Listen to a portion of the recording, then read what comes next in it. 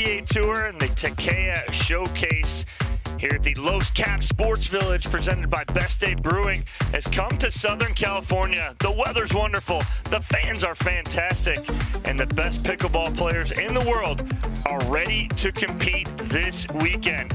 We're here at the Takeya Showcase, presented by Best Day Brewing, the Los Cap Sports Village here in beautiful Fountain Valley, California.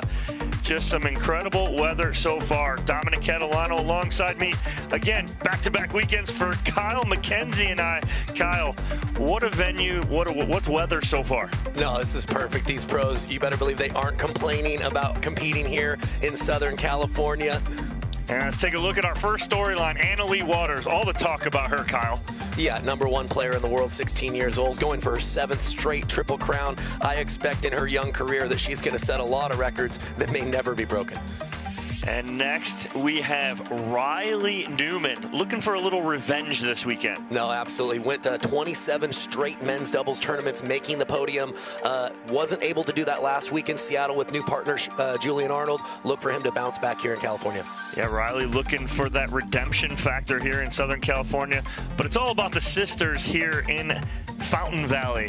No, absolutely. Specifically, Mary Brascia, look for her today to really be primed for a deep run. We've got Leigh Waters. We know about her dominance, but no Leah Jansen, no Catherine Parento. Mary Brascia's got a lot of game in singles especially. Yeah, the sisters on their home courts this weekend at the Los Cap Sports Village.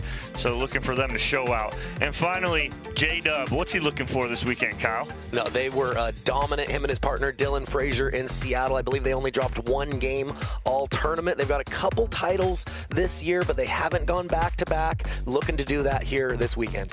Well, they are ones to watch this weekend as they played incredible last weekend in Seattle.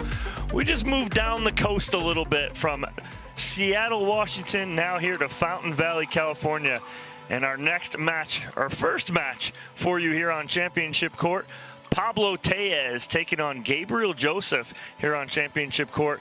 Thoughts on this one here, Kyle? Yeah, so a slightly different contrast in styles. Of course, Tellez lefty, Joseph the right-handed player. I would say Tellez a little more traditional, where he will try to serve big, find his forehand as often as possible. But Joseph's a little more unique in that his two-handed backhand is probably the stronger side for him. So look for him to look to play a few more of those. As far as the matchup, could be very, very even here. Tellez is really hit and miss in singles, Dom. You know, sometimes he'll go out in the first round, and he's capable of making it all the way to a final. So I expect that we're going to have a close one here. It's really just going to come down to what player's feeling it and executing here this morning. And there's that profile on Pablo Tellez out of Colombia, currently in Southwest Florida. Came on the scene, and like you said, though, Kyle, it's high or low for Tellez at times. And so again, it's going to be which Pablo Tellez shows up for you. Let's take a look at our schedule here. We have men's and women's singles today for you, but a fun-filled weekend filled with mixed doubles, men's and women's doubles, and then, of course, Championship Sunday.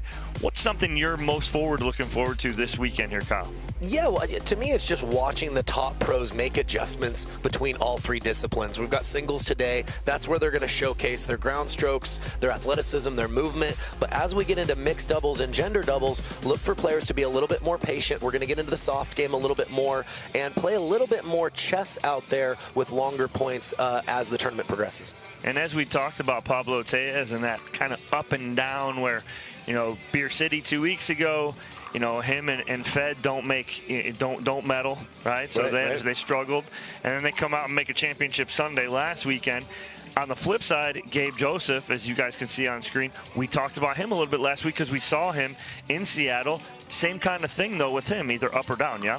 Yeah, you know, I think, you know, Joseph, you know, to his credit, doesn't play as many tournaments as some of the other top pros. He is local here in California, so expect him to be acclimated to the conditions. But every time he shows up in a singles draw, he's extremely dangerous. He's capable of beating a lot of guys in the draw. Well, looking forward to this one here on Championship Court. We'll take a quick break. When we come back, we will have that matchup. Pablo Tellez, Gabriel Joseph here on Championship Court. Pioneered by revolutionary technology, backed by relentless research, we bring you an unmatched quality of product, made right here in the USA. Each performance paddle is engineered to perfection and built to last. Because when it comes to the sport we all love, quality and performance matter. We're Carvana, the company who invented car vending machines and buying a car 100% online. Now we've created a brand new way for you to sell your car. Whether it's a year old or a few years old, we want to buy your car. So go to Carvana, enter your license plate, answer a few questions, and our techno wizardry calculates your car's value and gives you a real offer in seconds. When you're ready, we'll come to you, pay you on the spot, and pick up your car. That's it. So ditch the old way of selling your car and say hello to the new way at Carvana.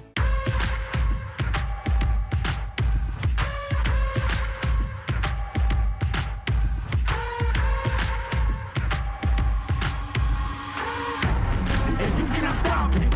Nah, you cannot stop it.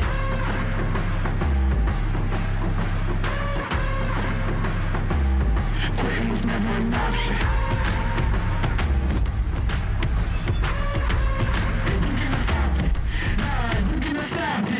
Introducing Skechers Pickleball, the official footwear of the Carvana PPA Tour. They're ultra lightweight and responsive for incredible speed. They have Goodyear rubber outsoles with a specialized pickleball design for increased side-to-side stability and agility. Plus, they feature shock-absorbing foam and Skechers' famous relaxed fit design for incredible comfort game after game. Conquer the court in comfort. Skechers Pickleball, the official footwear of the Carvana PPA Tour.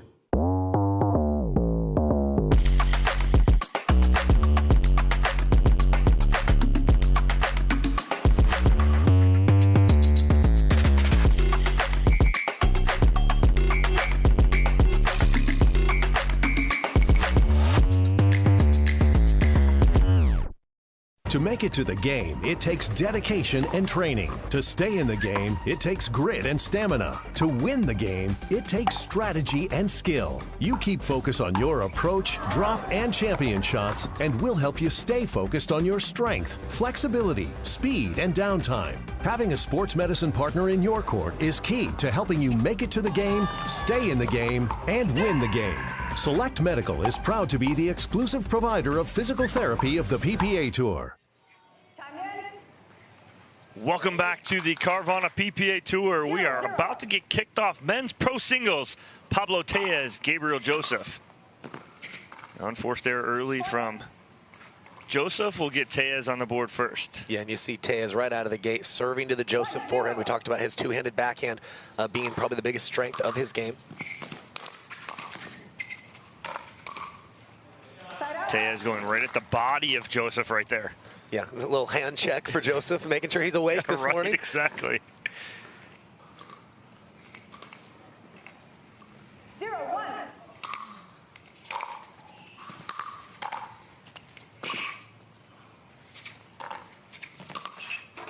It's a nice push on that backhand punch from Tellez in the back corner. Yeah, absolutely. Got good depth on that. Really pushed Joseph back and made his next pass all the more difficult.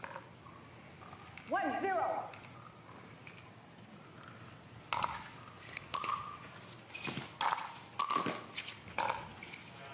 Good forehand volley from Joseph on the flip side. Yeah, you saw Tellez trying to creep in. Felt like he had that pass low enough to move forward. But Joseph, again, able to find the feet and push Tellez back. 0-1. And there's what you talked about, Kyle. That two-handed backhand from Joseph is just lethal. Yeah, he has a great blend of power as well as spin to keep those very low, making it that much tougher for the volleyer. 1-1.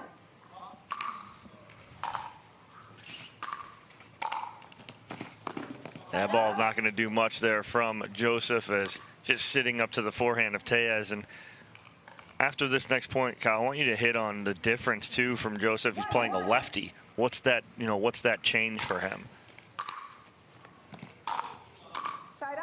Yeah, so often these pros will practice patterns, and most of the time you're playing a right-handed person, so you really have to kind of invert those patterns and switch them around. Oftentimes it'll take you a second to get adjusted playing a lefty.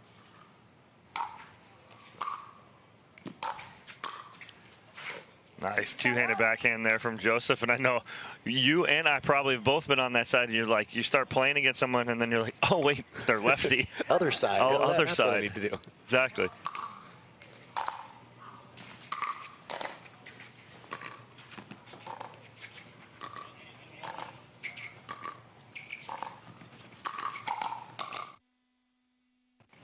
And I think a couple of those, typically Joseph is going to the right spot if it's a right-handed player, but he kept feeding the Tellez forehand.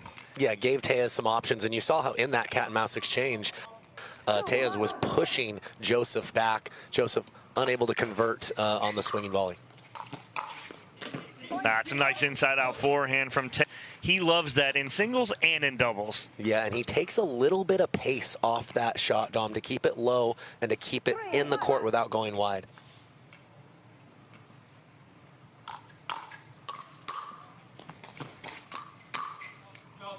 And Joseph goes just a little wide on that forehand volley. Give Tellez a 3-point lead here in game 1.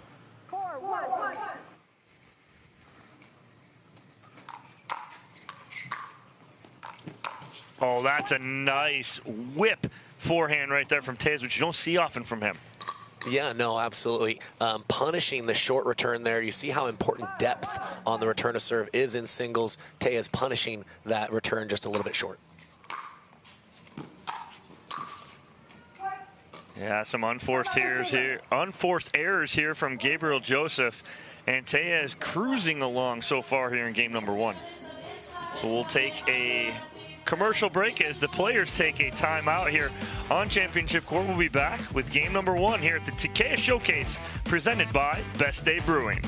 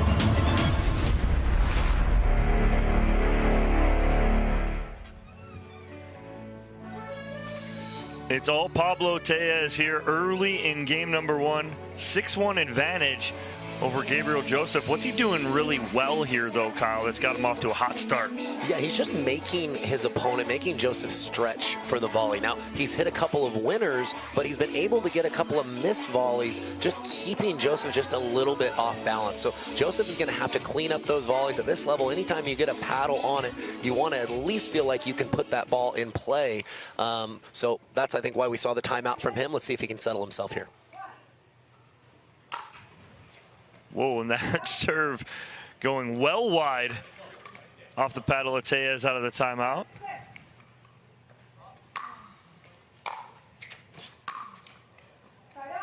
He's just missing that by about an inch right there as Gabe Joseph from being a quality shot.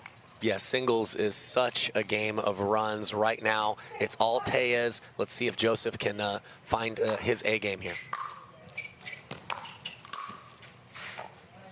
And that's the issue right there. Tellez, if you feed Joseph with settled feet, meaning his feet are set, that's going to be an issue. Yeah, especially on the backhand side where he does more of a swing than a punch, so he can be a little bit more aggressive and do more with the volley.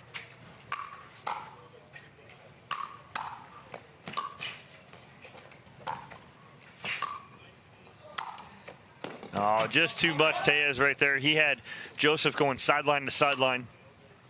Yeah, Joseph had a good look at a pass halfway through that point, but Tellez stayed home, guessed right, and was able to eventually win the point.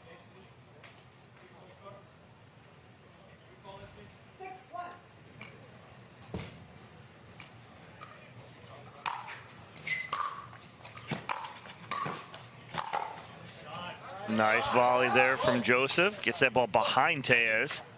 Yeah, and I think it's going to be important for Joseph in this match to not shy away from going to the Tellez forehand. I think he's going to have to go line with his passes and his volleys often enough there to keep Tellez honest on the backhand side. Joseph looking down as if that ball never bounced up to him. So after the timeout, we've traded about 5 side outs now with no points for either one of these gentlemen. 6-1.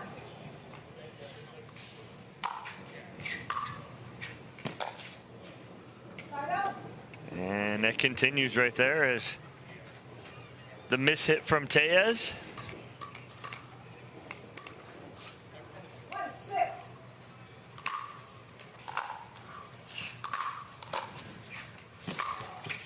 Oh, as Joseph just trying to light up Tellez right there on that volley or on that forehand. Yeah, I think that was a little too low off the bounce to try that. I would have rather seen him try to work the point a little bit longer, work those short angles, and get into a cat and mouse point.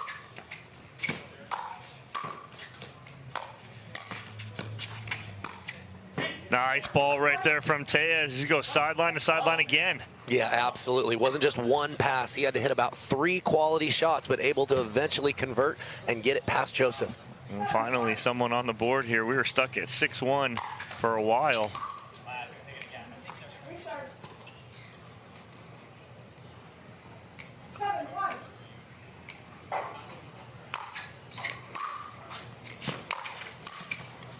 Well, right there, you see that Joseph just kind of leaning on his right foot as he's expecting Tellez to go inside out, which he usually does. Yeah, another short return from him, and it forces you to guess a little bit on which direction your opponent's going to go on the pass.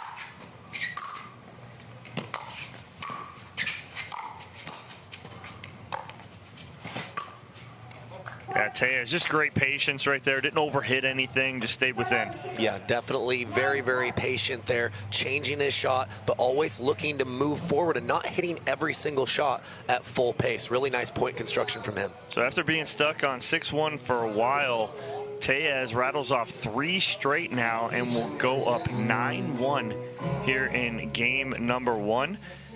So Gabe Joseph, it's not that he's not playing bad. I mean, he is down 9-1. If you just turn this on, you'd be like, oh, you know, Tellez is dominating. It's not. It's back and forth, back and forth. But what is it he needs to clean up just a little bit here, Kyle, that being Gabe Joseph? Yeah, he needs to get his returns just a little bit deeper.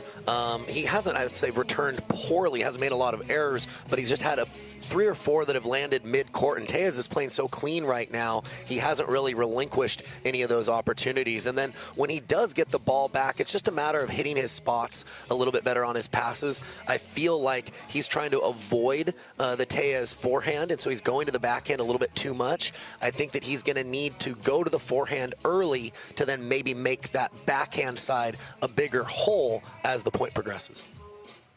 There's Joseph there. That's his dad in the middle seated with the glasses. And speaking to someone here, trying to give him a little bit of advice moving forward here. And even if we've talked about this before, and it may sound like a broken record, but people, you're down 9-1 in game 1. Even if you're like, okay, I may not get this game, but I need some momentum going into the second game. So looking at it as, okay, we're 0-0 here. If you win, go 4-2, okay, you lose the game 11-3, sure. But 4-2 since that timeout, you get a little momentum moving forward. Yeah, you want to look to build on something into game 2, regardless of whether you win or lose game 1. And then this is where you want to try a couple of things. Try maybe a pattern that you're not sure about, and if you find success, you can know that's something you can maybe use in the next game.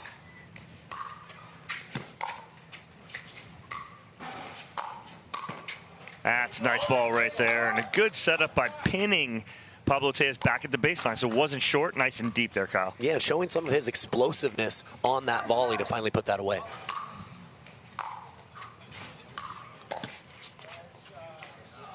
Little long on the backhand from Tellez. Yeah, he really holds that forehand pass, closes his stance, makes it look like he's going to go line, and then whips his whole body across to pull that ball cross court.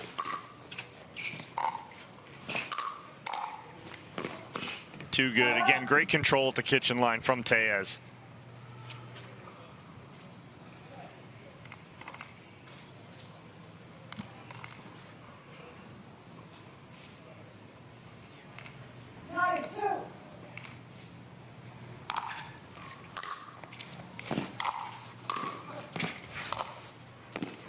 Wow, and again right there, the biggest key there, though, for me is Tellez takes something off that, like you said earlier. Yeah, he's really measured his kind of 50-60% balls this match, showing that he's capable of going to either sideline.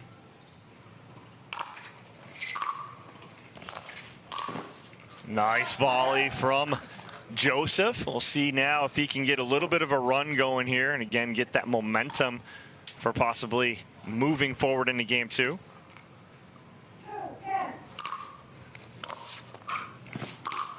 That's a nice ball again. Sets his feet beautifully, and you said it. Tellez trying to avoid that two-hander because it's lethal. Yeah, no, absolutely. He thought he hit a pretty good return in the corner there, but looked like his lateral movement was taking him to the side. He wasn't quite as close to the center of the court as I think he wanted to be, and Joseph taking advantage with the cross-court pass. Unforced error there from Pablo Tellez, and Joseph on the board and creeping back in here in game number 1.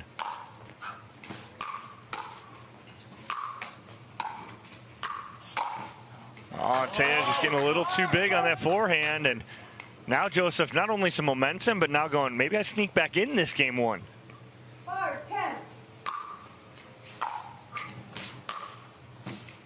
And that ball drops too, I think, right on that baseline. Yeah, looked like Joseph had just enough topspin to find the court there. And we mentioned how singles is even more than doubles, I would say, a game of runs. Looked like Joseph was down and out. All of a sudden, he strung together 4 quality points in a row, and he's very much in this first game still. Timeout here from Pablo Tellez at 10-6. So we'll take a break with these gentlemen and have the conclusion of game 1 here on the Carvana PPA Tour. For many of us, we just charge ahead because planning for your future takes time. And right now, thinking about your financial future takes on new meaning. At Baird, our financial advisors have guided individuals and families to achieve their goals through every crisis evolution and groundbreaking idea for over 100 years. That's the difference between thinking you're ready for what lies ahead and knowing you've planned for it. Now that's different. Discover the Baird difference.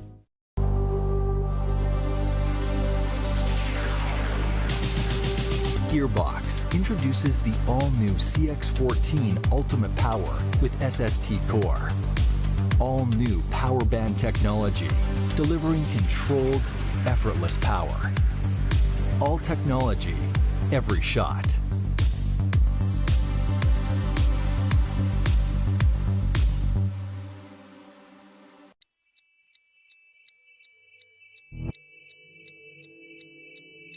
Play. Hard. For fun. To win. To live. Whatever your play, there's Penetrax Joint and Muscle Cream to let you play on. Deep penetrating relief without greasiness, irritation, or unpleasant odor. Inspired by nature and 100% guaranteed. Try Penetrax and play on. Pablo Tellez had a 9-1 lead. It's now a 5-1 run by Gabriel Joseph. Not only the momentum here in game number 1, trying to get into game 2, but now Joseph feeling like he can get back in and steal this game 1. No, absolutely. We talked about, when you're down in a game, you just kind of want to find those patterns, play free to where you can carry that into game 2. But if you make a big enough run, you can really start to put the fear in your opponent, feeling that big lead crumble away.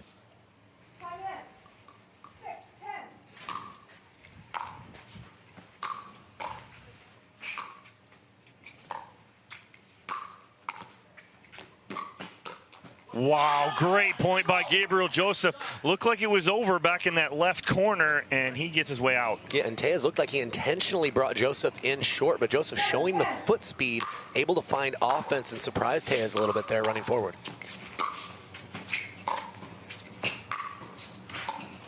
Wow, and Joseph is now working sideline to sideline. We saw Tellez have success with that early in this first game. Yes, so important to do, especially when it's a righty versus a lefty or vice versa, to keep your opponent honest on one particular side.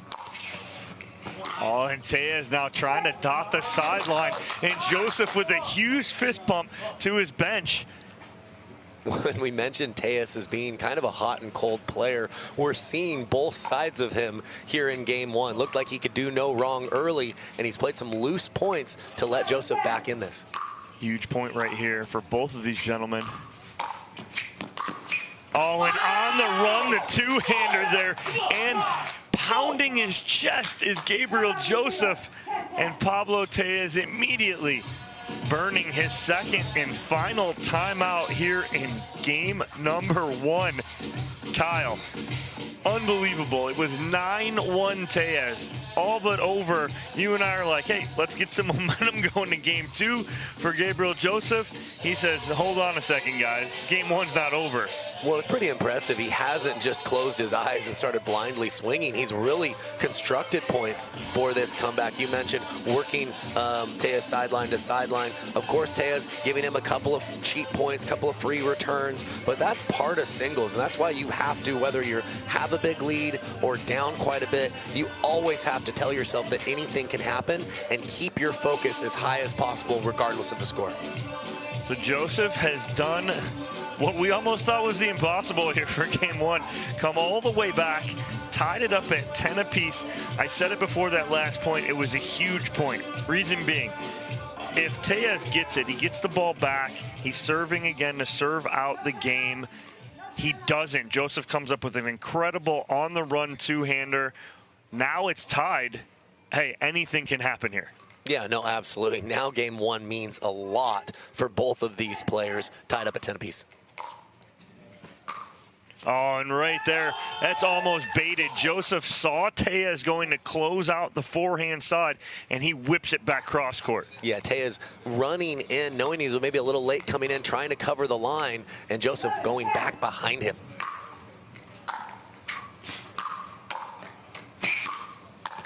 That is a 10-1 run to end game number one by Gabriel Joseph. Absolutely incredible, Kyle. What's crazy is Tellez up 10-2, up 9-1, didn't even have that many game points because Joseph didn't give the ball back on his own run. So crazy comeback by Joseph in game one. This is going to be an exciting game two when we come back. Gabriel Joseph steals it. 12-10 here in game number one. We'll take a quick break. When we come back, game number two here on the Carvana PPA Tour.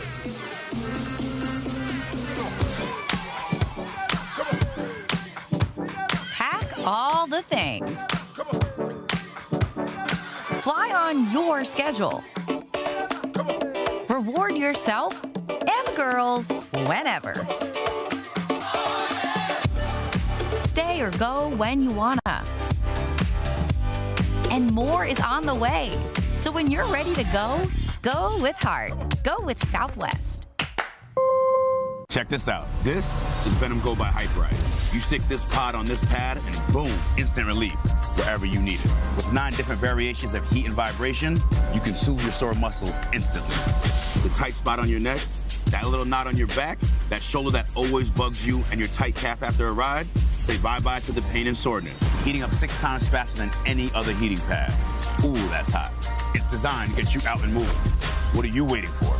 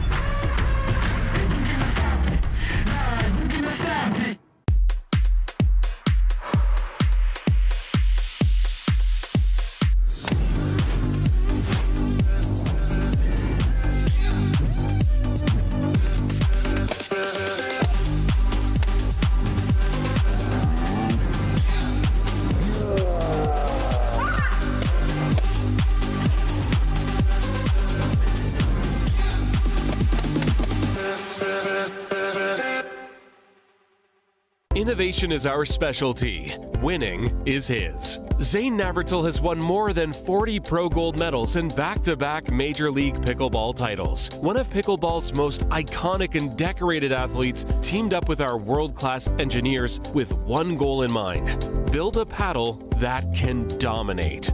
The Zane Navratil Signature Paddle, designed for champions by champions. Available now. Pro XR Pickleball. Innovation you can handle. Gabriel Joseph pulling off the next to impossible 10-1 run to end it. He was down 9-1 and 10-2, and he comes back and wins game number 1, 12-10. We'll see if Pablo Tellez has an answer here in game number 2.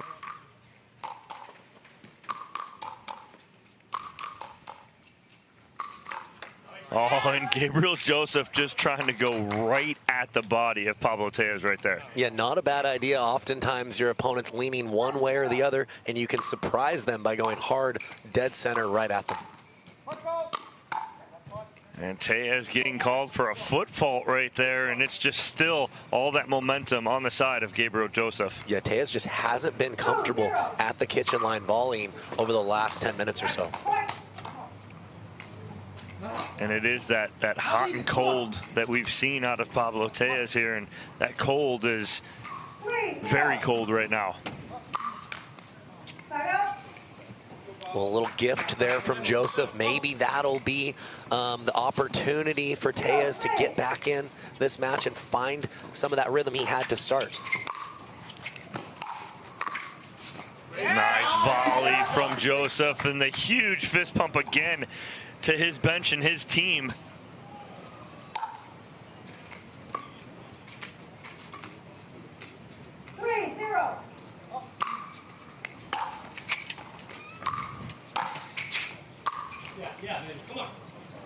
You can hear Tellez on the court mics trying to fire himself up a little bit here. He needs something to get going. Yeah, definitely looking for that spark. We've seen what he's capable of.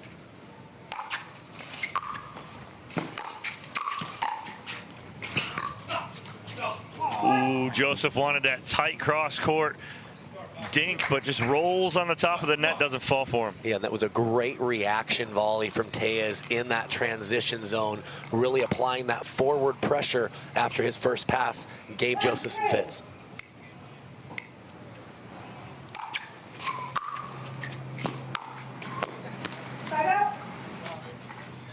And those were the balls that Tellez was making early in game 1, those kind of short angles, forcing Joseph to stretch. It's just a little bit off as his level is dipped, and Joseph has taken advantage.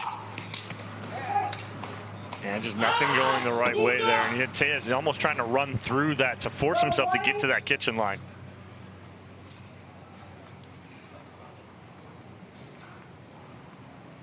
I don't think Tellez realized the ball was still on his side. He's going to make that veteran move, that, that slow walk to the corner, settle himself. Players will often play a little faster when they're winning, slow things down if they're behind in the scoreline. 4-1. Right. Sorry, go again. He wasn't right. Go again. It's all right. Better look at both plays. Always call the score. 4-1.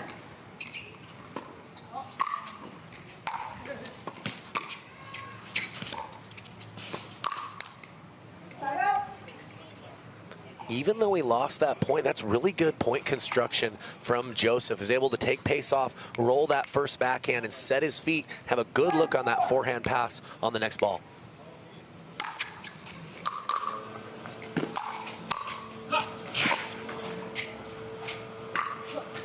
Ooh, Joseph overhits that forehand right there, but good defense there from Tellez just to get a couple of those back. Yeah, sometimes when things aren't going well, all you can do is fight. Great job on that point by Tellez, putting one more ball in play. 2-4. Side out. Yeah, and unfortunately for Tellez, not able to string 2 quality points in a row together. Just a little bit long on the serve.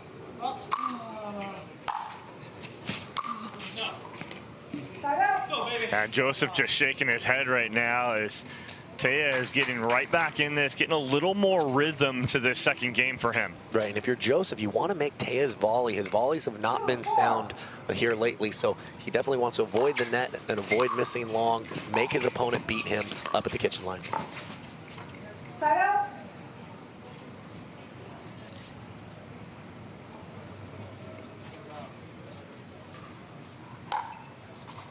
Come on, G. Let's go, baby. Come on. Go, G. 4-2.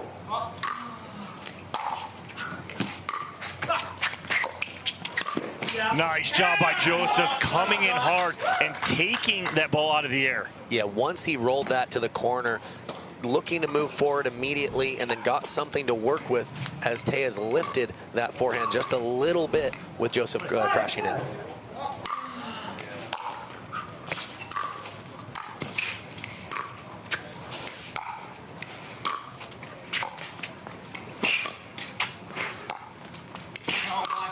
Wide there from Tellez in a little cat and mouse game. And Pablo Tellez not happy, and he may have a new nickname after the past couple weekends tossing that paddle as he safely tosses it to his bench right there, and he's just frustrated with himself. And on the end change, Gabe Joseph taking the lead. You see Pablo Tellez just toss it over, and we'll take a break with these gentlemen here on the Carvana PPA Tour. Receiver. 6-2.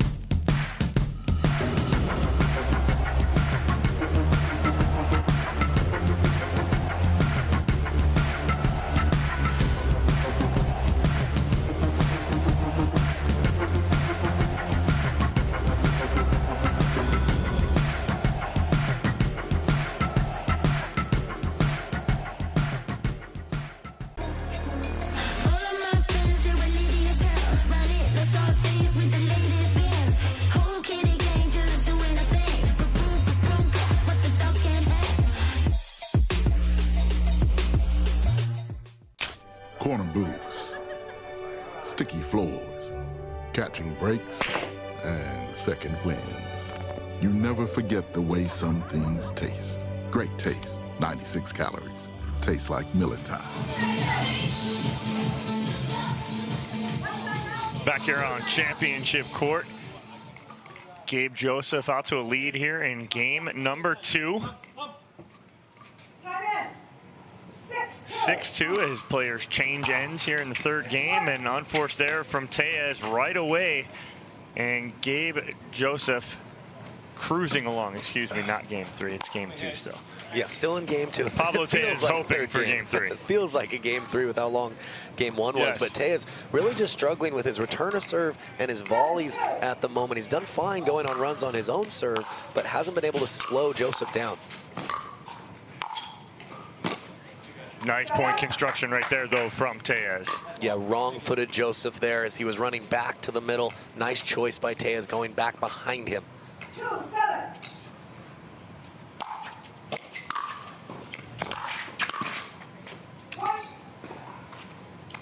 Yeah, and that's what we saw early in game 1. Joseph just leaving his return just a little bit short, and Tellez there to take advantage. 3-7.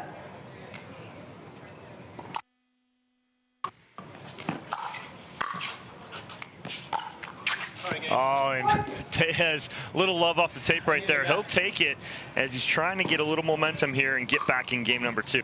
Yeah, definitely frustrating for Joseph. He was not fooled. He would have been all over that forehand volley.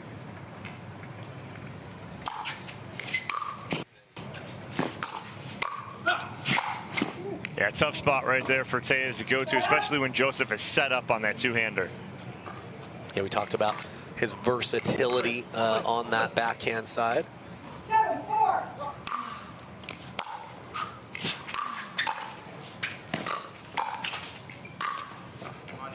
Beautiful ball right there from Gabe Joseph.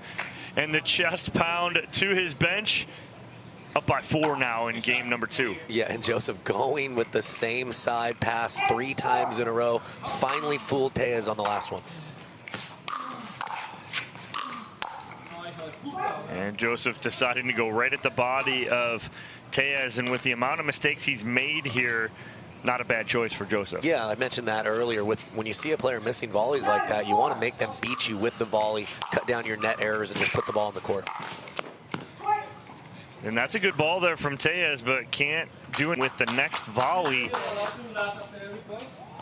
And Gabe Joseph with a match point here now on his paddle, up 10-4. And Tellez seems to be talking to somebody maybe in the crowd right now. I'm not sure if he's feeling like maybe somebody yelled out during the point there. That may very be frustrated. That may be Joseph's bench over there. Either way, match point for Gabriel Joseph.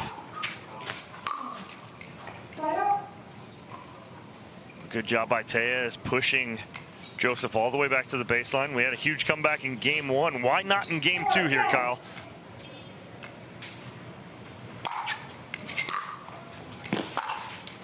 Oh, and that's the ball right there that Tellez has to convert on. He had Joseph leaning on his left foot. Yeah, when you go inside out with that forehand, you have to wait a little bit longer to hit it, and just waited a little too long there, a little late on that occasion from Tellez.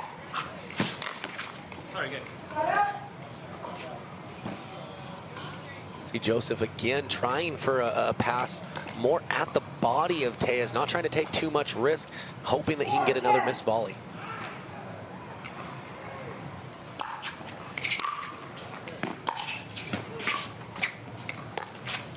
Oh, and it's there again for Tellez. So few opportunities here at 10-4 for Tellez to get back in this, but can't convert, and it'll be match point number 3 here for Gabriel Joseph.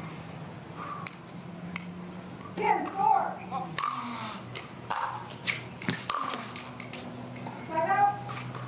That's 2 errors in a row from Joseph, looking like he was just trying to go middle with the pass, but hasn't been able to clear the net. Will that be enough to just give a little bit of life to Tellez here? He can play very free at the moment, down 4-10. Off the top of the tape right there will give Tellez another point here. Halfway to Joseph at 5-10. We're going to have to string a few together here to get back in this. 5-10.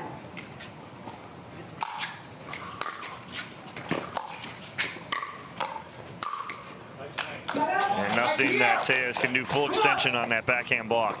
Yeah, Tellez trying to drop the first one and just get into more of a cat and mouse point, but just put a little bit too much air under the ball. Joseph able to take advantage. 4th opportunity here for Joseph. 10-5. Great serve by Joseph, right back on the baseline. And Gabriel Joseph moving on here in the first round. 12-10, 11-5 over Pablo Tellez. Quick thoughts here, Kyle. Well, Joseph started just a little bit slow in game 1. Tellez obviously played very well, but was able to come back down 9-1 in game number 1 and didn't really let that momentum swing back over to Tellez as the match progressed. All right, so Gabriel Joseph victorious, moving on to the second round here at the Takeya Showcase presented by Best Day Brewing.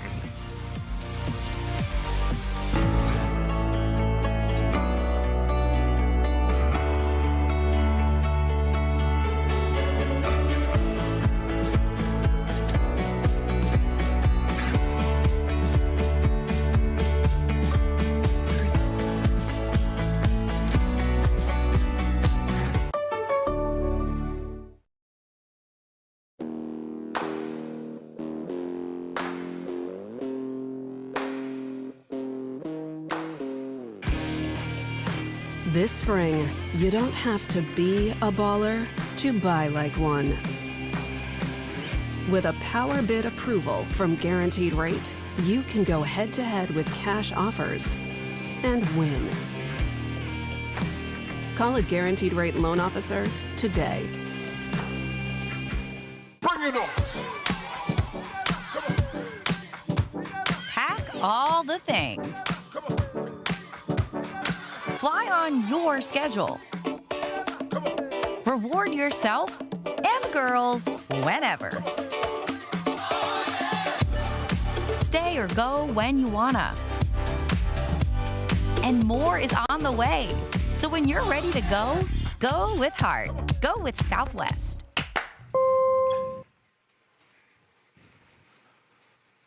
Welcome back to the Carvana PPA Tour. We are here in beautiful California at the Takeya Showcase presented by Best Day Brewing. Gabriel Joseph pulling off the upset on paper. He will not say it's an upset, though. The 24 seed over the 9 seed, 12-10, 11-5 here on Championship Court. First round men's pro singles. I mean, what a matchup it was to start off our morning here on Championship Court. I really don't think it could get any better than that. And we have Gabriel Joseph, who is sidelined with us. Gabriel, Dominic here. I'll be the first to admit, at 9-1, we were like, hey, Gabe just needs some momentum going into game 2 and see if he could turn it around. I love you, buddy. And you turned it around in game number 1, and you said, hold on a second. What was going through your mind at 9-1 there, and you burned that second time out? Well, what's up, Dom? Hope you're doing well. Yeah, 9-1, I mean, I was in a big rut. And, unfortunately, I always play a little better when I'm down behind, but it's not good to put myself in the situations. But obviously, shout out to Pablo. He's a great player, fellow Colombian. But, yeah, man, at 9-1, I'm just kind of like, you know what? Let's just kind of, I'm not going to say I was checking out, but it's like, hey, let's just try to get some momentum for the next game. And then it's almost when you start playing in that, like, I don't care mode. It's you string a few points. You're like, all right, little false hope now. I'm in this. And, I was able to come through on the other end, and super happy. Yeah, Gabe, Kyle McKenzie here. So it seemed like as the match progressed, just seemed like Pablo wasn't as comfortable up at the kitchen line, specifically with his volleys. So did you notice that? Did you factor that in the strategy of your passes, just trying to work the point a little bit more and minimize your risk? I mean, literally, man, just from tennis days, it's like you're not making balls. Just put balls in the court, make balls, and put a few in play. He gave me a few freebies, and it's like, all right, I'm in this. So, literally just make balls, bro. That's all it was. Well, Gabe, congratulations. Moving on to that second round. We hope to see you back here on Championship Court again, buddy. Yeah, me too. Thank you, boys. Have a good one. To make it to the game, it takes dedication and training. To stay in the game, it takes grit and stamina. To win the game, it takes strategy and skill. You keep focus on your approach, drop, and champion shots, and we'll help you stay focused on your strength, flexibility, speed, and downtime. Having a sports medicine partner in your court is key to helping you make it to the game, stay in the game, and win the game. Select Medical is proud to be the exclusive provider of physical therapy of the PPA Tour.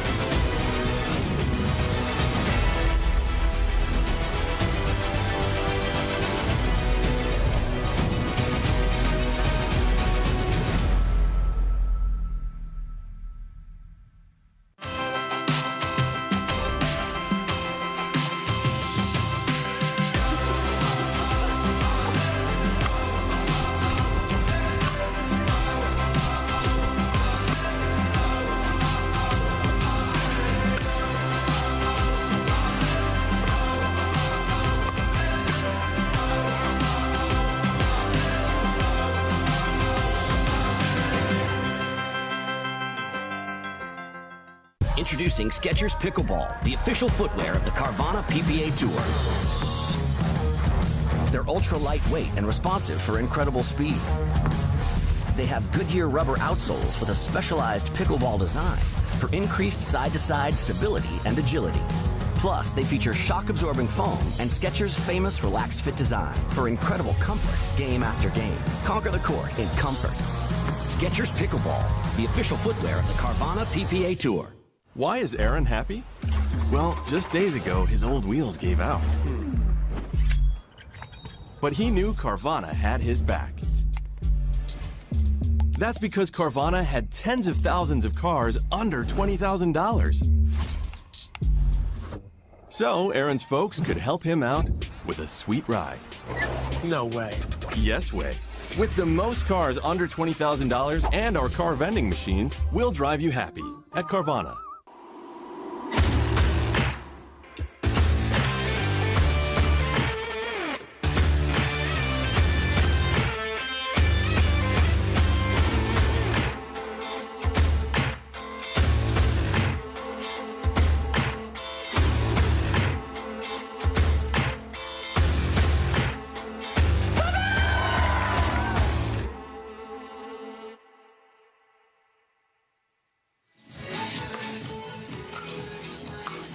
Back to the Carvana PPA Tour. We are here at the Takeya Showcase presented by Best Day Brewing.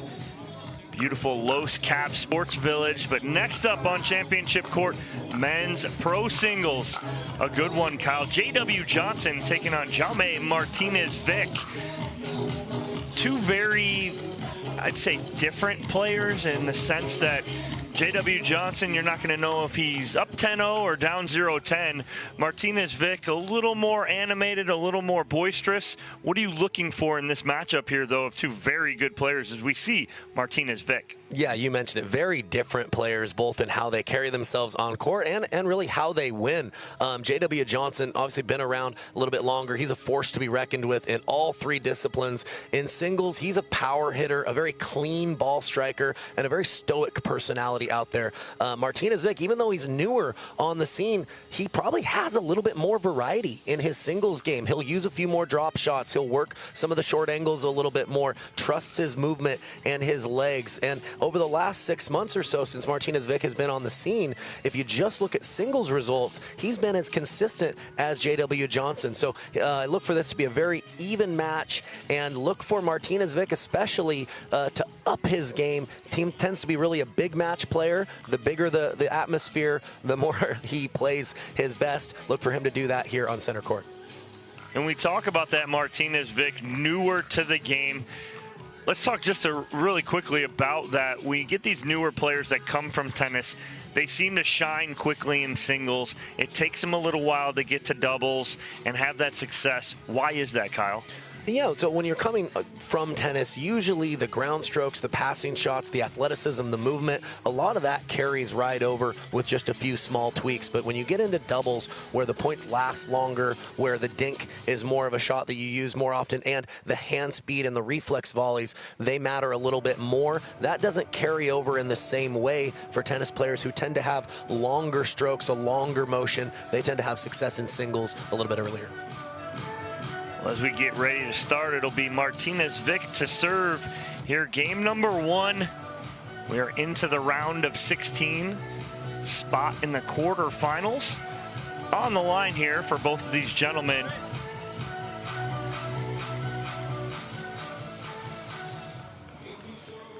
It's your 6 seed, J.W. Johnson, and your 11 seed, Martinez-Vic.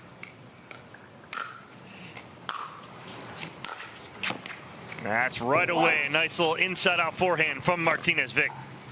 Yeah, we mentioned that, tennis players do great in singles usually just because they hit the ball really hard and have those ground strokes. Vic has a lot more variety than a newer player to pickleball. Can really work those angles, knows how to use his legs and his foot speed to his advantage as well. 0-1.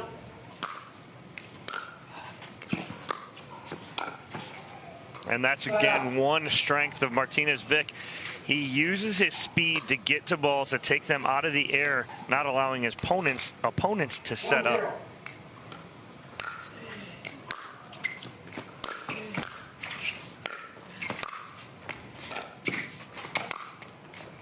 Good job of controlling the kitchen line by J.W. Johnson.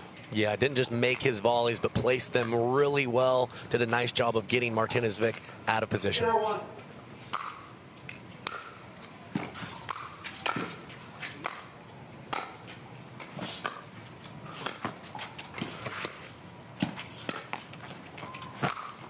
Oh, J.W. Johnson trying to go around the post right there. Just couldn't get to it in time. He's hitting that on the run. Yeah, that's the battle I'm excited to watch here is the cat and mouse points. Usually you'd favor somebody like J.W. Johnson with his doubles prowess and his experience, but Martinez Vic very comfortable in those exchanges as well. Yeah, you called that, Kyle. Martinez Vic likes to get to that kitchen line, play that cat and mouse game, use his legs and his speed to his advantage. 0-1.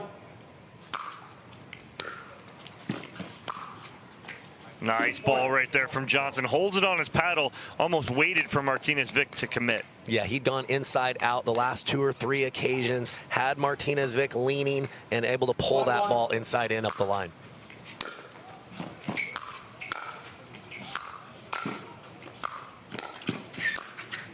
Nice job. J.W. Johnson just creeping his way into that kitchen line and had Martinez Vic on strings. Yeah, absolutely. Every single shot he was able to advance at least another half step and eventually have the opening.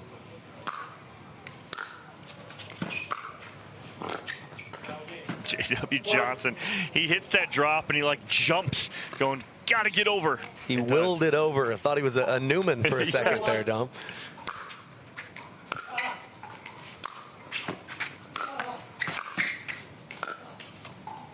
Two great volleys by J.W. Johnson on the baseline. Yeah, all set up by his serve. It hit the line. It wasn't a good enough return for Martinez Vic to be able to get in, and J.W. Johnson taking advantage. J.W. Johnson playing some very clean pickleball here in game number 1, and he's going to force the timeout from Martinez Vic. Just not many unforced errors here from J.W. Johnson early on, Kyle. Yeah, he changed his strategy from trying to go to cat and mouse to try to trust his power, but still move forward behind it. Let's see if Martinez Vic has an answer after this timeout. We'll be right back here at the championship court at the Carvana PPA Tour. Introducing Skechers Pickleball, the official footwear of the Carvana PPA Tour. They're ultra lightweight and responsive for incredible speed. They have Goodyear rubber outsoles with a specialized pickleball design for increased side-to-side stability and agility. Plus, they feature shock-absorbing foam and Skechers' famous relaxed fit design for incredible comfort game after game. Conquer the court in comfort. Skechers Pickleball, the official footwear of the Carvana PPA Tour.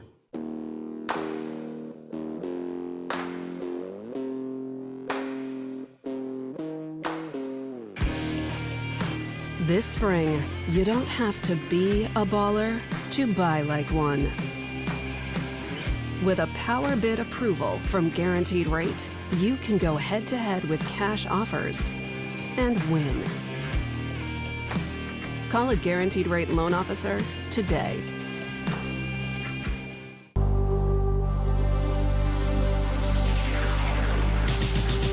Gearbox introduces the all-new CX-14 Ultimate Power with SST Core. All-new power band technology, delivering controlled, effortless power. All technology, every shot.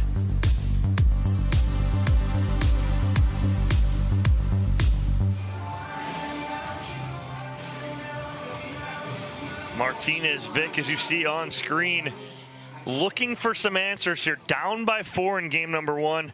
It's been a very clean match so far for J.W. Johnson. Looking to continue that after the timeout.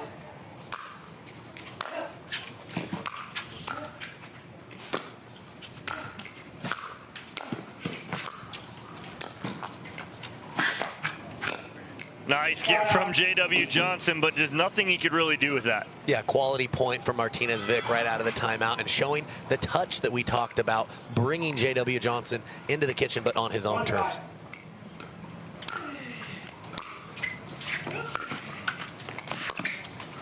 Yeah. Side out. Wow. I can't believe J.W. Johnson just carved that backhand on the line like that. Yeah, he was in a compromised position for sure. Didn't have a lot of places to go, and he thread the needle on that one.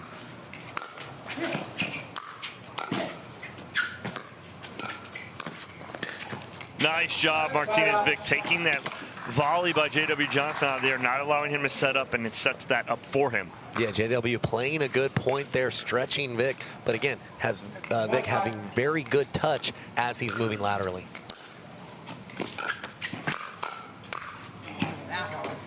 Great anticipation right there from J.W. Johnson on a good serve from Martinez Vic. Side one.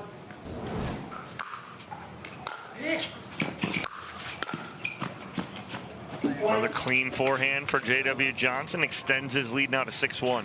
Yeah, really having a lot of success on that inside-in forehand. Has won it just about every time he's gone there. Nice forehand volley from Martinez Vic, but gets these side outs, but there's just no answer from him, and that's been his issue right now. Can't get on the board and off of one. 1-6.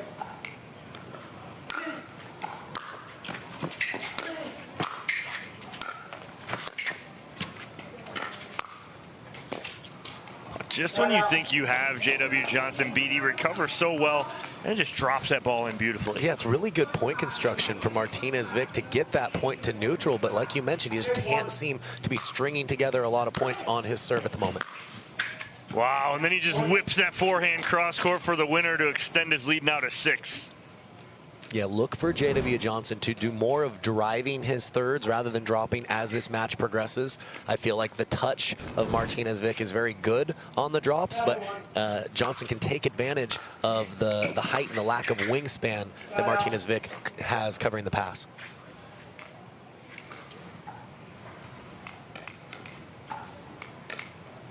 One-7.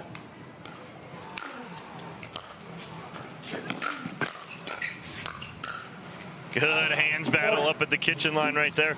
Looked like J.W. Johnson was going to control it. Martinez Vic battles his way out, puts a crooked number on the board. Yeah, don't see a lot of hand battles in singles, but Martinez Vic happy to steal that one away.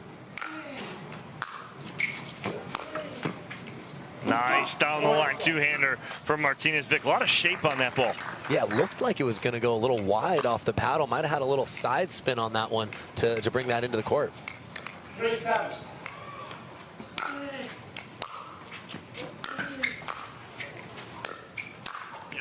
Tried to go to the same place twice, and J.W. Johnson was all over it. Yeah, he does like that up the line location for his two-handed backhand, but J.W. Johnson was not fooled there. 7-3.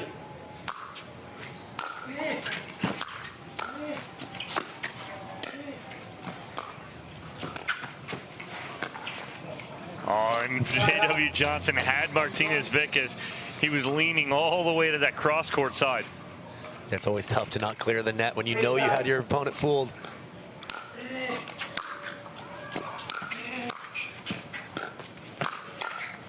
Nice foul rally right there from Martinez Vic. Thought he had a winner on the first ball. He went down the line, but ends up with the cross-court winner. Yeah, and Martinez Vic always looking to move forward, but he can do it with power or with taking pace off. It's one of the things that separates him from a lot of the other players on tour.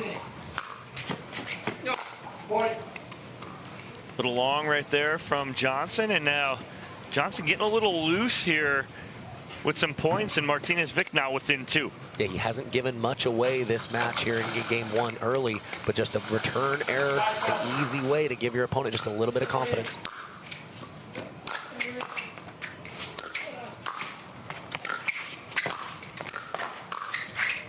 Oh, and Martinez Vic almost, he does overrun that as Johnson goes right back down the middle. It's a big side out there for Johnson. See if he can build on his lead. Side out.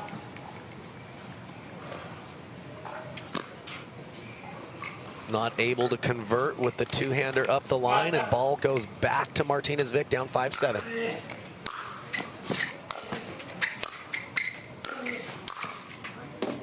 And Johnson using his length. He probably one of the better players on tour that does not allow balls to bounce, takes a lot out of the air and forces and puts a lot of pressure on his opponents. Yeah, he leans in well, and he trusts his wrist strength and his ability to generate topspin, leaning in with a shorter motion. Well, there's a two-handed backhand cross-court winner from J.W. Johnson. Great form, stays nice and low, drives through that ball, and gets off a 7. He was stuck there for a while. 8-5.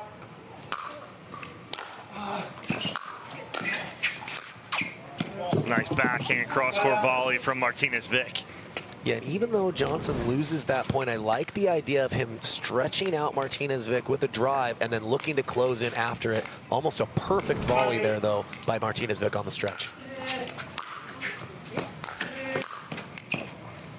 That's tough right there from Martinez-Vic. If he's going to run around that forehand like that and then try and go down that line, he's exposed on the opposite side. Yeah, he has to keep that very low to the net. Otherwise, that point's going to be over.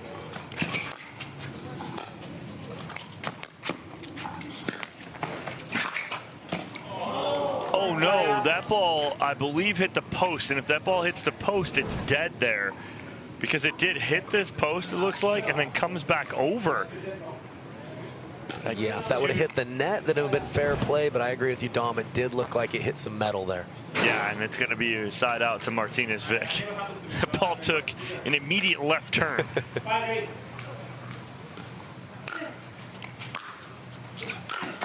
Nice forehand winner there from Martinez-Vic. Yeah, got J.W. Johnson leaning the wrong way. And again, Martinez-Vic not trying to hit a winner there. He's simply trying to stretch Johnson and close in behind him.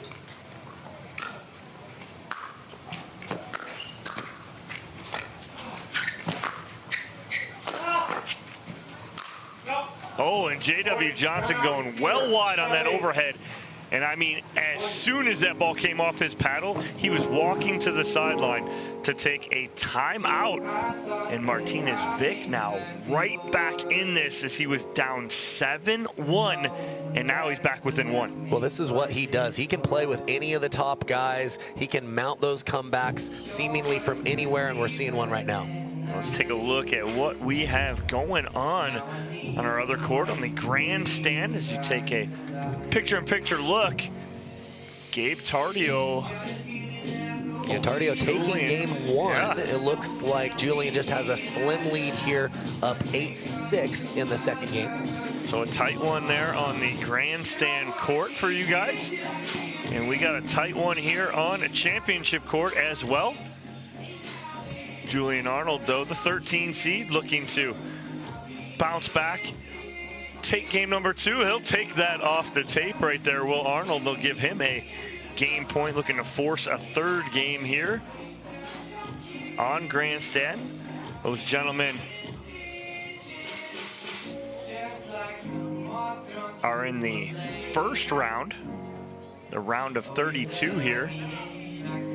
So that's a tough one. I mean, I was just gonna some of these first-round matchups, Kyle, are 3 years ago, those were quarters and semis, and now they're first-round matches. Even the qualifier, Dom, is like a pretty quality tournament in and of itself. It really is an accomplishment just getting into the main draw now of these men's singles pro events. J.W. Johnson right out of the timeout. Backhand winner at the kitchen line. Nice forehand there from J.W. Johnson. So successful timeout, gets the quick side out and a quick point. Yeah, really surprised Martinez-Vic that he was able to pull that ball across his body, cross court, but beautiful ball striking is in his arsenal for sure. Wow, just when it looked like J.W. Johnson was going to fall over, he was so off balance. Recovers and will give himself a game point. And Dom, you mentioned he's very comfortable leaning in and taking balls out of the air, able to put it on display there.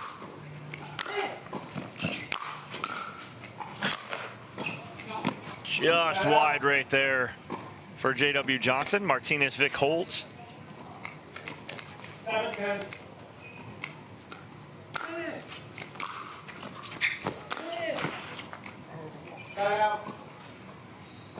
Yeah, nice depth on the return by Johnson. Martinez-Vic trying to use that favorite backhand up the line, but tough to hit a quality shot when you're pushed back that deep off a good return.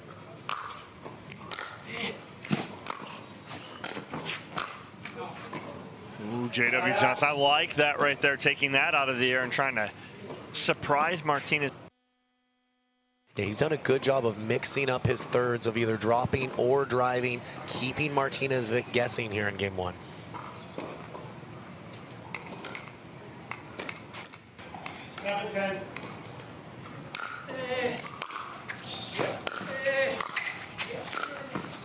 Wow, great backhand volley from J.W. Johnson to not only get there, but put something on it.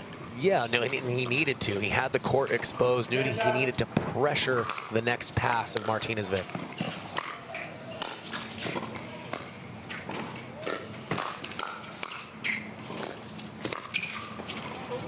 Wow, and J.W. Johnson, what an adjustment after 2 fails on game point. Ends it there, a very controlled, methodical point for him. No, absolutely. Again, he showed some great variety, and when Martinez-Vick started making that comeback, really settled himself and played some quality points to finish out game 1. So game here on championship court. J.W. Johnson takes it 11-7 here on the Carvana PPA Tour. Introducing Verse6 Raw, the sweet spot of price and performance. All of the features you asked for, brought to you by the experts at Pickleball Central. Toray T700 Raw Carbon technology creates lasting spin, and the unique elongated shape amplifies power and broad court coverage. Experience enhanced control with a hybrid core and the flexibility of an extended handle for two-handed shots. An octagonal grip with sealed edges guarantees comfort. Verse6 Raw, your game elevated.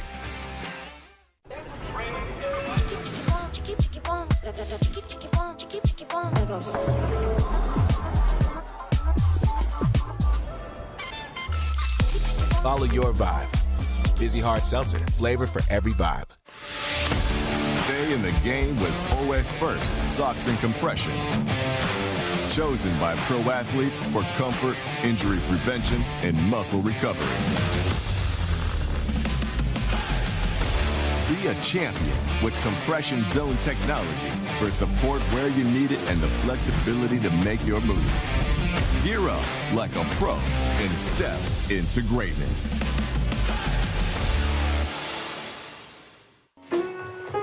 From pool to port to perfection. We'll make Europe the time of your life. Time and time again. Visit hollandamerica.com or call your travel advisor. J.W. Johnson taking care of business in game number 1, 11-7. Martinez-Vick was in it, battled his way back after being down 7-1. Came back, but J.W. Johnson just a little too much in game number 1. We'll see what answers Martinez-Vick has here moving forward into the second game.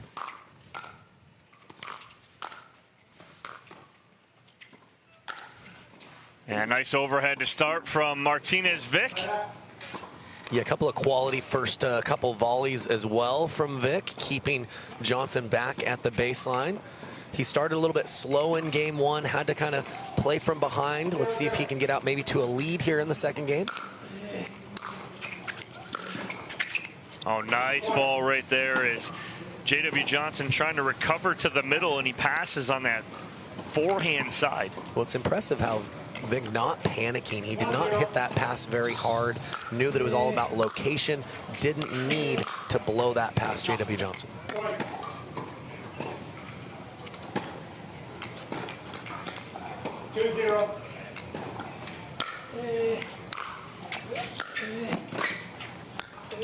Wow, nice ball right there from Martinez-Vick. Hard dink cross court up at the kitchen. Yeah, we're seeing some of the variety that he possesses, but again, he's really always looking to move forward and can do it in more than one way.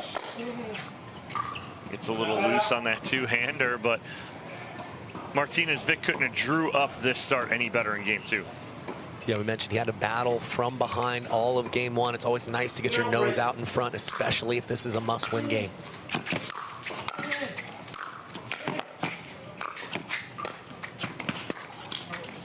Great hands up at the kitchen line. Good court coverage from Martinez-Vick. Yeah, it was nice point construction from Johnson, but again, the lateral movement of Martinez-Vick really helps him as the points start to get a little slower and players start to work these short angles. Wow, nice read from Martinez-Vick off the paddle of J.W. Johnson.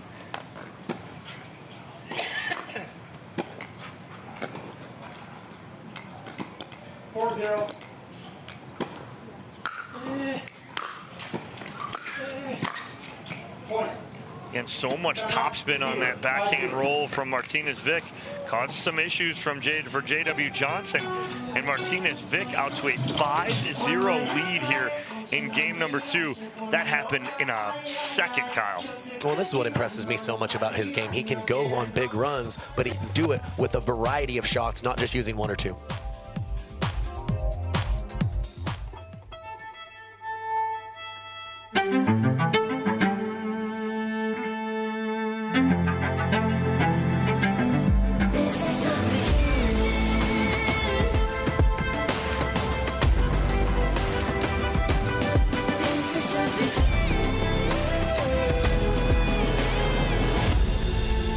It starts right here.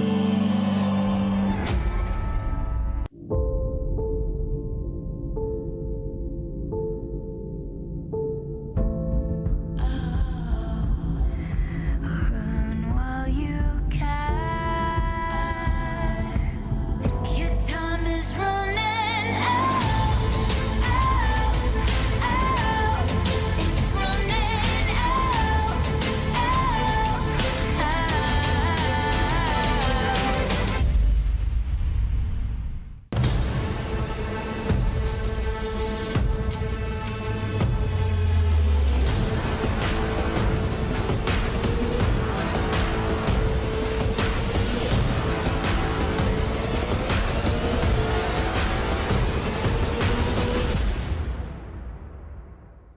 We won 2 years back to back. Now you win too. The Hyundai Ioniq 5 and Ioniq 6. The Hyundai Ioniq 5 and Ioniq 6 come standard with complimentary maintenance and America's best warranty. Visit your local Hyundai dealer today.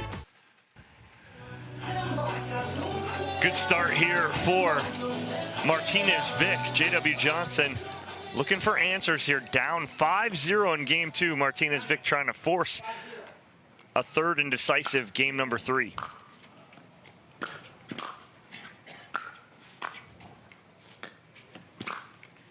And right there, that backhand volley from JW Johnson, that is just patent right there. Slowing the game down, making it look easy. Yeah, he's respecting the passing shots of Martinez Vick on forehand and backhand. You can always bring your opponent forward just to change things up. Oh, and that forehand winner from JW Johnson. On the slide, cross court, beautiful, on a rope winner.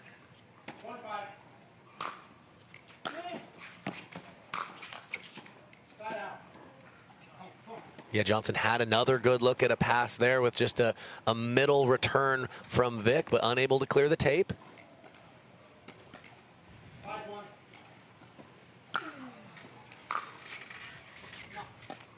A little long and loose on the return from JW Johnson. Yeah, great shape and depth on that serve from Martinez Vick.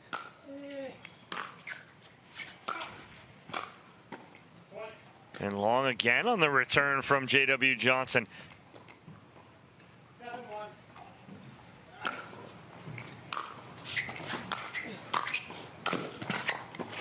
Good closeout speed from Martinez Vick right there on the volley. Yeah, and Johnson not hitting a bad first volley, but again, it's the closing forward that kept Martinez Vick in control at that point. I think especially if you can stretch your opponent enough to make them hit a slice volley where their face is open, they're hitting up on the ball. Very tough for them when you start moving forward for them to find a safe location.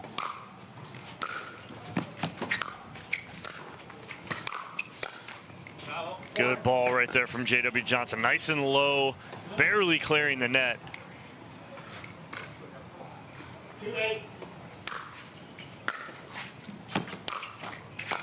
Sorry. Oh, good read from Martinez Vick.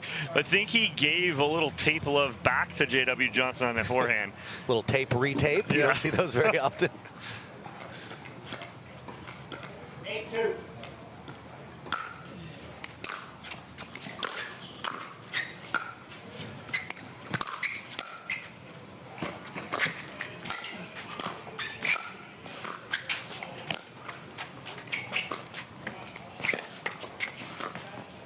Oh my goodness. Cal, you and I were just silent throughout that because both of us wanted to explode. The incredible gets from both of these guys on that. The ATP from J.W. Johnson, and the defense was even better from Martinez Vic. Yeah, the athleticism at that point had a little bit of everything. And then you get that, a 3-point just massive put away from J.W. Johnson. Yeah, at this level, if that pass has just a little bit too much air under it, opponents are very capable of putting that ball away. 2-9.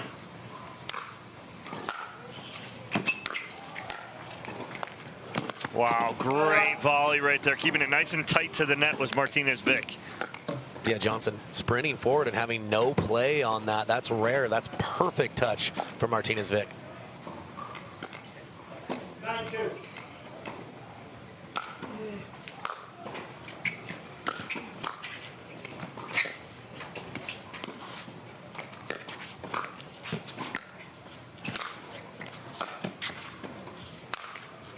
And the overhead put away from J.W. Johnson. See if he can build on that here. Nothing to lose here in this second game. When you're down 2-9, have a game under your belt. You know it's likely to go 3 games, so this is where you want to get your mojo back, right, Dom? Don't tell Gabriel Joseph that. That's true. Do not tell him that. 9-1, 10-2, came back to win 12-10. Side out.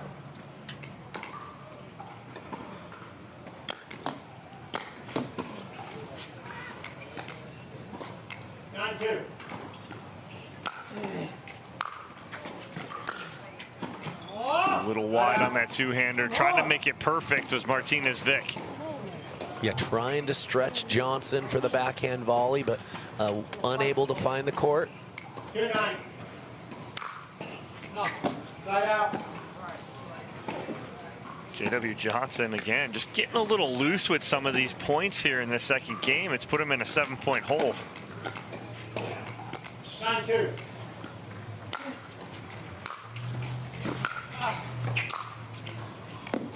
Side out. Yeah, easy put away for Johnson. All set up by the beautiful return. Looked like he caught the sideline over there.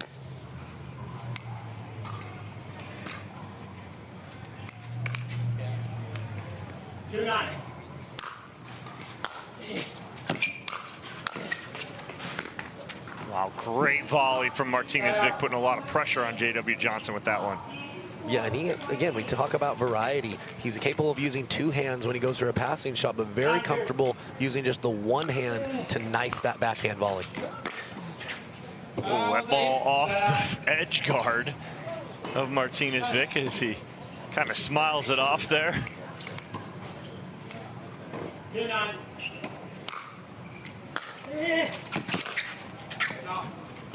Side out.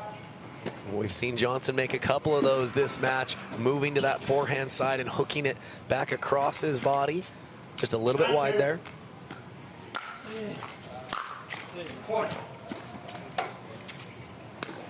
Unforced there again from J.W. Johnson will now give Martinez Vic his first game point here in game number 2.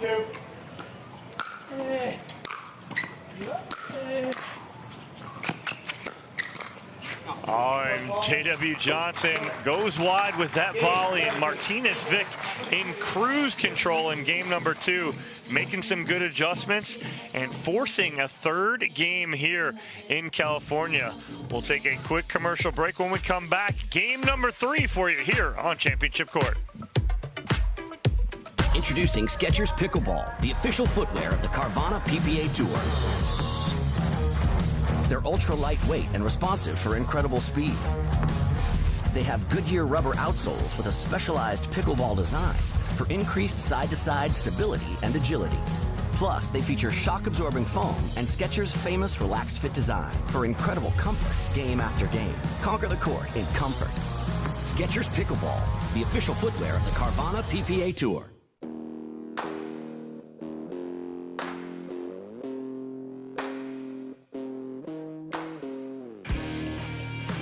This spring, you don't have to be a baller to buy like one. With a power bid approval from Guaranteed Rate, you can go head-to-head with cash offers and win. Call a Guaranteed Rate loan officer today.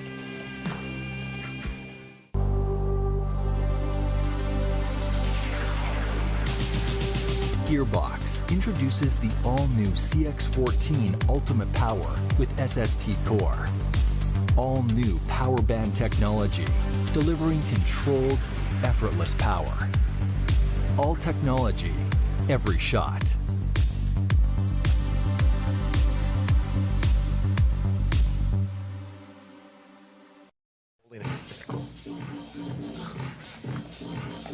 We are back here in Fountain Valley, California.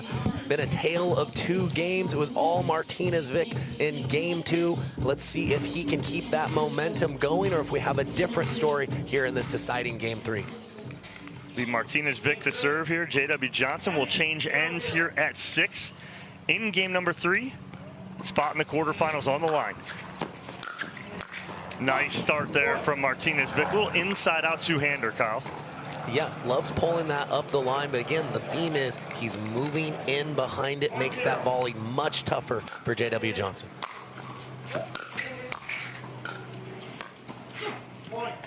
Good job keeping that ball a little tighter to the net, too, and Johnson reaching full extension and goes off the tape. Well, it's so tough to drive one, be sprinting in, stop on a dime, and soften the next one. He's as good as anybody at that play. And Johnson right down that line, dotting the line to get the side out. Using that backhand flick that he's so known for in his doubles game.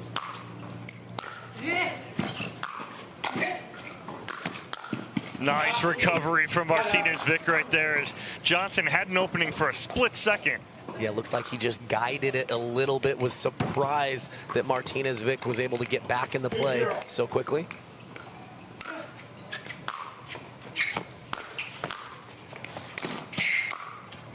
Nice get from Martinez Vic to force Johnson to hit one more ball, but nothing he can do to recover.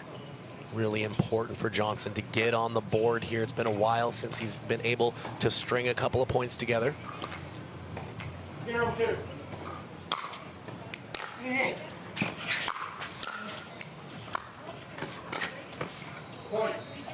I know he wants to take that out of the air as much as possible right there, but there's a fine line between taking it out of the air and being able to hit a good shot. Yeah, it's probably the first kind of touch shot that we've seen him miss. Good pressure by Johnson.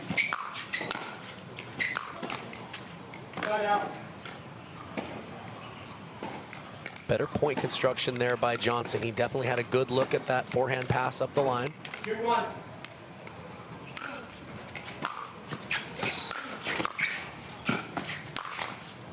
Just gets a little too much underneath that volley, does Martinez Vic. Side out to J.W. Johnson.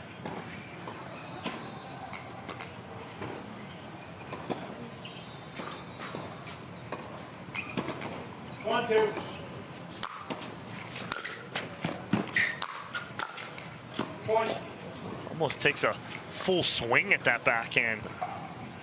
Yeah, he's trying to cut it, but just adding a little extra motion there, unable to convert. Nice winner right there from J.W. Johnson. Beautiful two-handed backhand. Yeah, we mentioned what sets him apart from a lot of other pros is just his timing. He's a beautiful ball striker on both sides. When he sets his feet, he's a very, very dangerous player, Dom. 2-1 lead from Martinez Vic disappears. Now it's a 3-2 Johnson lead.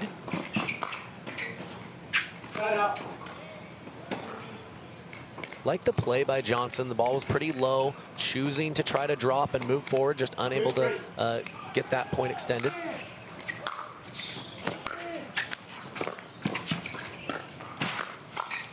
Wow, I mean, the speed of Martinez Vic, that drop from the baseline, he was in the back corner. He dropped that in and got to the kitchen line to make the next play. Yeah, he's as fast as just about anybody on tour and great at moving forward behind his shots.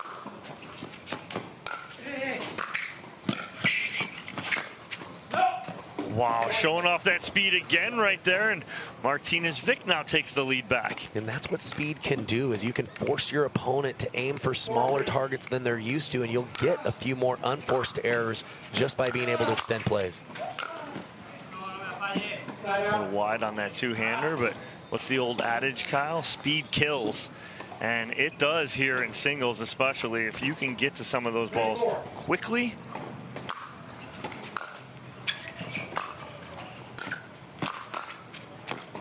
looked like J.W. Johnson may have played an out ball on the volley from Martinez Vic.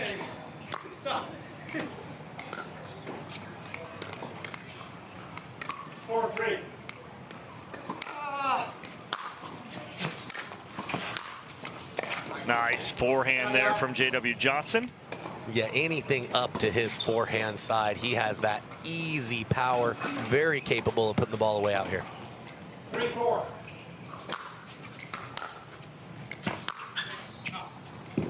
That inside in pass had been working for him early. It looked like it was open again, just slightly over-rotated on that one.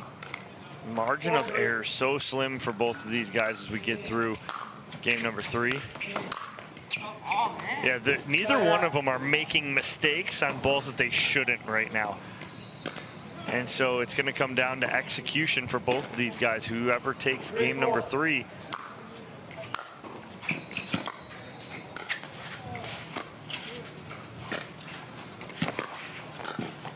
And Martinez Vic had the right read, but again, the Johnson spin too comes into effect on that ball. Yeah, was able to get some good bite on that two-handed roll, just make it a tough enough volley to miss from Martinez Vic. A little wide on that forehand from Johnson. Game number 3 will change ends at 6. Whoever gets to 6 first.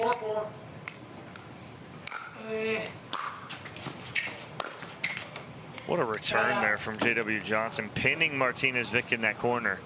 Yeah, both players have really cleaned up their game in the first 3 or 4 shots of the point, making it very tough for either player to score points or especially go on a run and string together 2 or 3. 4-4.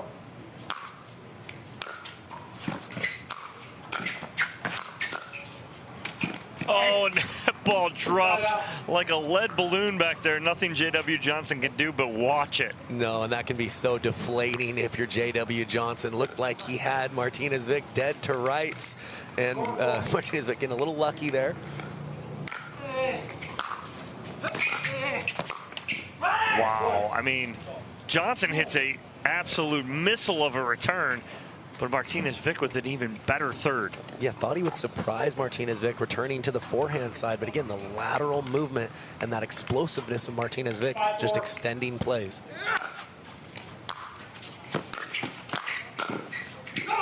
Nice job closing ground by Martinez Vic, and he'll take the lead here on the end change, up 6-4 in game number 3. I mean, it's in our eyes, Kyle, we look at this, I don't think it's that much as we get through, you know, these much of an upset alert, but J.W. Johnson in a little bit of trouble here on Championship Court. We'll pick up game number 3 right after these words from our sponsors.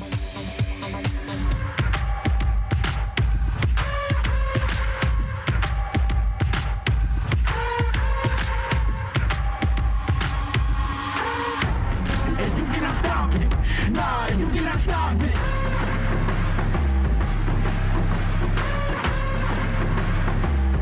Quitting was never an option. You cannot stop it. Nah, you cannot stop it.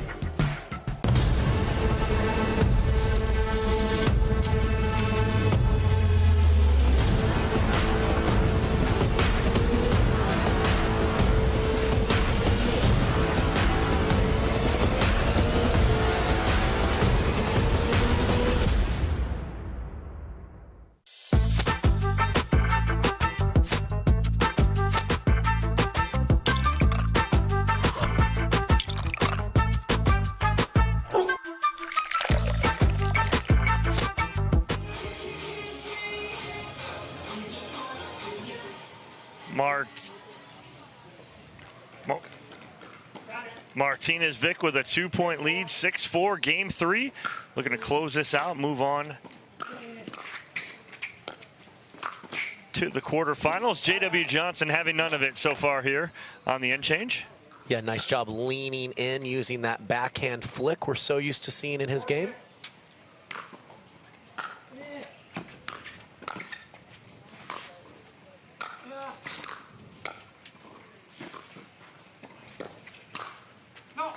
Ooh, just missing is J.W. Johnson, and Martinez Vic tried to chicken wing it and get it back, but missed. Yeah, that's so frustrating. If you're Johnson, he'd hit so many good shots on the run to give himself that opportunity. Just couldn't quite convert on the last one.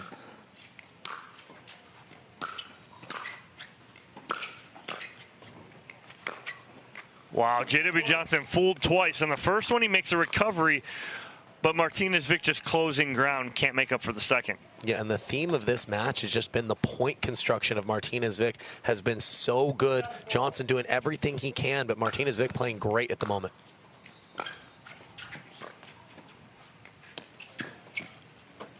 Ball wide on the forehand from Martinez Vic. And it looked like the previous one to me, Dom, was a little wide, and Johnson has been very fair, to say the least, with some of his line calls. 4-7.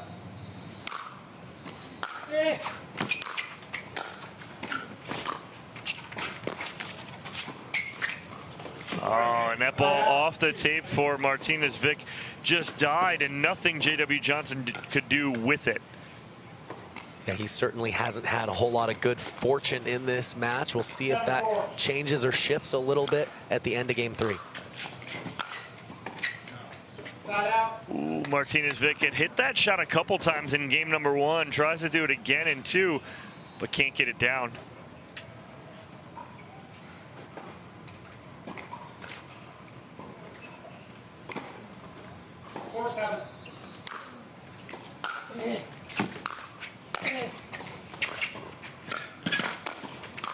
Nice recovery from J.W. Johnson, and then the forehand for the winner. Yeah, it's a big momentum builder for him. He's able to get off of 4, close the lead a little bit, and he constructed a nice point of his own. 5-7.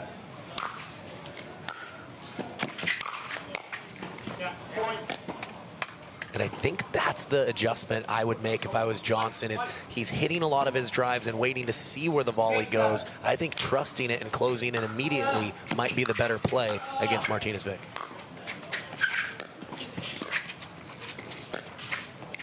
Ooh, Martinez Vic almost looked like he was going to go inside out and then just whips that forehand down the line. Yeah, he had everyone fooled, this announcer included. I was looking to the other side and he whipped that.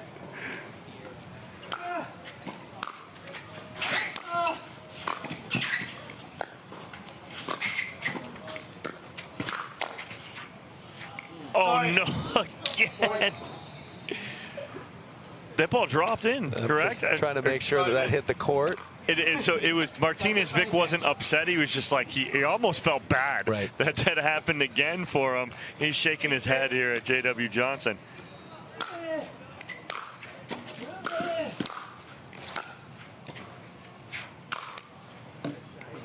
And again, like, it's almost like these guys respect each other so much on some of these calls, because that ball from J.W. Johnson almost looked to be out, but Martinez Vic played it. Shows what true competitors they are too, Dom. They don't want to win and be given anything. They want to make sure they're making the right call. Yeah, and we've seen that a couple times from both of these guys, but Martinez Vic now with the backhand cross-court winner at the kitchen line. 2-point lead in game number 3. 8-6. Side out. That ball long on the serve from Martinez Vic. So a little opportunity here for Johnson, just down 6-8.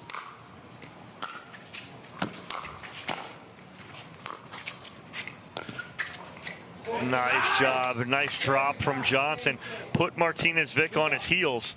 Yeah, getting enough slice on that drop to make that bounce very low, limiting the options for Martinez Vic as Johnson was closing forward. Nice forehand winner there from Johnson, but he took something off that right there instead of trying to drive through that. A bit more spin, made sure he executed. Serve. 8-8. Almost a miss hit on the return from Martinez-Vick. Almost end up being better. Yes, sometimes those accidental short returns, if they stay low enough, can actually be very tough for opponents to handle.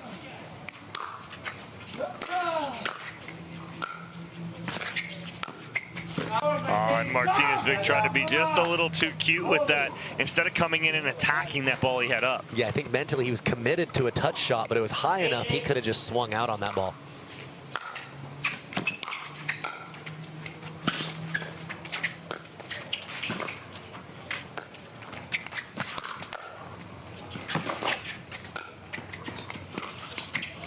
Wow, again, the defense of the ATP from Martinez-Vick. And just so unique for the newer player to be intentionally bringing a player like J.W. Johnson with his doubles pedigree and his skills up there. But that's how confident Martinez-Vick is in his touch up at the kitchen line. I don't want it. Martinez-Vick talking to himself. He's like, I got to make that. He goes, I don't want it. Meaning, you got to want it here in game number 3. Taking a timeout here on court. We're at 8-8, deciding third game. Who is going to move on to the quarterfinal? We'll find out after this break here at the Takeya Showcase, presented by Best Day Brewing. Hi, I'm Rick Barry. I used to play professional basketball. Now I'm into pickleball. Performance is really important, but also recovery is actually just as important. LMD is a product that I use constantly before my matches and after my matches for my recovery. Great for inflammation, great for recovery. I keep coming back to this. AlloMD all day long, baby. I use it. I use it. I use it. I use it. I use it. AlloMD, Acute Relief Cream.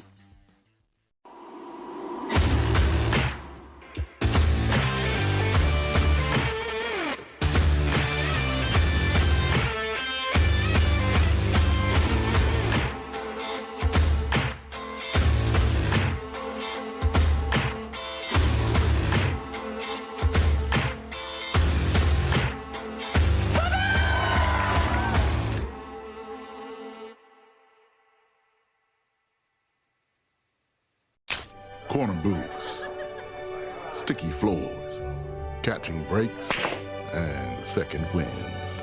You never forget the way some things taste. Great taste, 96 calories. Tastes like Miller time. We made our own tequila, so we'd always have a reason to get together, so you'd always have a reason to get together. Grab a glass, amigo. Our casa is your casa.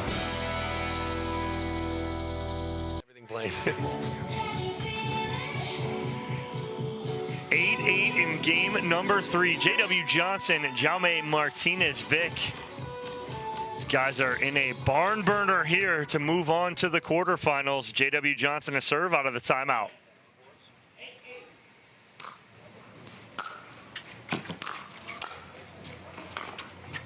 Nice volley from Martinez-Vick. Yeah, you mentioned he criticized himself after the timeout, saying he didn't want it. He knows that at 8-all, this is about desire and who's going to will themselves to the finish line.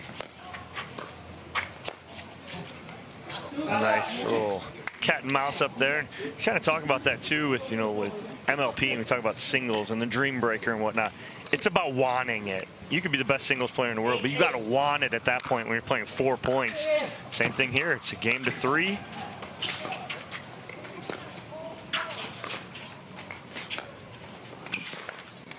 Oh, and I think Johnson had a sliver of light down the line, but off the tape. Yeah, the higher part of the net, that extra 2 inches on the edges came into play in a big way there.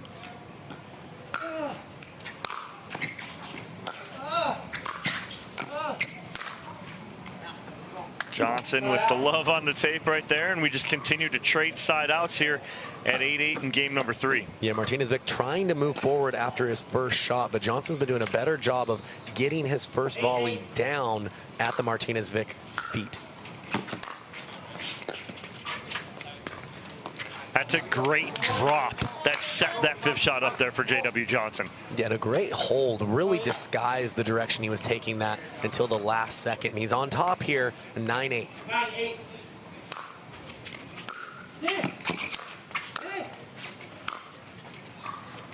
It's tough. J.W. Johnson going right at Martinez-Vick from the baseline. Martinez-Vick is going to be able to create off of that, and he does. 8-9.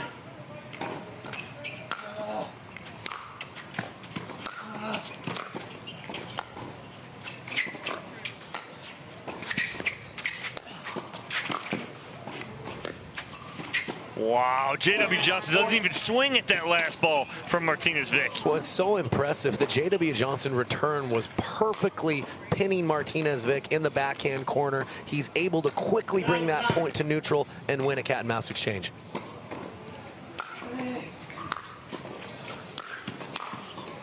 Yeah, just getting a little too high with that ball right there, and we mentioned that earlier. You get a ball up to either one of these guys right there, it's not coming back. 9-9. Go. Wow, I mean, Kyle, the importance of this next point. Whoever scores next, oh my goodness, you want to talk about pressure on the other. Definitely a game of inches out here.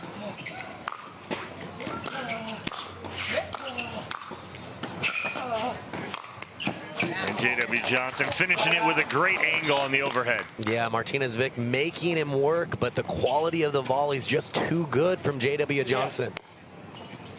Still knotted up at 9 apiece here in game 3. 9-9.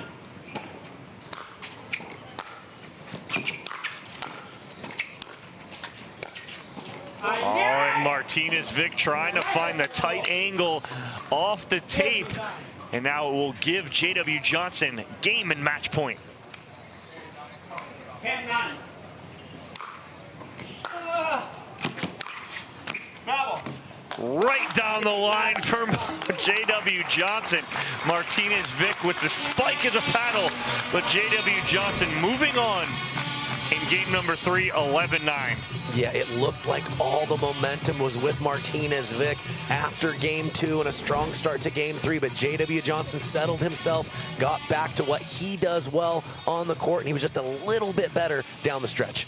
So J.W. Johnson, 11-7, 2-11, 11-9. We'll come back and speak with our winner here on Championship Court.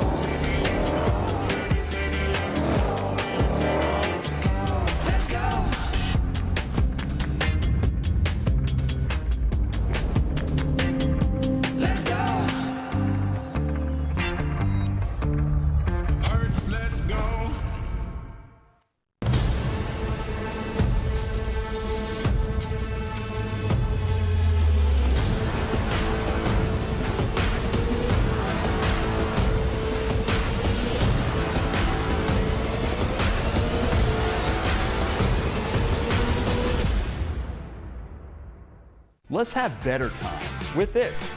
Our advanced formulas are made of plant-sourced omega-3s from 9 nutritious foods. Green fat isn't anti-aging, it's pro-aging. Have better time with Green Fat. J.W. Johnson pulling out a 3-gamer, 11-9 in the third. Great job for him here at the Takeya Showcase, presented by Best Day Brewing. We got J.W. Johnson, J-Dub, Dominic here. I mean, what a battle. You win a tight one in game 1, 11-7, then drop game 2, 11-2 pretty handily for Martinez-Vick. What are you thinking of going into game 3? Well, I'm definitely very frustrated, trying not to let it show too much, even though it probably did. But then other than that, I just had to keep it mentally. That was basically it. Well, J-Dub, Kyle McKenzie here. Obviously, Martinez-Vick, a very gifted singles player. We've seen him rise through the ranks quickly. Talk to us about what your game plan was coming into this match, and how did that game plan maybe need to adjust to close it out and get the victory? Yeah, I mean, he has a really good movement, really good drives. So I had to try and guess with his drives, and it was really tough. But game 2, obviously, he had a lot of great passing shots that I was not reading, so I had to start reading those a little bit better in game 3 to close it out. And JW, for someone who's so good in the cat and mouse game, to play against someone like Martinez Vic, who is very well suited up at the kitchen line, does it change your game plan at all?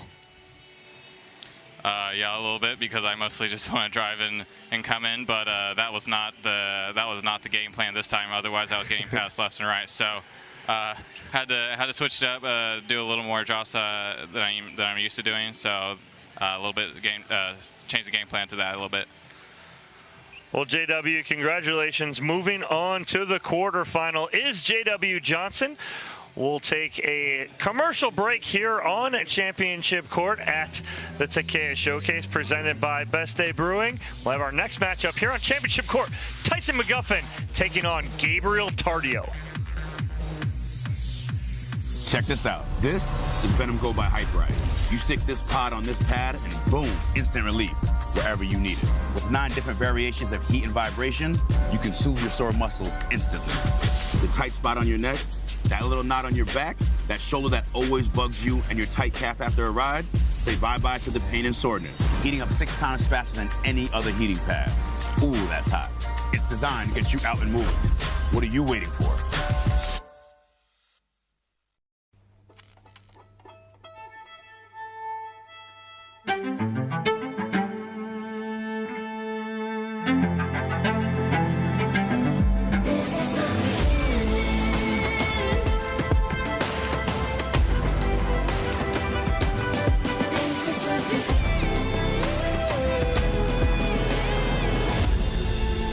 It starts right here.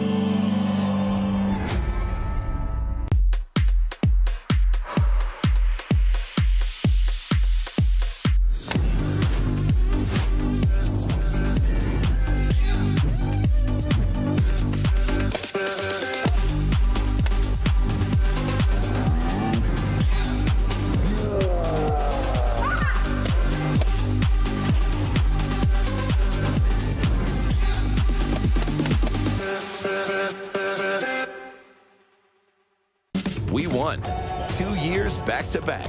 Now you win too. The Hyundai Ioniq 5 and Ioniq 6. The Hyundai Ioniq 5 and Ioniq 6 come standard with complimentary maintenance and America's best warranty. Visit your local Hyundai dealer today.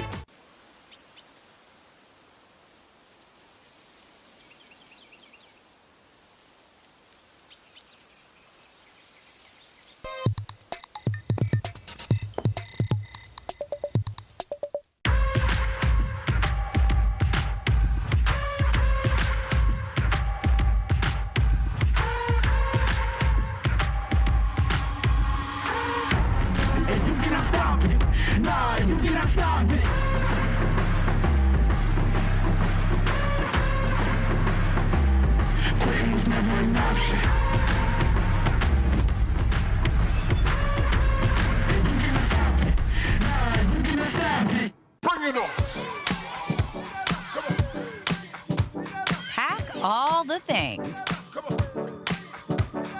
Fly on your schedule.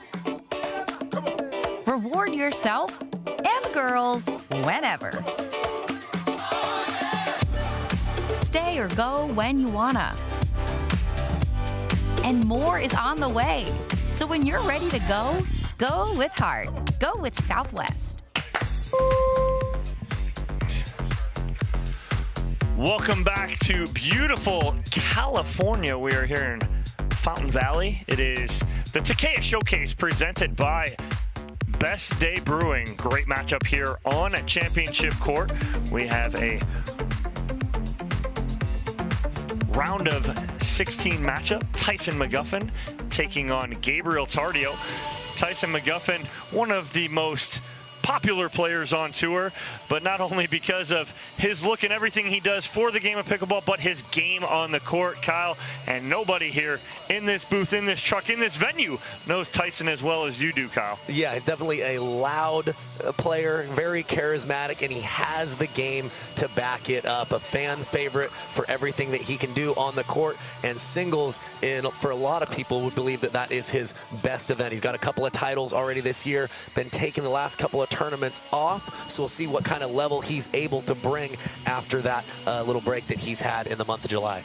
And then his opponent on the other side of the net, the youngster, Gabriel Tardio, who over the last maybe month and a half, 2 months, has really started to come into his own. He's had flashes over the last year or so of that player, but now is starting to put it together a little more consistently. Well, I like how you said flashes, because we've seen that from Tardio in all three disciplines. You know, he's capable of making a big run in singles, mixed, or men's, but hasn't had the consistency of making consistent deep runs. He's coming off a very nice win in round one, taking down Julian Arnold 11-9 in the third. So he's got to be feeling confident after that. But he's going to need to play some pretty exceptional pickleball here again if he wants to take down Mr. McGuffin. And as always, we talk about it last weekend. We talk about it in tournaments past. Who is going to be the person who makes a run, an upset, this and that? Well, we have an upset already in the round of 16. Yates Johnson, 11-7, 11-6 over the 1 seed Ben Johns. So Ben goes down now this weekend in singles to Yates Johnson. Thoughts on that real quick before we get started? Yeah, no, it's definitely surprising, especially after the form we saw from Ben Johns winning the title in Seattle. But the depth of play, especially in this men's singles pro division, there's so many good players now. Yates Johnson, very capable of taking down one of the big guys, and we saw him do that to Ben Johns just a few minutes ago. And I've seen Yates Johnson a lot over the last couple years, and you see it. We talk about those flashes, right? And Yates is that kind of player. Well, that flash came out in a big way here, 7-6 over Ben Johns to move to the quarterfinals. Well, again, next up for him, I mean, pick your poison. You got Connor Garnett and Gabriel Joseph, two great ball strikers. They are going on right now on court 5 here at the venue. Other than that, so far, pretty how we would expect it, with Alshon beating Anton Goods, Staksrud taking out Patrick Quinn, Frazier as well. But again, the last match we had, JW Johnson finding a way in game 3, 11-9. But what are you expecting in this matchup we have between McGuffin and Tardio? Kind of positives and negatives for maybe either of these players. Yeah, well, we mentioned McGuffin coming off of a break. He was very much tested in his first round, 2 tight games against Marshall Brown as well. But McGuffin, you better believe he knows that Ben Johns is out of the tournament. They've had a long-time rivalry for years where Ben Johns has gotten the better of McGuffin most of the time. So he's looking at this as an opportunity to walk away with another potential title. He's already got a couple on the year. Well, you hit it on the head. We were talking before we came back on air when we saw the Ben Johns score where he goes down to Yates Johnson. All of a sudden, everything just opens up, right? The whole bracket opens up as we take a look at, you have Eduardo Irizarry taking on Colin Schick on the grandstand court early on game 1. The 30 seed Irizarry up 4-0 on Colin Schick.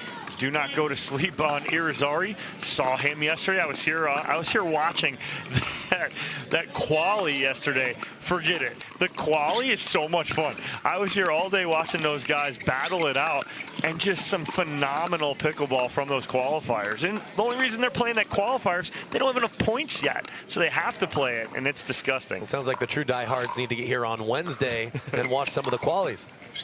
All right, out the gate, Tyson McGuffin with the forehand winner right there in the fist bump. 1-0.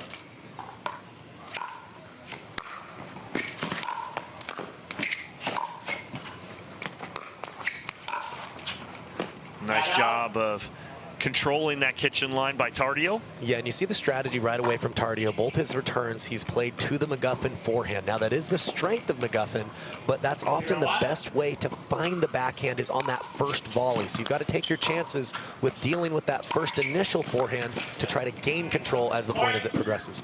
Great job in point construction there. Now again from Tardio as he goes backside on McGuffin. Even things up here early in game one at 1 apiece.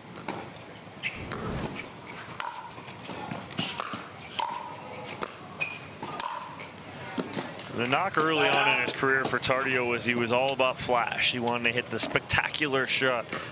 He has all the basic shots. He needs to play a little more basic, play within himself, and don't try and hit a winner on every ball. Yeah, pickleball definitely a sport with that long-term math. You always want to be thinking in terms of risk-reward. And right there, beautiful forehand from Tyson McGuffin. Yeah, took that one on the rise. It took the time away from Tardio. Nice cross court from McGuffin as he's starting to dial in a little bit here. Yeah, and that's what he does. When he's hitting his spots well, he's really capable of mounting a big, big run on his own serve. 3-1.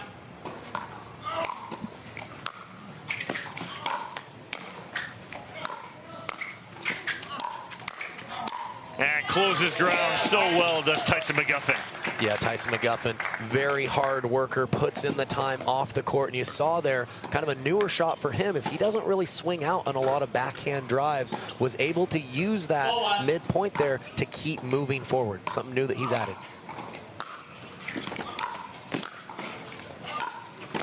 Oh, there's that run around that forehand that he loves to do. What's he called? The Ferrari forehand right there. Yeah, he's got that exceptional footwork to back up that forehand capability. See, that's right there, Tardio trying to force the ball to the McGuffin backhand because he knows if he can get it there, he's got a little better chance. Yeah, it's a tight window to find, as many people have played McGuffin have realized. See, and that's the difference, though, is it's the off-court work from McGuffin. It's the footwork. It's the extracurricular that he puts in that allows him to run around that forehand and not get out of position. 7-1.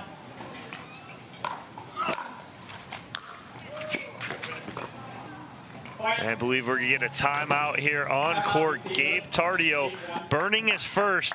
It is all McGuffin here in game number 1, up 8-1.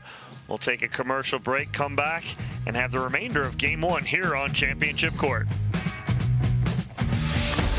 Stay in the game with OS First Socks and Compression.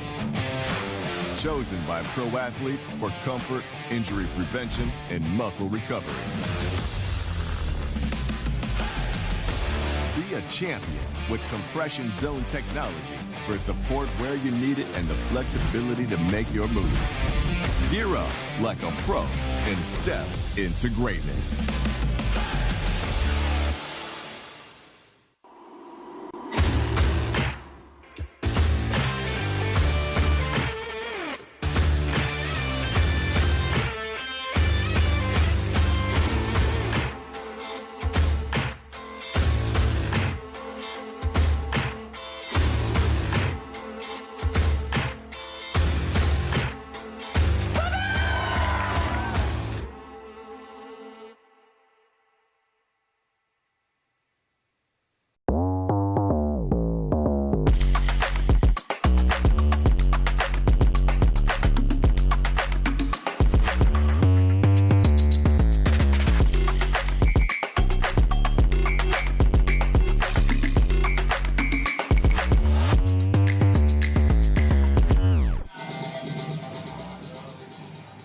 Tyson McGuffin here in game number 1, up 8-1 on the 20 seed Gabe Tardio. We'll see what Tardio has for an answer out of this timeout. Nice job by McGuffin, closing ground, taking that last volley out of the air. Yeah, it's a tougher matchup for Tardio. It looks like Tardio prefers to slice his returns. I'm a similar player, and giving McGuffin that backspin to use for extra topspin is a tough proposition. And nice job there, Tardio, really going to the sideline and working McGuffin off the court. 1-9.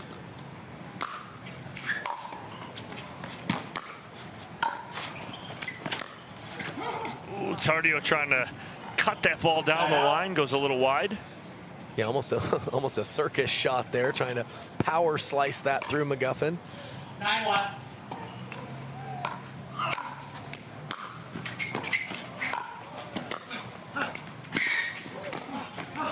Oh, McGuffin getting to the first one, but Tardio just flipping that ball backside on McGuffin for the winner. Well, good shot selection of playing the drop, recognizing that when McGuffin runs inside out for the forehand, he's got a further distance to travel if you bring him in short.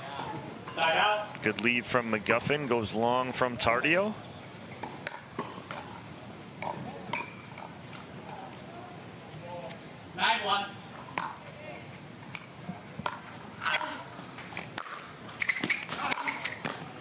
Yeah, just a tough spot, and I know, you know, Tardio trying to mix it up and go to the actual forehand of McGuffin, but when his feet are set and he's sitting on that forehand, he's going to make it difficult for anybody. Yeah, and I'd like to see a little more discipline from Tardio there. When he's got McGuffin to the forehand side, make sure you're covering that line. Make him beat you with the tougher pass, which is going cross court. Just missing that inside out forehand.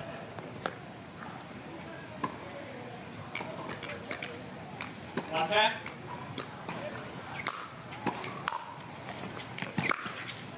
Side out.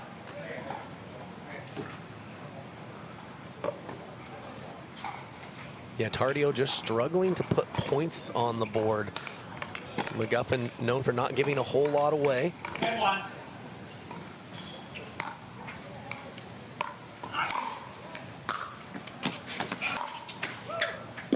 Trying to go right down the line with that forehand, but goes a little wide, does McGuffin. And again, you see Tardio trying to return to the backhand of McGuffin, but McGuffin using the footwork, making as many balls of forehand as he can. And Tardio just rushing that two-hander and gets so far out in front of it. Yeah, at that height, he's really got to take a lot of pace off that ball and just roll it. He's just rushing a bit at the moment. Side out. So Tardio answering here, holding off 3 game points in game number 1, but just can't answer and get off of one himself. Okay.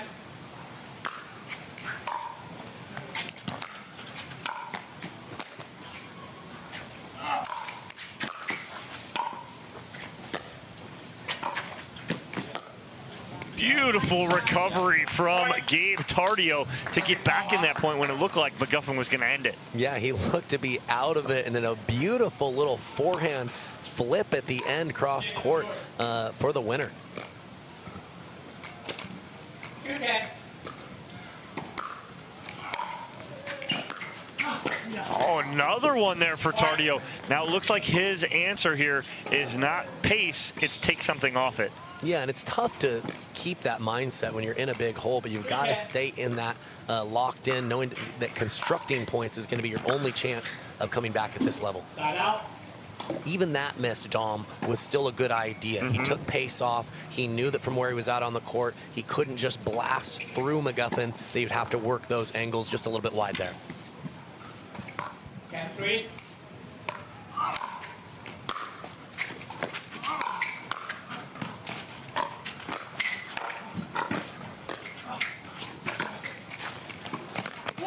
McGuffin was in full wrestling mode on all fours right there. Paddle on the ground and then gets back up.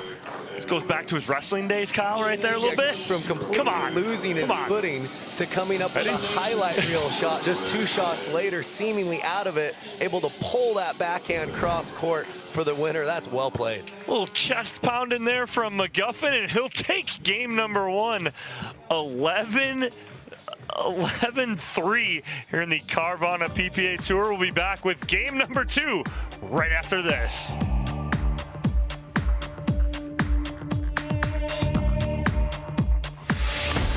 Stay in the game with OS First Socks and Compression. chosen by pro athletes for comfort, injury prevention, and muscle recovery. Be a champion with compression zone technology for support where you need it and the flexibility to make your move.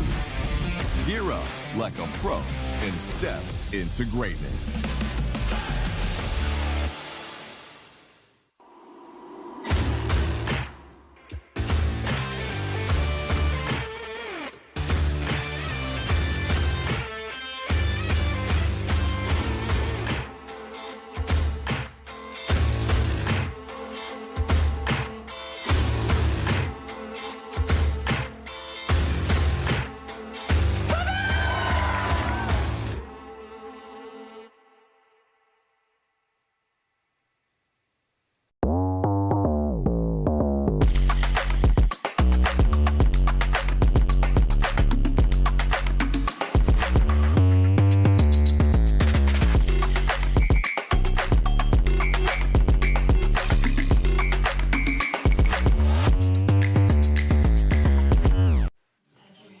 We won 2 years back-to-back.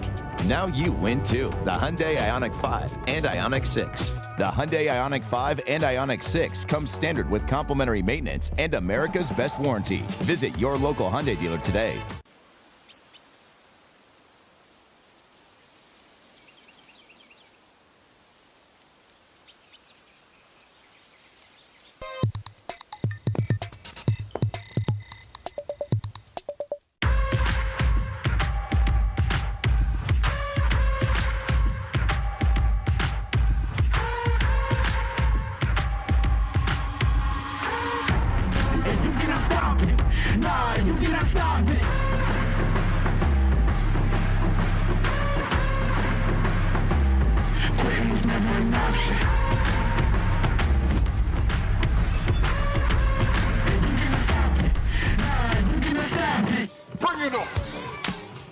Tyson McGuffin with the first game 11-3. Gabe Tardio looking for answers here in game number 2 to try and force a third game here on the Carvana PPA Tour.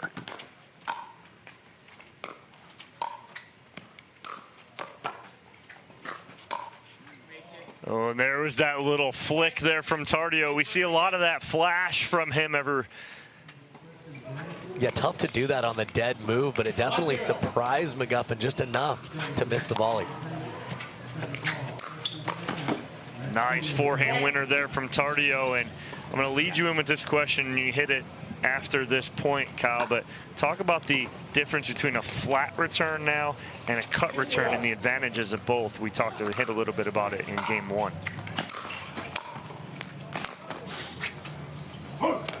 So yeah, more players are going to the flat return. Obviously, the slice return gives you a little bit more time to move forward. It keeps your ball lower off the bounce. But so many of these players using topspin on their passing shots can use that backspin to increase the RPMs on the topspin that they can get. So more players are going to a flatter return to not give their opponent any spin to use. Now, it does put more pressure on you to get up to the kitchen line a little quicker, but most players are finding that that's a good trade-off. 2-0.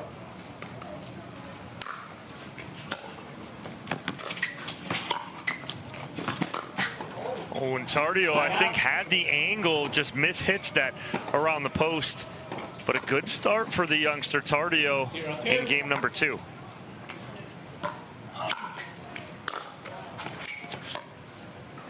And when you're playing against someone as good as McGuffin and you want that upset, those are the errors right there you can't make on a return. Yeah, you're going to need to play a very clean game if you want to push McGuffin, especially when he's playing this well. Side out. Run.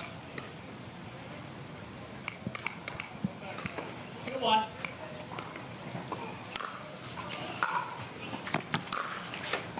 Side out. McGuffin going for the middle return, just trying to take away the angle of Tardio. 1-2.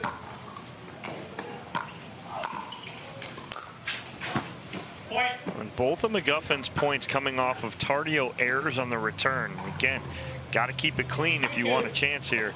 Does Gabe Tardio. Oh, that's it right there. That'll help. Do that about 15 more times. He'll be all right. I don't know if we'd call it clean, but Tardio will definitely take it. Depends on your definition of clean there, Kyle. 2-2. That's a very nice, that's a clean winner on the backhand for Gabe Tardio. Absolutely, that's a big shot for Tardio. Hasn't really been able to hurt McGuffin this match much with the backhand. That one can really send a message.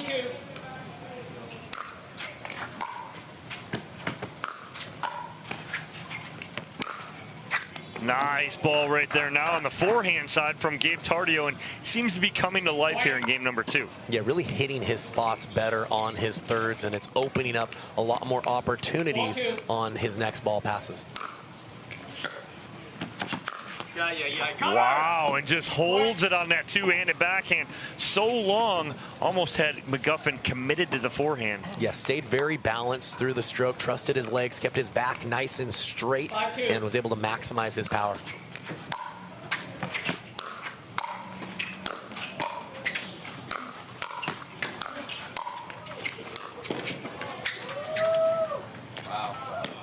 Wow, it's a much different Gabe Tardio from game 1 to game 2, Kyle. Yeah, specifically on the backhand side, really starting to get the timing down of his strokes and pressuring McGuffin on each volley. 2-5.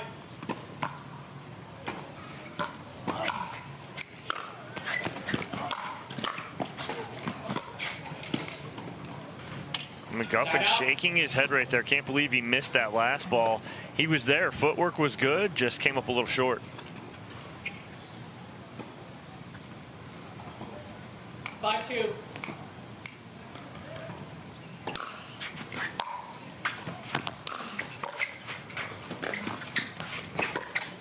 Oh no! McGuffin had no room for error right there. He does not go over the net there, he goes over the post. And the last time McGuffin was in that position, he was able to pull it across his body, and this time goes up the line for the winner.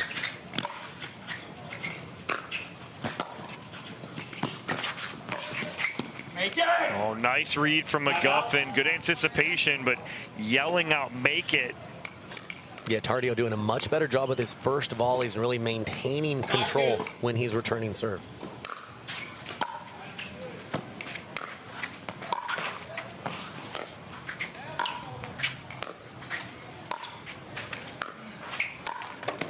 Great job from Tardio keeping those balls in play, just forcing McGuffin to hit another and another every time. Yeah, definitely an unforced error from McGuffin at the end of it, but that's what getting balls back does. It forces your opponent to start aiming for tighter windows, and you start getting errors based on just your effort of maybe even previous points. Oh, and then again with the two-hand winner from Gabe Tardio. I mean, this is night and day. These are two different players, or two different Gabe Tardios that we saw from game 1 to game 2. He's going to force the timeout now from McGuffin here in game number 2, as Tyson now is starting to feel the pressure from Gabe Tardio. We'll take a quick break, resume game number 2 right after this. Hi, I'm Rick Barry. I used to play professional basketball. Now I'm into pickleball. Performance is really important, but also recovery is actually just as important. LMD is a product that I use constantly before my matches and after my matches for my recovery. Great for inflammation, great for recovery. I keep coming back to this. AlloMD all day long, baby. I use it. I use it. I use it. I use it. I use it. AlloMD, acute relief cream. For many of us, we just charge ahead because planning for your future takes time. And right now, thinking about your financial future takes on new meaning. At Baird, our financial advisors have guided individuals and families to achieve their goals through every crisis evolution and groundbreaking idea for over 100 years. That's the difference between thinking you're ready for what lies ahead and knowing you've planned for it. Now that's different. Discover the Baird difference. Oh, will you pause it real quick?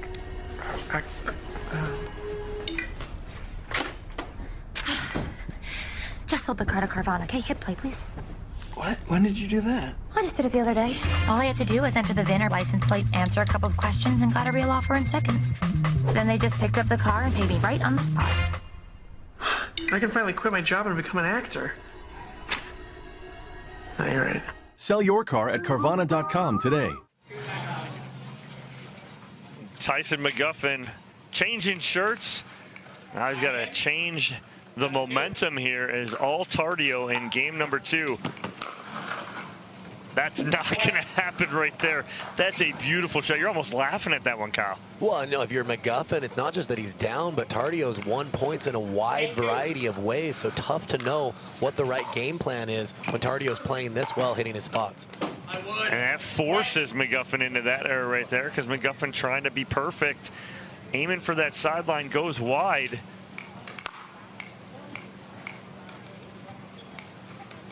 Thank you.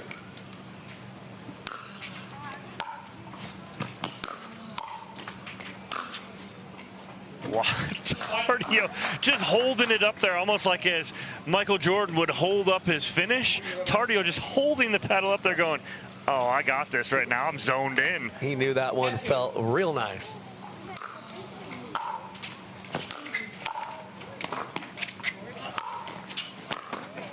Oh, he almost got to that overhead from McGuffin, too. McGuffin fights off one game point as he accidentally kicks the ball to the opposite side, does McGuffin. Yeah, taking a little extra time just to settle himself here. Knows he's capable of going on a big run himself, but he's in a big old hole here, down 2-10. Nice finish there from McGuffin, running in, taking that ball out of the air, but McGuffin taking a page out of the Marcin Ruspetsky. That's a name for you guys at home, pickleball historians. Pathetic. Where is that? It gets one, does McGuffin, but now he's gonna have to fight off another game point from Tardio. Yeah, definitely frustrated with himself, not at least making Tardio beat him with the volley.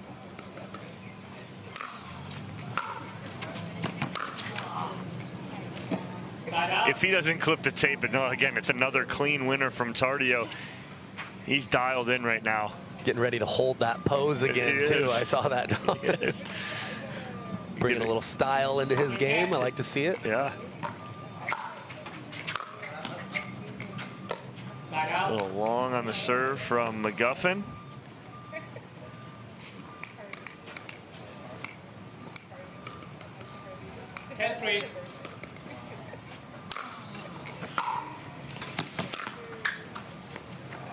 Good return from Tyson McGuffin. Good pressure put on Tardio. Yeah, he'd been really testing the backhand and then even just going middle a lot with his returns this game.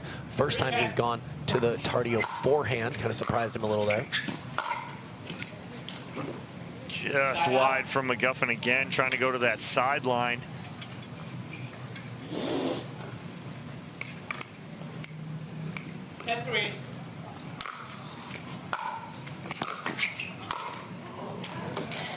McGuffin, and every time right now, McGuffin just walking back to the baseline, he's just shaking his head. I just don't think he thinks that he should be in this hole either. Yeah, he's certainly a perfectionist out there with his singles game, demands a lot out of himself, but Tardio, to his credit, has earned a lot of his points here in game 2.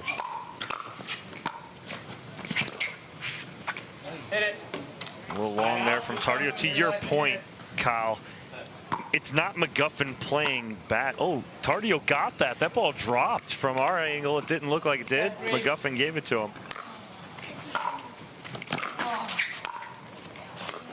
But to your credit, it's talking about how Tardio's just playing very clean. It's not like McGuffin is playing bad. Yeah, there hasn't been a lot of unforced errors. You know, maybe there's a return that was slightly shorter than he'd like, but for the most part, this has been a highlight reel from Gabe Tardio here in game 2.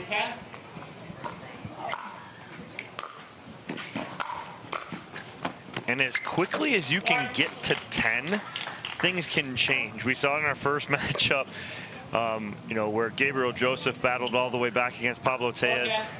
Now Tardio has had 5 opportunities to end game 2 and can't close it out. You gotta be kidding me. Well, the style that McGuffin plays, it's really built for making big runs, you know, on his serve. Tardio's done a good job of not letting McGuffin get that confidence, just really chipping away 1 point at a time, but he's definitely heavily still in the driver's seat here in game 2. So 6th game point for Tardio. And a little long on the forehand from McGuffin, and game 2 will go to Gabe Tardio by a score of 11-4 here on Championship Court. I mean, it's a tale of two different players from game 1 to game 2, that being Gabe Tardio. We'll take a break. Game 3 on the other side here on the Carvana PPA Tour. Having trouble getting your dink up? Our advanced formulas are made of plant source omega-3s from 9 nutritious foods, never nutrient isolates. Have better time with Green Fat.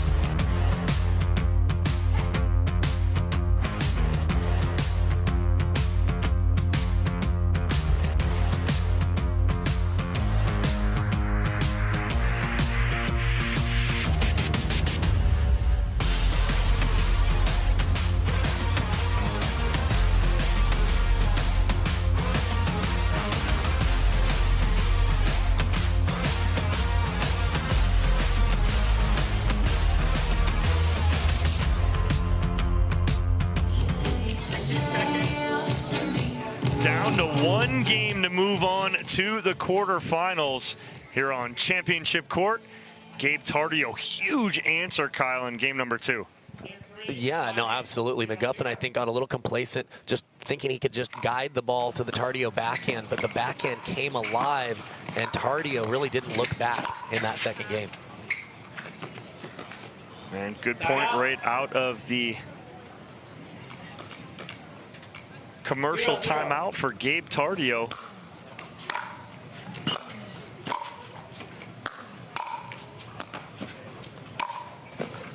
Nice ball and good point construction for McGuffin.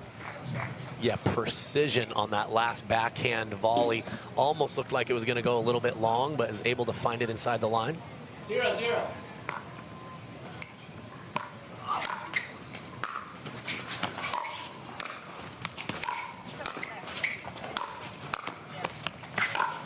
Wow, and that's set up right there from that really good one-handed backhand from McGuffin. Yeah, again, we talked about it's a shot he's looking to use a little bit more when he's in the middle of those battles, but not a bad point by Tardio, really forcing McGuffin to earn that one with several quality shots.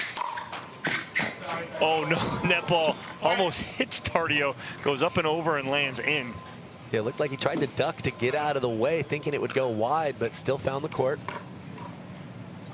2-0.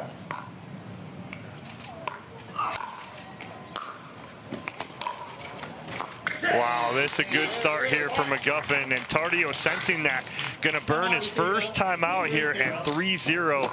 But again, that's what a veteran does, Kyle, is comes out of a timeout like that, makes some adjustments, and Tyson McGuffin in the driver's seat in game number 3, up 3-0 here in the Carvana PPA Tour.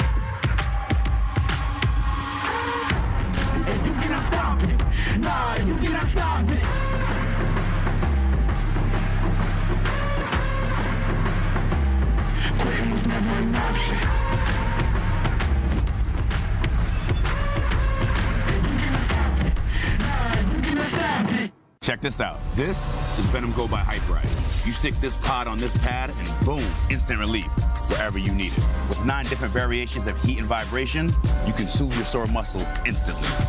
The tight spot on your neck, that little knot on your back, that shoulder that always bugs you, and your tight calf after a ride, say bye-bye to the pain and soreness. Heating up 6 times faster than any other heating pad. Ooh, that's hot. It's designed to get you out and moving. What are you waiting for? Gabe Tardio trying to find some answers. Down by 3 in game number 3. McGuffin to serve.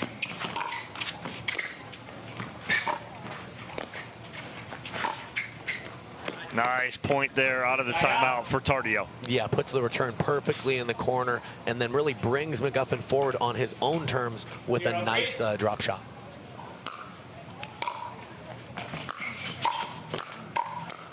Oh, and Tardio trying to light up McGuffin at his chest. Good defense, but then finds the opening. Yeah, it's always nice to win a little reaction hand volley, or hand battle, excuse me, to kind of get off of 0 and get off to the races.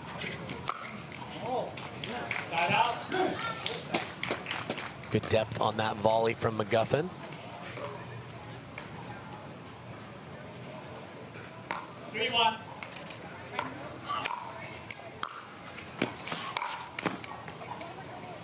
Just trying to kind of almost guide it too much instead of, we talk about being an athlete. Be an athlete, stay athletic, don't try and aim anything, hit through your shot right there. Yeah, it looked like he wasn't sure whether to drop or drive that ball, and anytime you kind of blend the two, it's normally not a great result.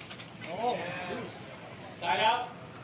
Good court recognition from McGuffin, letting that ball go long.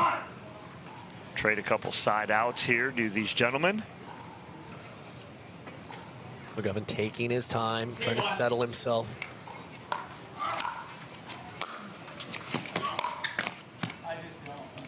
And that one, better stroke on the ball, just off the tape.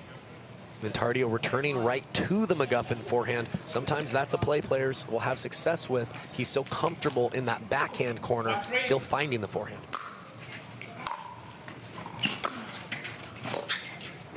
That's beautiful cross-court drop shot from Tardio.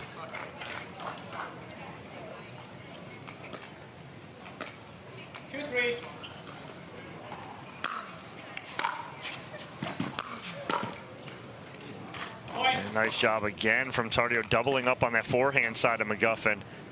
Yeah, McGuffin trying to go deep middle with the return, but just unable to convert on the volley.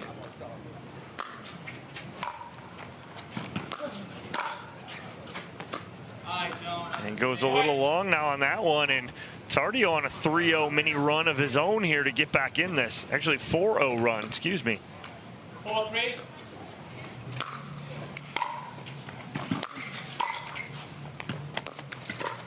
On Tardio again with that little trick shot where he looks like he's going to go backhand, and then he just flips forehand right down the line. And again, visually, it's just disguised enough to throw McGuffin off just for that split second where he wasn't able to make clean contact on the volley. So we'll take a break here on Championship Court. Gabe Tardio with a nice answer. He's at a 5-0 run. Timeout. Tyson McGuffin will have the rest of game number 3 right after this. Found my way. In bad times, I know I'll be okay. 'Cause I found my way.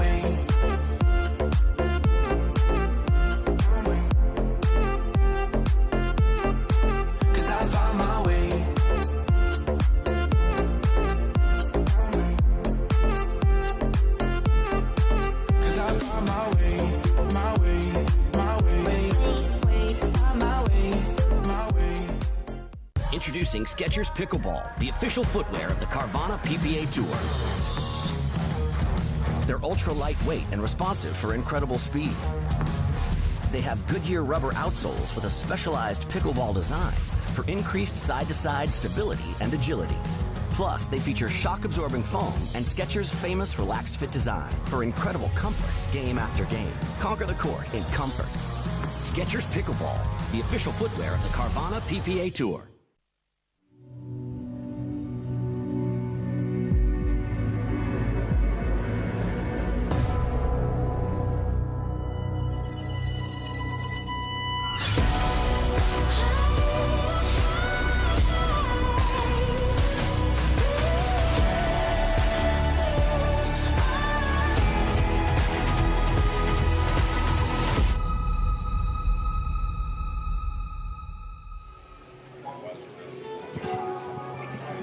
So there's Tyson McGuffin calling that timeout. 5-0 run here for Gabriel Joseph. 1 point away from an end change in game number 3. See what McGuffin has here to slow down Tardio.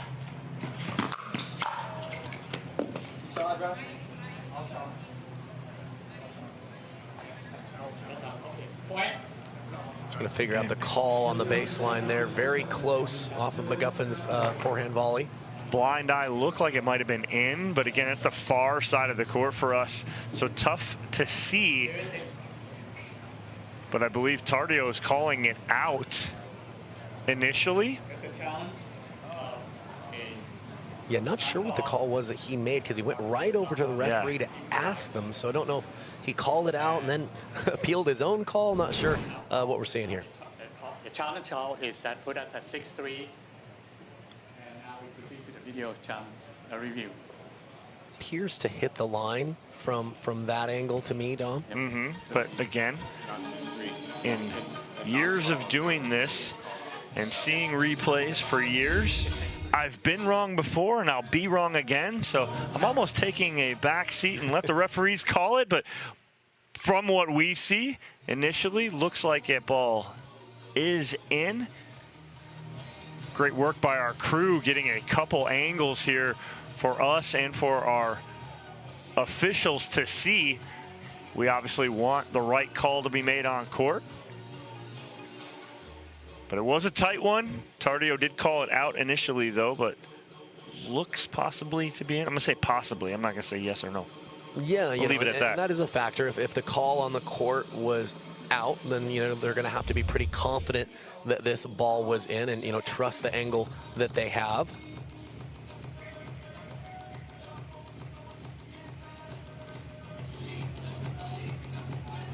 McGuffin with the towel completely over his head, wanting to find a dark space to just settle himself at the moment. This is a huge point, right? If it's overturned, we're at 3-5 McGuffin serving. If it's not overturned, it's a 6-3 lead here for Tardio, and we're changing ends. So huge pivotal moment in this third game for both of these players as far as momentum-wise. Absolutely. I mean, it's been a crazy game 3. It looked like McGuffin had settled himself and was primed to go on a big run. Gets up 3-0, and then it's been all Tardio since then. We've seen just a couple of loose shots from McGuffin, but the ball striking and the point development from Tardio has been so good in games 2 and now here in game 3.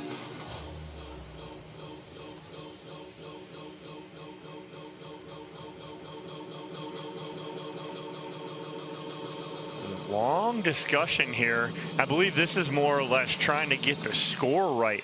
So what would indicate to me that the call's being reversed is because they want to make sure that they're getting the score correct. Because they had the score at 6-3. If it stays, then everything's fine. So we'll see here and what the call is.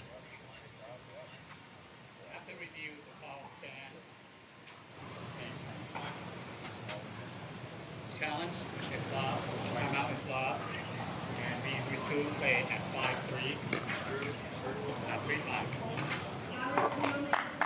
3-5. So call, believe, is overturned. Yep, so the ball was in. Yep, they're calling that ball in, which would get the serve back to McGuffin, down 3-5.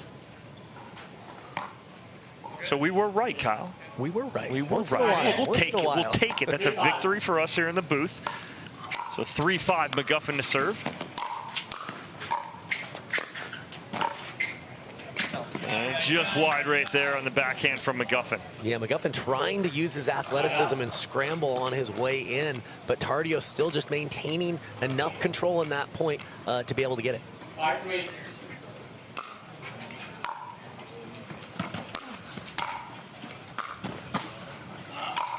Wow, the athleticism from Tardio just to get another ball up and over, but too much McGuffin up at the kitchen line. Yeah, great placement from McGuffin, both on the return of serve and that first volley, pinning Tardio in that deep point.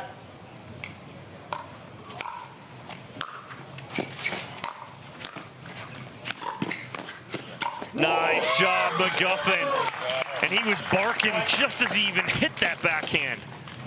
You better believe he's wanted opportunities to bark, just hasn't been able to find his best stuff here in game 3. That can change. Needs as a spark to go on a big run. On the yeah baby from McGuffin. We're all tied at 5 here in game number 3. 5-5.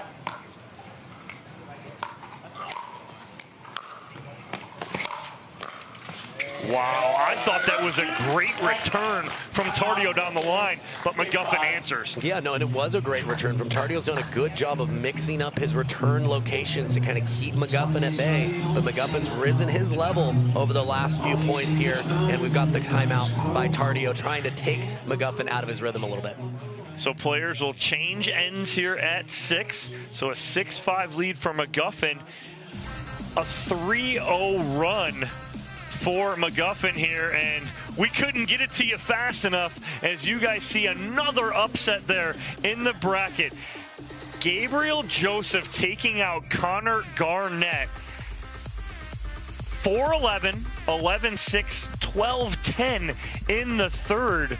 I mean, that top half, even McGuffin moves on or Tardio moves on, is the side of the bracket I want to watch because it's just up for grabs. It's like start flipping coins over here. Who's winning and moving on to the semis, Kyle? No, and that's a loaded top half, and we've already seen maybe the 2 hottest players in that half, Ben Johns and Connor Garnett, go down. Still a lot of heavy hitters left on that side, but again, we mentioned McGuffin, knowing that Ben Johns was out starting this match, there's a little bit more to play for him, knowing that this is a big opportunity to potentially still take the title. Oh, McGuffin going a little wide right there, but yes, everyone was circling that quarterfinal between Ben Johns and Connor Garnett because they want to see it again from last weekend. No, neither one of them are going into that quarter now. Yeah, no one would have predicted that.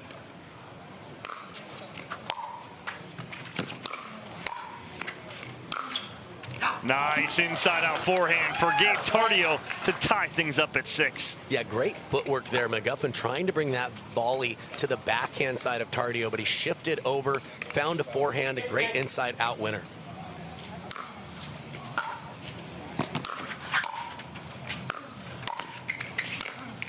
That's a great volley on the backhand from McGuffin, getting on top of that and punishing that ball down. Yeah, and I think on that last one, Tardio just tried to be a little too ambitious, very low bounce, might have just needed to work the point a little bit longer. Wow, that's a great volley from Gabe Tardio. Yeah, McGuffin driving and closing in and daring Tardio to try to take that volley back across his body. That's exactly what he did, and he executed it beautifully. 6-6.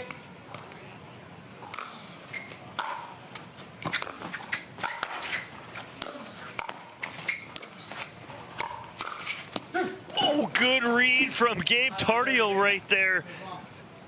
But I don't know the call. It was so close. Call was out.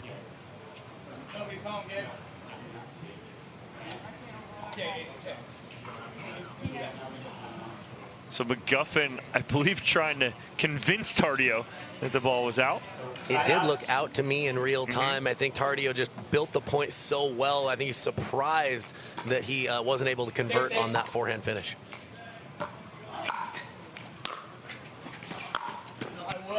Oh, McGuffin going a little wide right there, and he says, I would. Yeah, a little self-deprecation there.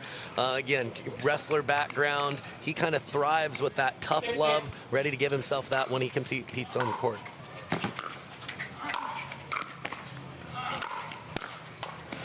Tardio faked McGuffin.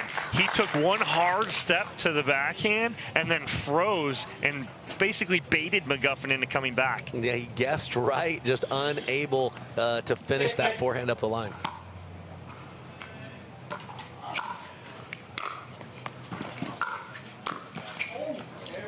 Well, I'm impressed with Tardio, even though he misses that volley right there, is handling the McGuffin hard serve and getting some really good returns in. 7-6.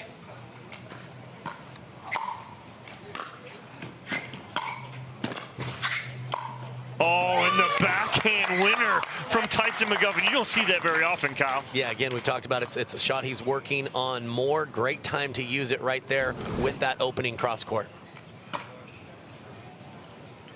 It's the Ferrari forehand. We go in the Bugatti backhand right there. We'll put that in the running. That's got to be in there, right? It's got to be in there as Tardio goes a little long with that return, and McGuffin pulling away in game 3.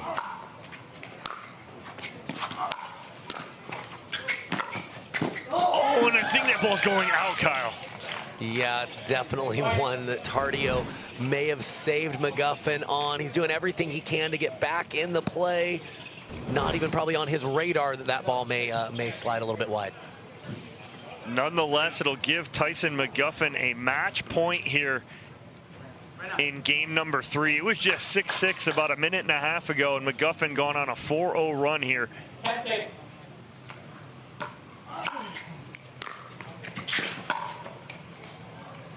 Side out. Really smart return by Tardio, deep to the McGuffin forehand. Knows that if he can get a good first volley, he really gains the advantage if he can execute. That ball got on Tardio, not able to extend, almost jams himself up a little bit. Yeah, that looked to be a little bit behind him on his contact point. Another match point opportunity for McGuffin.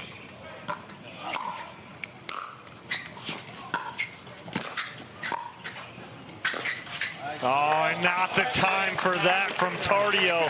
Not at match point, and it'll give Tyson McGuffin the 11-6 victory here in game number 3. Well, it was a back-and-forth battle. Dom McGuffin was beating himself up with some tough talk, but ultimately he found his level when it mattered most and pulled away at the end of game 3. So Tyson McGuffin victory will move on to the quarterfinals.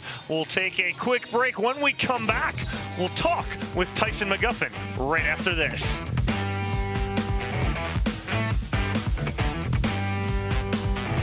To make it to the game, it takes dedication and training. To stay in the game, it takes grit and stamina. To win the game, it takes strategy and skill. You keep focus on your approach, drop, and champion shots, and we'll help you stay focused on your strength, flexibility, speed, and downtime. Having a sports medicine partner in your court is key to helping you make it to the game, stay in the game, and win the game. Select Medical is proud to be the exclusive provider of physical therapy of the PPA Tour.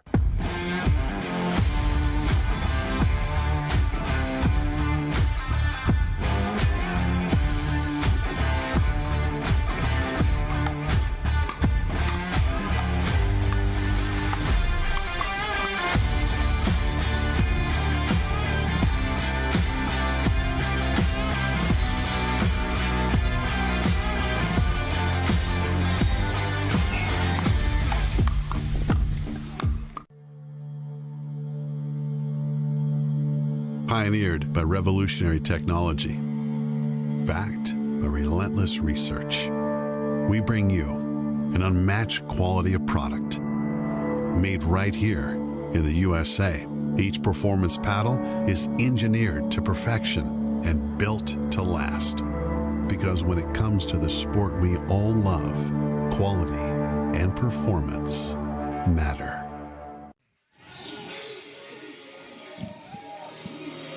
Welcome back to the Takeya Showcase presented by Best Day Brewing. Tyson McGuffin in a battle in 3, 11-3, 4-11, 11-6 to move on to the quarterfinals. Tyson, Dominic, and Kyle here. I mean, that was a fun one to watch for us. But for you, man, you take game 1 pretty handily.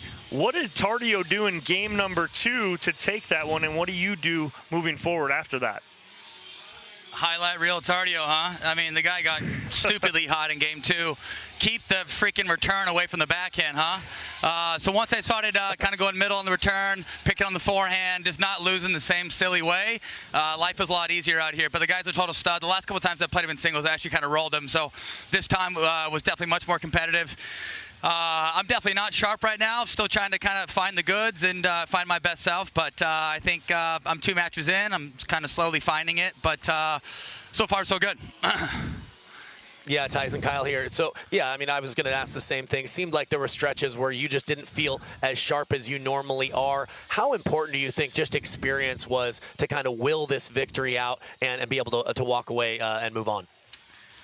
Yeah, I think it was definitely everything. You know, taking 4 weeks off, not being too sharp right now, definitely having the experience, you know, having a little belief, being a little mentally tough definitely helped in a situation like that. But kudos to him.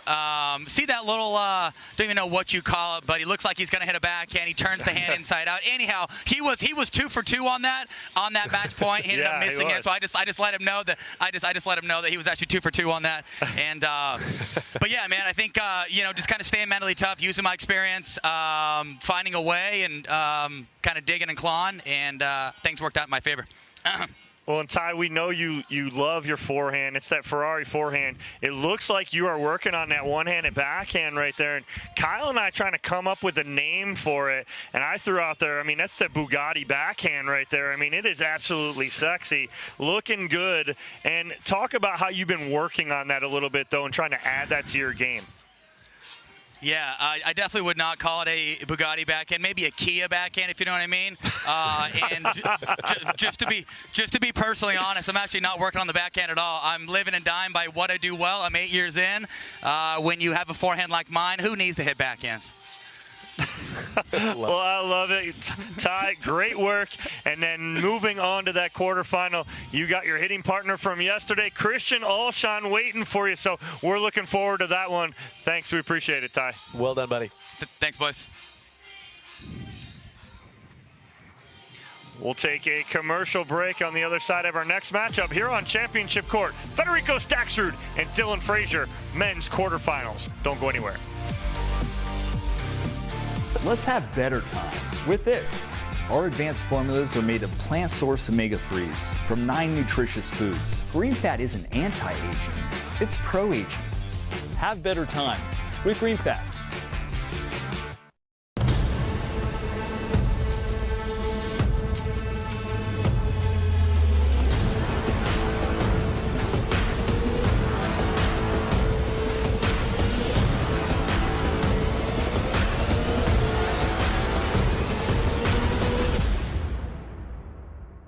Want to maximize your game performance to always stay in bounds? Look no further. Thorlo pickleball socks are specifically engineered with our innovative padding to help you perform your best. Pickleball socks that keep you on the ball. Find your sock at thorlo.com.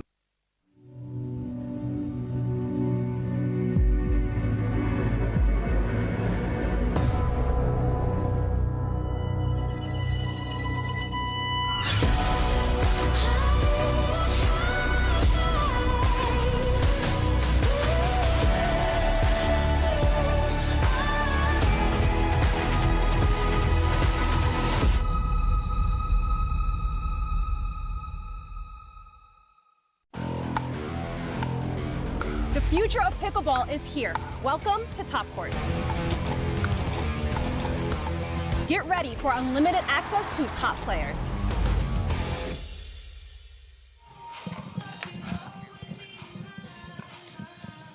Back here on Championship Court, Federico Staksrud and Dylan Frazier about to take battle here in a quarterfinal, 2 versus 7. Federico Staksrud, as you guys can see there on your screen. Kyle, break down a little bit about Fed.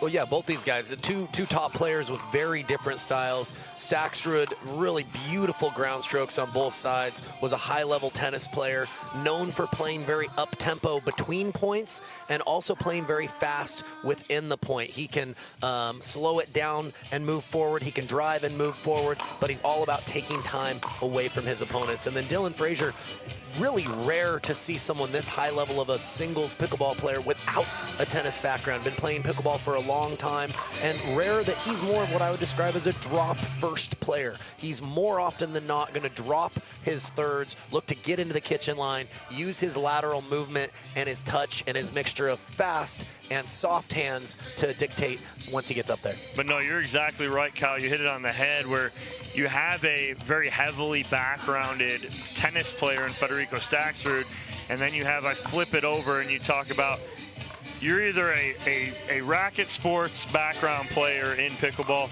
or you're an athlete. And that's the matchup here. You have the heavily tennis background Federico Staksrud against the athlete Dylan Frazier. And in singles, it's tough. You said it. It's hard to find an athlete that's playing singles at the highest level in pickleball and be successful. What does Frazier do that consistently gets him in quarterfinals and semifinals on the single side of things that he caught on? Well, he goes flat on the return, both forehand and backhand, and it's his lateral movement, the quality of his volleys, and again, his touch is elite. We see that in doubles, and he's able to use that in his singles game. So that match coming up for you on Championship Court. We'll take a quick commercial break here in the Carvana PPA Tour. Stay in the game with OS First Socks and Compression. Chosen by pro athletes for comfort, injury prevention, and muscle recovery. Be a champion with compression zone technology for support where you need it and the flexibility to make your move. Gear up like a pro and step into greatness.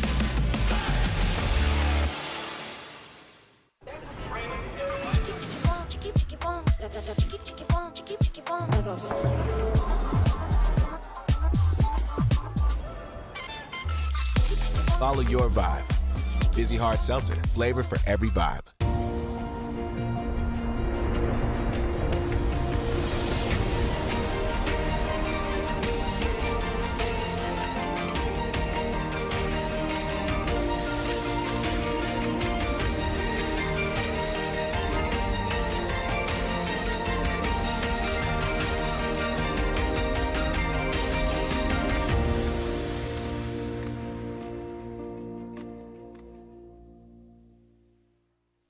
We won 2 years back-to-back.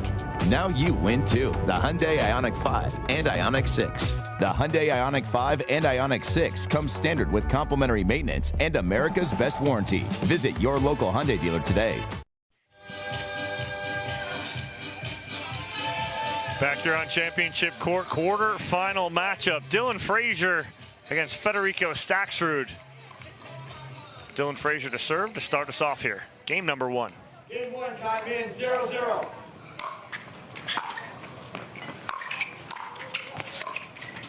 And that is part of Dylan Frazier's game that he is working on to kind of convert a little bit to that tennis background that he lacks. The two-handed backhand, he's really worked on that. Yeah, you'll see him use that most of the time on the return as well. Oh, nice job by Staksrud, jelly-legging Dylan Frazier right there, getting him one way and going the other. Yeah, pretty short on the return there from Frazier. Put him in a situation where he almost had to guess up there at the kitchen line.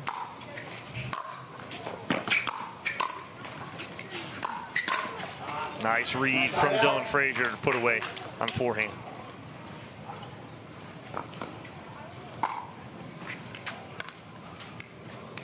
Zero-one.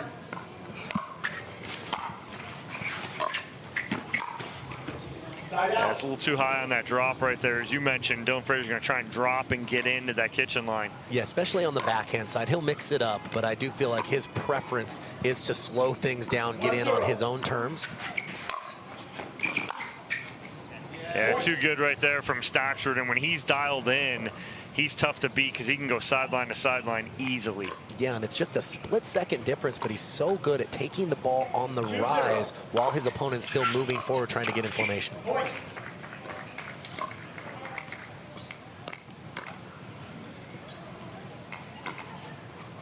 3-0. Side out. Yeah, that's a gimme there for Staksrud. He missed that one. Yeah, Frazier definitely got away with a very short return.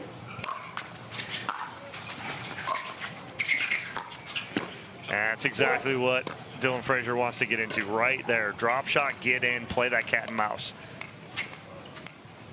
1-3. Oh, and then that little forehand, the inside in down the line for Frazier. Yeah, he does such a great job of not trying to hit through his opponents, but when they start expecting the drop, he'll surprise you with the drive if you leave him any open court. And Forced error on the return from Staksrud will even this game up at 3 apiece.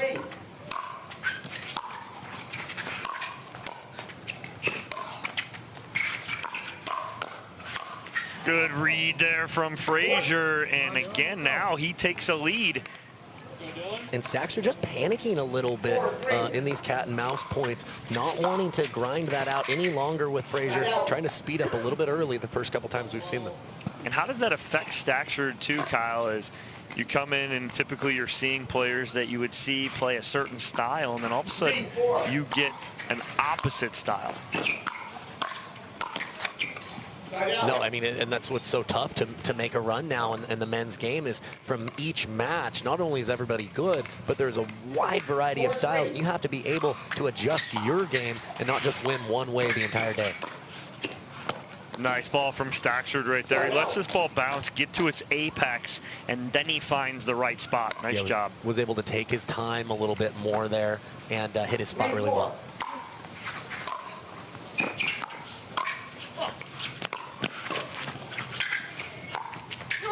Oh, goodness. Great defense from Frazier on the ATP.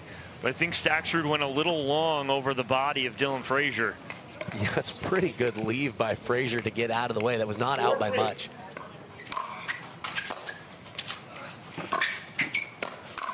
Nice read and athleticism from Dylan Frazier. Yeah, and that's what he's able to do. He's able to use his quickness and his hand speed and find patterns where he can use that in singles. We've seen him use it very, very well on the doubles court. But then right there, and not knocking on Frazier, the lack of experience in the forehand right there, drive, kind of comes to play right there. Ball got on top of him a little bit.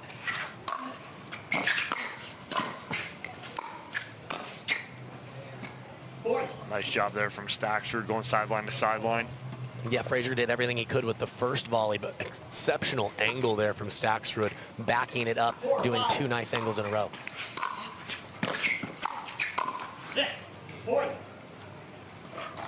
And all tied up now at 5, game 1. 5-5.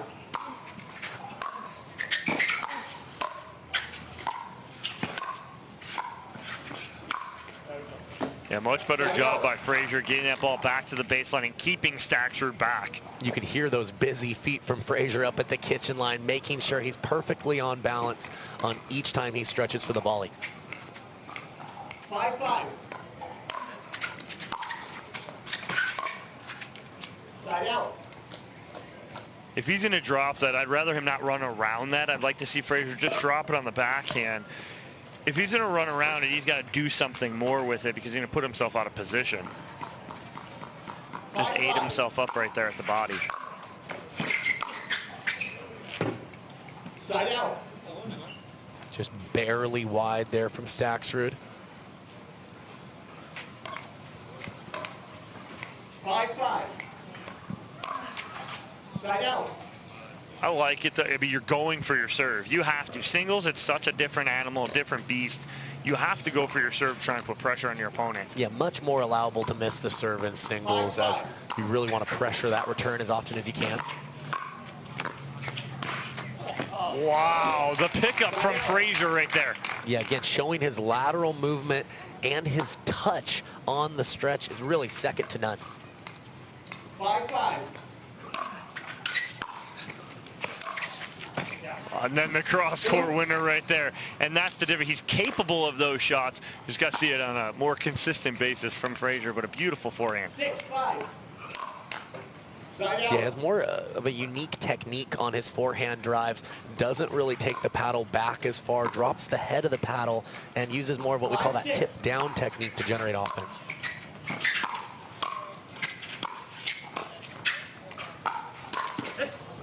We anticipated right, did Frazier, but just can't execute. And back and forth to start here, game 1, tied up at 6-all.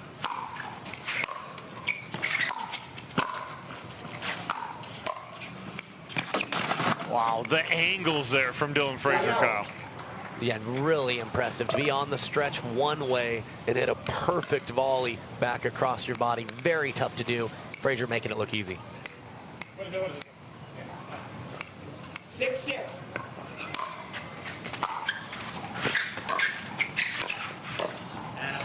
Good job going backside on Frazier, did Staksrud right there. And taking his time a little bit more focusing on placement rather than panicking and trying to end the point immediately when you feel Frazier running forward. So now it's the offensive timeout from Staksrud. I like it here. From Staksrud, kind of regain your momentum here, regain your composure. As they take a timeout, we'll take a timeout here as well from the Carvana PPA Tour.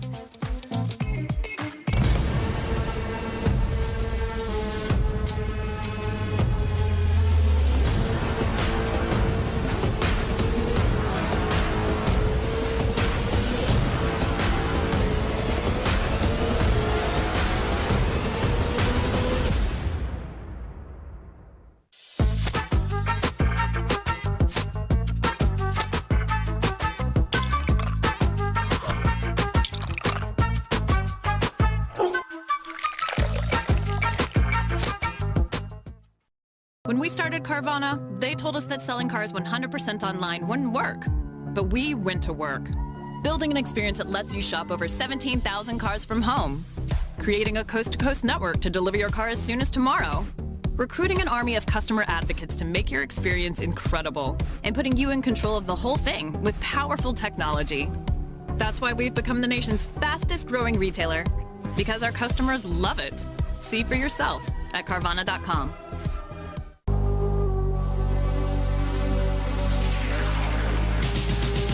Gearbox introduces the all-new CX-14 Ultimate Power with SST Core. All-new power band technology, delivering controlled, effortless power. All technology, every shot.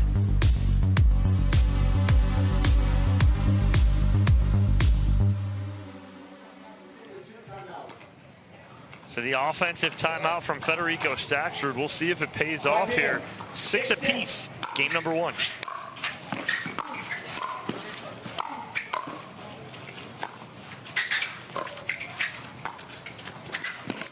A little wide there from Staksrud.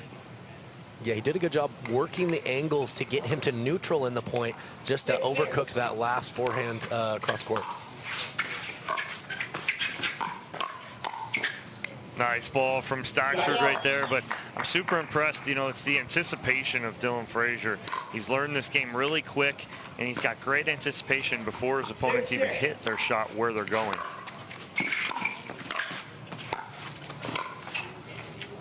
Yeah, if you're going to play a lot of that cat and mouse style, you better have great court presence, great understanding of all the angles, pace, and really the geometry of pickleball figured out to a T to really bank on executing that style and having success with it.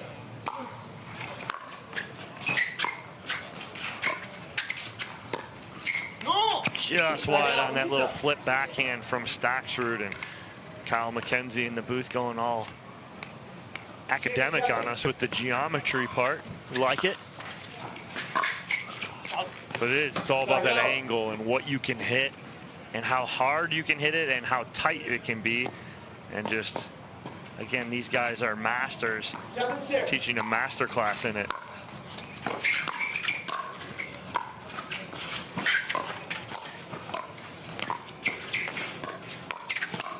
On cue right there, you're going sideline to sideline. Some great angles from both these gentlemen. Yeah, really nice job middle of that point from Frazier of taking his time, letting one of those backhands bounce, sit up where he could be a little more offensive, and maintained control in that point. 6-7.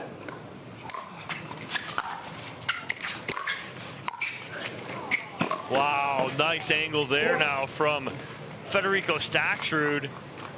I mean, he had Dylan Frazier pinned in the corner. Yeah, we've mentioned the touch that Frazier has. Well, Staksrud has some exceptional touch himself. Seems to be getting better and better every single tournament.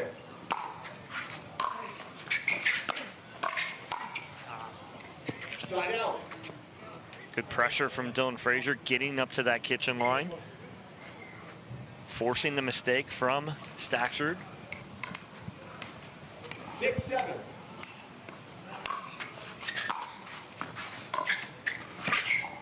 Side out. And when you play the cat and mouse game, and that's your strategy, you can't miss that third. It's got to be over. You got to force your opponent into something. 7-6.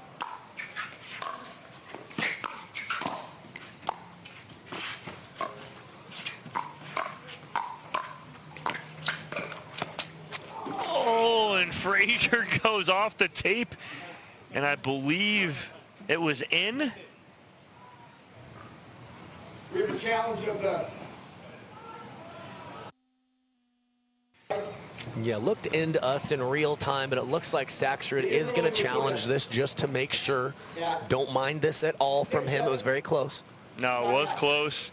He called it in, but he's going to challenge it being in. It was a very close call here on championship court.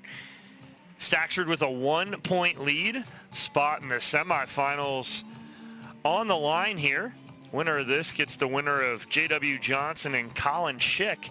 Colin Schick has made a nice run here so far today. Took out Sam Query in the first round, 7-4, followed by Eduardo Irizarry, who came out of the qualifiers yesterday, 7-6. As we take a look at the video challenge. See what type of angle we have at our disposal here.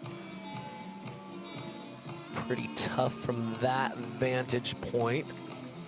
And I'm not seeing any space, but it's a rough angle. This one may be a little bit better. You got both Staksrud and Frazier on their phones looking at that play. I'm pretty sure that both of them are looking to see themselves.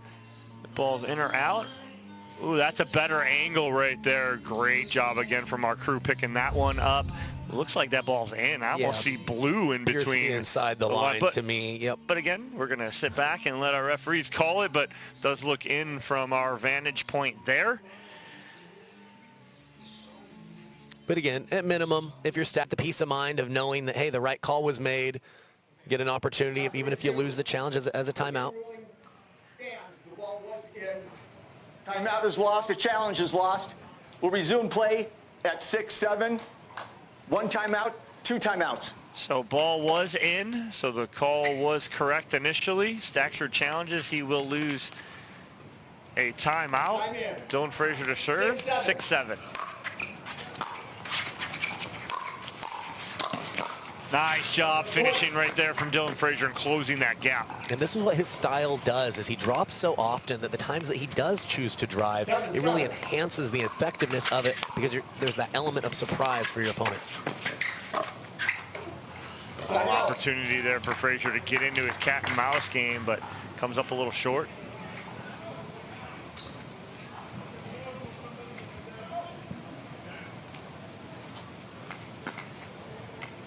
Seven.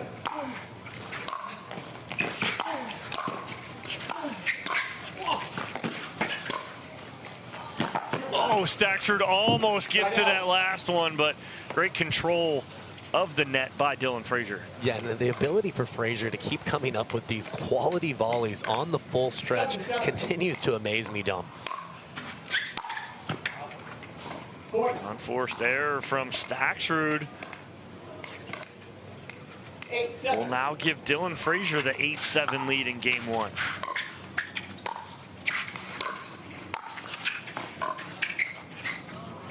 Side out.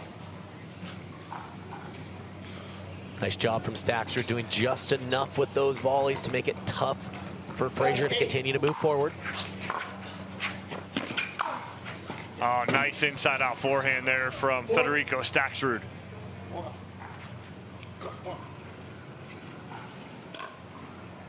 And now all square here at 8 apiece. 7-8.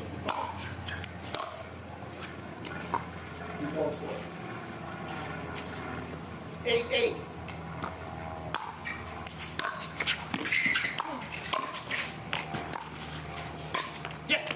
I know Frazier wants to, keep that ball nice and tight to the net, take that out of the air, but it was a great ball from Staksrud. Yeah, trying to curl that back across his body. He's definitely capable of that, but Staksrud kept that very low. Getting punished by a short return right there is Dylan Frazier. Yeah, and Staksrud will punish those short returns as well as anyone great at taking the ball on the rise, but maintaining balance and control with his body. Game point here for Federico Staksrud.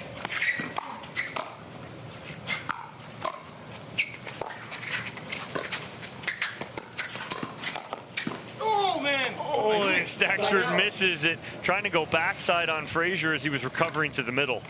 Yeah, Staksrud very good in the cat and mouse points himself, but Frazier, that's what his bread and butter, was able to get through on that occasion. 8-10.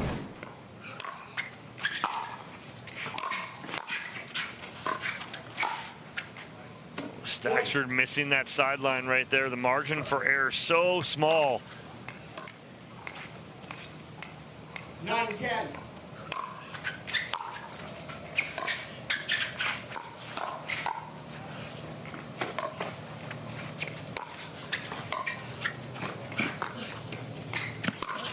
Oh, wow, and Staksrud off the tape, keeps it in. Frazier trying to go around the post, but can't convert. Yeah, I think Frazier did have a sliver to work with, but after that ball hit the tape, it kicked back. It was really got behind Frazier. Tough for him to straighten that one out.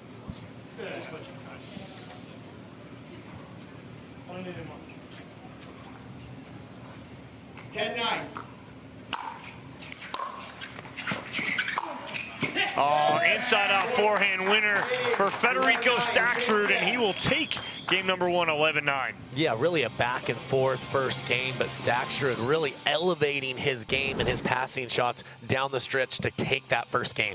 We take a look at the Staksrud inside-out forehand winner for game number 1. We'll take a commercial break here on Championship Court and have game number 2 for you right after this.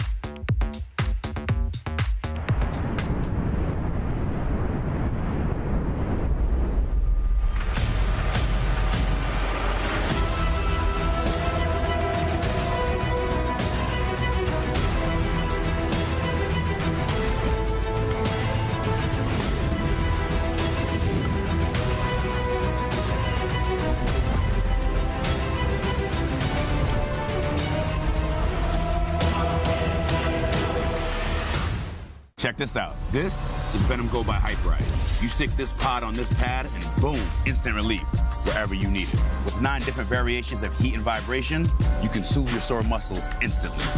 The tight spot on your neck, that little knot on your back, that shoulder that always bugs you, and your tight calf after a ride, say bye-bye to the pain and soreness. Heating up 6 times faster than any other heating pad. Ooh, that's hot. It's designed to get you out and moving. What are you waiting for?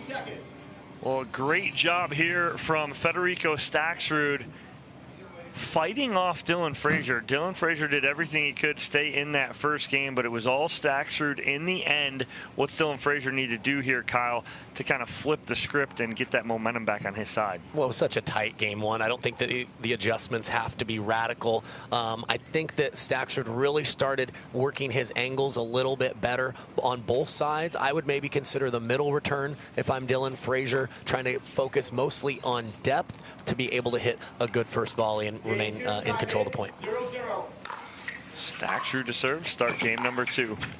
A little wide on that inside out forehand. And Frazier went dead straight middle right out of the gate. We'll see if he continues to use that type of return.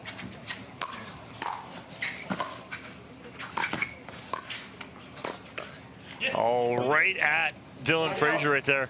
I don't know. I may think that if he lets that ball go, it may go long. Yeah, tough for us to see how much topspin Staksrud is able to generate there, but he definitely initiated from a pretty low location. Side out.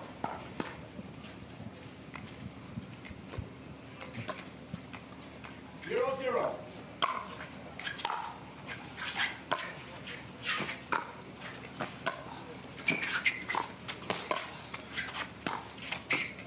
A little wide right there from Staksrud, trying to keep that angle nice and tight.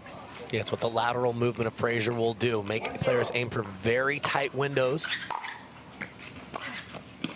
Nice two-hander down the line for Dylan Frazier. Not much on it, but he hits a good spot. Well, he's disciplined when he drives. He only does it if he feels like he has an opening, never trying to force anything with power. Maybe did just there, though. right on cue, Kyle. Right on cue. You talked him into it. It's my bad, Dylan. My fault there. I'll take that one. 0-2.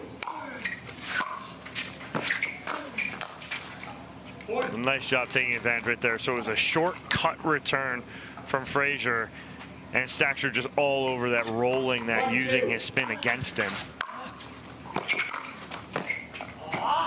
Yeah, a little unlucky from Staksrud there. Had that one measured. The net pulled it wide. The discipline for Frazier not to want to hit that ball is right up at his forehand. That's usually a ball that Frazier's gonna drop. You can tell he must be feeling a little extra pressure from Staksrud right now, trying to drive through him on that occasion.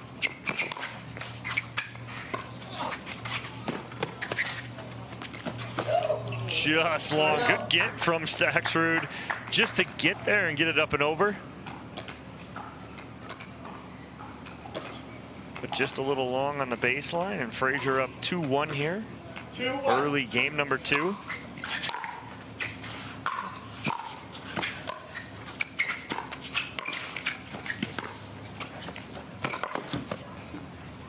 Able to get there, but can't get a real good paddle on it as Frazier. Yeah, the shot previously, he was able to play the forehand on the stretch, but his momentum carried him so far off the court, it's easy for Staksrud to remain in control.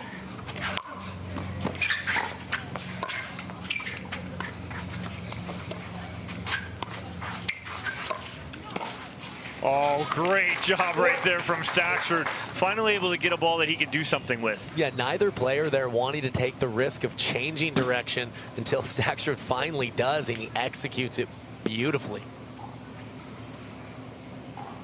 2-2 in game 2.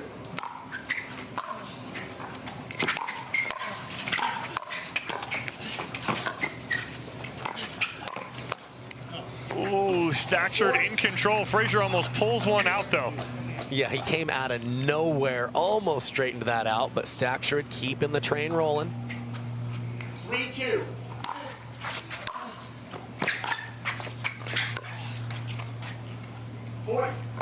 Unforced error there from Dylan Frazier. He feels it immediately and is going to take a timeout at 4-2. 4-2. 1 minute. So it looks like Staksrud trying to find, and actually has found, his groove here in game number 2 as well, trying to push forward and move on. Yeah, shown some great variety. We know that he's a ball striker, can rip the ball with passes, but he's not shying away from slowing it down and making Frazier earn some in a few different ways as well. Well, let's take a look at grandstand court here. We have a battle going on, game 3. It's Yates-Johnson taking on Gabriel Joseph. Yates was up 1-0. Gabriel Joseph has gone on a 5-0 run. And out of the corner of my eye, there was a little controversy on the last point, and that's what's being discussed here. There was a ball Yates hit the tape, dropped over, and I think there was a debate on whether or not that ball bounced and came back into the net, or bounced and did not touch anything. If that ball clips the tape, bounces over, hits the ground, and comes back into the net, that is a replay. Okay, so a lot of people think that if it bounces or clips the tape and falls straight down and hits that bar, that it's dead, but it's also dead if it hits the ground and comes back into the net as well. See if we can look at the replay here. Take a look at it right here. So it clips the tape, bounces, comes back into the net. That right there is a dead ball. That's a replay of the point. A lot of people think that once it clips the tape and hits the bar, that it's also, but there's 2 scenarios that is a replay. So great job by our crew again, even on grandstand court. They're all over the place, Kyle. This crew, absolutely phenomenal what they do and what they can pick up on. And of course, both these players having a great tournament so far. Yates Johnson taking out Ben Johns in the previous round, and Gabriel Joseph taking out Connor Garnett in the previous round. Both of those were two of the hottest players in the men's singles game coming into this tournament. That's your 24 seed, Gabriel Joseph, and your 16 seed, Yates Johnson, in the quarterfinals.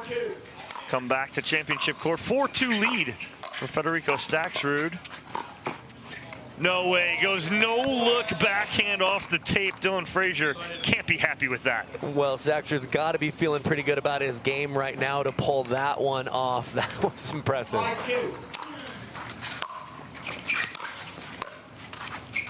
That is a beautiful carve backhand from Dylan Frazier. Yeah, Staksrud having that forehand just sit up just enough, and Frazier there to take advantage. 2-5.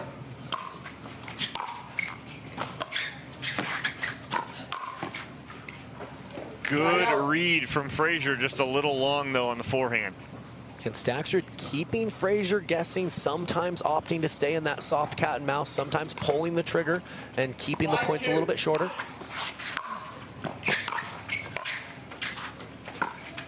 Wow, the angle there, a la Ben Johns right there from Federico Staksrud. Yeah, it's really a shot that he has perfected himself over the last few months. We've seen him take that up the line, but he's very capable of pulling it across his body as well.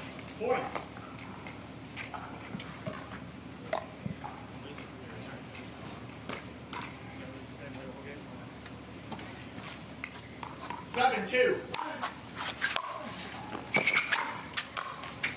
Great ball by Staksrud again. Going to the backhand of Frazier first and then pulling that cross court. Yeah, we've seen Frazier make so many tough stretch volleys, but he's starting to show his human side just a little bit here in game 2. Side out.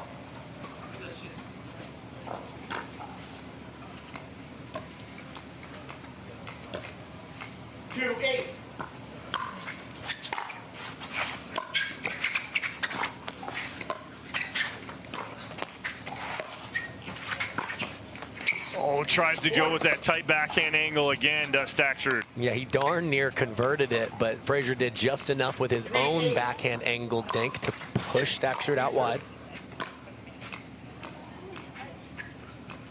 3-8. Side out.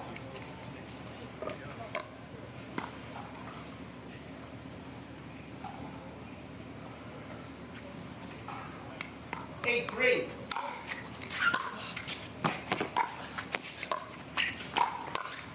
Yeah, Staksrud just looking really good right now, Kyle. Yeah, I think the whole match he's been stretching Frazier for a lot of volleys. Frazier up to the task mostly in game 1, but hasn't quite found the same level here in the second game. That's a heat check right there from Federico Staksrud, and he was not happy with it as soon as it came off his paddle. Yeah, he'd gone cross court the last couple times, thought he could get Frazier a little bit fooled, but he couldn't convert. Really nice depth on that serve from Frazier. Clearly disrupted the contact point of Staksrud on the return. 4-9.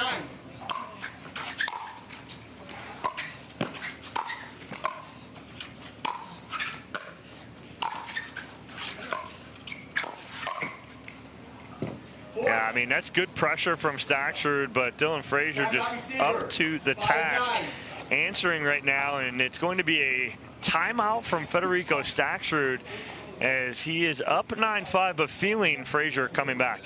Yeah, no, he doesn't want to give Frazier any more belief. Frazier picked up his level the last few points. He's got the lead, just wants to settle himself and close out the match here in game 2.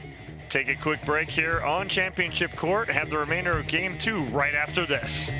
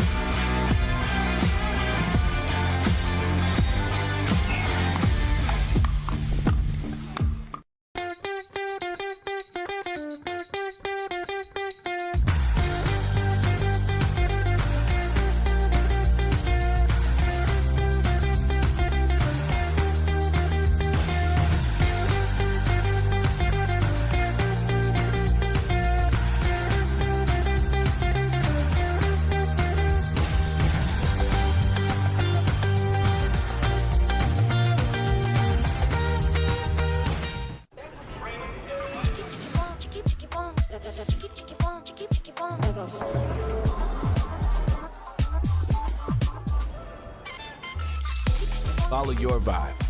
Busy Hard Seltzer, flavor for every vibe. We won 2 years back to back. Now you win too. The Hyundai Ioniq 5 and Ioniq 6. The Hyundai Ioniq 5 and Ioniq 6 come standard with complimentary maintenance and America's best warranty. Visit your local Hyundai dealer today.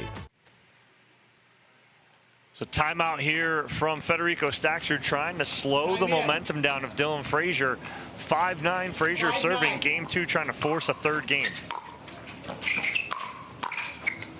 Great angle out of the timeout from Federico Staksrud. Yeah, not just making that volley, but being able to open up the base and carve that back cross court to the open court. Well played.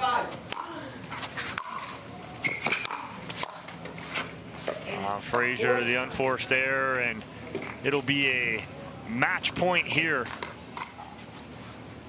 for Federico Staksrud.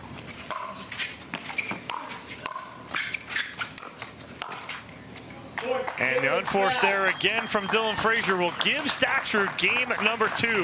So Federico Staksrud moving on to the semifinals. 11-9, 11-5 here over Dylan Frazier on championship court as you see that final point and Frazier into the net. And Staksrud really playing his game from start to finish in this match. It was Frazier who really elevated, who was handling these tough volleys on the stretch in game 1. Couldn't quite handle them as well in game 2, and it's Staksrud who's moving on. So we'll take a quick commercial break. When we come back, we'll speak with Federico Staksrud here at the Carvana PPA Tour. Hi, I'm Rick Barry. I used to play professional basketball. Now I'm into pickleball. Performance is really important, but also recovery is actually just as important. LMD is a product that I use constantly before my matches and after my matches for my recovery. Great for inflammation, great for recovery. I keep coming back to this. AlloMD all day long, baby. I use it. I use it. I use it. I use it. I use it. AlloMD, acute relief cream.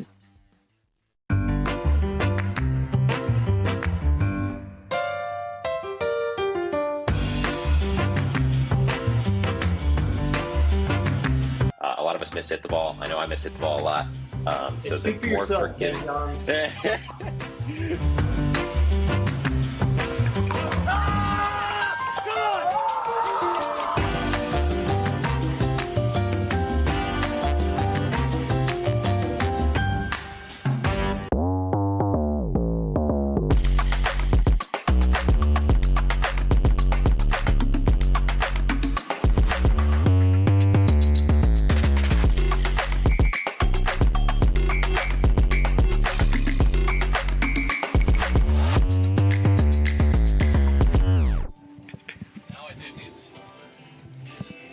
Two-game victory for Federico Staksrud over Dylan Frazier here in the quarterfinal matchup. So Federico Staksrud is courtside with us. Fed, first, congratulations moving on to the semifinals. Talk to us a little bit though, Fed. Typically in singles, you play against guys who do play or come from that tennis background. When you're playing against a guy like Dylan Frazier who doesn't have your typical quote-unquote tennis background, does that change your game plan up a little bit? Yeah, I mean, definitely changes a lot. Every time I see Dylan in the side of my draw, I'm like, oh my gosh, man, I don't want to play him. So yeah, it's really annoying to play him because he has a lot of trick shots and different stuff that you don't see every day. So yeah, I mean, I'm happy with the victory, but I don't think he played his best. But today was for me. So Fed, I know that you and Dylan are buddies. You guys just played in the finals in doubles in Seattle. How is that different playing a friend, or are you so used to it now with seeing the same faces, you know, week in and week out on tour? No, you get used to it. I mean, it's every time the same people. We go out to eat with the same people. We play with the same people. We practice with the same people. So you just get used to it. I mean, when I step in the court, I don't care who I have in front. For me, it's just another person. So yeah, I just play my game, and whatever happens, happens. And now moving on to that semifinal, Fed, you have the winner of Colin Schick and J.W. Johnson. A preference there of who you play, and what are you looking for in that matchup? Well, JW, I played him a bunch of times last year, actually. I think this year I haven't played him on the, well, yeah, one time in Minnesota, one time, like in the main draw. But Yeah, I mean, whoever wins is going to be a good matchup. So both great players. So looking forward to that, and hopefully I can get that extra win to get to Sunday. Well, Fed, congratulations. Always fun watching you. We appreciate it, and good luck in that semifinal. Thank you, guys. All right, we will take another break here. We got our next matchup here on Championship Court. It is coming, ladies and gentlemen. Tyson McGuffin is back, taking on Christian Alshon, a matchup you do not want to miss here at the Takeya Showcase, presented by Best Day Brewing.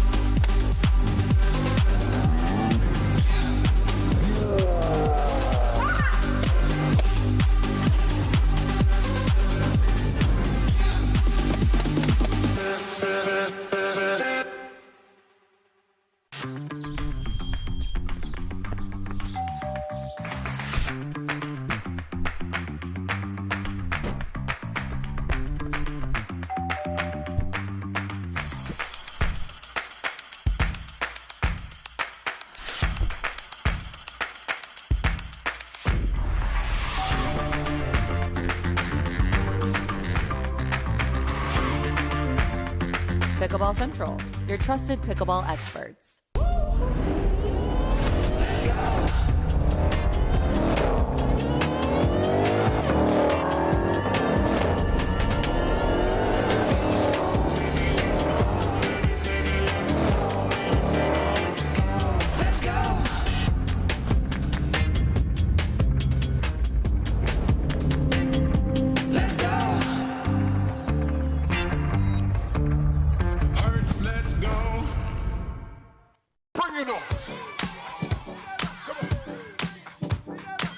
All the things.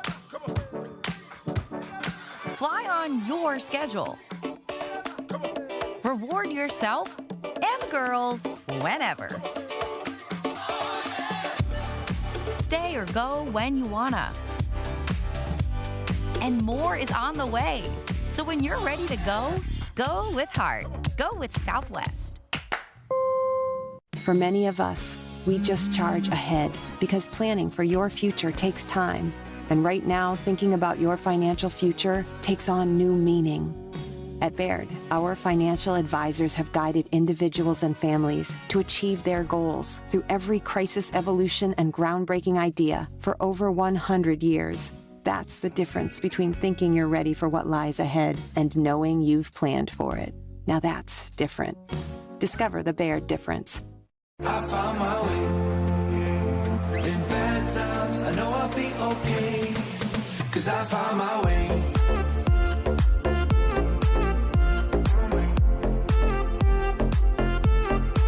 'Cause I found my way.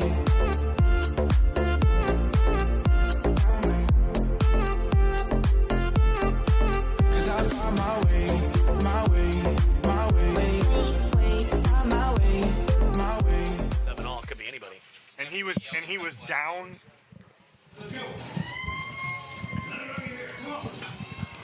Back here on Championship Court, a good one. The 4 and 5 seeds squaring off. Tyson McGuffin taking on Christian Alshon. Kyle, we've seen Tyson McGuffin already once today. First time we're seeing Alshon. What are you expecting in this matchup?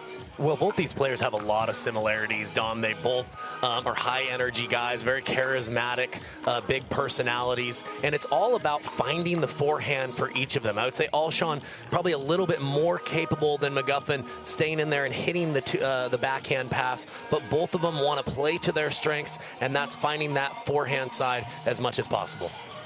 And again, you got Christian Alshon looking for that big victory to put on his resume deep in a match, or deep in a tournament, right? Made Championship Sunday a few weeks ago, lost to Ben pretty handily, was upset about that. He's getting there now. It's about him finishing as we take a look. Picture-in-picture Championship Court, these guys warming up, and 7 apiece on grandstand court between Yates Johnson and Gabriel Joseph. That was just a 5-1 Gabriel Joseph lead, and now it's 7-7.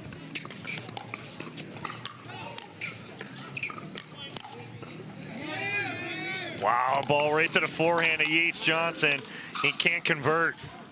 Yeah, Joseph doing a nice job of setting his feet, not necessarily continuing to hit his spots and keep Johnson guessing as to where he needs to be for the volley. So an 8-7 lead for Gabriel Joseph as Yates Johnson takes a timeout here. Winner of that matchup gets the winner of this matchup that we're about to see. So again, talking about Alshon and McGuffin, I was here yesterday. These guys practiced together for a couple hours. Went pretty hard. Two guys very familiar with each other's games, each other's style.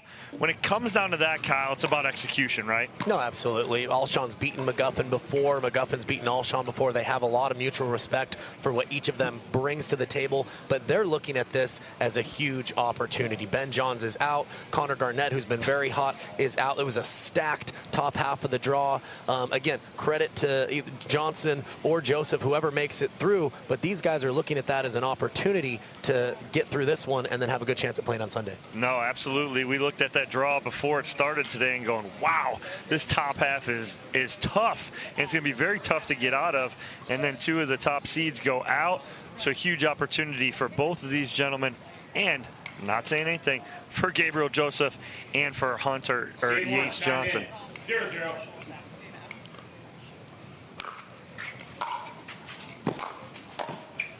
Point. Yeah, McGuffin admitting, taking a little bit of time off, felt like he just didn't quite find his top level the whole way last match. He's going to need to elevate that. Alshon is a very gifted singles player. Here we go. But that was smart to get back because I was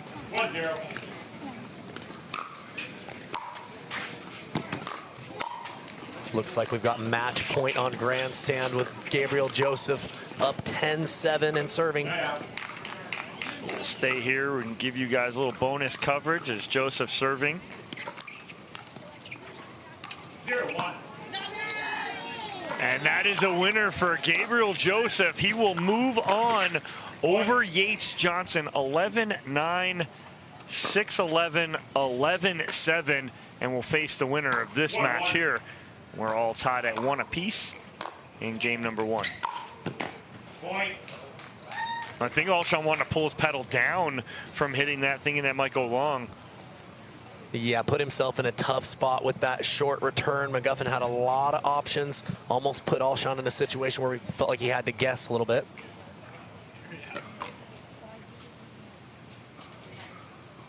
Two, 1.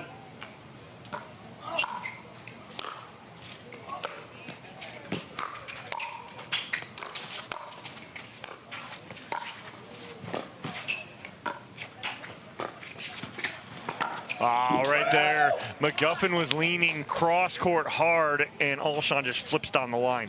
Yeah, definitely had McGuffin fooled there. Normally a situation where Alshon will change direction, but he stayed up the line, and it was the right choice. 1-2.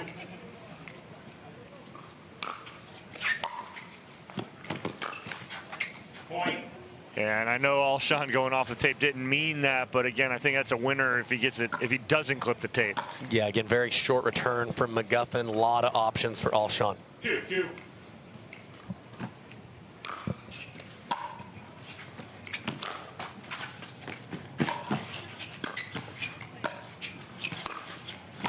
Oh, great angle there from Alshon, but McGuffin not happy because he gets off the tape again, does Alshon. And Alshon continuing to go to the McGuffin forehand. Feels like looks like he's catching McGuffin leaning to protect that backhand side.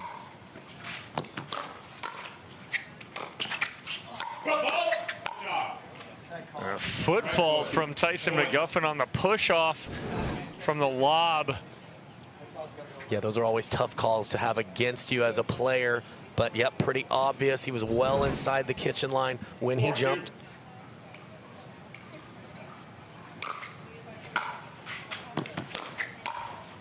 Big finish there from McGuffin. Much needed to slow Alshon down. Yeah, and Alshon's really been testing the forehand volley of McGuffin here early. McGuffin able to time that one a little bit better and beat him more with a swinging volley.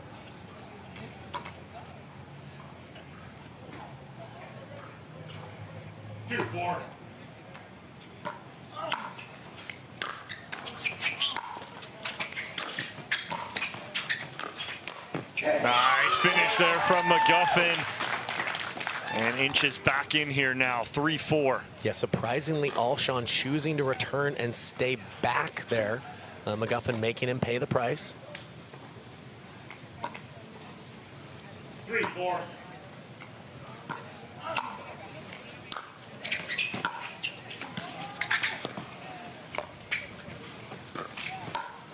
Oh, good read there. And the second time we've heard McGuffin go, I would, on a ball that's up to him that he thinks that he should do something with. Yeah, he neutralized that point. He really likes his chances in those cat-mouse exchanges, but Alshon finding his strength with the forehand.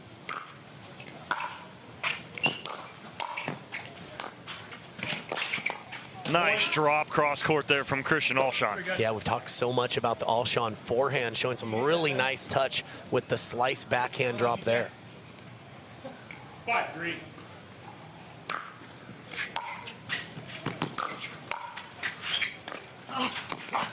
Ooh, good leave. Last minute let go there from McGuffin. Yeah, he has exceptional court awareness there. Doesn't play a lot of out balls, and that's Alshon's favorite shot, that inside out forehand drop. Normally you will see him convert there.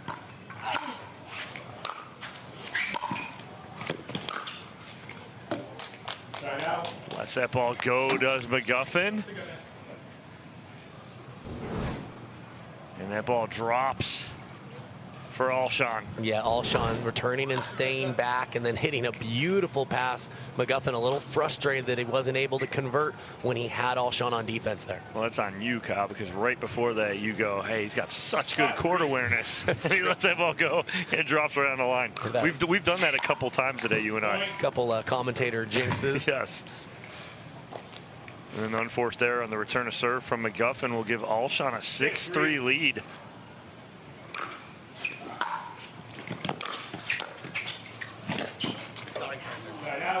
Nice and clean, huh? McGuffin going nice and clean as he didn't catch that last volley cleanly, but it actually benefited him. Yeah, he accidentally hit it short, but it ended up being so low by the time Alshon got there, it wasn't a lot he could do.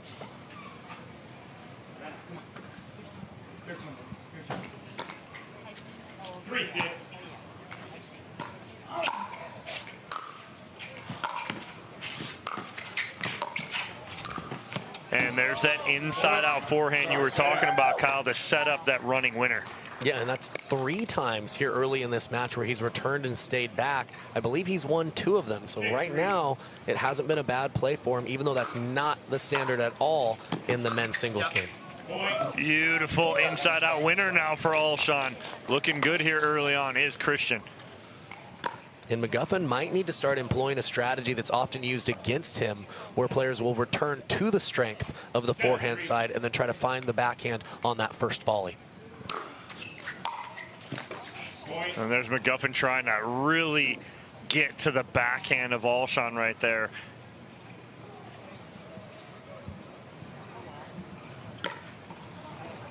Timeout here from McGuffin.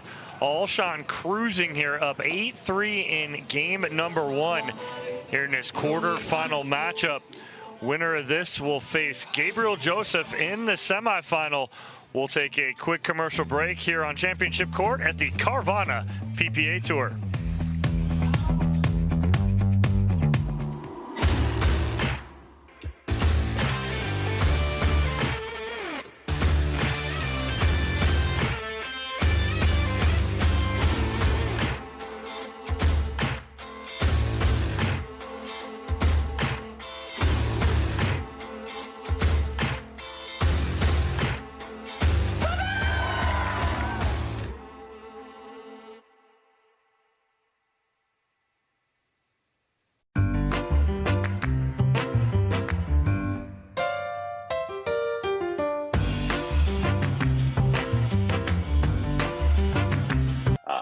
Hit the ball. I know I miss hit the ball a lot. So speak for more yourself, forgiving.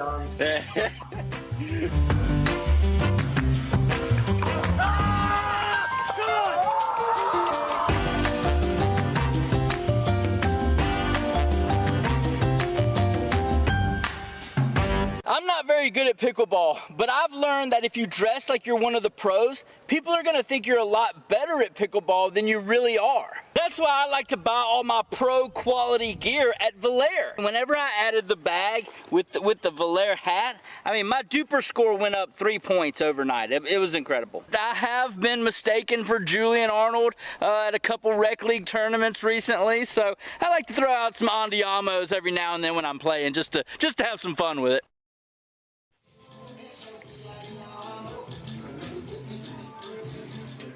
Christian Alshon with an 8-3 lead here in game number 1. He's looking good, Kyle. Yeah, his movement, his ball striking, and really finding the forehand as often as possible has been key for him to extend this lead early in game 1. Yeah, McGuffin can't have those right there. Unforced errors against someone who's reeling off point after point. 9-3.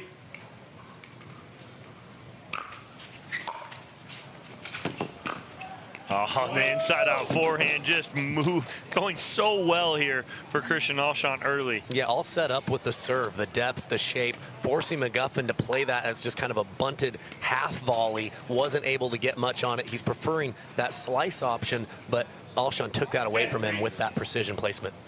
Game point here for Christian Alshon. Point game. And that'll do it here in game number 1. 11-3 for Christian Alshon. Really didn't see this one coming. Tyson McGuffin has some thinking to do during this timeout. Losing 11-3 in game 1. We'll see what answers he has on the other side here at the Takeya Showcase, presented by Best Day Brewing. For muscle cramps and spasms, you need fast relief. TheraWorks Relief absorbs quickly with a safe, gentle, non-opioid formula without the mess or strong odor. So get back at it. TheraWorks. TheraWorks. TheraWorks works. Use TheraWorks every day to prevent muscle cramps and spasms. TheraWorks works. Try TheraWorks and get back at it.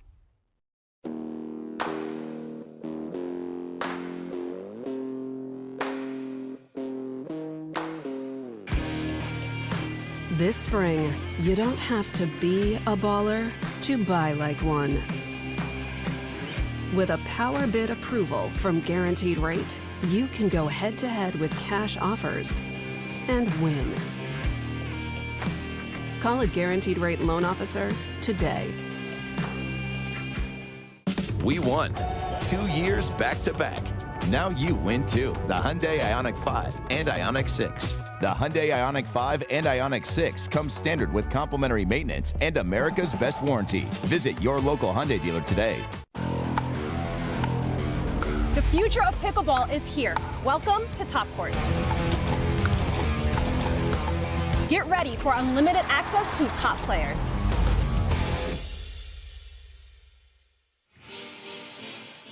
Back here on championship court, Tyson McGuffin, a frustrated Tyson McGuffin, losing to Christian Alshon 11-3 in game number 1, and that poor paddle taking out on right there. And that's not even the paddle he was using. That was just an innocent bystander paddle. What did I do? That's a veteran move right there, Dom. Yes. He knows he needs to break a paddle, but he still wants to use that stick. So, Hey. break one of the spares. Love it. Oh, McGuffin, a little taste of his own medicine, going inside-out forehand twice on Christian Alshon. Yeah, he knows he's going to need to go on some bigger runs on his serve as a way to apply that scoreboard pressure for Alshon here in game 2. A great start to game number 2 for McGuffin. Love how he went right at Alshon with that last volley. Yeah, put Alshon in a tough position right at his feet. Didn't really have a lot of options and pulled that ball wide.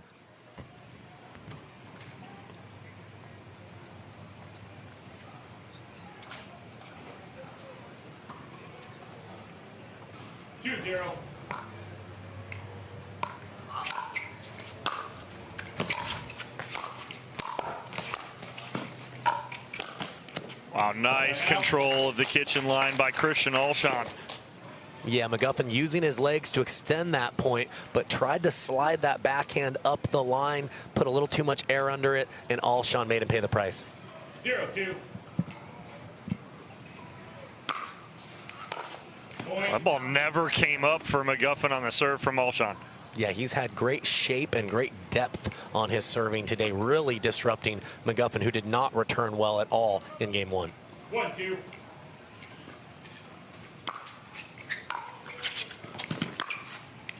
And that's what that does right there, is McGuffin's leaning towards the inside out because he's done it so much. And now Alshon runs around the forehand, just whips it right down the line. Yeah, and that's where I think McGuffin's going to need to adjust his strategy and start going directly to the forehand of Alshon. When he tries to find it on the return, Alshon giving him a taste of his own medicine, just too quick, still finding a way to find it to be a forehand.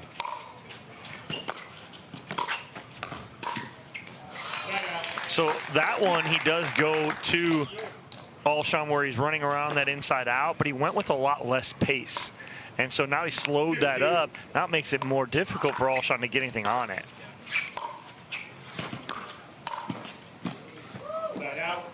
And McGuffin shaking his head because he knows he got one that he should do something with. Yeah, and I think he tried to do a little too much with that volley. I think he could have just pushed that back up the line, found the Alshon backhand, and remained in control of that point.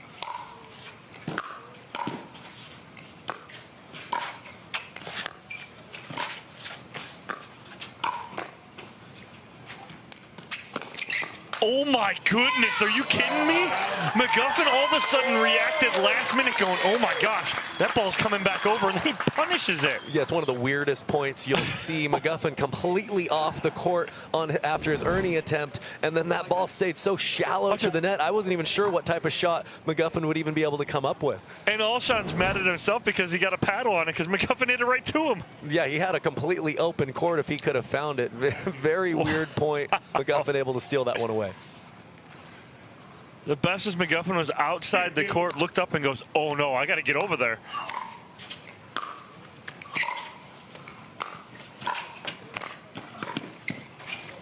Well, it's open there for McGuffin, but he gets it off the edge of the paddle. Alshon again returning and staying back. Don't have the exact stats, but he's been winning probably about half or more of those points that he's done that so far in this match. 2-2.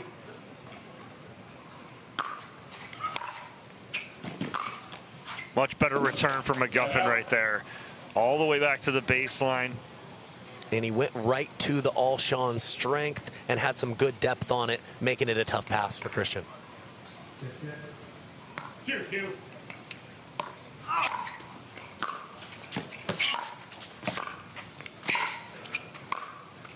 Yeah, nothing McGuffin can do right there. That ball's up to Alshon. He's going to put that ball away. Yeah, did a nice job of leaning in on that first drop attempt from McGuffin, taking it out of the air and remaining in control of the point. 2-2.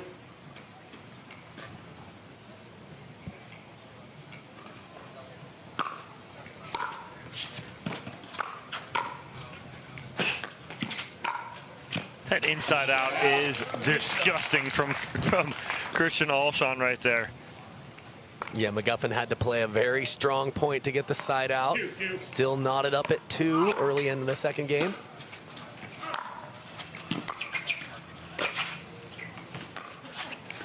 Ooh, and McGuffin reads to the left to his backhand, and Alshon goes middle, but it goes long. Yeah, McGuffin fortunate there that that one missed from Alshon. 3-2.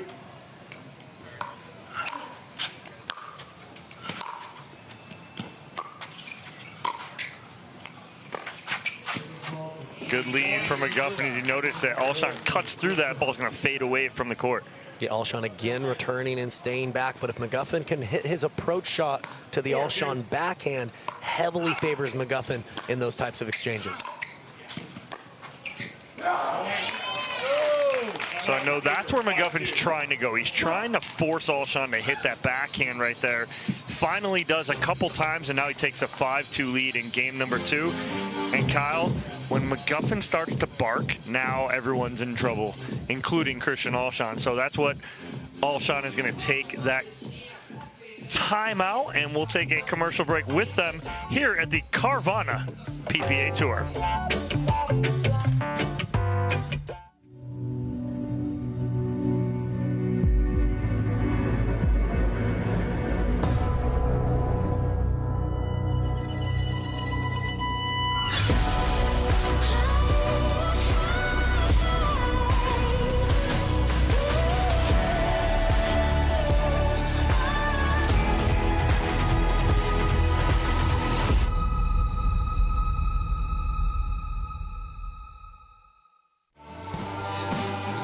We made our own tequila, so we'd always have a reason to get together, so you'd always have a reason to get together.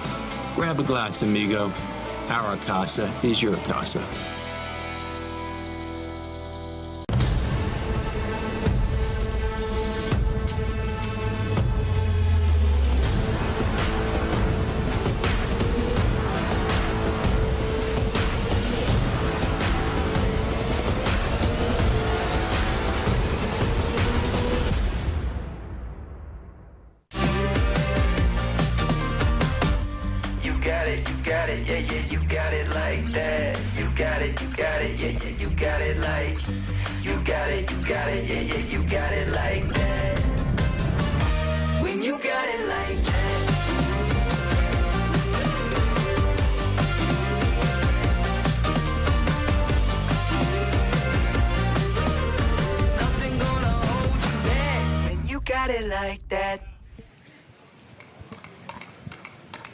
Timeout here from Christian Alshon. Tyson McGuffin on a little bit of a roll here, up 5-2 in game number 2.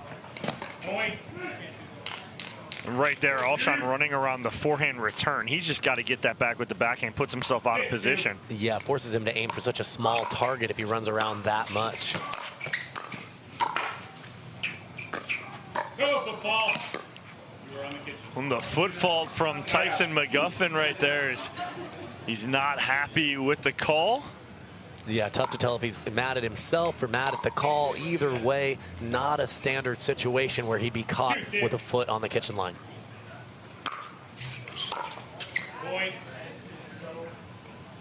Yeah, the Alshon serve and the depth and the shape that he's been able to get on that throughout this match has really bothered McGuffin. He'll need a few more of those if he wants to close the gap here in the second game. 3-6. Point. Back-to-back errors on returns from McGuffin, allowing Christian Alshon to get back in this. 4-6. Oh, that's a big forehand there from Christian Alshon, and now within 1. And there's not a lot of players that can generate that kind of power and spin off their back foot, falling off of it. It's pretty impressive ball striking there from Christian Alshon. A little ambitious there from Alshon. Yeah, he thought he was going to be able to get there maybe a little bit quicker. That ball dipped just a little bit too low probably to be able to generate offense from that position. 6-5.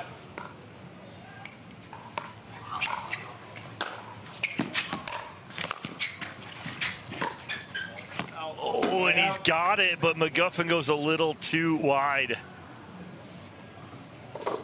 It's there, Kyle. Yeah, no, he had it measured. Obviously not a standard shot moving one way and flipping it across your body, but a big side out for Alshon, just down 1 now here in game 2.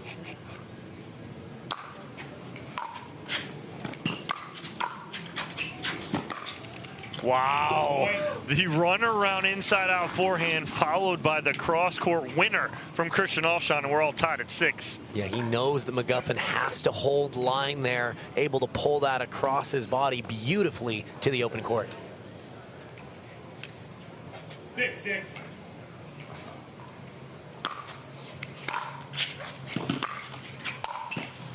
Yeah, Alshon looked like he changed his mind mid-swing right there. Yeah, he normally is going to take that drop inside out. Thought he would fool McGuffin going to the forehand, but popped it up, and McGuffin was there to put it away. 6-6.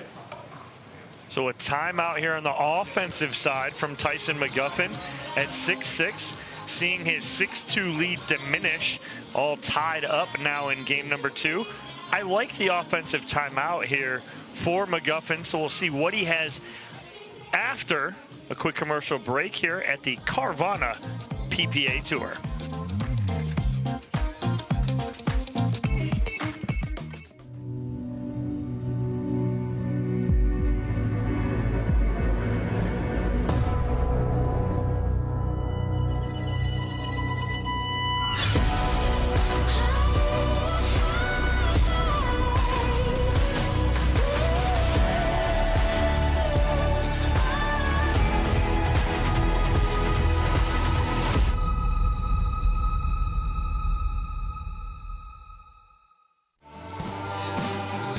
We made our own tequila, so we'd always have a reason to get together, so you'd always have a reason to get together.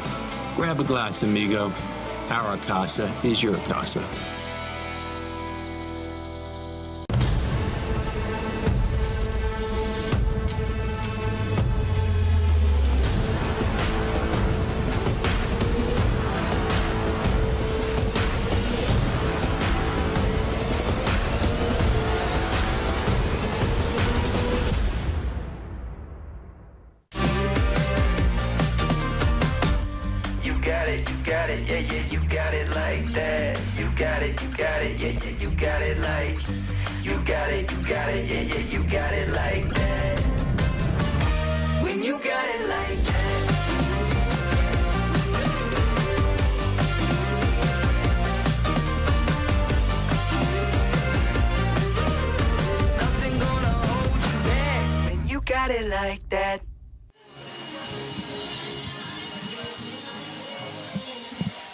Christian Alshon tying things up at 6 apiece here in game number 2. Was just down 6-2, but took him about a minute and a half to tie this bad boy back up. But McGuffin with the offensive timeout, you like it here, Kyle? I do. I think this match is going to be decided by the person that can string together runs on their serve, wants to take a moment just to settle himself so that he can come out and execute. Point. And right on cue, a beautiful inside-out forehand from McGuffin puts that ball on a dime to go up 7-6. 7-6.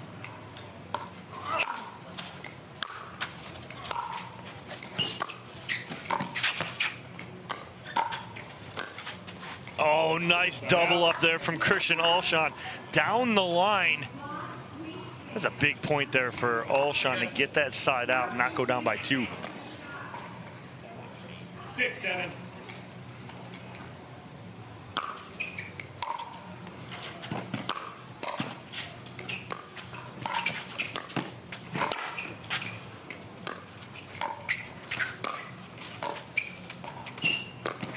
Oh, McGuffin leaning to the forehand and Alshon going backside. Yeah, you saw McGuffin, knew that his ball was going to bounce and sit up just a little bit. Felt like he needed to guess and was wrong on that occasion. All tied 7 apiece. Game number 2, Alshon looking to end this in 2. Winner gets Gabriel Joseph in the semifinal. Yes, you heard that correctly. Gabriel Joseph. Point. And McGuffin missing an easy backhand there, Kyle. Yeah, he was late coming in, but definitely had the volley he was looking for. Definitely needs to convert those if he wants to take this match.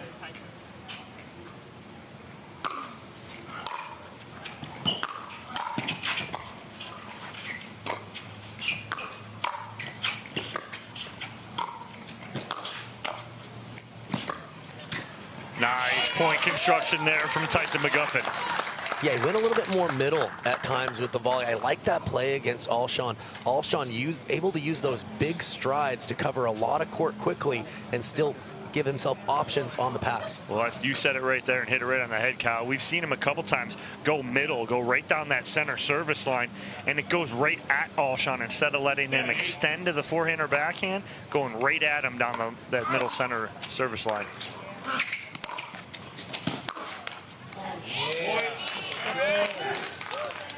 Doing a little too much with that one, Kyle. Well, I think that, when he returned and stayed back, he probably in the mindset if he can set his feet for a forehand, he's got to rip it and go. Don't mind the play, but that's the risk you take when you don't come in off the return.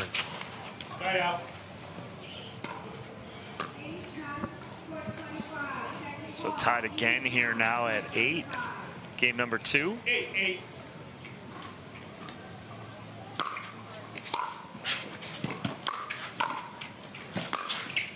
Again, that combination right there for Alshon's been lethal. The inside-out forehand cross-court gets and recovers and then rips that forehand back cross-court. Yeah, McGuffin feeling like he's hitting a safe volley to the open court, but with a couple of steps, Alshon able to get around that ball and pull it cross-court for the winner.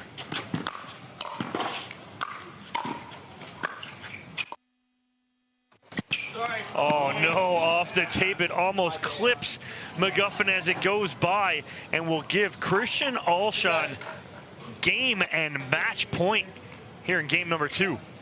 Yeah, we talked about the opportunity from McGuffin's perspective with Ben Johns being out, but the only final that Alshon made, he had to go through Ben Johns. This is a huge opportunity. He still has yet to win a title on the PPA Tour, and he may just do it this weekend. We'll see. So Alshon taking a 10-8 lead here in game number 2.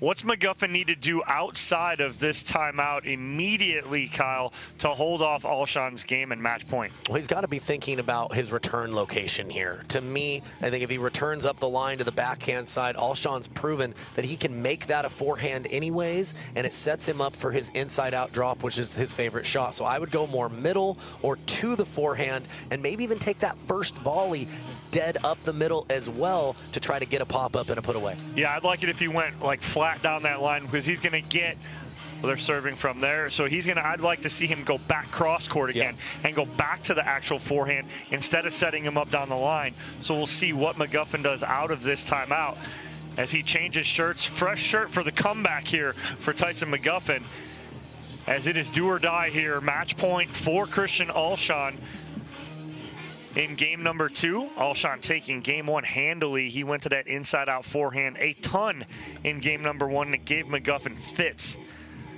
Well, Dom, I've taught a lot, as you know, with Tyson McGuffin, and one of the things that he will constantly tell campers is his mindset is, hey, it's not how you start, but it's how you finish. He lives for these big points, and he's going to really need to elevate his game if he wants to steal this one away from Alshon here, down match point. And the key here is the return. Where's he go with it?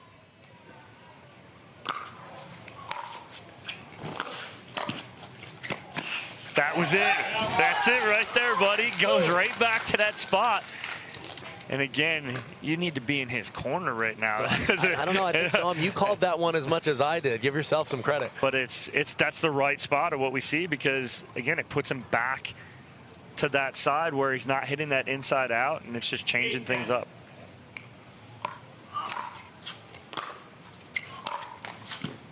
Ooh, but that's the one. He's got to have that, got to keep that in play. Yeah, he's just trying to guide that and make Alshon beat him with the backhand passing shot. It's going to be hard for McGuffin to handle the frustration he's feeling after that miss.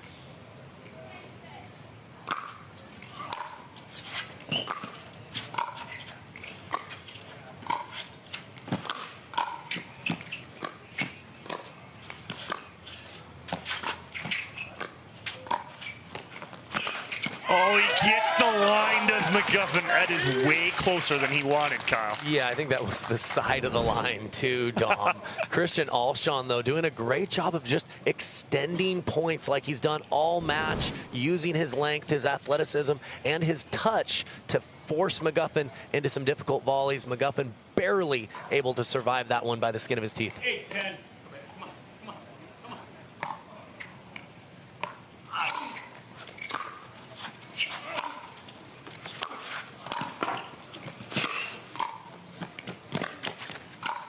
Great job, and again, so he does go to that right sideline, but he pushed Alshon so far off the court to get to that inside out that it put him out of position.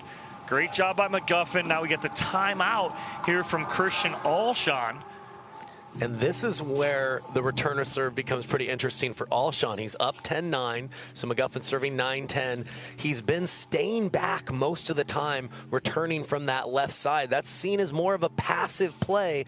Does he force himself to come in off the return, or does he do what's been working for him to some degree in this match? Very curious to see what he thinks about here right on the return.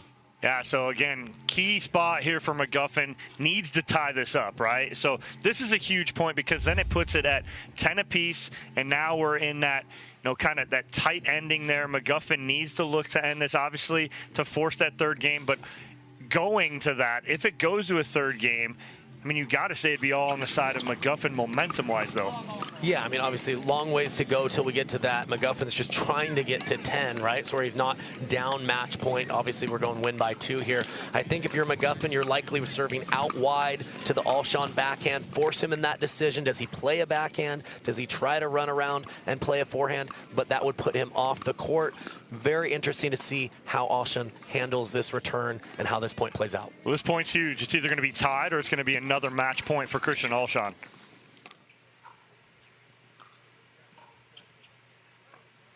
Great spot for McGuffin. Again, he goes to that forehand side instead of letting Alshon run around that. Yeah, Alshon staying back again. He trusts his passing shots and his movement, but maybe let McGuffin off the hook a little bit there.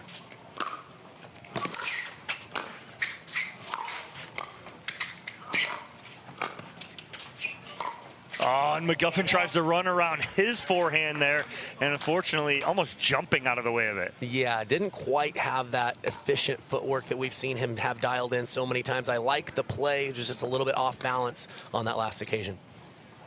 Well, McGuffin fights off 2 match points, ties it up now. Oh no, that return gets away from him. Can't have that at that point, and now it'll be another match point here for Christian Alshon.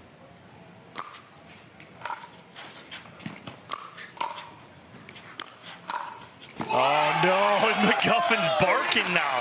He's feeling it, but again, fights off another match point.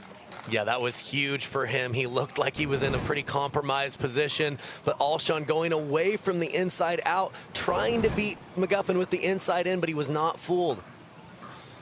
So McGuffin trying to tie this back up at 11 now. Quarterfinal matchup. Winner moves on to the semifinals to face Gabriel Joseph.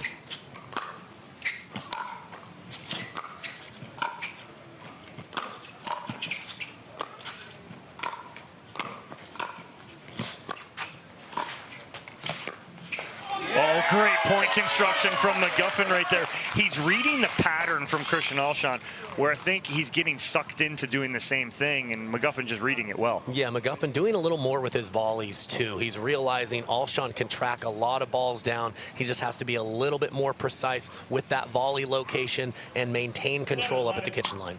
All tied at 11. Game number 2. The miss hit on the return from Christian Alshon will now give Tyson McGuffin a game point in game number 2.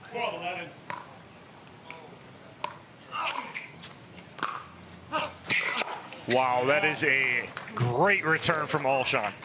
Yeah, that was a fantastic serve from McGuffin as well. Alshon returning and staying back, but really hitting that return big, not ever letting McGuffin set his feet.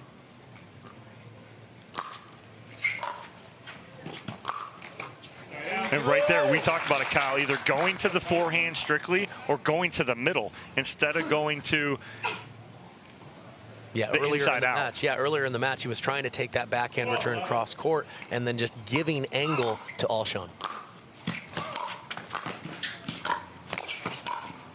Oh, wow, great volley up there from Christian Alshon, and fights off another game point. It looked like McGuffin was in control, and Alshon coming in out of nowhere, showing some of the explosiveness and the court coverage that he possesses. So now Alshon doing a great job of fighting off 2 game points against McGuffin.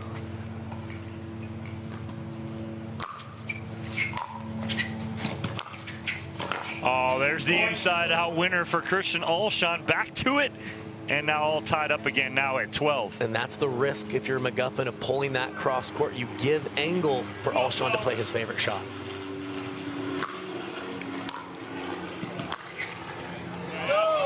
Wow, I mean, who wants it here, Kyle? Because both of these gentlemen have had opportunities, as you see. Meg McGuffin, Tyson McGuffin's wife, on the edge of her seat, literally, in the stands. You can tell she's feeling every point just as much as Tyson is. It's almost more nerve-wracking in the stands than it is on the court. Sometimes it's tougher watching somebody that you care about rather than just being there playing the match yourself. 12-12, game number 2. McGuffin fighting for his life here, trying to force a 3rd game. Alshon punishing that forehand. Yeah, great depth on the return. McGuffin doing everything he could, but forced to almost play that as a half volley and put way too much air under that pass.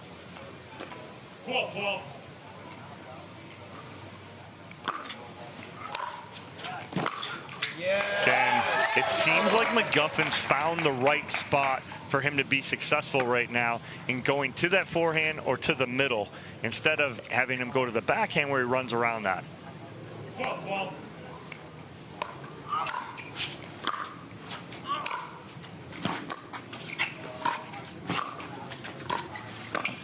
Off the tape right there. Alshon gets a little love. Well, showing his length and just, again, his ability to close forward. McGuffin thought he could roll that backhand up the line, but one big step from Alshon, and it's a whole different world. Still 12 apiece here, game number 2. A little wide right there. But a great job and a tough serve from Christian Alshon by McGuffin. Yeah, McGuffin just barely doing enough with that first volley, getting on top of it and causing the error from Alshon on the next shot.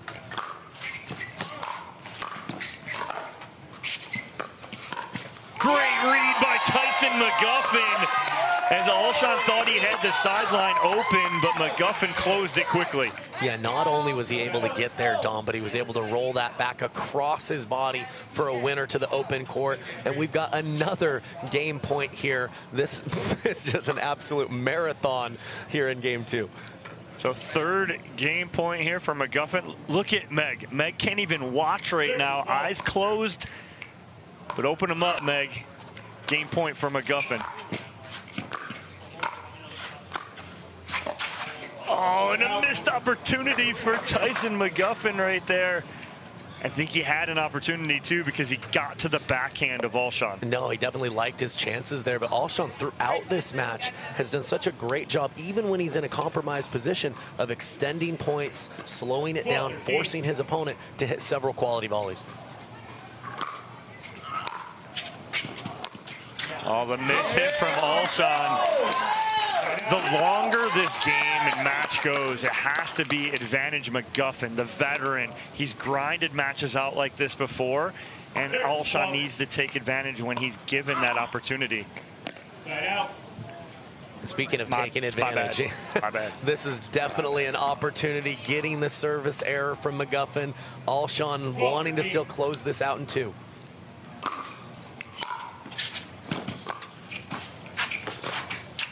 And McGuffin goes wide off the tape, and now again tied up here in game number 2, 13-13.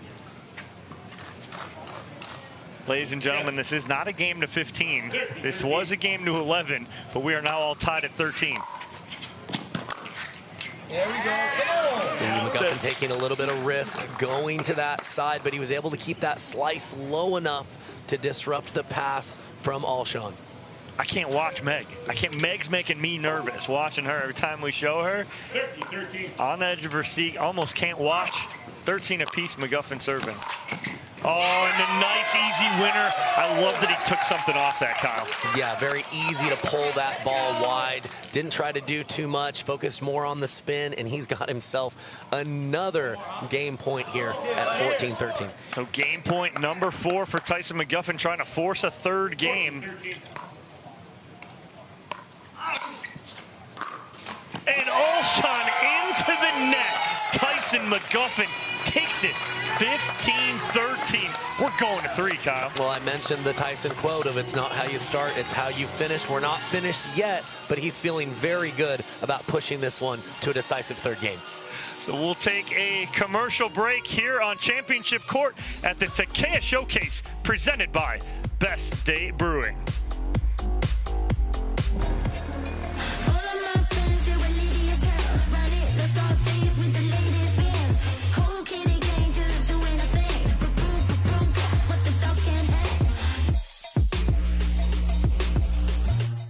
Having trouble getting your dink up?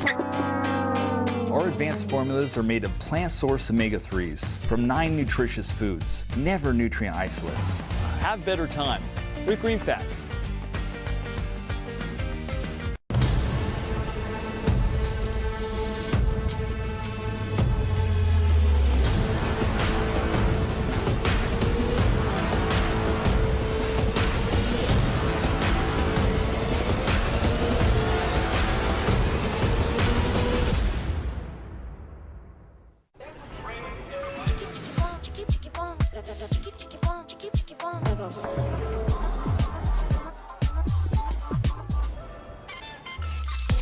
Follow your vibe. Vizzy Hard Seltzer, flavor for every vibe. I found my way. In bad times, I know I'll be okay. 'Cause I found my way.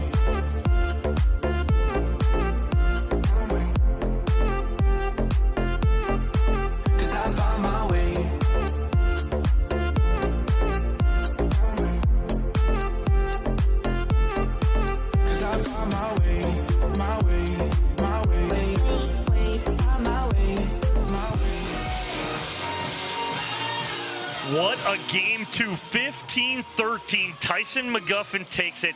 He had to fight off 2 match points from Christian Alshon, and then it took him 4 game points on his paddle to win it. Now, we're talking towards the end of that. If McGuffin wins that, advantage to him, you still think that, Kyle?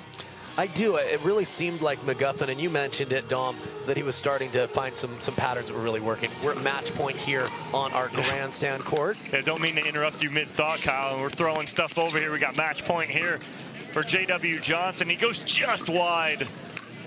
But yes, you still think advantage Tyson McGuffin. Well, it seemed like he was finding patterns that were really effective against Alshon right at the very end of game 2. I think that if he can keep his return error count down, if he can continue to use those patterns, he's going to put the pressure back over now on Alshon to make those adjustments and maybe win in a different way. But Alshon was everywhere, all over the court throughout the match. His athleticism, his long strides were really problematic for McGuffin. We'll see if he can use more of that to start this third game.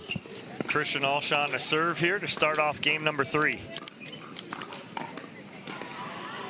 Yeah, that was a very tentative Christian Alshon coming in there. Yeah, it appeared he guided that just a little bit. I think he was surprised that McGuffin was able to get in position so quickly. Looked like he was a little late coming in.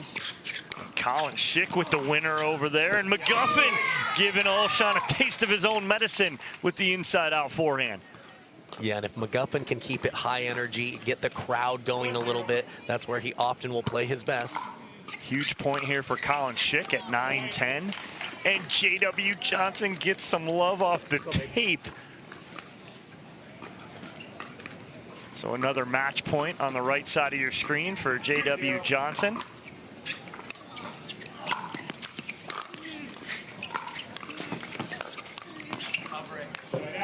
Colin Schick says, oh no, that ball goes wide. Schick had a wide open two-handed backhand to finish it, but it's J.W. Johnson taking game 3, 11-9.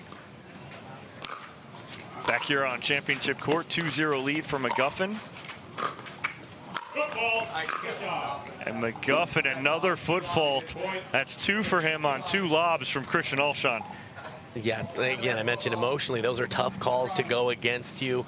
It's not that you disagree with it, but you're so hard to be aware of exactly where your feet are when you're in that just athlete mode. So Alshon on the board here, 1-2. Nice ball from Alshon, taking something off that last one. Yeah, and you must see if McGuffin doesn't go middle or to the forehand side with that return. It gives angles and more options to Alshon. We'll see if McGuffin can make that adjustment on the return location. Long on the serve from Christian Alshon. Like it though, I appreciate it. You going for it right there on your serve. Such a big part of the game now, especially in singles. Alshon going wide on that return though.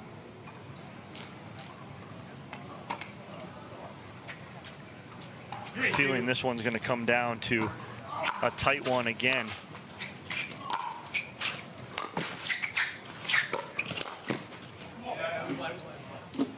Wide from Alshon.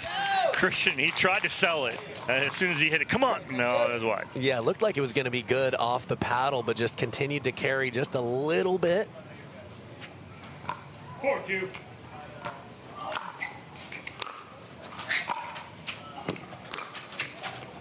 And the frustrated Christian Alshon spiking his paddle a la Rob Gronkowski, but he's not in the end zone, Kyle. He's on a pickleball court right now. And then quickly trying to settle himself right after the paddle spike, knowing that emotionally he's got to stay with it at the moment. And then he goes wide on the inside out, and it is all McGuffin here. 6-2 on the end change. What's happened here from game 2 to game 3? Well, honestly, Dom, I think Christian has just fallen in love with returning and staying back a little bit too much. Now, I'm not saying either aren't times where maybe it makes sense for him to do it with his court coverage, with his shot making, but you know, I've heard this success leaves clues. You look at the top end of the best male players in pro singles, they're returning and coming in almost every single time. For Alshon to do it this infrequently is just not that realistic that that's his best game plan, in my opinion. You hit it right on the head, Kyle. It was like, at times it's okay, right? You just can't fall. You said he fell in love with it. And that's exactly what's happened. You fall in love with it when you have a little bit of success, but then when it doesn't work, it's about what adjustments can you make. And that's where you see the difference between those top-level pros and those pros that are middle of the pack. It's can you make those adjustments, and can you make them on the fly, right? McGuffin has made adjustments on the fly and being successful, right? And you talk about that so much. We've talked about it, and I've talked about it, you know, with our colleague Dave Fleming as well, and talk about how coaching has become such a factor in the game of pickleball, because when you're in the grand scheme of a match and you're in it, it's so hard for you as a player to feel and see what someone on the outside can see. And now us being on the outside, we can see that. That's where a lot of these players, you need coaches in your corner. Yeah, I think it's going to become more the standard as pickleball progresses for that very reason. Point. And McGuffin just continuing to reel here on the end change, up 7-2. 7-2. Yeah, now just going for it right there. Yeah, it looks like he's having an internal emotional battle right now. Hopefully he can settle himself and just force McGuffin into some tough passes to win the match. Wow, McGuffin dropping that corner pocket for Tyson McGuffin, taking a 9-2 lead. And Christian Alshon going to take his second and final timeout here. But right now, it's going to be tough to stop Tyson McGuffin. But if you were the coach of Christian Alshon, you got to say, you know what, that last point, that's a good point. You hit some good volleys, you force McGuffin to hit some tough passes and get a little lucky on the last pass, but it's when you're continually giving them the strategic advantage by playing a little bit passive or not taking those opportunities over the course of a match, it just puts so much more pressure on your ability when your opponent maybe has slightly better tactics. So Alshon burning his last time out here, down by 7. It's more of a frustrated Christian Alshon that we're seeing here in game number 3. And then what happens, you combat frustration with trying to get it all back in 1 point. And we know we can't. This isn't rock and jock pickleball like we had back in the day where you had, you know, 8-run home runs and 10-point baskets in basketball. You don't have that.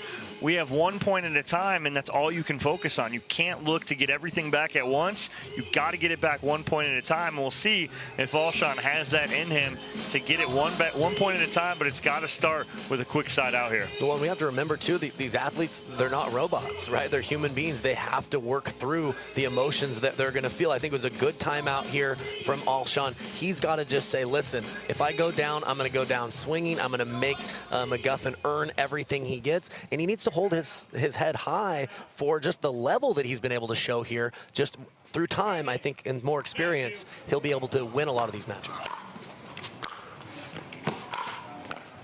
Just not a good return there from Alshon. A little short, allowing McGuffin to step into that, and it will give Tyson McGuffin a match point here in game number 3.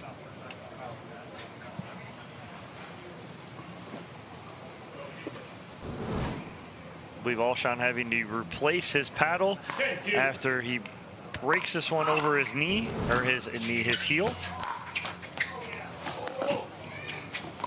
Wow, great recovery from Alshon, as it looked like McGuffin was going to go off the tape winner. Yeah, it looked like that was going to be the final point of the match. Great composure by Alshon to extend that play. He didn't have a lot of options, but he's still in this one.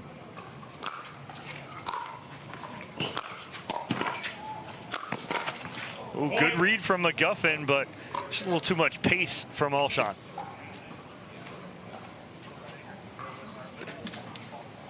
Three, 10.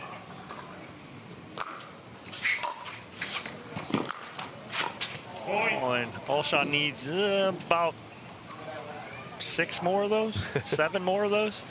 He's definitely up against it, but if anybody can make a comeback and catch fire, Alshon is on a short list of people who are very, very capable and dangerous.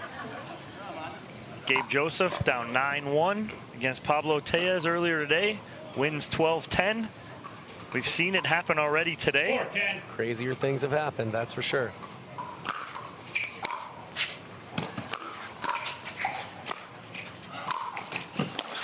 Oh, nice ball right there from Christian Alshon, as McGuffin made sure he didn't go in the kitchen on that one.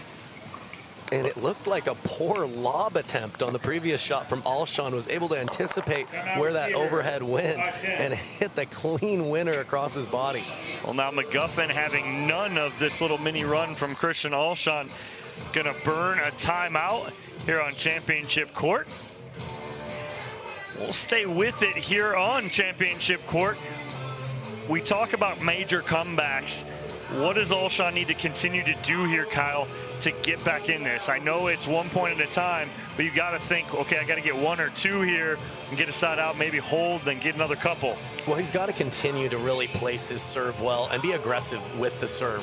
High shape, a lot of depth. We've seen the return of McGuffin from start to finish this match be just a little bit shaky. If he can use that serve to get some short returns, maybe some return errors, anything can happen. But he's got to play completely free right now, find the forehand as often as possible when he's serving. And I think when he does have to return, I'd really want to see him return and get to the net, force McGuffin to beat him with a tough pass rather than relinquish that net control. So out of the timeout, Christian Alshon still serving here. 3-0 run for Alshon. Time in. 5-10. Side out.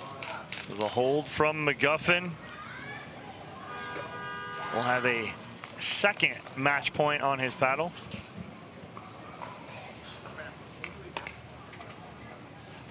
Five.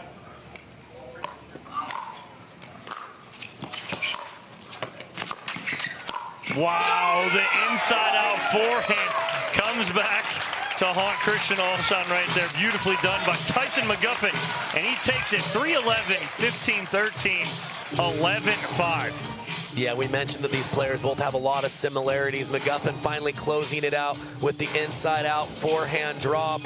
They're having a few words right now. Alshon obviously frustrated that the match kind of slipped away from him. McGuffin wanting to clear the air, not sure exactly what these guys are saying. That being said, we'll take a commercial break here on Championship Court. We're at the Carvana PPA Tour.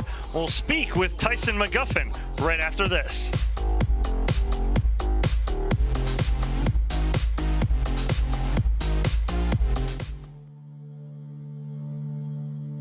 Pioneered by revolutionary technology, backed by relentless research, we bring you an unmatched quality of product, made right here in the USA. Each performance paddle is engineered to perfection and built to last. Because when it comes to the sport we all love, quality and performance matter.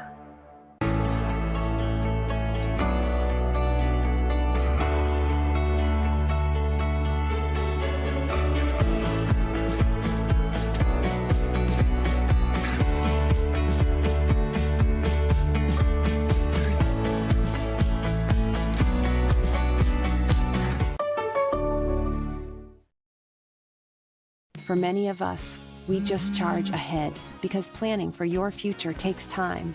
And right now, thinking about your financial future takes on new meaning. At Baird, our financial advisors have guided individuals and families to achieve their goals through every crisis evolution and groundbreaking idea for over 100 years. That's the difference between thinking you're ready for what lies ahead and knowing you've planned for it. Now that's different. Discover the Baird difference.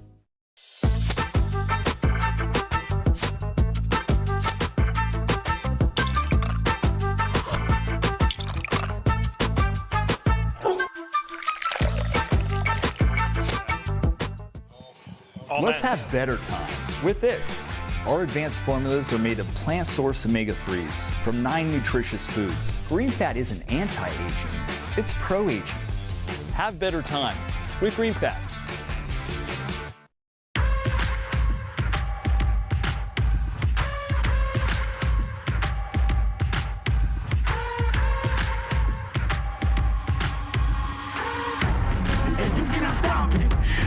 You cannot stop it.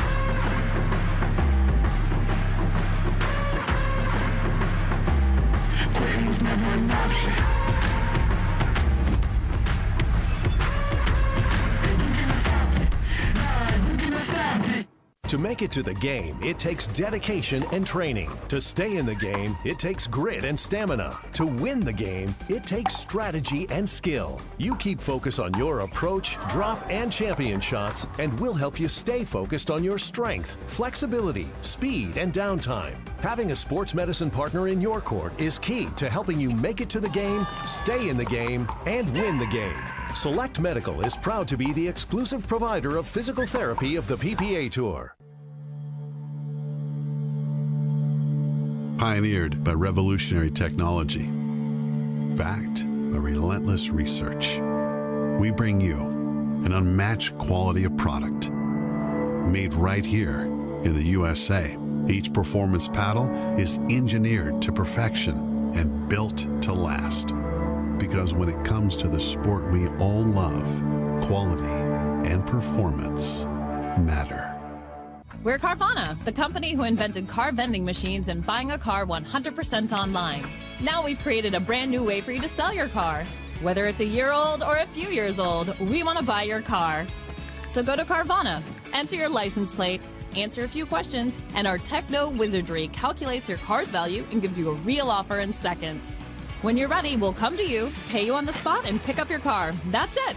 So ditch the old way of selling your car and say hello to the new way at Carvana.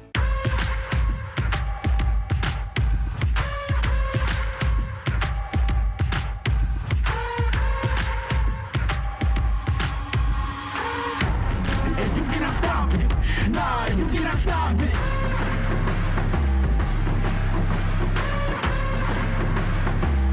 Quitting was never an option. You cannot stop it. Nah, you cannot stop it. Welcome back to Fountain Valley, California. You're watching the Takeya Showcase presented by Best J Brewing. Taking over for Dom Catalano and Kyle McKenzie is Michelle McMahon and Dave Fleming. Thrilled to have you with us this beautiful Southern California afternoon and new location for this event, which was held in Newport Beach last season.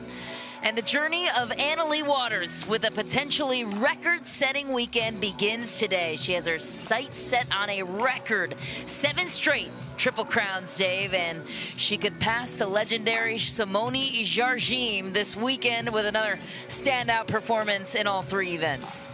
Yeah, it's just unbelievable how well and how consistent she's playing. And I talked to her earlier, the 16-year-old, as you see there, and that two-handed backhand is indeed lethal. And she knew that Ben Johns had lost when I was talking to her, and she's like, I do not want that to happen to me. I know it's been a day full of upsets in singles, and that's what's unbelievable. It has not happened. No. I mean, she took March off and has won every single match since that time and has continued to separate. And this is a very interesting women's singles draw.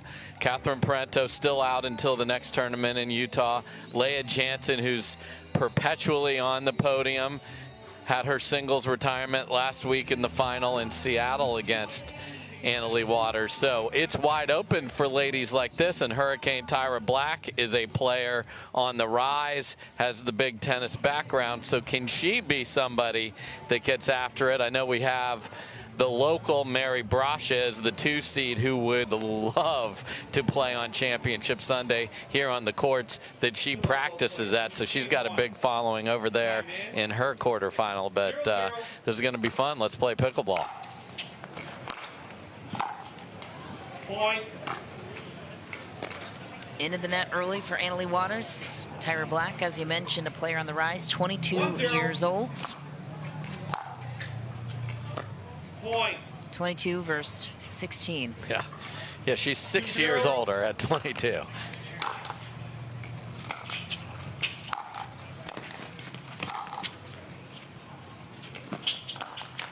Side out. Tough look up into the sun there for Black, so she had to let it bounce, and it's a tough ball when you're set up for the overhead. And interesting shadows. We have palm tree shadows here, Michelle. Both players used to that, being from South Florida. Ball was called out. 2-0. This is the quarterfinal match and an early lead for Tyra Black. What an angle from Black, setting herself up for the cross-court winner. Yeah, she's got phenomenal court coverage and movement. We've seen her cover balls that we thought the point was over, slamming into the video boards. Her effort plus the athleticism makes her a tough out. Finds the corner. Start. Okay, well, perhaps Ben John's loss got a little bit further into the head of Leigh Waters than she would like, but we know Leigh well enough to know she's not going away anytime soon. Just needs a little bit of fire to get her going. But Hurricane Tyra Black off to a quick 4-0 start. We'll break down why after this short break. Introducing Skechers Pickleball, the official footwear of the Carvana PPA Tour. They're ultra lightweight and responsive for incredible speed. They have Goodyear rubber outsoles with a specialized pickleball design for increased side-to-side stability and agility. Plus, they feature shock-absorbing foam and Skechers' famous relaxed fit design for incredible comfort game after game. Conquer the court in comfort. Skechers Pickleball, the official footwear of the Carvana PPA Tour.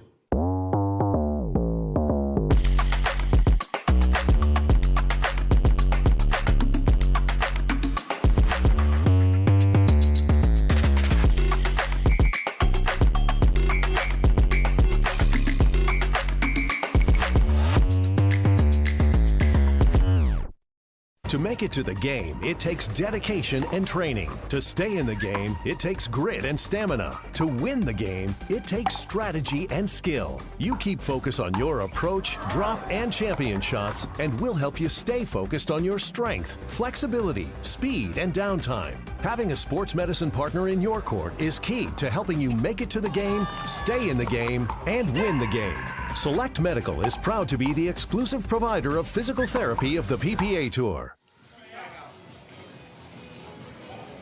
Trouble brewing for Leigh Waters, down 4-0 to Tyra Black with a strong tennis background, finding all the angles so far.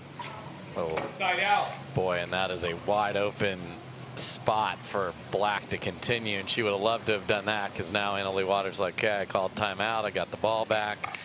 Let's see if she gets on a little roll. She does not. Okay.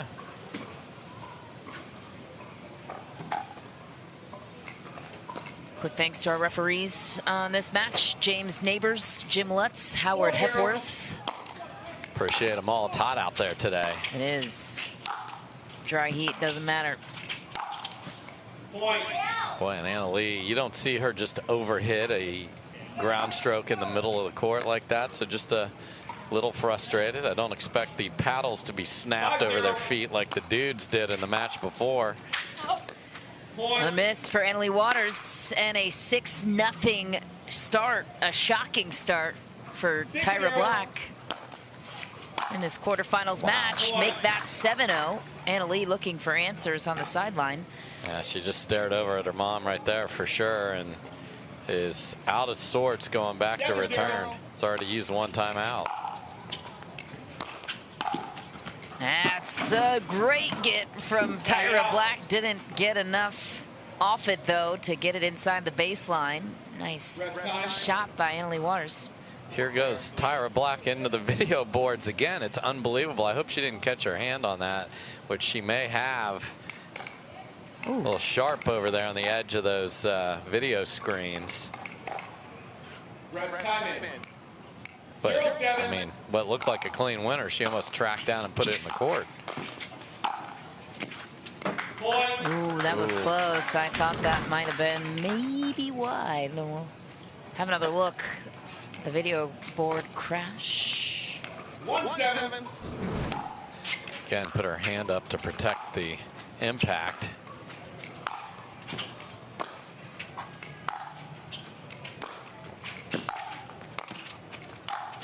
What a find, Leigh Waters.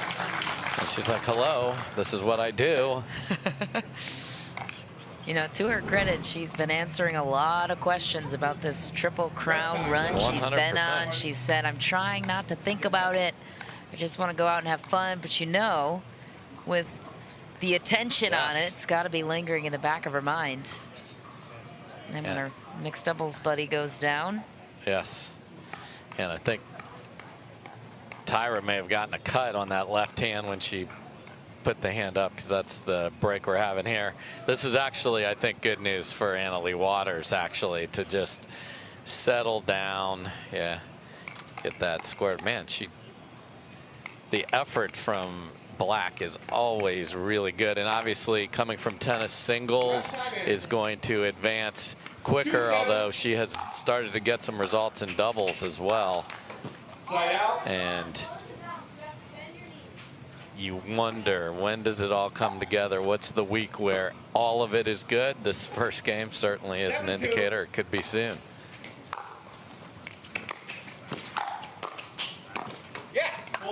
Tyra Black adds to her lead, 8-2, on top by 6 now on Leigh Waters, who is visibly frustrated on her side, and credit to Tyra Black for not looking back since she started in this one.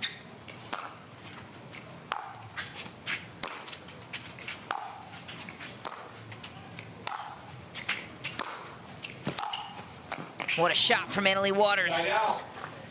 Yeah, I love the choice from Black. I mean, she's trading two-handed backhand. She smoked it down the middle. That's just a really tough angle.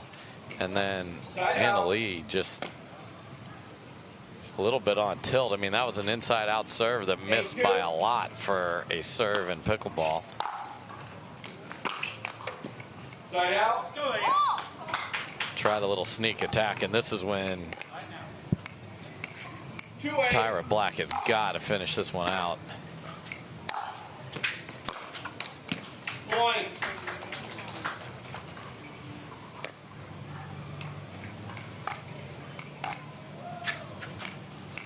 Three-eight.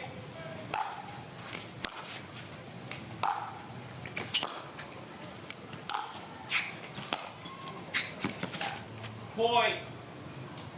Just back for Tyra Black, looking for clarification.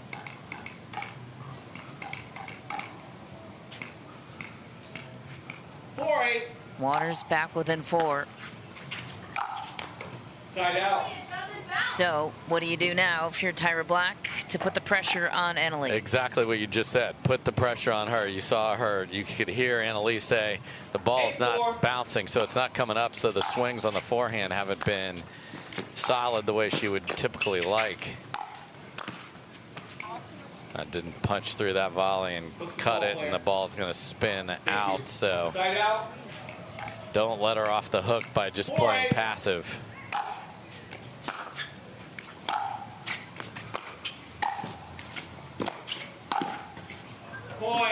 Beautiful shot from Leigh, sets herself up perfectly on the high forehand, down 3 now. Yeah, this is like a never-ending soliloquy from Leigh Waters. I mean, she is talking to herself after every rally. And now the gifts are being given back the other way, and that's bad news, and the score is just 2 now.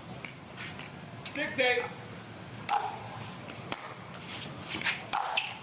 Side out. So I've watched a lot of cross-court forehands if I'm Black go into the net, so let's feed that until she gets that fixed.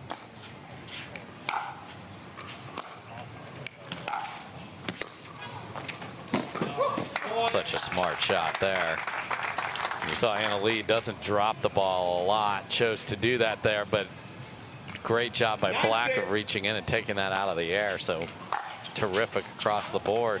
Point. And Timeout receiver. ooh. Leigh Waters facing a game point, calls a timeout in this quarterfinal. Tyra Black on the receiving end of a couple of gifts. And what else has she been doing well on her side? I'm pretty sure I just heard Leigh Waters complain about the court, and she has not played on center yet today. So the bounce or whatever she's looking for isn't there. So you've got her worried about her swing on the forehand, on where the ball is going, perhaps the palm tree, and I just think she's not loving the bounce that she's getting. But guess what? The court ain't changing. So you gotta find it. And these are these moments where we wonder, can this unprecedented streak continue, whether it's wind, cold, the court bounce? What is it that you do to be able to push through? And she's been able to do it. But Hurricane Tyra Black is a player that could give her trouble because of the court movement. She's going to make you hit another ball, which you maybe weren't expecting. And if you're not sure of your swing path because of the way the ball's coming off the ground, that's a problem when somebody's making you hit another ball and another ball. So big chance here for Tyra Black to end game one and really send some more shockwaves through this facility, just like E.H. Johnson did when he beat Ben this morning.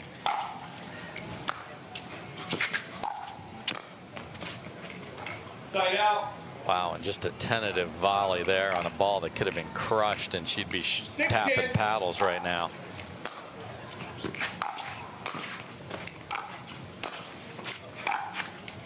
Side out. Another look at the court.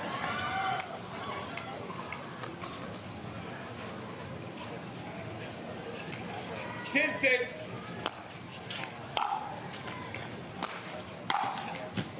Played too high on the pass, so 2 tries missing.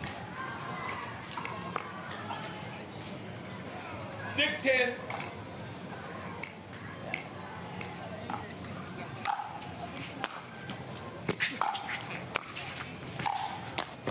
Point.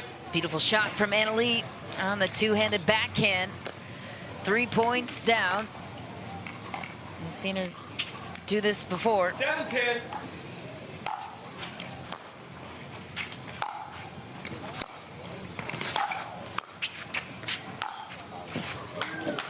One down, 2 to go for Waters, who looks on quite casually after hitting that.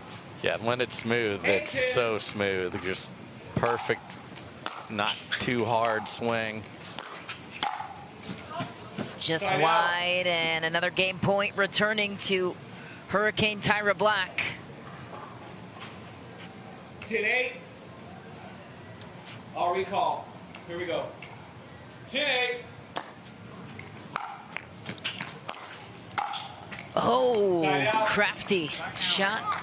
She read Tyra Black going to her right, hits it to her left. Leigh Waters so smart and battle tested on game point.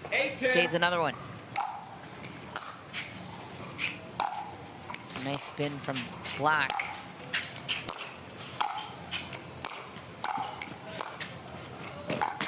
Yeah. What a shot for Hurricane Tyra Black. Gets another game point on her side. 10-8. Timeout is called on the court. I like the timeout on offense when you've got your 4th try coming up here. Like, really think about, where do I want to put this ball? And well, here are the storylines we're following this weekend as we give you a look at the palm trees creating some shade here on center court. 7th heaven, Leigh Waters, as we mentioned, going for a record-setting 7th straight. But how much of that pressure is weighing on her, as you've seen so far today? I mean, she looked great in her match before this, and now she's being pressed and a little frustrated, but long way to go. And Riley Newman seeking redemption in Southern California. Not the outing he wanted with Julian Arnold in Seattle. Can he do one better with A.J. Koller? We will see. You know, whether he can take you to a title or not here at the Takeya, I'm not sure, but he is a very prideful player and desperately wants to make that happen. And the sister act that you mentioned moments ago, the Brascia sisters playing on the courts that they train at. And Maggie is watching her sister 1 point away from getting to the semifinals over Lacey Schneemann over on Grandstand. So great start for her. And J.W. Johnson looking for back-to-back men's doubles titles with Dylan Frazier. And could the Johns brothers go down one weekend in a row? I talked to both of them, you know. They're not going to win every time. They've won almost every match they've played. They've won 48 out of 50. Not too bad. 96% winning percentage. But those two are like, we're clearly the second best team now with all the hubbub and breakup going on around Matt and Riley. Hubbub and breakup. Game point for Black, and she'll take game one on the 1 seed Leigh Waters. And a quick paddle tap exchange at the net. How about that? Opening game performance for the 22-year-old based out of South Florida. She is 1 game away from yet another upset in the singles division.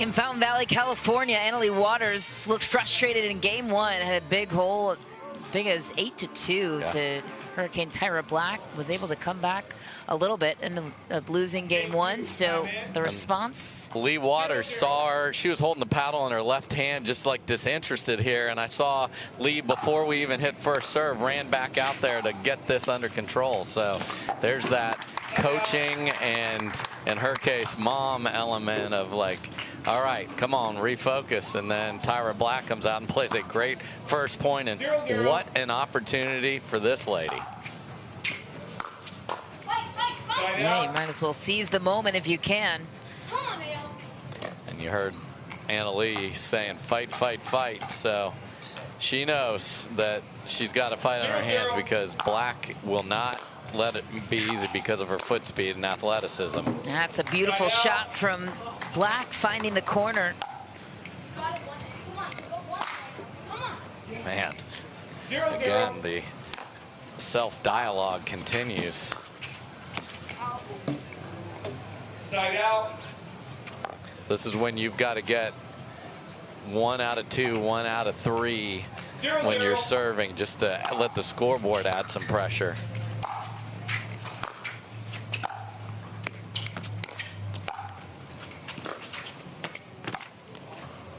Yep, that's what I thought. I was like, what are we doing here? Leigh was thinking I was going to go wide, and it did not. So all good.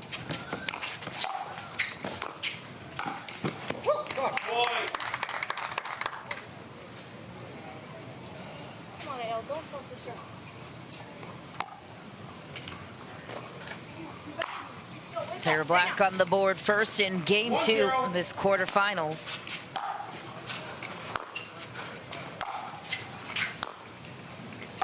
Side out. And Black has the pace on her groundies to keep those neutralized. Obviously went for a little bit too much there, but that's what Annalee's going to have to get used to. Set herself up. Perfect point construction for Tyra Black. Gets the serve back on her side. This is best 2 out of 3. Games to 11, win by 2. Got the Newells hanging out. We'll have seeing double. Yana coming up here. Yeah, I know. It's fun to see them, and we can confirm that Mary Brascia is through to the semis on grandstand, so the local hero. And what would she think if Leigh Waters is out of the draw after this match? Still too early to tell, but this would be a wide open draw if that's the case.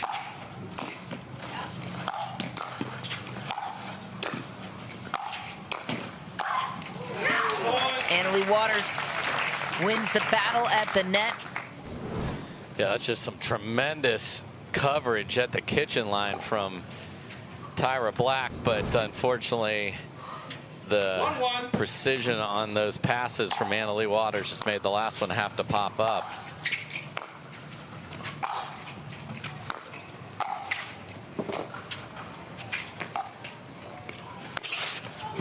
Oh. And she had the ATP, which you don't get a lot in singles, especially when you're coming from the baseline. So your footwork gets weird because you're not running straight across like you see in doubles for an ATP. Oh, that would have been pretty. Leigh could have gotten that one over. Now we got trick shot land because she went for a running Ernie on a passing shot. The read was fantastic, and she tried to go for too much of an angle, but that's what a player with great foot speed can do to you. And we have a little landscaping to be done here and get that leaf off the court. Played yesterday, and the bugs are quite large here as well. Something yeah, they're well fed. Well fed. Flying beetles, size of a bird. That's a nice point for Leigh Waters, finding some fire on her side. This is an uncharacteristic performance so far. 2-1.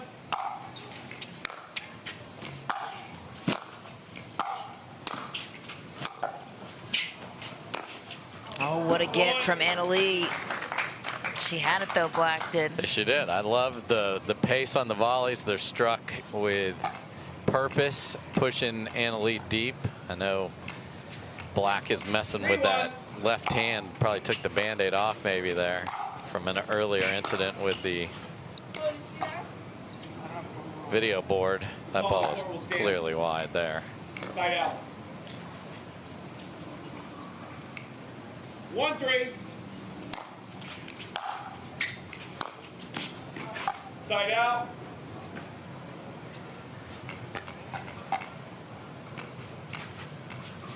3-1.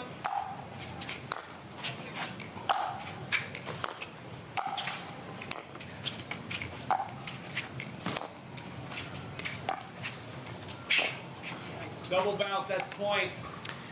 And Leigh using Tyra Black's foot speed against her from the standpoint of she kept thinking, I've got to charge over to my forehand side.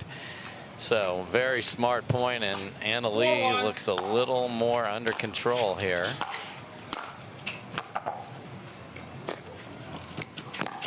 Oh, what a shot from Black. Waters felt she was there.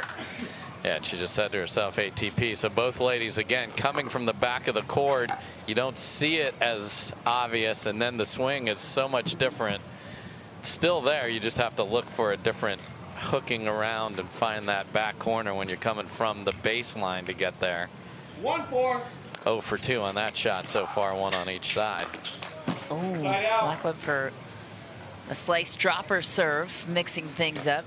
Yeah, I like that for those of you at home. Don't give your opponent the same pace and the same spin. I like that she's mixed it up. Usually will result in a shorter return. And most of her misses have been deep. Wow, that angle impossible for Leigh Waters to get. Not many balls she can't get to. That was one of the few. Where's a good place for Black to hit this third on this serve? You want to follow the Leigh Jansen plan. Take the angles away, go as middle of the court as you can, and beautifully done right there. Well spoken, coach.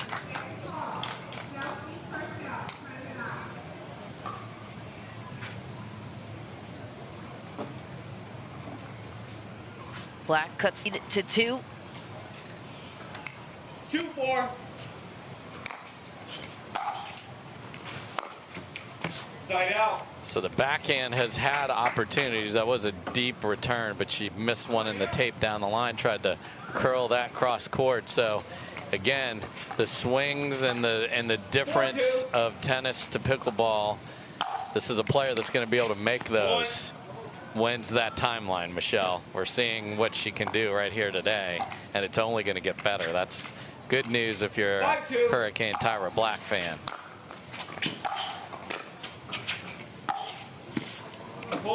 Cross court winner from Leigh Waters, a finesse roll shot. So deceptive with that choice. Yeah, and that was missing almost 100% of the time in game 1.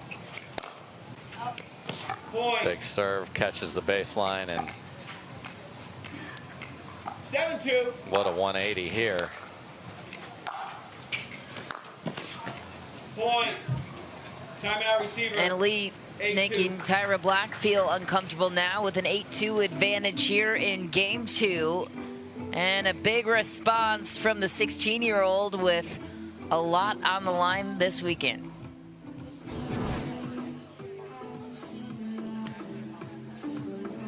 So we'll see that unique serve and a tremendous return back deep cross court from Leigh Waters. And we're not the only ones that love great returns, Michelle. So does Vint. It's an investment platform working to provide returns through alternative assets.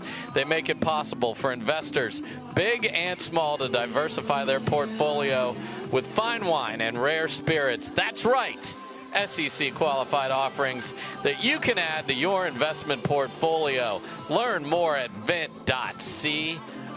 Thank you, Vint, for being part of our tour. Thanks to Carvana, the lead sponsor. We appreciate Takeya, obviously, here in Best Day Brewing. And Michelle, we can't do it without all of our terrific sponsors. We've added Southwest Airlines recently as well. It's just exciting to see all these people want to jump on the rocket ship that is pickleball. Absolutely. Fastest growing sport. Over 30 million people in the country currently playing it. And Leigh Waters, an inspiration to many. Yes. As well, Hurricane Tyra Black be as well, with young girls looking up to these ladies. Yes. Thinking, wow, well, if a 16-year-old can do it, why can't I? That's the beauty of sport and the beauty of players like this who came from a tennis background. In Tyra Black's case, Leigh playing pro at age 12. I mean, those stories are things kids latch on to.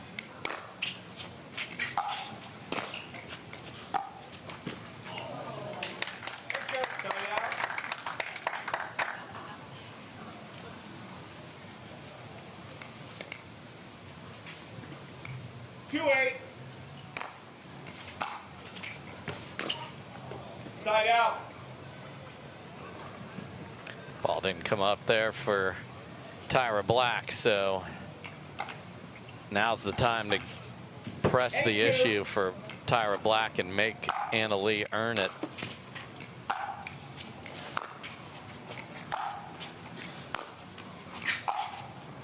Oh, what a shot for Leigh Waters again. Cross-court winner.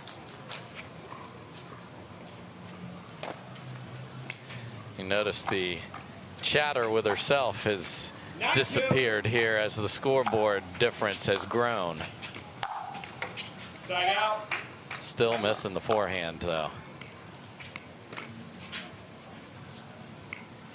2-9.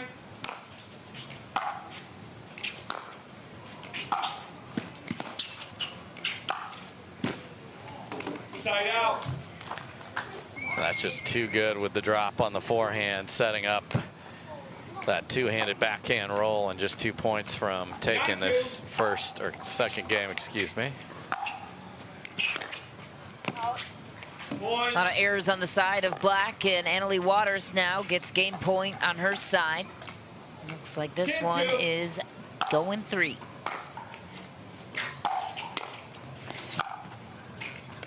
And we will half tweener attempt from Hurricane Tyra Black.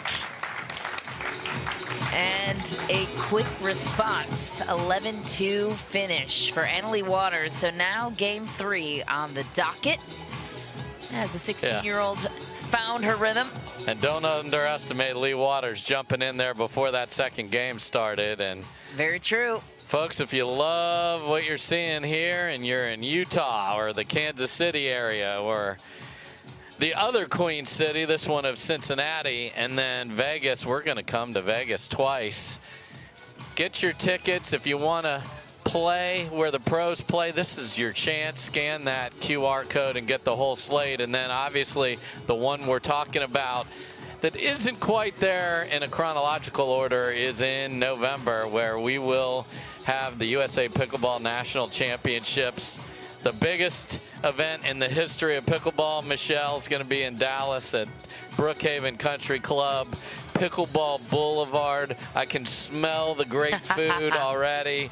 Great concerts. There's going to be so much for fans of pickleball, even if you're not a player, to do.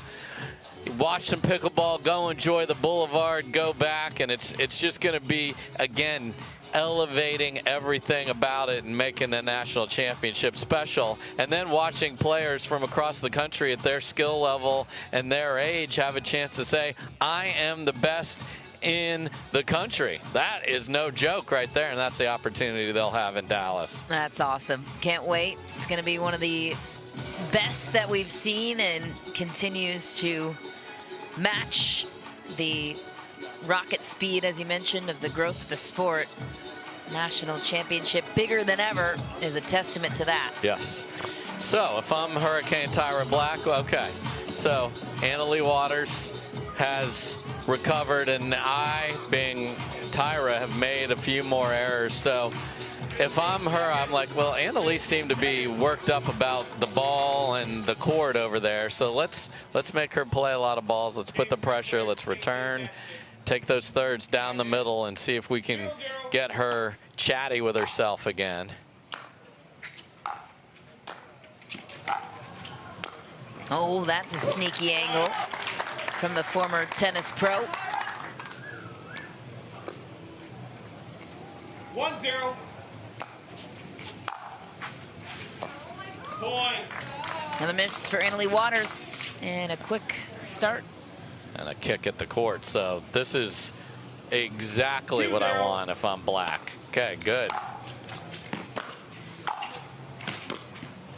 And a good response there, but that seems to be the side of struggle on the near side. And the scoreboard shows that as well. So if that is indeed the case, then if I'm Tyra Black, I know I've got to get to 6 first, because I'm the one that's going to end on the bad side when we switch ends. So try and take a lead over there.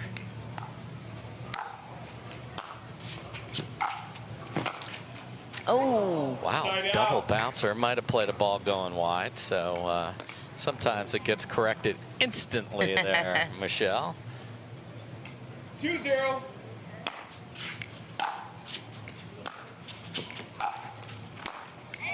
That's just a beautiful perfect angle and a pop-up chance given from Leigh Waters. And Black took a little off that, so she didn't give pace, so she sort of lured Leigh Waters into a drop there, which is something she does not do very often. And that was an easy put away, but it was smart on the shots before that. Oh, Hurricane Tyra Black too quick on the response. And I believe game 1 had a 0-4 timeout called by Leigh Waters as well. And don't forget, we will change ends at 6, so that's where things will solidify once Leigh Waters sorts things out. And look who we have here, Leah Jansen, consulting Hurricane Tyra Black on the sideline. Leah Jansen picked out Tyra Black as a player on the rise, somebody she committed to all of next season for women's doubles. Yeah, they had a very good result the first time they played together, and that is a good brain to pick at 4-0. Yeah. And another good brain to pick is the experts at Pickleball Central. Michelle, your game is on the rise, so when you need new Thanks equipment. to you and Pickleball Central. Exactly. Yeah. Got you a new Perseus paddle, and my goodness, this volleyball player can play. So it's good to see. But Pickleball Central's got the new Versix if you're looking for carbon at a reasonable price as you make that journey. That is a beautiful paddle to add to your arsenal. And sometimes you just don't know, like, do I want a heavier paddle? I hear these pros using lead tape. What does that do? Should I put it on my paddle? Where these guys will walk you through all of that. Hey, I play at the church. I know the ball that the pros are using isn't the right one to use in that case. Which one should I do on the hard floor and the basketball court there? Go to pickleballcentral.com to place your order, and if you're not sure, call them. They are the experts. They are the experts indeed, and we have attention on the court, blowing off some of the So this is very interesting. Now we're dusting things off here. Lawn care in aisle 7. Yeah, got gorgeous two-handed backhand, and that's that extra bit of pace that Tyra Black has brought to the women's game that is different, and it's special. And love the composure. Got run over a bit in game 2 and comes right out here focused. And if she switches at 6-zip, my goodness, what a huge rally this one is. Oh, dear. And that's exactly what will happen. Hurricane Tyra Black storming out to a 6-0 lead for the end change. And heading on over to the other side, which seems to be the side, for whatever reason, both players don't seem to like. So how do you not get complacent in the situation and not give Annalie an inch? So you have to just take little milestones here. So, all right, let me hit my absolute best serve here at 6-0. I just saw her miss a backhand. I don't care if it's the court. I'm playing on the same court she is, so that's irrelevant. And then you just can't play hoping to win and not to lose. She's got to continue to be aggressive. Her volleys in this game have been terrific. Annalie covers the court very well, and Tyra Black has been hitting winning volleys that Annalie can't get a paddle on. I loved when she took a little pace off the one down the middle to make Annalie adjust her shot selection. So there's no reason to change what you did. The question is, can you have that discipline? We see players a lot get halfway home and then go back to some bad habits or lose the strategy. And Annalie is being pushed as much as she has since Leah Jansen had a couple match points against her down in the final in Dallas. Oh my. She came to the net with fire, and you expect that to be the Annalie entrance here in game 3 that we've all become so accustomed to. And now she's staring down a 7-0 gap. Make that 8. Can Tyra Black close it out? And yes, it seems comfortable, but against Leigh Waters, nothing is comfortable. Absolutely nothing. 8-0.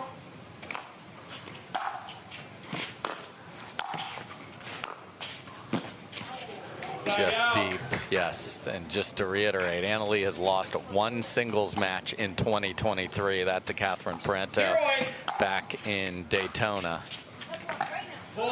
And a missed return. Cannot help her. You got to make her hit 10 winners to beat you. All she needs is a tiny bit of confidence. Another miss for Black. Waters trails by 6. 2-8.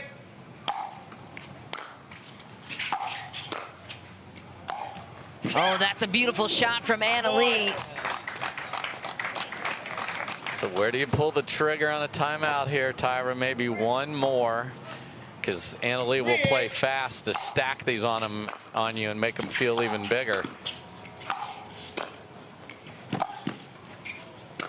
What a finish. Has Annalie on the run, and Tyra Black looks composed. Gets the serve back after making a couple of misses where you feel like she might start to lose her grip. Can she get 9 here?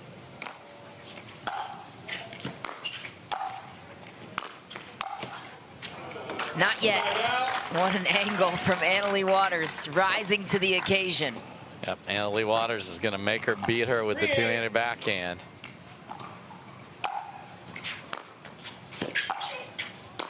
Oh, and an angle of her own on the two-handed backhand. And just a perfection on the return. We talked about how much we love returns. That's why, right there, right in the middle of the court with good pace, no spin. She hit it flat, so you're not giving spin to your opponent.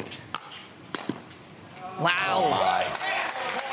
That is an incredibly crafty angle from Black. Makes it 9-3, 2 away from taking the match and the biggest win of her singles career. Wow. Make it match point for the 9 seed, Hurricane Tyra Black. Leigh Waters looking on to watch her daughter try and pull off an impossible comeback. And Hurricane Tyra Black takes the match on Leigh Waters, who is I don't understand what's happening in an there. Interesting way. I don't know where she went charging off to there. I'm as confused as you are. It looked like she was cheering for Tyra on the last point. Did it not? So Tyra, you get the interview here for sure. And then we'll try and figure out what happened there. We are perplexed. What a win, though. Hurricane Tyra Black gets the biggest win of her pickleball career, has stormed onto the professional pickleball scene and has taken down Leigh Waters in the quarterfinals. What a finish. We will catch up with her after this.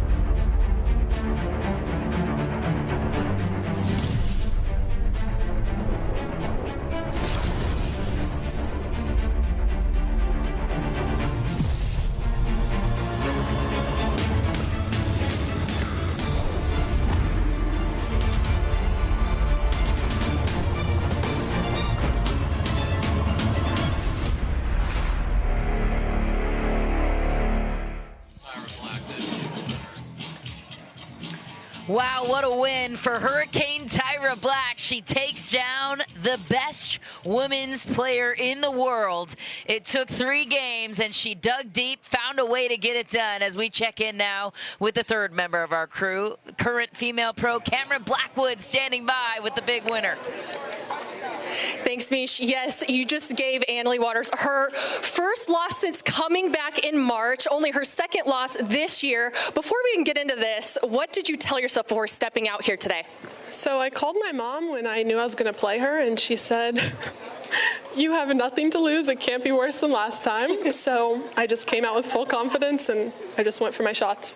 And you had a tough game there in the first one. She started to come back. Tough loss there with just 2-11. But what were the changes that you made to make sure you came back, took this match, and beat Leigh Waters? So that side of the court's a little difficult. The ball doesn't bounce as much, I'd say. So I started off with a bit of an advantage. Thankfully, Leah Jansen came out, my friend. and she just gave me some advice and told me what to do, and it helped me win the match. And not only are you improving here in your singles court, but your mixed doubles, your women's doubles. But what do you think has been the biggest difference maker in your singles game to beat the #1 in the world today? I hate to say it, but I don't practice singles. After I played her the first time, I did not like it. I hated it. But the last few days, I've been playing so much singles with anyone I can, and I just got all my shots down. There you have it. Well, you are moving on, beating the #1 player in the world, Leigh Waters. We have Tyra Black here. Moving on, give it up one more time. Michelle, back to you. That's right. Tyra Black is through to the semifinals, and so is Mary Brascia, the local fan favorite here at the Takeya Showcase. So, my goodness, the women's draw is wide open. No Leah Jansen, no Catherine Parento, no Leigh Waters. It is anyone's gold medal to claim, and we've got one more quarterfinal coming your way on center court. It is getting interesting here in Southern California. For many of us, we just charge ahead because planning for your future takes time. And right now, thinking about your financial future takes on new meaning. At Baird, our financial advisors have guided individuals and families to achieve their goals through every crisis evolution and groundbreaking idea for over 100 years. That's the difference between thinking you're ready for what lies ahead and knowing you've planned for it. Now that's different. Discover the Baird difference.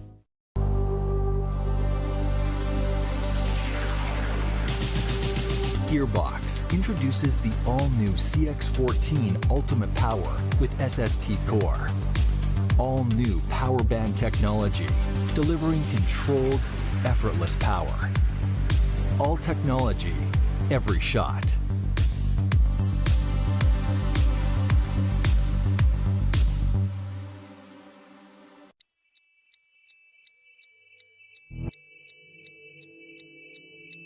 Play hard for fun, to win, to live.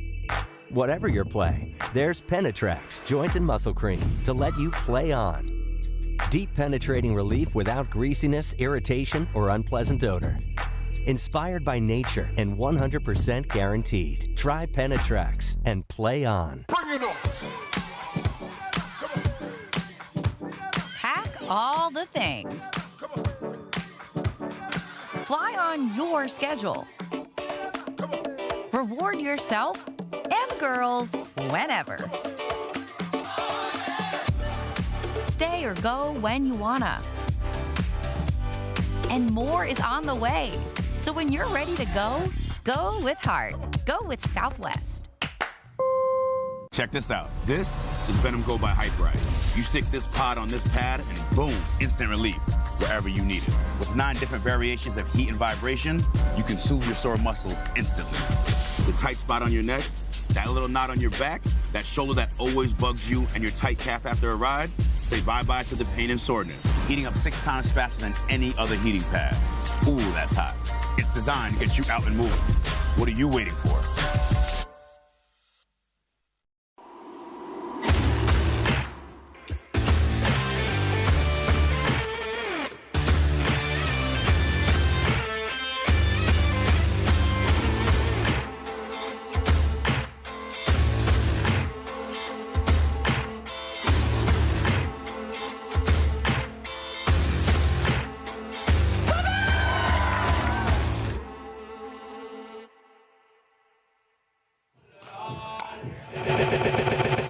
The upset special continues here from the Takeya Showcase, and another 1 seed going down in the singles division. First it was Ben Johns, then it was his mixed doubles partner Leigh Waters, as we get you out to our final quarterfinal match here on center court between Georgia Johnson and Yana Newell. And if you're these women who are watching the match before you, what's running through your mind? I want to go win a gold medal right now. And obviously you can't win a gold medal in the quarterfinals, but it is a different animal altogether, with all due respect to Hurricane Tyra Black, who played fantastic and could indeed be the one. But when you see Hurricane Tyra Black's name advance, you know that, okay, this is wide open. Who is going to play the best of the ladies that are left here? And that's not Mr. Brascia, that's Mary Brascia. It's the way we distinguish between Maggie and Mary. So that's kind of fun. I think that's the way she's Mr. playing. Brascia is probably here, though. Yes, Mr. Brascia most definitely is a big factor here at this facility. So Mr. Brascia, Mary, will get the winner. Team Brascia. Yes, we'll get the winner of this one. And you know, it's been a good day. It hasn't been a good day for the top seed. It's been a good day for the Johnson. So opportunity here for Georgia, and then J.W. Johnson is in the semifinals on the men's side. Yeah. So the intrigue, you know, everybody says, hey, we see some of the same players making their way to Champ Sunday. Well, guess what? Boom. Okay. Here you go.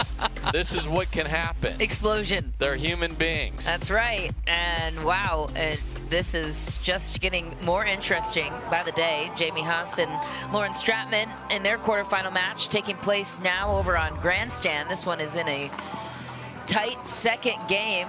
Let's take a look. Lauren Stratman with a 9-4 edge in game 2, 2 away from taking it. What a run this would be for a player like Lauren Stratman, who's been around the game for so long, and an opportunity for any of these women to take a gold now that Leigh Waters is out. I watched Lauren's match before this, and she was as on point as you would ever see. She has played Hannah Blatt and just, I mean, was making everything.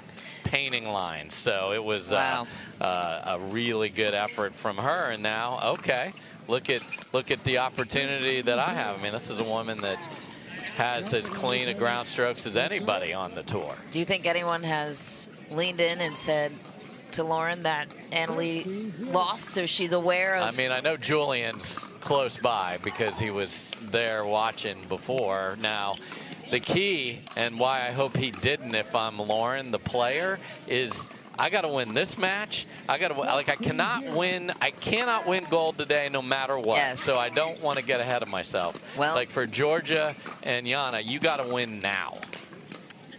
If Lauren Stratman can win this match point on her side, she will get Hurricane Tyra Black, as we saw in the draw, is over on championship court. First serve underway between Johnson and Newell, and Yana Newell took a bronze medal last weekend in Seattle. Battled back after. Yeah, one of the tougher semis we've seen, and then a terrific recovery by her. 1-0.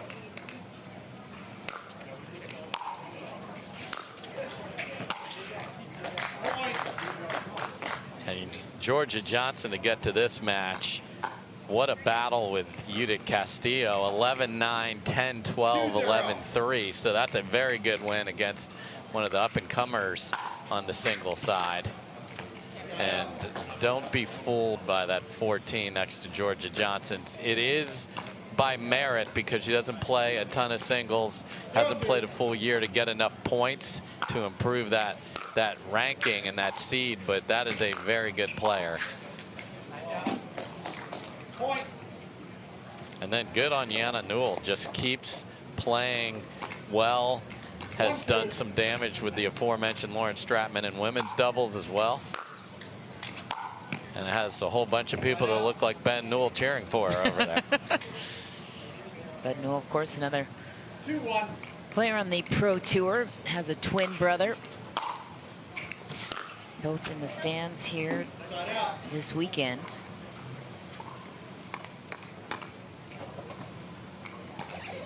One, two.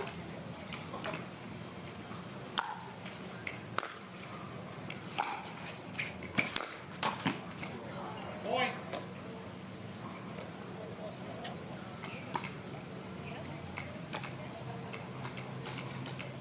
2-2.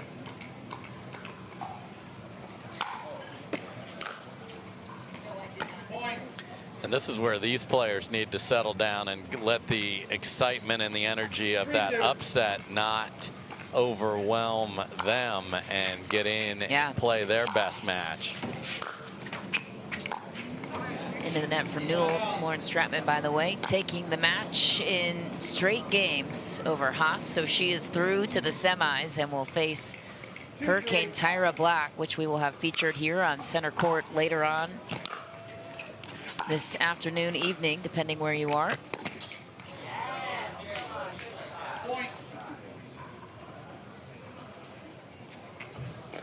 Yeah, thanks everybody from coast to coast. When we're out here in California, we run into dinner time, so hopefully you got a TV tray set up. It's wide for Georgia Johnson there. Georgia Johnson gets overshadowed a bit by the Leigh Waters show. 17 years old, one of the phenomenal pros on tour in the red shirt. Sneaky good hands. Her brother, of course, J.W. Johnson. That's where good hands are literally invented, because if you get to practice, you better have that skill to be able to deal with the pace coming from your brother, and that is a gorgeous inside-out forehand. There are the Newells. Ben Newell and his brother. Ben Newell in the pink hat, I believe. It was the guy on the right there. My eyes in are the blue. Correct. Jana Newell's husband. What a finish there for Jana Newell.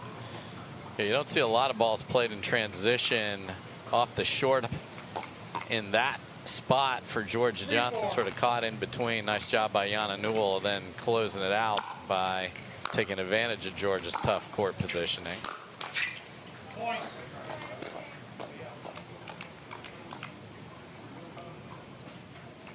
4-4.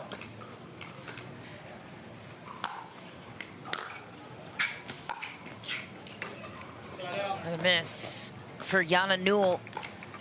There's no real flow in this one yet from either side. Couple of errors, you know, coming forward, putting pressure on.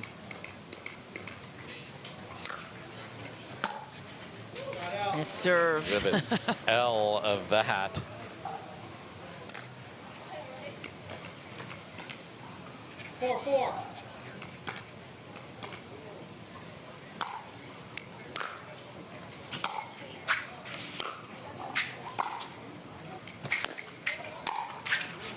That's beautiful from Jana Newell, and that's, I think, when you know that there's a little extra on the line and you want to take it to your opponent and be the aggressor. And I'd love to see both players play in that fashion as Jana Newell did there. And here she comes forward again. So that's the recipe. Can you force yourself to do that consistently? And Georgia's seen enough and calling timeout here. So nice response from a little sloppy start there from Jana Newell. Jana Newell jumps out to a 2-point lead. She will continue on the serve when we come back as she talks things over with her husband in the sideline.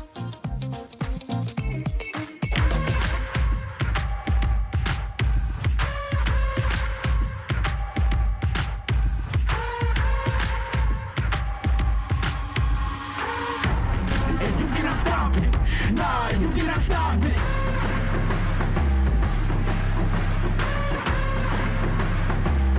Quitting was never an option. And you cannot stop it. Nah, you cannot stop it.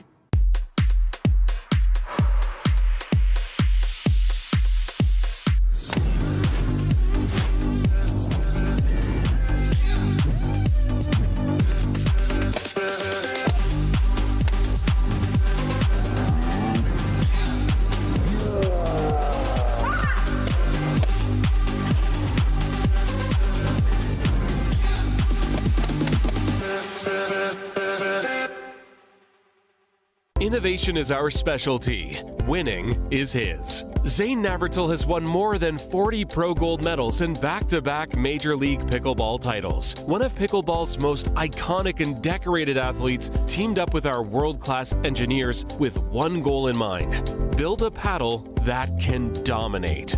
The Zane Navratil Signature Paddle, designed for champions by champions. Available now. Pro XR Pickleball. Innovation you can handle.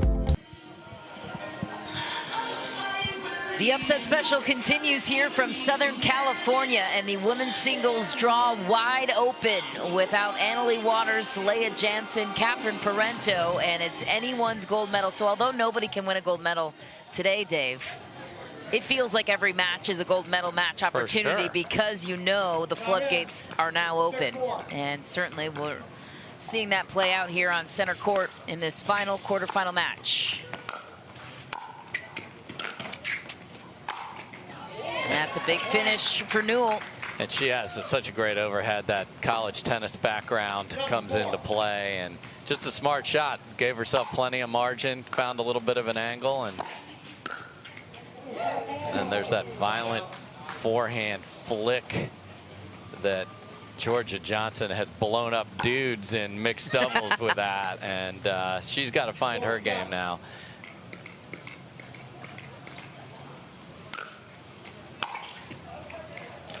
Point. 5-7.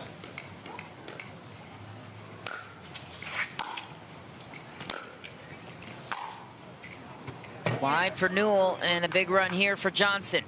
The other issue here today is the heat. So Michelle, we came from Seattle, was in the 70s. The ball's playing without being soft, and now it is softer, so you got to hit it harder through it, and you have to adjust from place to place. We went from altitude and heat to sea level and cooler. Now we're not at altitude, but it is a very mushy ball compared to what it usually is. So you just have to make those adjustments, and that's a great one right there. How about that cross-court craftsmanship from Jana Newell?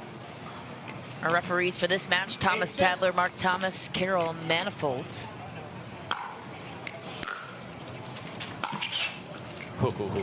George is like, she didn't just do that to me, did she? And it doesn't come around. And when it is hotter, so the ball is a little mushier, it plays slower.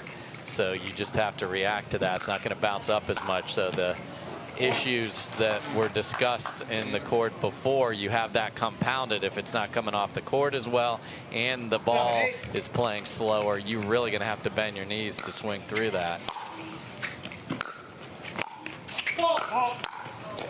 Oh, you got the double call.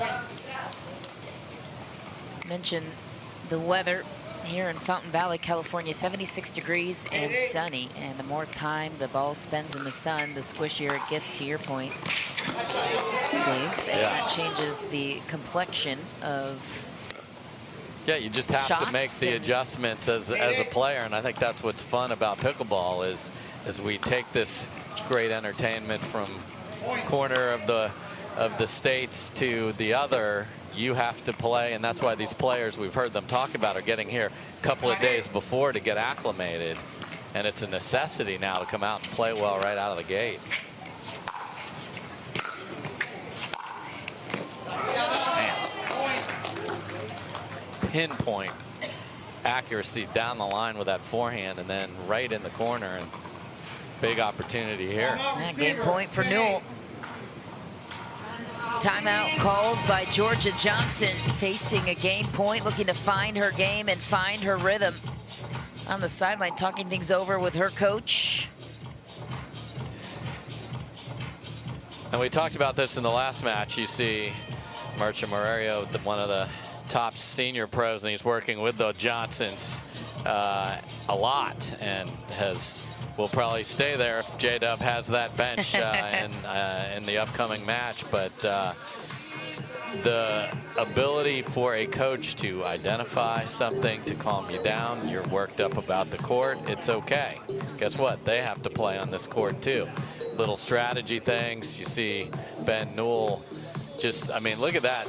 Look at that intensity of eye contact there through the sunglasses. Like, hey, you got an opportunity here, Jana, and this is one where she has pressed the issue here, and he's being very specific with the coaching there. And it's nice for her to have your spouse, who is a very high-level player, who has to deal with these same challenges when he is on the court. So the translation isn't a spouse who just loves to watch you play and hopes you do well, but someone who plays the sport at a very high level. So coaching is just going to get more and more, and sometimes it'll be related to you and sometimes it won't.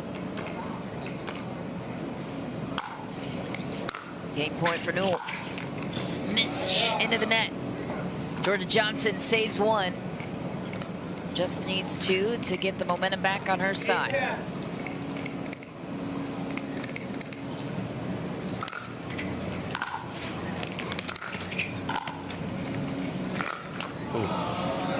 Gives it right back. Cross-court returns from Newell, just hammering those. So I've seen enough of that if I'm Georgia Johnson. Let's see where this return goes. Smartly to the backhand, so does avoid that. Let's see if the serve goes down the tee or not. And by that I mean just in the middle of the court.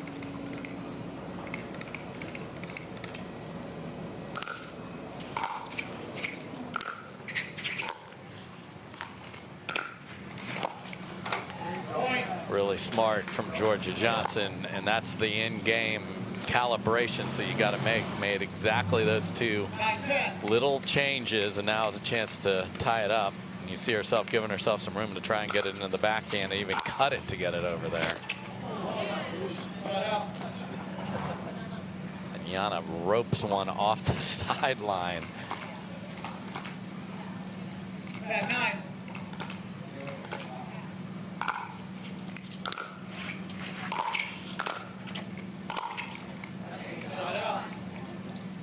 Georgia Johnson let off the hook, and one more try to tie it here. 9-10.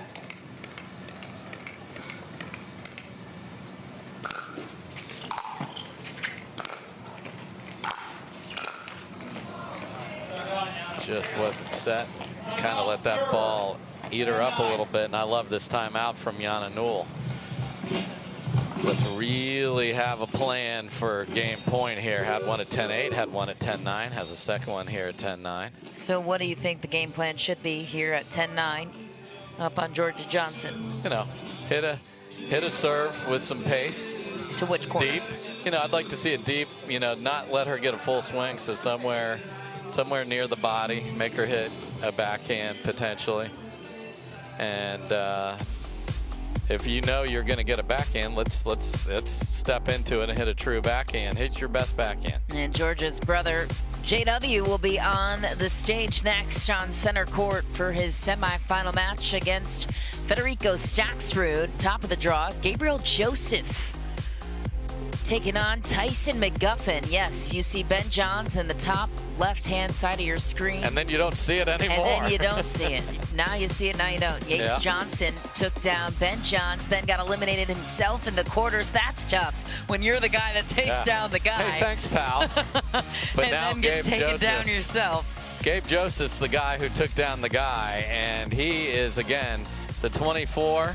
Doesn't play a ton of tournaments, so doesn't have that accumulation of points to get a higher seed. But like all of these players are always scanning it. Where's Gabe if he's in the tournament? Because he is such a good singles player, and you will see court coverage if you haven't had the pleasure of seeing him play.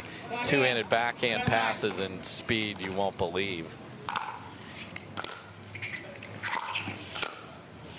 Semi-final coverage will begin after this match. Another miss for Newell on game point with a chance to close it out. Georgia Johnson off the hook again. On the backhand side again, so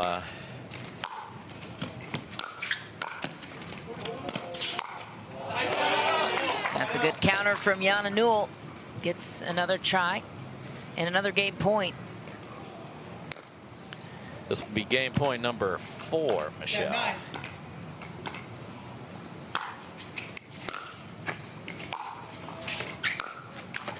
Ooh, kiss off the tape. That's a tough one to give up. Nothing he can do. Johnson with another try to tie it, with brother JW waiting in the wings for his semifinal match. 9-10.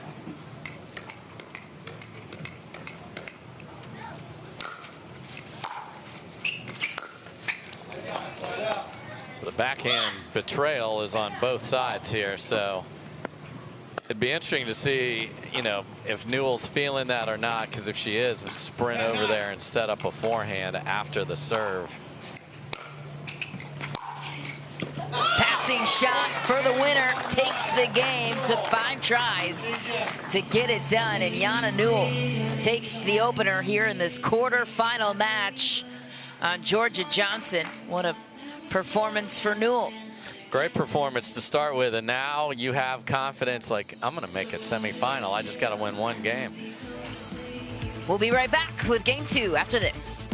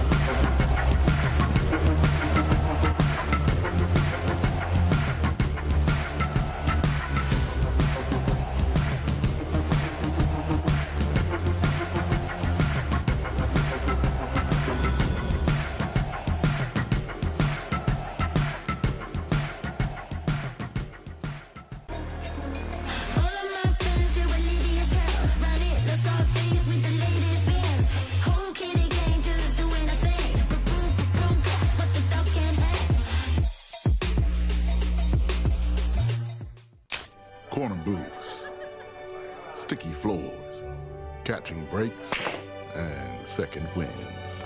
You never forget the way some things taste. Great taste, 96 calories. Tastes like Miller time.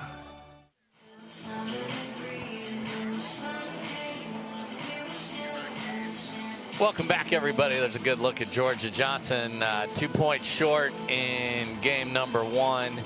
Held off a few game points against, and now just needs to find her best stuff with opportunity knocking. And the support that Jana Newell's getting over there is fantastic from the Newell brothers, and just, you know, so supportive, you can tell. And the question I have here is with the side of the court situation seems to be you want to play on the side that Georgia is now on. So will this situation become the thing, and you desperately are going to want to win the toss and choose to end as Georgia will on that side if you go 3? And that's just absolutely obscene, Jana Newell, with that two-handed backhand cross court.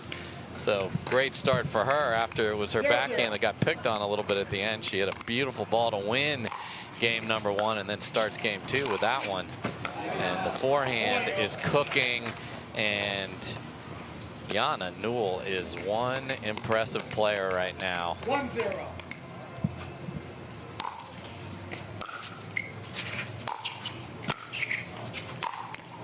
That time Georgia Johnson only came in. We saw her get caught sort of in the midcourt, not committed to coming forward or not, and that's a tough place to live against a player with the ground strokes of Jana Newell.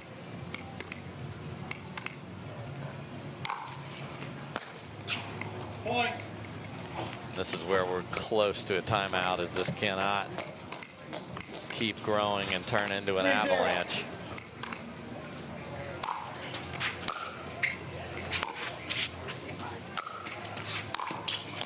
And a good close there on the defense for Jana Newell.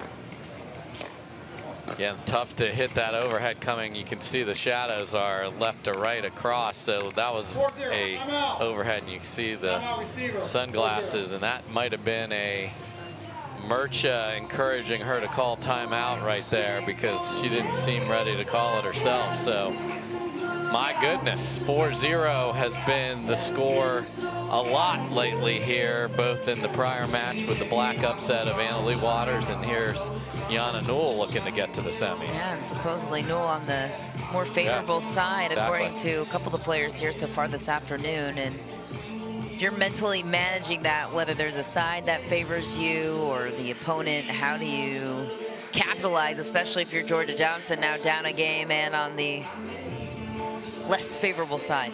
Yeah, so Georgia has to go, okay, look, Jana's on the bad side, I'm on the good side. Like, the good side's gonna kick in. And if you're Jana, you're saying, both sides are good sides for me. I'm feeling great. I won the first game, I'm up 4-0. I'm hitting beautiful passing shots. I got the Newell brothers coaching me up here. It's just all, I love this situation here. Just, you know, not doing too much over there. And I love little Sparky's at the pickleball tournaments. Got his Lakers cap sitting down low, and there's a nice slice of pie for the other guy there. So fans are going to be packing this place, Michelle. 39 courts.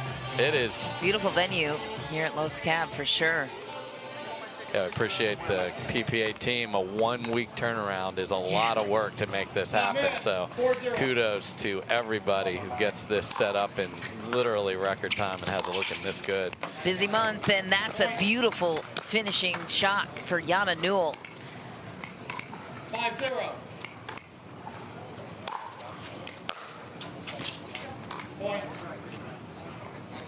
You can't serve fast enough if you are Jana Newell here.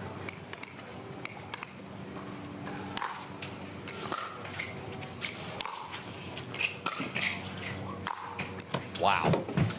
Serve on the baseline, forehand an inch inside, and then cross court overhead. And George is kind of looking over at Murcha, wondering what to do.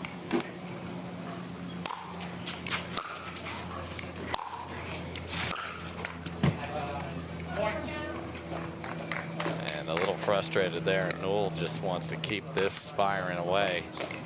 Really impressed with the pace. It was 4-all, and it was sort of janky in that first game, and then all of a sudden she started playing more aggressive. Ran into a little roadblock when you get to 10, as many players do, and has carried it over. And this is where I love that from Murcha. Yeah. The deficit is big. Let's smile for a minute and then go see if we can dig our way out of it. And then a couple of twins, just, you know, chilling in Cali. And credit to Jana Newell, to what you were saying earlier, the quote-unquote bad side, no problem. Up 8-0 here on Georgia Johnson, and Jana Newell looking to get her game on the rise. When she's on, she's on. Yeah, when she is on, it's spectacular, and that's why when she plays aggressively, that is the thing. Winner of this one gets Mary Brascia, as we take a look at the storylines of the weekend. In case you're just joining us, defending medalists, none of them playing in singles. Correct. This time around, and a wide open draw with Jansen retiring from singles, Parento taking the month off, and Leigh Waters losing in the quarters. So who will it be, Dave, to make a run? Here's some things to look out for. Yeah, I mean, when I wrote these, I knew it was wide open, but there was going to be a problem perhaps if you're in Leig's side. Well, Hurricane Black and that Hurricane Blue that idea aside, did it not? And Mary Brascia delighting her home fans so far, and you know, she'd love to see Georgia make a rally just to make Jana play more. Again, it's a cumulative challenge, especially on singles day, because you play back-to-back. The ladies start a little later than the men. That's why you're starting to see them on center court now, and this has gotten away from Georgia.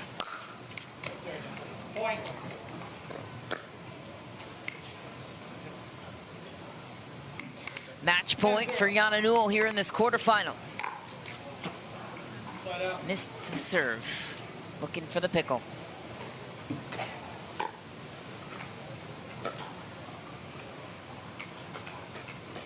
Zero, 10.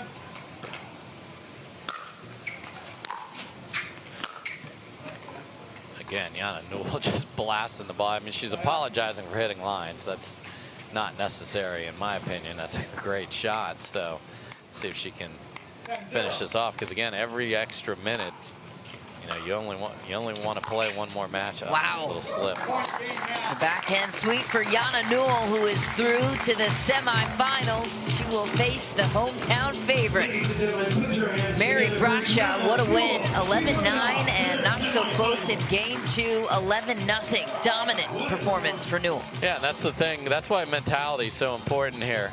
Allegedly going over to the bad side and just throws a pickle down and says, guess what? The other side is the bad side. I got this. So really impressed by her.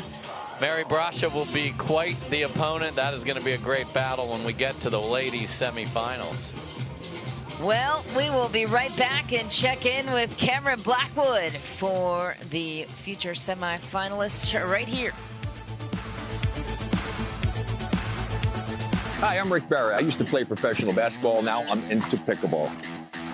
Performance is really important, but also recovery is actually just as important. LMD is a product that I use constantly before my matches and after my matches for my recovery. Great for inflammation, great for recovery. I keep coming back to this. AlloMD all day long, baby. I use it. I use it. I use it. I use it. I use it. AlloMD Acute Relief Cream. Check this out. This is Venom Go by Hyperice. You stick this pod on this pad and boom, instant relief wherever you need it. With 9 different variations of heat and vibration, you can soothe your sore muscles instantly. The tight spot on your neck, that little knot on your back, that shoulder that always bugs you, and your tight calf after a ride, say bye-bye to the pain and soreness. Heating up 6 times faster than any other heating pad. Ooh, that's hot. It's designed to get you out and moving. What are you waiting for?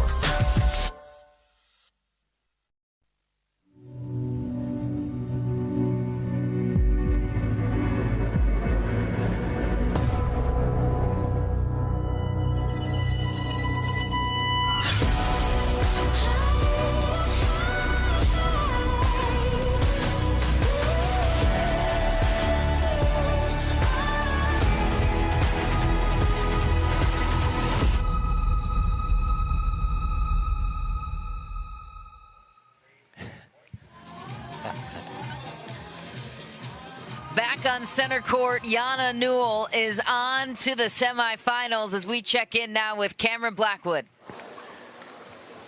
Thanks, Amish. On to the semifinals there. Seeing the match before, did that add any extra pressure, knowing that AL is now out of the draw, or did you give you some confidence stepping on the court?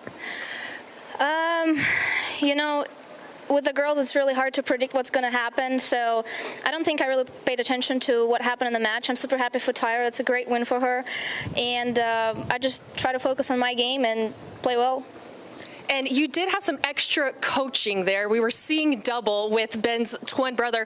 You had a couple game points in game 1, decided to take an offensive timeout. What was the coaching they gave you? Well, every time Georgia took a timeout, she came out very aggressive. She was pressuring more. She was coming into the net, so I had trouble closing. So they told me to just be even more aggressive, you know, go for my shot and not take any pace off of it, and also go big for my serve. What are you going to have to continue doing well to see yourself in Championship Day Sunday? I got to serve big, return big, and I know I'm little, but I got to keep going to the net and add that pressure. I think that's what's gonna bring me more W's. There you have it, Jana Newell. Moving on to the semifinals. Michelle, back to you. Thank you. Thanks so much, Cameron. She might be small, but she is mighty with the way that she's been playing as of late. No doubt, and love that interview. Love the mentality. Yeah. Look, happy for Tyra, but I got work to do of my own, and boy, did she put in some great work there. So coming up next is the men's singles semifinals. No Ben Johns, which means Federico Staksrud and JW Johnson will take the front and center stage here on Championship Court. Don't go anywhere. Rick Barry. I used to play professional basketball. Now I'm into pickleball. Performance is really important, but also recovery is actually just as important. LMD is a product that I use constantly before my matches and after my matches for my recovery. Great for inflammation, great for recovery. I keep coming back to this. AlloMD all day long, baby. I use it. I use it. I use it. I use it. I use it.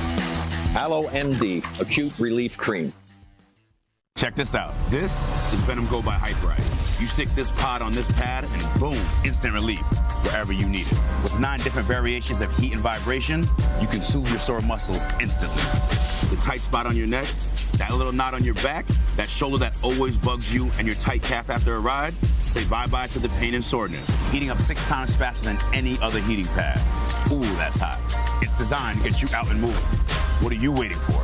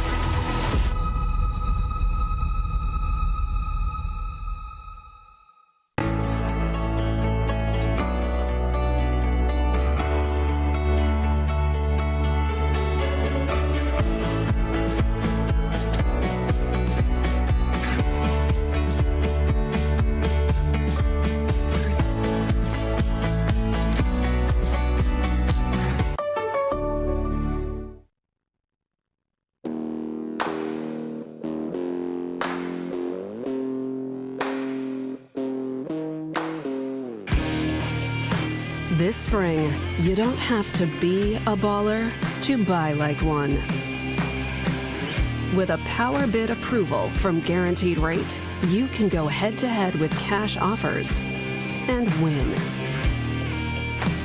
Call a Guaranteed Rate loan officer today. Bring it on!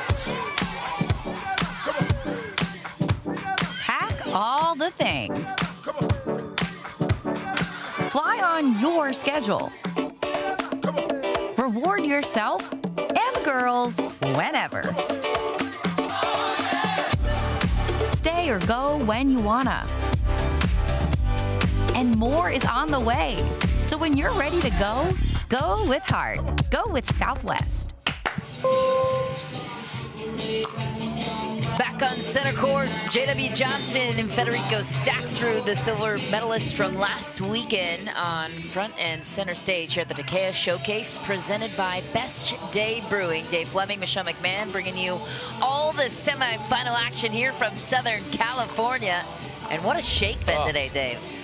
Upset City. I love seeing players rise to the occasion, and here's a little chance for Staksrud. I know it's singles, but he lost the men's doubles final last week in Seattle to J.W. Johnson and Dylan Frazier. Of course, Staksrud was with his buddy Pablo Tellez. So I know it's a new tournament and a new week, but I'm sure that's sitting with him. And, you know, Staksrud played a very engaged and as high a level 2 finals in a row for Ben Johnson you'd ever see.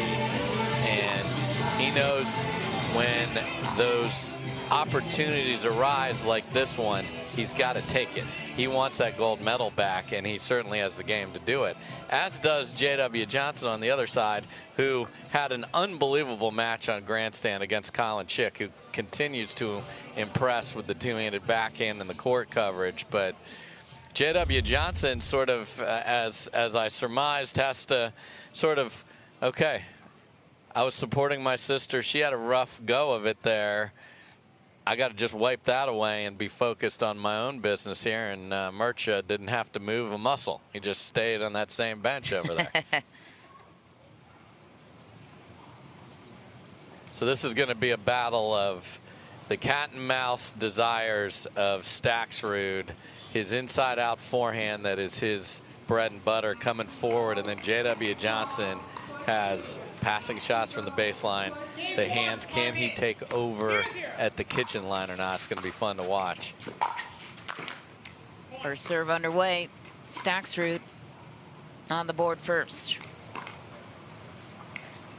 What an opportunity here for Staksrud to build on his gold medal finish this season. And I'm not laughing at what you said. I'm laughing at J.W. Johnson's only chance to catch his balance was to go the opposite way of where the ball was coming from. And got caught there. So smart from Staksrud to just bunt that into the open court, and a great start again. 3-0. Huh, it's 4-0 again, and people are staring at their paddles. This never happens. 4-0.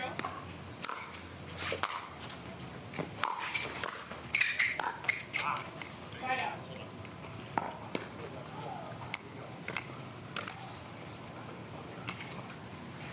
0-4.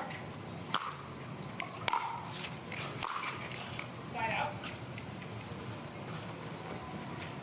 Staksrud is going to make J.W. Johnson hit backhands if he can with his returns.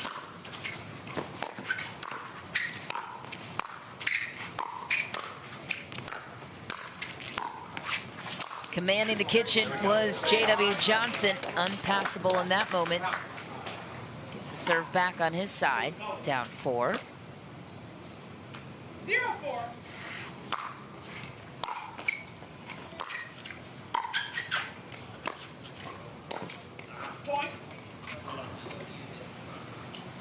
So that was the strategy that Ben Johns chose when he had a backhand, drop it to Staksrud's backhand and come in and see if he can handle that cat and mouse from that position. And there's another ball to the backhand side off a short return.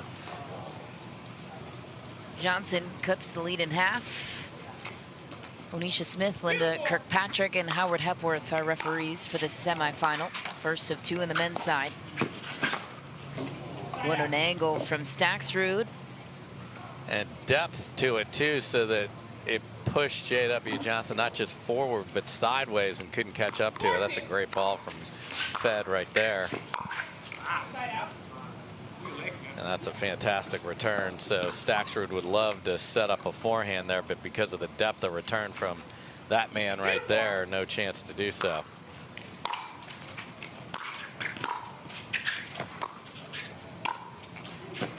What a beautiful brush from Staksrud. We've seen that before from somebody else on tour. Yeah, and he emulated that dude. That dude's no longer in the draw, though. So Ben Johns, of course, is the one who loves to hit that shot. But I love how shallow that was on that prior opportunity from Fed.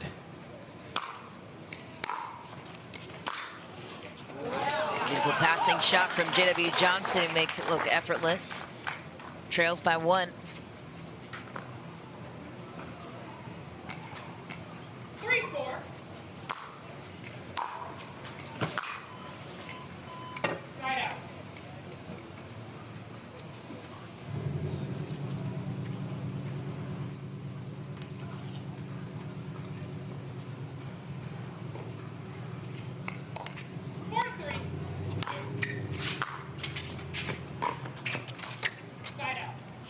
There's his favorite little inside out drop. It just came up a little short. 3-4. Another miss for Staksrud. Johnson ties it up. Wide open draw, no Ben Johns.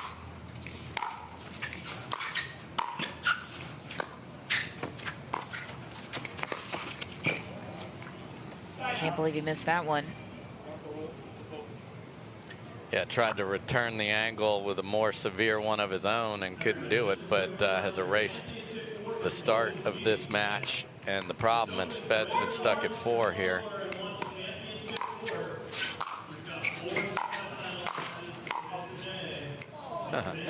People love the stab there, but the ball was called out before. They're like, man. That was a pretty good shot exactly. On the short hop. Staksrud had to beat Hayden Patriquin and Dylan Frazier on his way to the semis.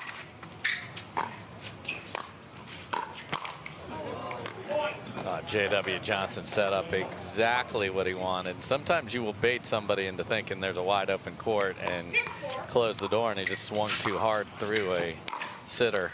That's just beautiful there. That's what Staksrud can do. We talk about on doubles day his ability to shape the ATPs when he gets them both on the backhand and forehand side.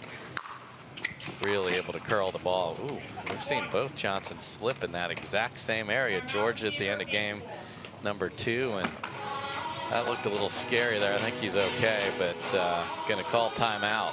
Yeah, Staksrud off to a comfortable 4-point lead.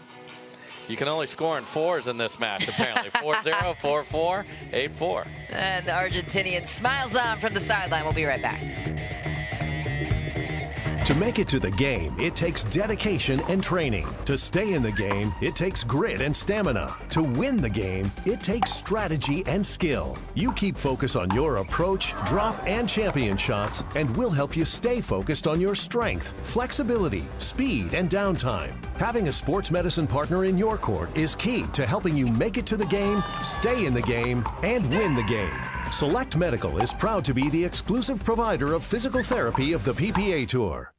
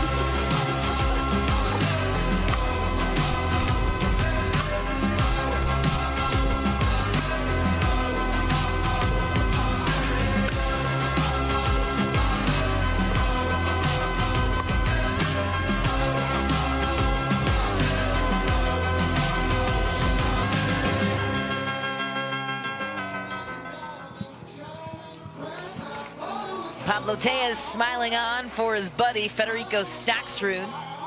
Speaking a lot of Spanish on the sideline on their side. No doubt. Colombian native, and for Staksrud, originally out of Argentina.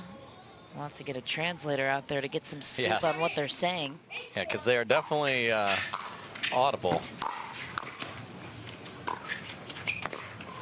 And that's a nice inside-out roll from Staksrud.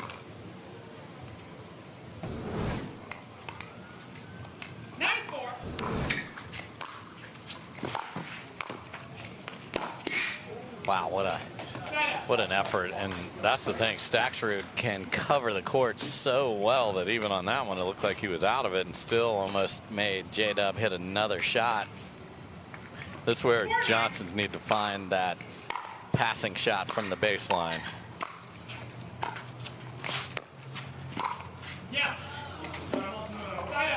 And that's just too good from Staksrud, and looks over at Tellez, very pleased with himself there. That was a nice cat and mouse point when both players are up at the kitchen line dinking and trying to find opportunities and angles.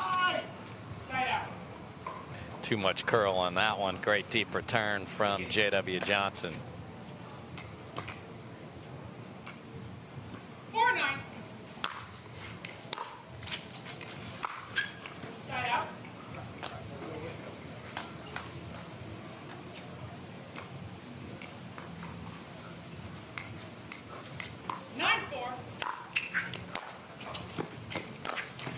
Oh my, just a gift. And that's why Staksrud shot his head up to the heavens there. Short return right in the middle of the court. Just sometimes, Michelle, we have too many options.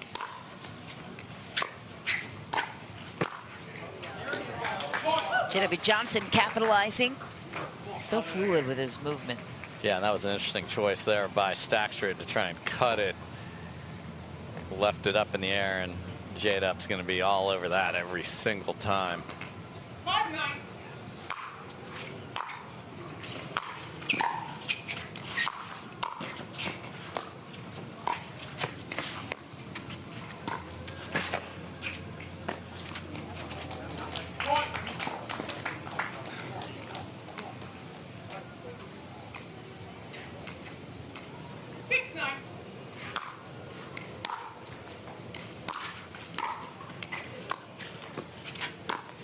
Oh.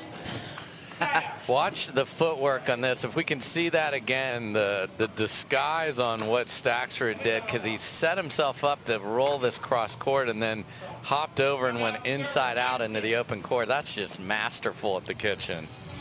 Wow. Staksrud takes back the serve and another chance, 2 chances to try and close this one out here. What has caused such separation on his side in your mind? I think he's just done a really nice job of being the aggressor, and you know, he's made the passing shots when he's had the opportunity, and we love this big tourney, and we talked about this a little bit earlier, but we have like graphical proof now, Michelle. That's right. USA Pickleball National Championships coming to Dave's backyard in Dallas, Texas. It's the biggest ever. Ever. Pickleball Boulevard, lots of great food, celebrities on site, concerts. It's in November, as always, and we can't wait to be a part of it. We cannot. We're going to have a desk set up out there, too. We're going to be talking to the fans. We appreciate BioFreeze being the headline sponsor of this, and you know, we're going to really, you know, get connected to the pickleball community. And it's, you know, it's going to be a celebration. Farmers Branch, which is the suburb of Dallas that it's in, that municipality has really gotten behind it. They're excited. There's going to be some big stuff that we're not ready to announce yet that'll be coming down. Secrets, secrets. I got a couple. I've seen some of the initial plans. It just looks so, I can't wait. Looks like so much fun. I'm going to be on Pickleball Boulevard all week long. 9-6.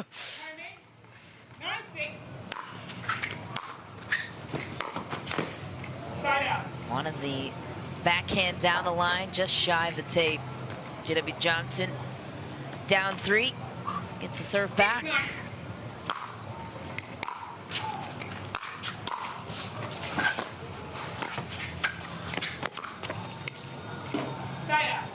A lot of choices there, and then J-Dub's like, I don't think I can curl this around for an ATP. Try to sort of last ditch 2-handed backhand.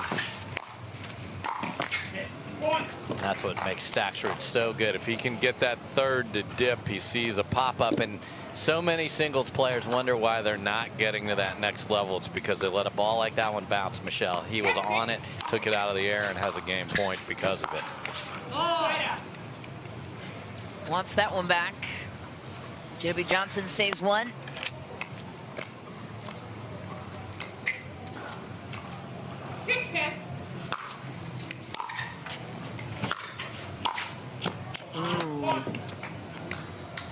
Yeah, we see that a lot when you're extended. You're like, I know they're out of position, so I'm going to go for a big angle, and then you have the paddle face the wrong way and go for too much.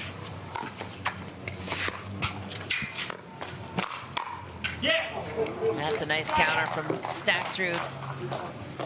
Because he left it up, curling it down the line, and JW Johnson didn't do as much with that as he would have liked, and is going to have to stare down another game point.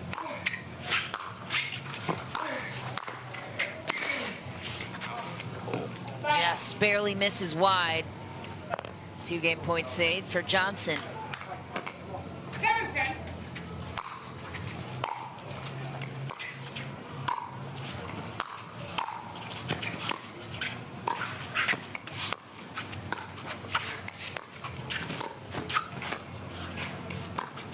There's the cat and mouse game you talked about. And guess who was the cat? It was that cat right there, Staksrud, just really nice and patient up there. He loves those kinds of points and has the whole repertoire to be able to execute them. But same guy. Just can't seem to finish it off. JW Johnson, meanwhile, chipping away.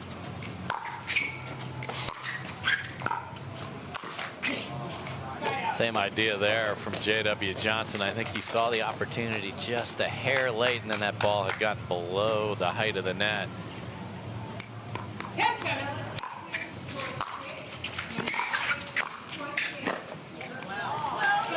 That's such a good return, and then first volley combo there. So you start thinking about it. That's 4 saved by J.W. Johnson. He needs to put a little scoreboard pressure. He's been serving at 7 for the last several rallies on his side.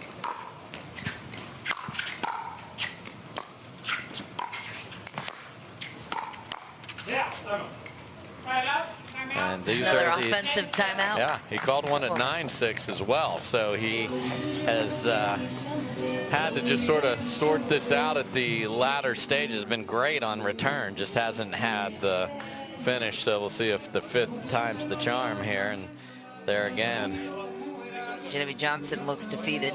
Yeah, a little frustrated over there. It's been frustration land. We got Tomorrowland and Frontierland up the street at Disneyland, and there's also been upset land, obviously, and some great play by a lot of mix-up. So many good players. And I think, you know, the ability to be able to finish off matches and finish off tournaments. We talk about who's the guy. Can you be the guy and then win again? So that's going to be really interesting with Tyra Black. Right. Can she stack another W and play on Sunday for the first time against Lauren Stratman? That's a very winnable match for both sides. It's going to be who plays the best. That match is coming up after this one too, so get your popcorn. It is a wide open draw, and it's going to be a fun one. And the men's side, interesting as well. Tyson McGuffin still alive in the draw. He barely survived on his way to the semis. Stared down 2 match points against in game 2 to Christian Alshon, and then roared back and took game 3 convincingly. Yeah, anytime you see a 15-13 on the scoreboard and it's not just one game to 15, you know that was quite a battle. That second game took almost 30 minutes itself. Yeah, you said it was at 2 o'clock. Yeah, Alshon had a match point, and then the match extended just kept 40 more minutes. And going and going. So that's the belief. And again, we will see which of these players that are in the semis today can find their best stuff and get to Sunday. And experience in the battle, which McGuffin has quite a lot of experience there. Staksrud, it's been on the rise this year, and gold medal for him would be testament to his hard work. He will close out game 1 here, 11-8 on a missed return of J.W. Couldn't Johnson. get it done on his own swing of the paddles. All he could do is make a serve, and that took care of it. So we'll see what that man right there has as a rally, as Staksrud takes advantage of an error. Federico Staksrud will look to build on an opening game win performance. We'll be back with game 2 after this.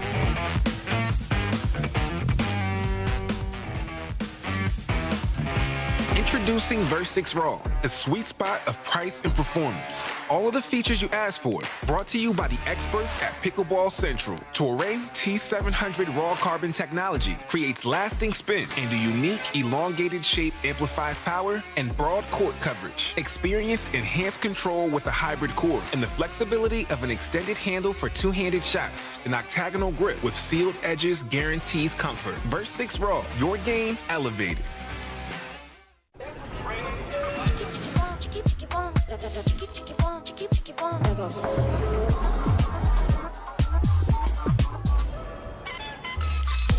Follow your vibe. Busy Hard Seltzer, flavor for every vibe.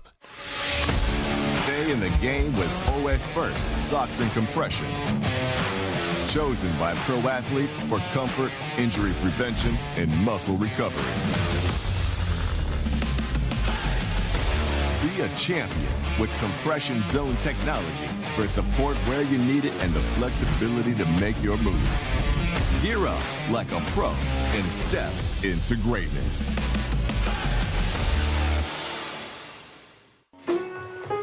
From pool to port to perfection, we'll make Europe the time of your life. Time and time again. Visit hollandamerica.com or call your travel advisor.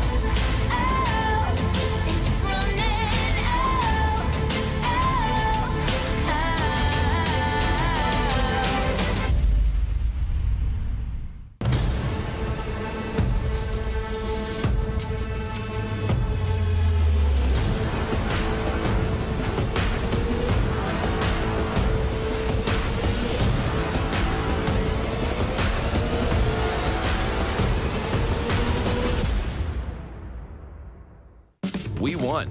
2 years back-to-back. Now you win too. The Hyundai Ioniq 5 and Ioniq 6. The Hyundai Ioniq 5 and Ioniq 6 come standard with complimentary maintenance and America's best warranty. Visit your local Hyundai dealer today. Federico Staksrud taking the opening game, 11-8. JW Johnson looked very frustrated in game 1. Yeah, and he's not somebody that gives you a lot of emotion. No. So that's like times 422 for the average player. So that's, again, see if Marario can get him under control over there.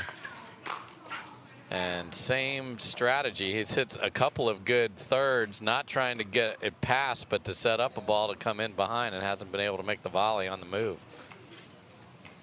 0-0.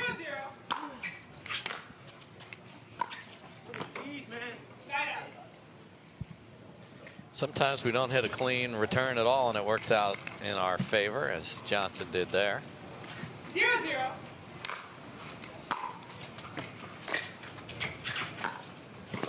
That was a nice punch attack from Federico Staksrud.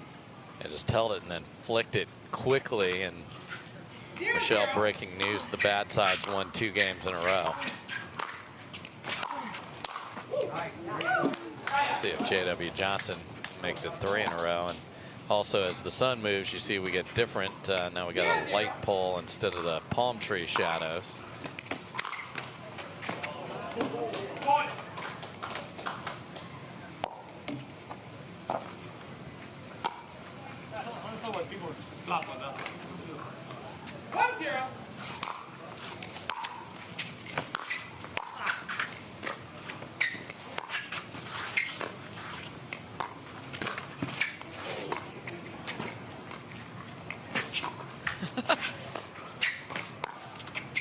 Oh, he had exactly what he wanted. And on those that just dribbled over, it's smart to just leave it in front of you, because then you don't have to rally and cover a down the line shot from there. So Staksrud played it right and ended up with a good opportunity, just too much. And now JW Johnson found the two-y. Beautiful ball right on the sideline. 3-0.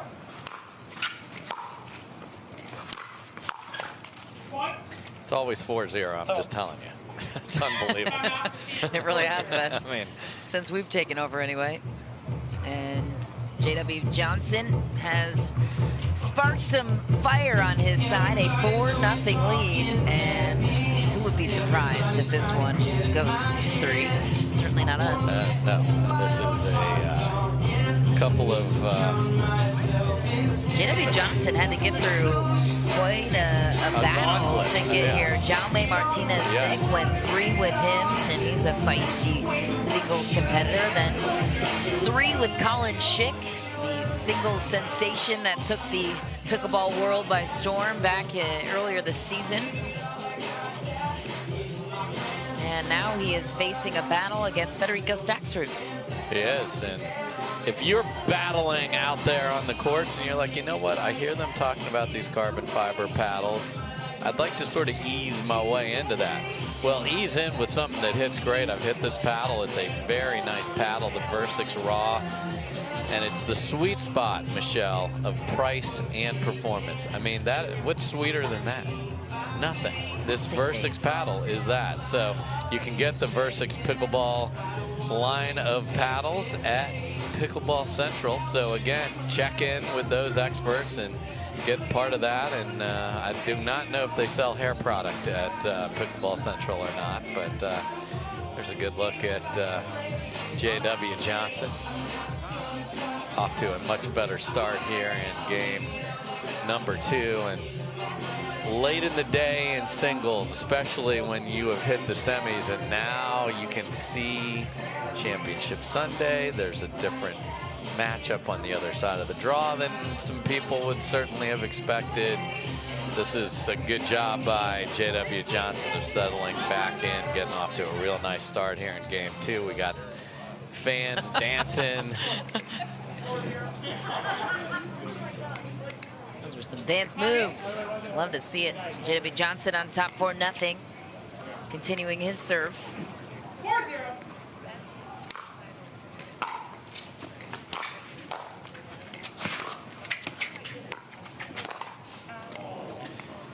again, J.W. Johnson has had opportunities when he's put the ball in a good spot like he did on the ball before that. They got a little bit of a pop-up from Staksrud when he put it on the ground on the backhand, and keeps returning to the backhand, which is smart, and with enough pace, Michelle, so that Staksrud doesn't have the time or the footwork to run around and hit that beautiful inside-out forehand. So nice strategic too.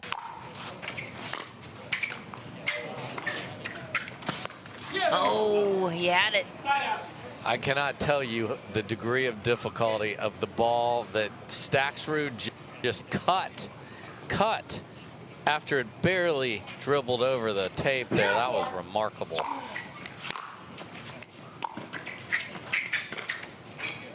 Finding the corner.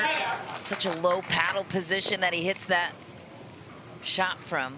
And Staksrud's like, I thought he was going to go cross court with that and just short hopped it. Just wide. J.W. Johnson's not buying that because he wasn't walking to the other side. So I think this is a challenge and not a timeout. Yeah.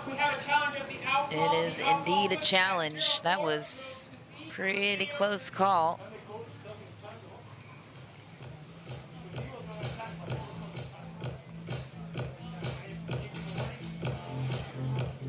Federico Staksrud chatty with Brascia on the sideline. Yeah. Let's have another look. Tough angle to tell. Ugh, can't really tell from here. I mean, you can't have a better view than J.W. Johnson here as we frame in the shot. Ooh, that looks... That's pretty in. That looks pretty... Again, Michelle, they do not allow... Yeah, so, yeah, that's the way it's deemed in-ish.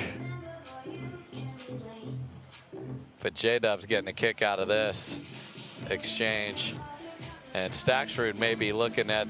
Staksrud might have been looking at the call, and now he's smiling at Morario. This is good-natured, too, just to be clear. This is not argumentative here, folks. So J-Dub is one of those players where if he's challenging, he's pretty sure of what his eyes saw. There's some people that challenge a lot of stuff, so we'll see. A little bit lighter, though, in game two, obviously. Oh, scoreboard can improve your attitude and your body position quite a bit, can it?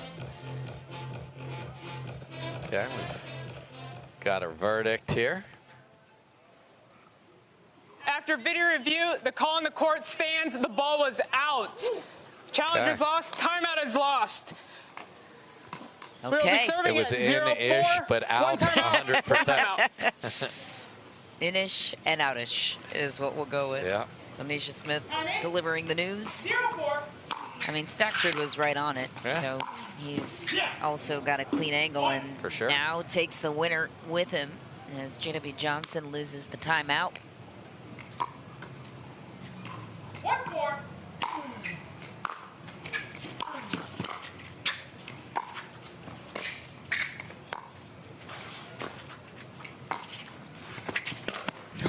Oh, yeah. That would have been a crazy ATP. Yeah, so I think J-Dub was in great position there, and then it kicked off the tape and pushed it even farther away from him and just ran out of choices. That's just too good from Staksrud there. And now he's rolling. So it's crazy how one little incident or change, and it was the call stands, and here he comes. I mean, that's 5-zip and still J-Dub serve by fractions. Big vamos from Staksrud ties it up after trailing 4-0 in this second game. Could only score in sets of 4 again here. Tellez, all this time for us here in this wide open men's singles drop. Oh, wow. Another beautiful shot that just skidded off the sideline, it looked like. That forehand roll he's got dialed in. Inside out and inside in, both of them are just beautiful. Ooh. Went for more on the cross-court shot. just missed. But an impressive rally, so let's see what J.W. Johnson has as a reply.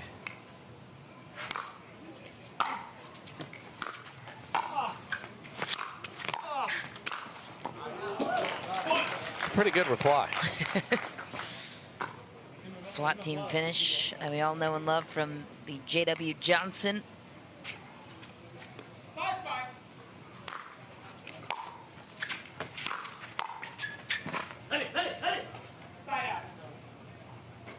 Big side out for Staksrud. Neck and neck, point for point. 5-all. And that's a big passing shot cross court, inside out again. Yeah, if the return is short, he has so many options, and sometimes they'll hit that with a little more arc on it. That time, hit through it with heavy pace, blew it right past J.W. Johnson. Pressure mounting. J.W. Johnson, quick side out for him, down 1. Great hard return down the line there. 5-6.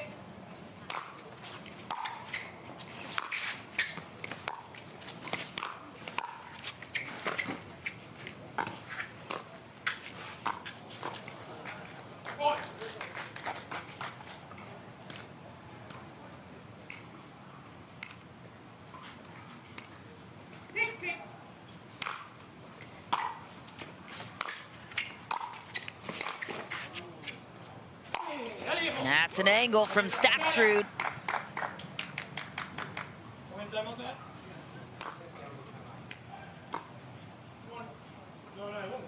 Both South Florida natives spent some time training with each other, coast to coast of Florida.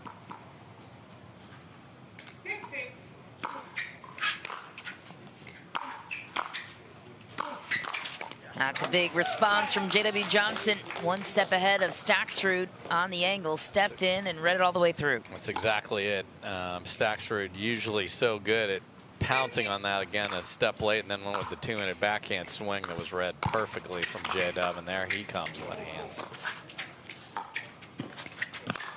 Oh, just barely missed.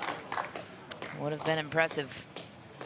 Yep, that's short, meaning it just didn't make it all the way to the kitchen, or excuse me, to the sideline there. And Staksrud has called 4 timeouts, 3 of the 4 on offense.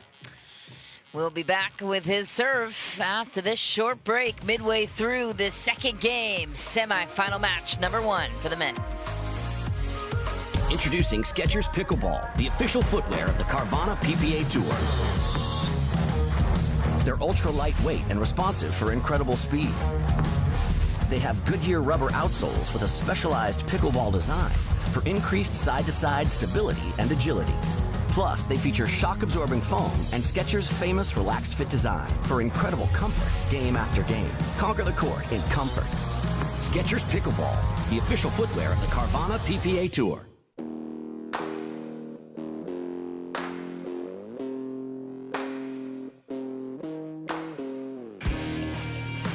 This spring, you don't have to be a baller to buy like one.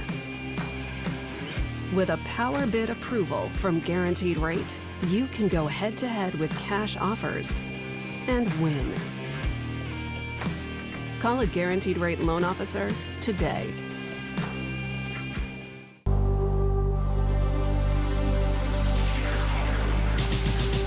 Gearbox introduces the all-new CX-14 Ultimate Power with SST Core. All-new power band technology, delivering controlled, effortless power. All technology, every shot.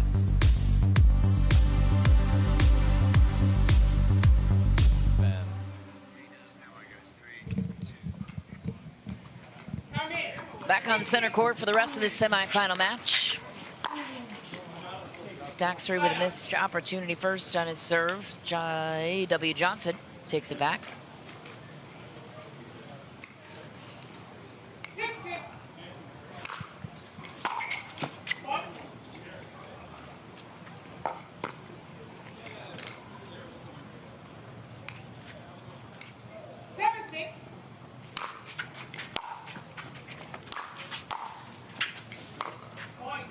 just back for Staksrud. So he called the timeout to get himself set for a run and has had 3 errors in a row. And a short return, to which JW Johnson was all over. Momentum turned in a matter of moments.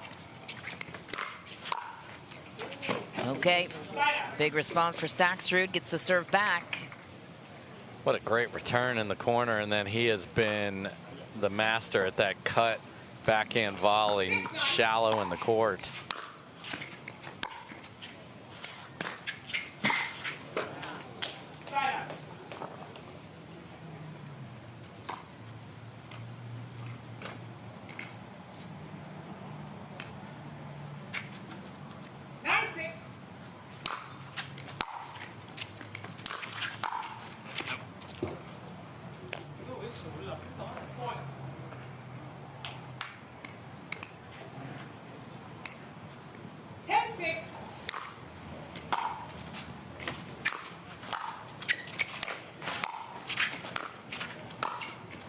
That's a big save of game point for Staksrud. Does he have enough, though, to come back in this 4-point deficit?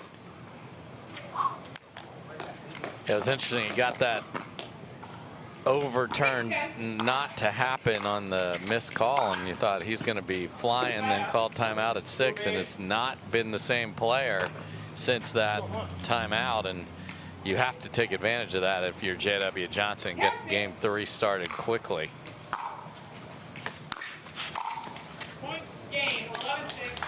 JW Johnson takes game 2. They split, so we will go to a third deciding game. And what a big response from JW Johnson, who took a hold of the game at 6-6, pulled away and found a way to get it done. So it all comes down to game 3. Wide open draw, and we will see who the winner is next.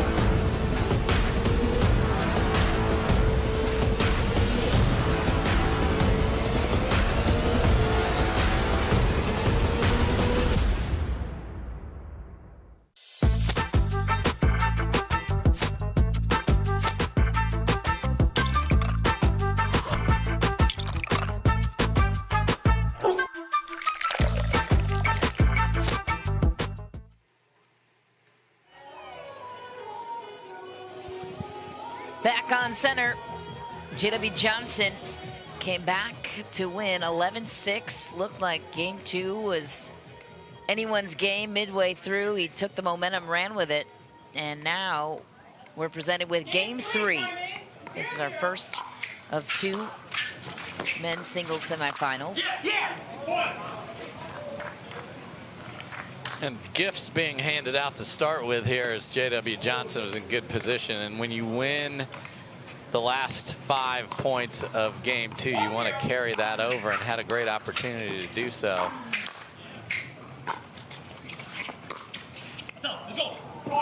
And now you know that you're in for a battle because Staksrud's back engaged. And when you see JW Johnson go to that second hand on the paddle, you know something with power is coming. So good job by Staksrud.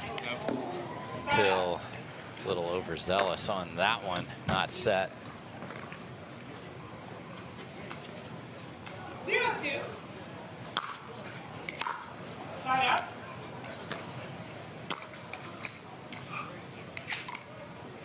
2-0. Long lead. 1. So I'd be making him, being J.W. Johnson, hit a whole bunch of backhands if Staksrud, not that that's a overall change, but when he's missing a couple in a row, you just hope that's in his head, and there it is again. Surprising J.W. Johnson covered down the line, because as a player, you know when you're a little off, and you know that they know. So interesting that he covered to his right, and what do you know, it's 4-0. Huh?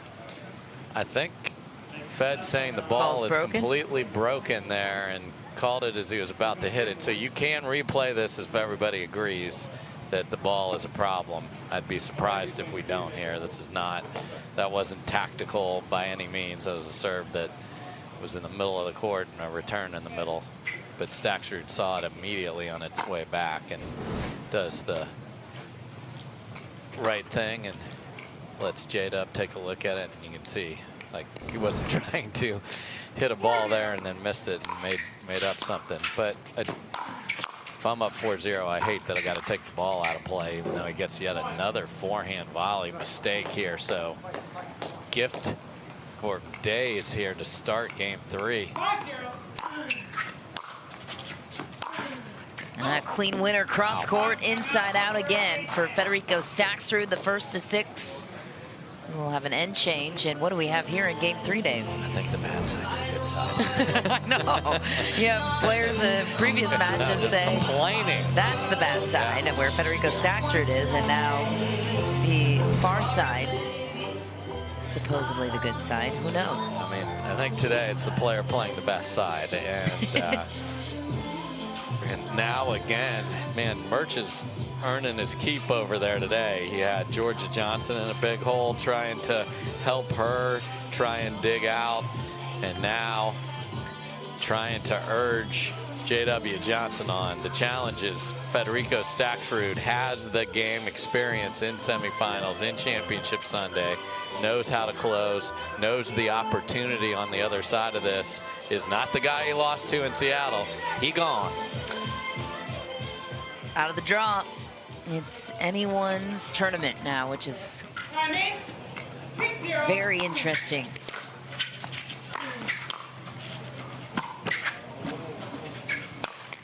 Easy put away for J.W. Johnson. And what a great return off. I mean, Staksrud stepped up to the line, 0 nerves, up 6-0, and blasted a serve inches from the baseline. That's a great rally from J.W. Johnson.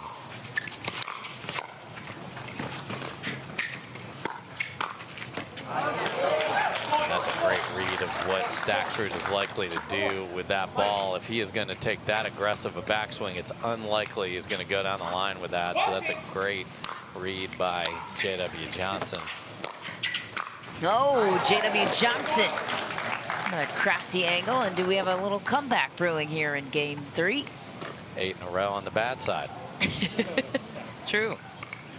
2-6.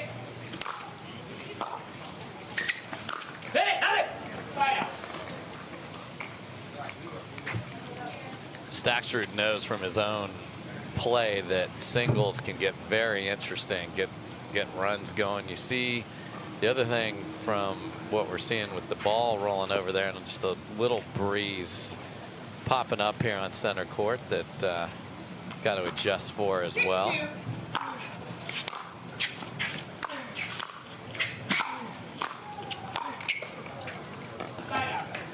Oh, Dios mío, make it.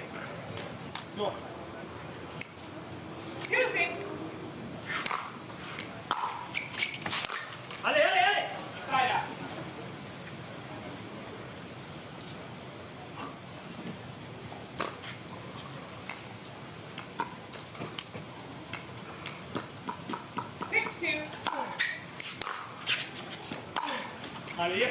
That's a big inside out forehand once again. How many times have we seen that clean winner?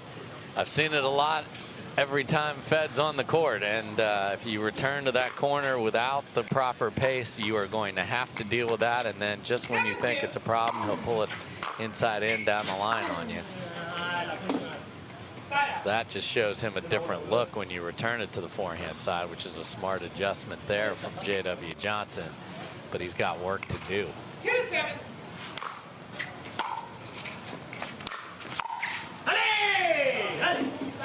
The allays are getting louder as he advances here, and I love it. You know, this is a player that, it's interesting, has the emotion, but is calm under the surface, which is really important. And it's a tough line to walk as an athlete. And I think he walks it as well as anybody because he needs that emotion, but then he gets right back to and measured.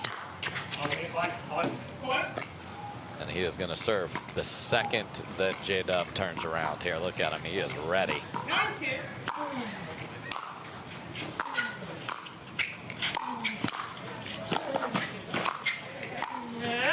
Staksrud is on a roll.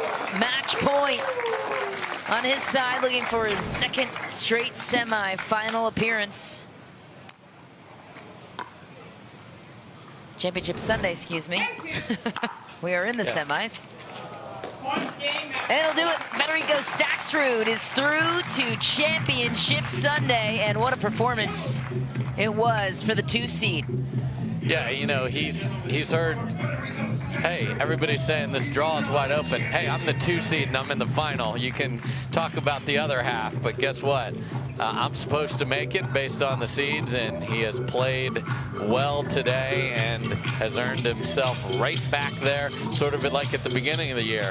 You'd show up for Championship Sunday, men's singles, Federico Staksrud versus somebody, and we'll find out who that somebody is a little later. Yeah, it'll either be Tyson McGuffin or Gabriel Joseph. That answer coming our way in a couple of matches, but for now, we will talk things over with Federico Staksrud. After this short break, the Argentinian is all smiles here on center court. Hi, I'm Rick Barry. I used to play professional basketball. Now I'm into pickleball. Performance is really important, but also recovery is actually just as important. LMD is a product that I use constantly before my matches and after my matches for my recovery. Great for inflammation, great for recovery. I keep coming back to this. AlloMD all day long, baby. I use it. I use it. I use it. I use it. I use it. AlloMD Acute Relief Cream.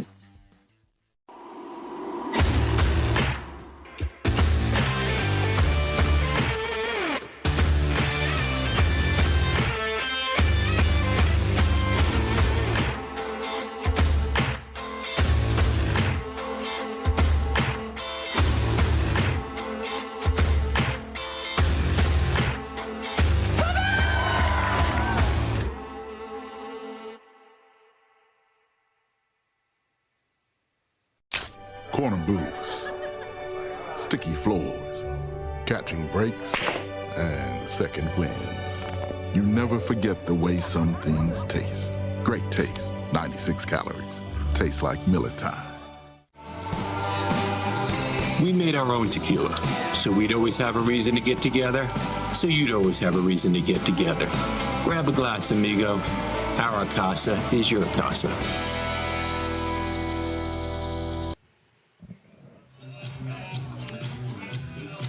Back at the Takeya Showcase, Federico Staksrud is through to his second straight Championship Sunday as we check in now with Cameron Blackwood. Thanks, Mish. You guys lost to Jaden Dillon in dubs, and he said he had to show you who was boss. Did that give you any extra motivation before stepping out on court? Yeah, I took them both out today, so Papi's here. There you have it. We were talking before this about it's just such a quick turnaround from Seattle and coming here and just taking an extra day off, how crucial that was to make sure you're recovered and ready to go. Yeah, I was telling you, like, usually what I was doing was take the travel day as a day off, and yeah, it didn't work well for me. So, yeah, like I used Monday as my travel day, and then take Tuesday off, and then Wednesday get back to practice. So, yeah, feeling good now. And what do you think is going to be crucial for you to get yourself in Championship Day Sunday and win this gold medal? So yeah, gold medal Sunday. Yeah, I mean now I'm gonna forget about singles and get ready for mixed doubles tomorrow with Leah. So excited about that, and yeah, just now is changing the mindset and just focusing on doubles. Federico Staksrud in Championship Day Sunday for men's singles. Michelle, back to you. Thanks, Cameron. And yeah, Leah Jansen and Federico Staksrud will be quite the mixed doubles partnership. Yeah, they're going to play a lot, so they're locked in. And you know, we've seen a lot of emotion on center court this afternoon, and it's the guy that has kept that even keel right here, even in the face of adversity, that really played a solid game number 3. And that change in just your week's planning that he mentioned there, you know? Yeah. I'm not going to push myself to do it, and obviously paid off. And then he's flushing singles literally right now. That's what these players have to do. All right, what do I have to do to be that big half and play on that left side of the court with Leigh Jansen and do well in mixed tomorrow? Especially with these back-to-back tournaments, all these pros are on the travel grind this week. We'll be back with a juicy semifinal for the ladies. Lauren Stratman, Hurricane Tyra Black up next.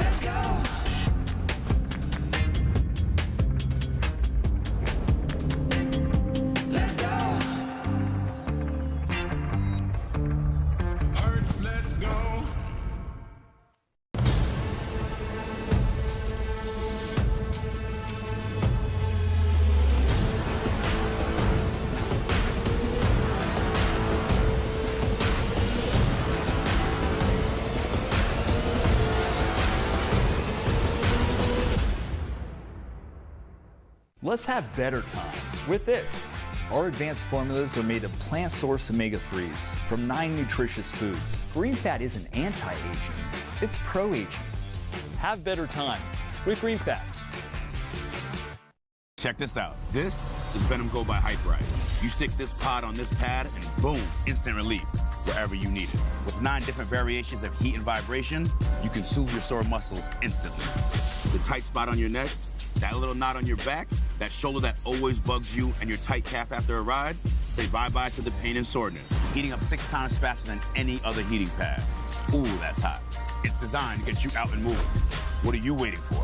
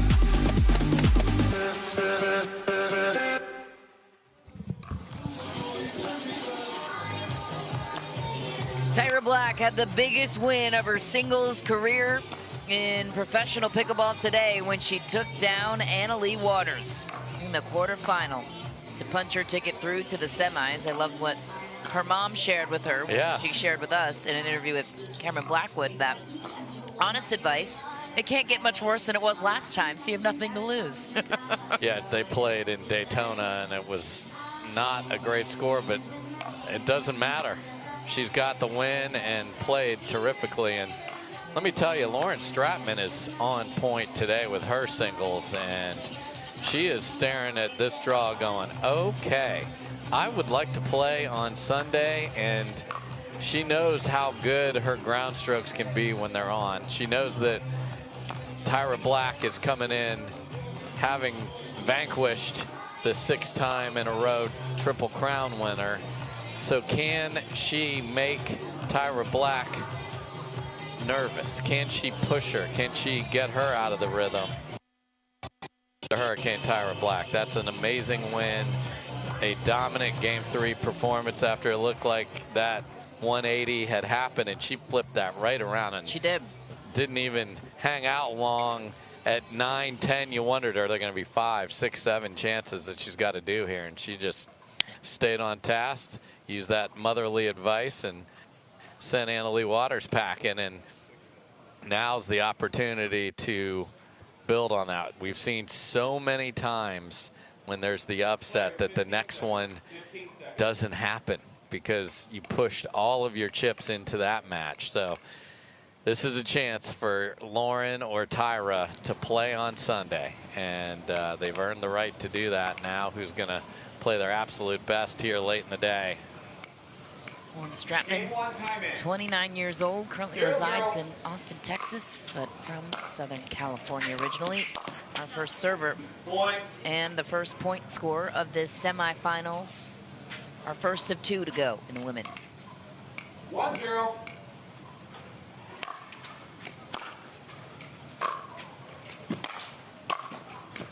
Whoa, that's a nice angle from Lauren Stratman with the backhand hook. Yeah, I love the forehand. Before that, it's got the new Selkirk colorway on the 2-0 paddle there that just came out, looking sharp. Side out. So it's going to be the groundies of Stratman versus the power and the aggressiveness of Black, and who is going to prevail.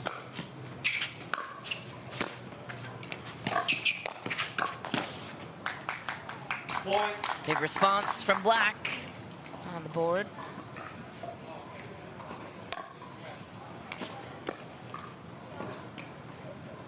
One, two.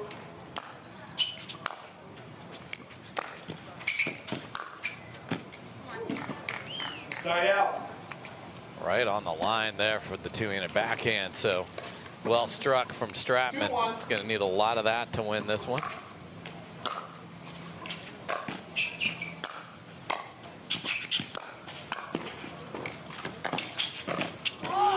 Oh, what a grab from Tyra Black down the line.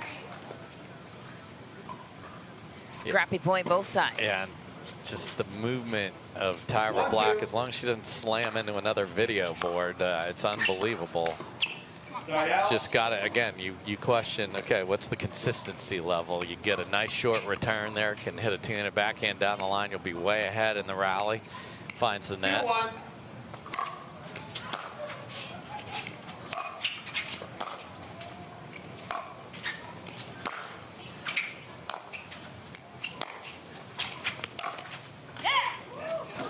Lauren Stratman. That is cross-court beauty for her. And what a journey this would be for Stratman, who's one of the veterans of the sport. She's been around it for so long. Former D1 college tennis player.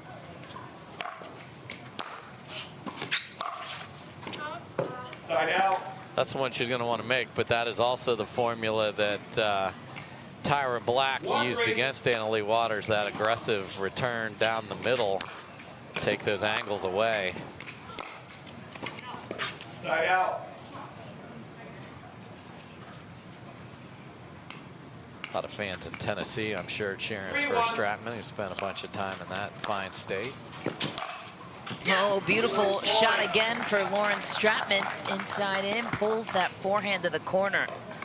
It's great footwork before the ball even arrives there to be able to have those options.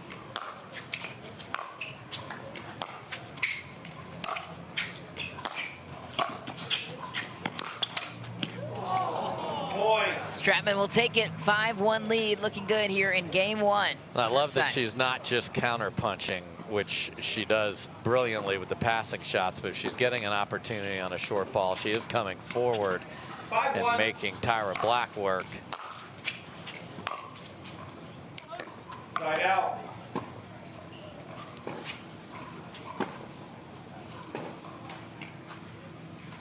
1-5.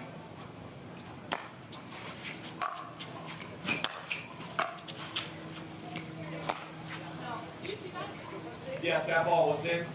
This one was out, side out. That was a fun little conversation right there. Did you see that? Yes, that was in. The next one was out, side out. Shall we move on? Oh my God. Side out. So this is a big opportunity for Stratman. Up 5-1, had 2 chances to extend that lead. Point.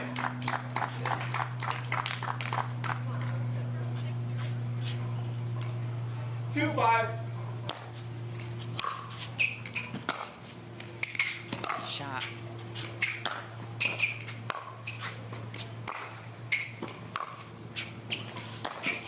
Just back, and Tyra Black right back in it. Yes, ma'am, it was out. Stratman looking for confirmation, and so Timeout far, receiver. 3-5. timeout called by Lauren Stratman. Yeah, and Tyra Black, as she gets better and better at pickleball, obviously a very accomplished tennis player with the family with the great names. Her sister Tornado, another great young tennis player. So when you throw that forehand that you remarked, like what a shot in the corner there, she needs to come in behind that, and then that point would have been over because Stratman is so much in jail and she's just gonna throw that back. So you let her off the hook, and that's the upside from a strategic standpoint that Tyra Black's gonna keep having. And there's a good look at Julian Arnold cheering on his partner off the court and sometimes on. They don't play mixed doubles together every time. They certainly do some of the time.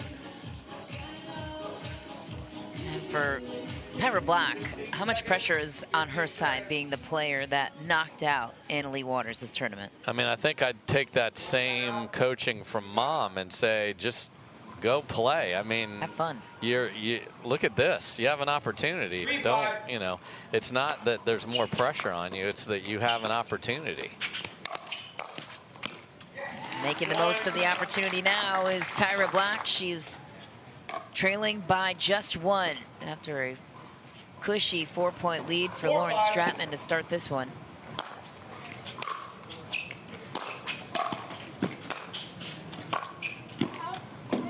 That's what the foot speed of Tyra Black will do, make you go for too much. The other thing I love about Tyra Black, she uses a lot of cuts and slice that a lot of the ladies don't use, just to change it up. Shows them a different look with it.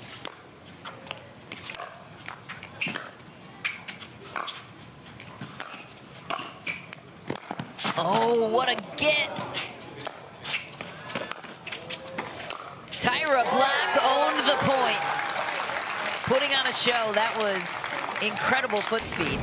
Yeah, just remarkable. Lauren Stratman's like, I just hit a winner. And then suddenly she's the one tracking down a ball, and it is Tyra Black hitting down on it for a winner. But that is what makes a great singles player, being able to cover sideline to sideline. You can just see the upside here. And then imagine the confidence now with a win over Leigh Waters. Down big to start this one, and has rallied impressively. And now getting a bunch of gifts here. 8-5.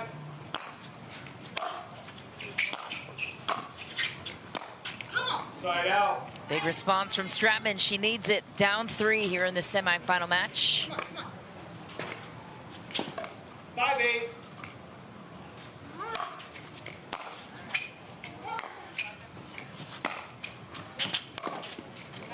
Side out. Much better there from Hurricane Tyra Black as far as the court positioning choices. Had that similar ball where she hit a aggressive shot cross court. That time came in behind it, and that just puts so much pressure on the next ball for Stratman and gets the error.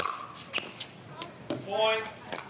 Now Stratman's going for way too much. So Stratman called timeout up 5-3. She is now calling timeout at 5-9. Tyra Black impressive run for her, looking at Julian Arnold's. And what do you think he is advising for Lauren Stratman, although not It doesn't not seem much. like anything. What would his advice be? Did someone hypnotize him? He is staring like, help a lady out here. Yeah. He probably knows to just Oh, stay he out of the knows. way. No, this is a guy that knows exactly what the answer is there. And Tyra Black over there got a little bit of coaching from Leah Jansen and just made that happen. And now she's got it going. Oh, the little advertisement from our Best Day Brewing partner here for this.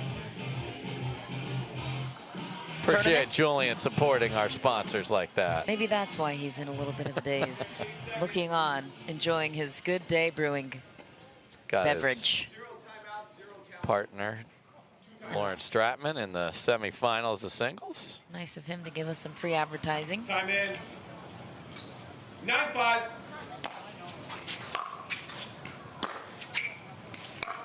Side out. And this third for Black, serve back to Stratman. How would you start to approach this game if you're Stratman? 5-9. Go big for the serve and then make Tyra run and come forward. Just beautiful. There. Oh, don't hit it back to her though. She had it. That was the start of the point she wanted. Exactly as you described. Perfect. Yeah. Sometimes you outguess yourself because you're like, ooh, I'll show her. She's going to be running over there. I'm going to hit it behind her. Point.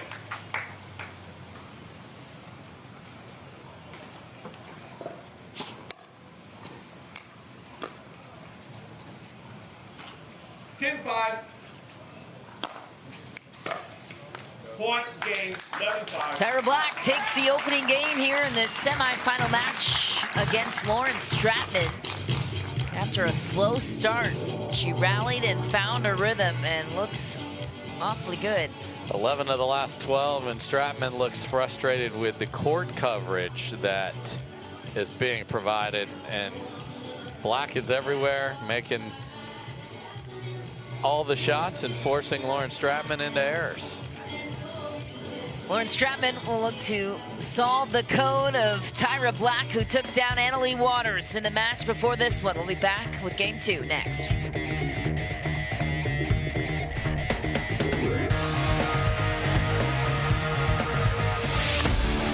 in the game with OS First Socks and Compression.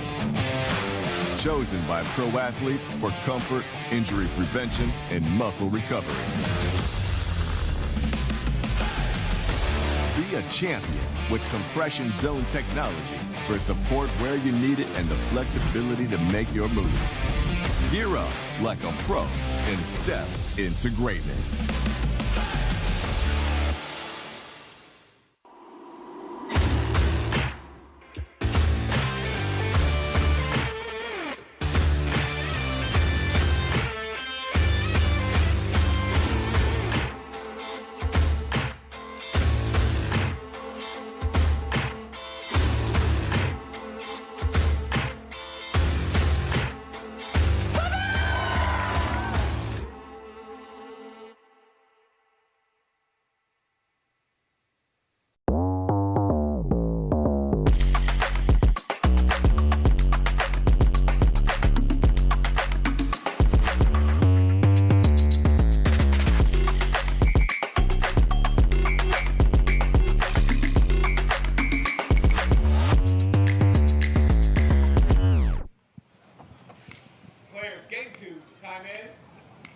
Tyra Black is the story of this women's singles tournament so far. She'll take the opening point of game 2. She had nothing to lose in this tournament. It's been a journey. She ran into Leigh Waters in the quarters. 1-0. And it's the story of the Carvana PPA Tour so far.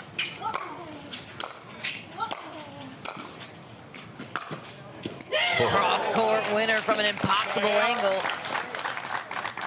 Maybe that's the shot that can get Stratman going. I mean, if you want to talk about pinpoint ground strokes, they can be there all day. I mean, this is a gorgeous ball on the dead run.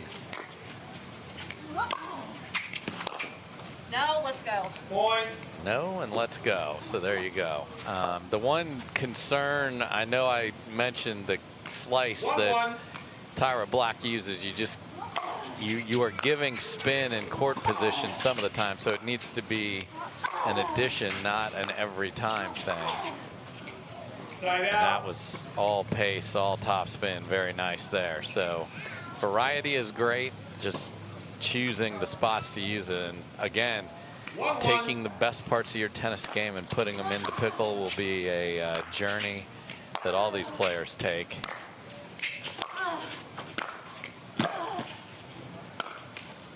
Big finish for Black. She has such consistent mechanics, too, as she continues to grow her game in the sport. Yes, it's a player that has the movement of a high-level tennis player. And, you know, getting a lot of people are like stare at their arms, stare at their hands, stare at their paddle, where it's their legs that are often the reason why you took a bad swing at a shot. And she is able to get into position more times than not, even on difficult rallies. Like That's a beautiful shot. Yeah, watch the setup on this if we can see it again. To get the feet in a position to hit the ball down the line and stay on that. It's just really good from Black.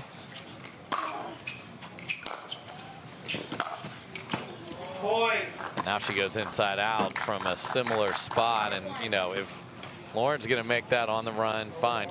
I love that she went right back to the same spot. Like, sometimes you got to tap and clap because they made an impossible shot, but that's the right place to put the ball. Free point for Tyra Black. Very rare that you see a 9 seed get this far in the women's draw. Especially when you know the 8-9 matchup is the round of 16, and then the quarterfinal is 1 versus 8 or 9. And here's a look at the footwork.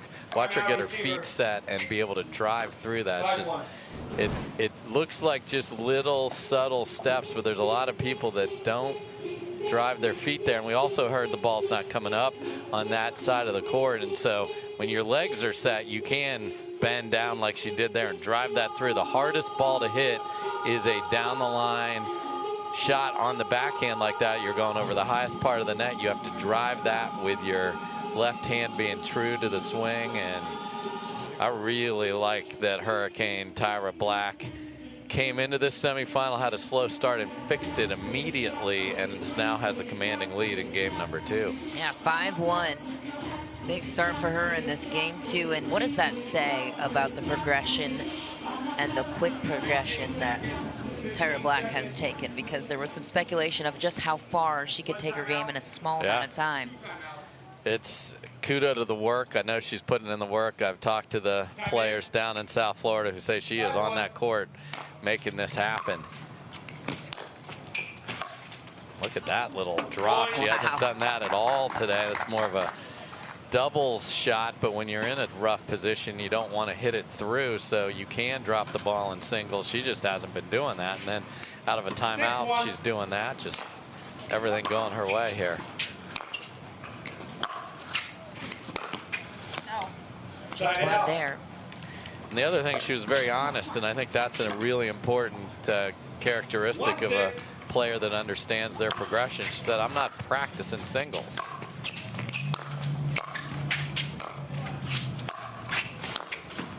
And the fact that she's not practicing singles and still able to beat talent like Leigh Waters and hit shots like that on Lauren Stratman says a lot about her athleticism and that diligence on the court.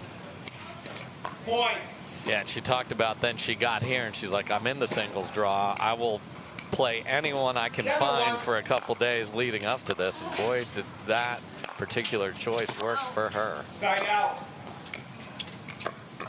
She's one of 6 players to make the jump from Challenger to Premier Season 2 for MLP, too. 3rd round pick. Stock as a player is on the rise. Yeah, and that's the decision all the general managers have to make. Do you take what you know or what you think might happen? Point. 3-7.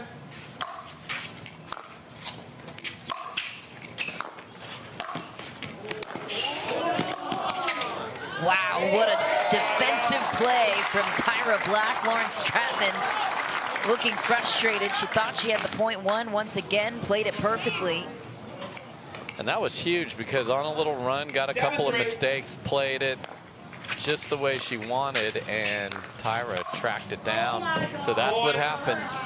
That is a miss thanks to the prior rally right there, because now I feel like I got to hit it right on the line in the corner or she's going to go get it. 8-3.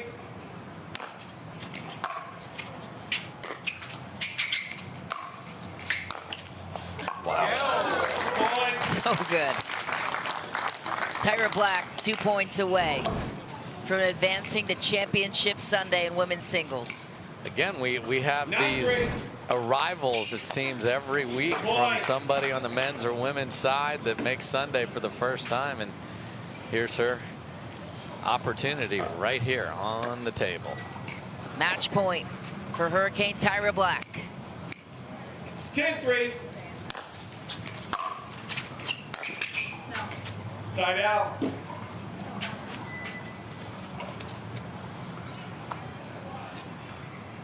Lauren Stratman with another try to close a 7-point deficit.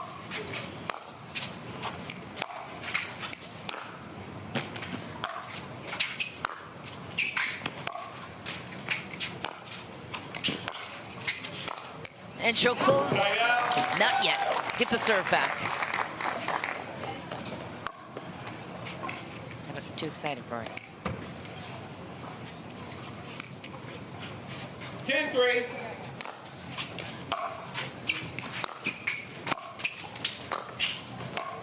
Lauren Stratman with another try.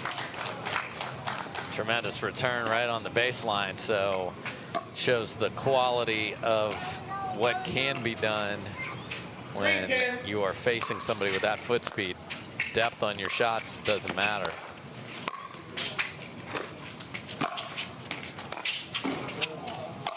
There's no ball Tyra Black can't get to. Gets the serve back and another match point. Yeah, Tyra's creating some of her own problems there. She had the whole open court and just kind of punched a slice down the line there, but then tracked down the next one because she's so fast. Side out. Missed the serve just long. Stuck on 10-3 for a couple of rotations, both sides.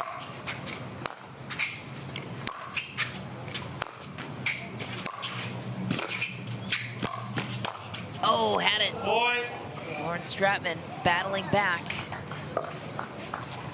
How much of that missed serve from Tyra's nerves or just missed contact? Yeah, a little bit maybe, but I think the scoreboard sort of takes the nerves out of it. A couple more here, and then Lauren can really perhaps give her a problem.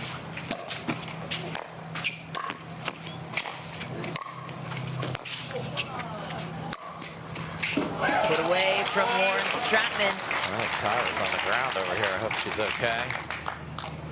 My goodness. We have seen her.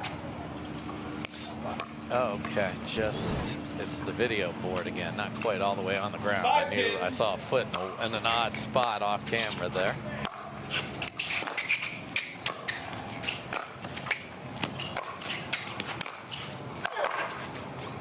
Smart play from Tyra Black, lobbed it over Lauren's left shoulder. Yes, ma'am, you do. Timeout, receiver. Timeout called by Lauren Stratman, earned 2 points on a scoreline that was once 10-3, and now Tyra Black with a chance to regroup. Who's the pressure more on right now? Oh, Stratman by far. If this was 10-9, I'd have a different answer for you, but I think this time out, I know Lauren called it, and I know, as you can see, she covered a lot of ground on those last several rallies, but this actually is good news for Tyra Black because, okay, this is going to be my 4th chance to win a semifinal and play on Championship Sunday for the first time. Let's hit a nice smooth serve. Let's set up a point that I feel great about. If she comes in, what am I going to do? If she stays back, what do I want to do? Just sort of work through a couple of those things. Just plan 2 or 3 shots ahead just so it's not a surprise, and then go execute it. You know, an impressive run here, and Lauren's on the wrong side of the court right now, so we'll scooch her over.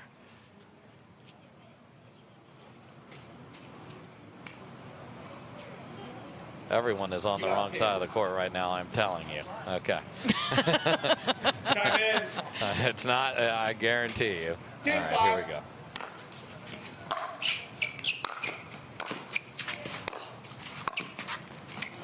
Oh, what an angle from Lauren Stratman.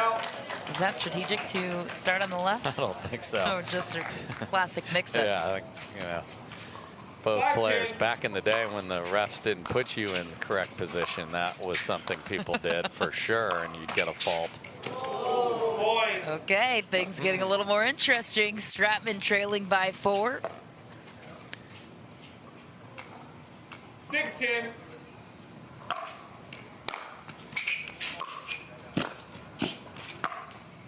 Just wide. Stratman had the whole court to hit to. Boy, if she makes that one, and then you look up at 7-10. All right, this is the 5th chance right here. Match point number 5 for Black. Stratman has been rock solid on siding out and saving match points. That's the 5th one saved for her. Another slide here for Tyra Black. Some crafty spin, a lot of underspin on that one.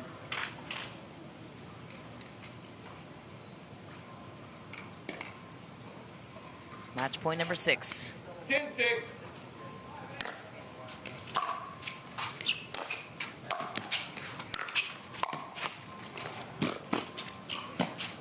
Oh, she got there, and Hurricane Tyra Black finishes off a huge semifinal performance on the heels of the biggest win in her career over Leigh Waters. She gets another marquee win on Lauren Stratman and is through to her first ever championship Sunday in women's singles.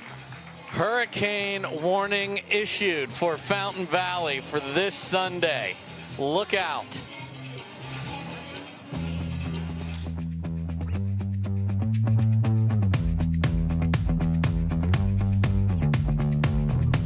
Hi, I'm Rick Barry. I used to play professional basketball. Now I'm into pickleball.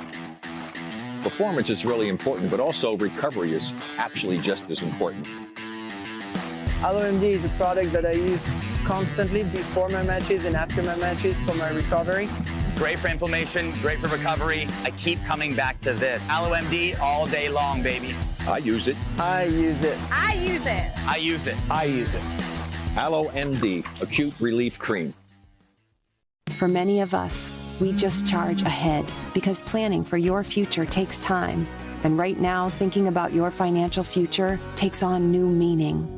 At Baird, our financial advisors have guided individuals and families to achieve their goals through every crisis evolution and groundbreaking idea for over 100 years. That's the difference between thinking you're ready for what lies ahead and knowing you've planned for it. Now that's different. Discover the Baird difference. Oh, will you pause it real quick?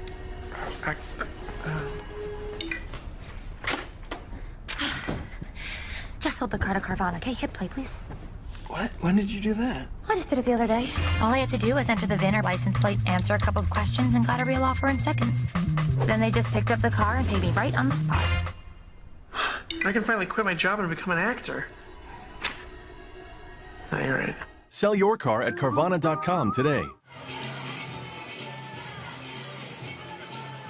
What a performance it's been for Tyra Black, the 9 seed, storming her way through to Championship Sunday, her first ever appearance, as we go down to Cameron Blackwood to learn more from Tyra Black. Thanks, Misha. Last time we saw you had the biggest win of your career here against Leigh Waters. How do you regroup more emotionally and mentally than anything coming back out, making sure that you win this semifinal match? So I had to turn all my notifications off. People were just blowing up my phone. I like to go on social media in between matches, but a lot of the posts were about me now, so I was freaked out a little bit. So I just went on TikTok instead, because there was nothing on there, and I relaxed for a little bit. There you go. And in this match, you used a lot of cuts and slices. Why was that so crucial and effective against? She's a really big hitter, so I just kind of want to get her on the move a little bit and mix up the spin. So it was the same thing in tennis. If you hit a flat player, you like to hit some heavy balls, slices, all those shots. And into Championship Day Sunday, how special would it be winning, knowing you got there beating AL, the best player in the world right now? It would be amazing. I can't wait for Sunday. Even if I walk home with the silver, I'm going to be so happy. Tyra Black in Championship Day Sunday. Give it up for her one more time. Michelle, back to you. Cameron, thanks. Wow, what a story. And it's awesome. An incredible performance to match. She will take on the winner of Mary Brascia and Jana Newell on Championship Sunday. That match coming up later on. But up next for us, it's our final men's singles semifinal. Tyson McGuffin, the 4th seed, taking on the underdog, so to speak, according to the seeds, Gabriel Joseph. This is going to be a thriller on center court. Having trouble getting your dink up? Our advanced formulas are made of plant-sourced omega-3s from 9 nutritious foods, never nutrient isolates. Have better time with Green Fat.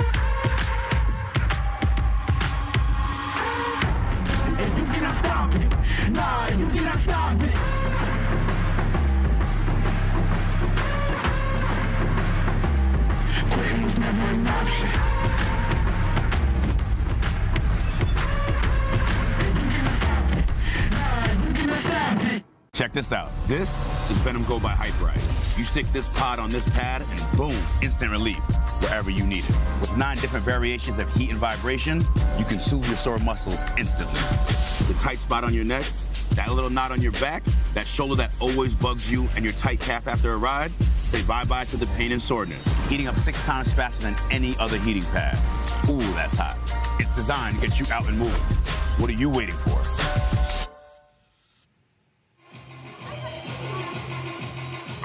Back in beautiful Southern California for our second and final semifinal match for the men's singles portion of the draw. And this is a beautiful view from Fountain Valley, California. 75 degrees and sunny.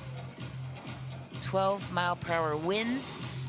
60% humidity, and a bit hotter than the conditions were in Seattle a weekend ago, which Tyson McGuffin was not a part of, and Gabriel Joseph making his way through to the semifinals. How about the upset central in the men's singles portion of the tournament, Dave? Yeah, it's been throughout the draw, and then that obviously leaked over into the women's side, and it's been just upset city everywhere. Let's take a look at Gabriel Joseph's journey to the semifinal round. First, he beats Pablo Tellez in round 1.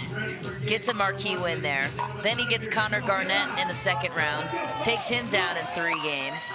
Then he matches up with Yates Johnson, who just beat Ben Johns a moment ago. Wins that one in 3. And here we are in the semis. Tyson McGuffin survived a 3-game thriller as well before this one in the quarters against Christian Alshon. And is this one going to be an interesting one with Tyson McGuffin back in the singles draw? Yeah, you know, fended off 2 match points against with that Ferrari forehand you see on screen there. 34 years of age and still getting to semifinals, and he hopes to championship Sunday here.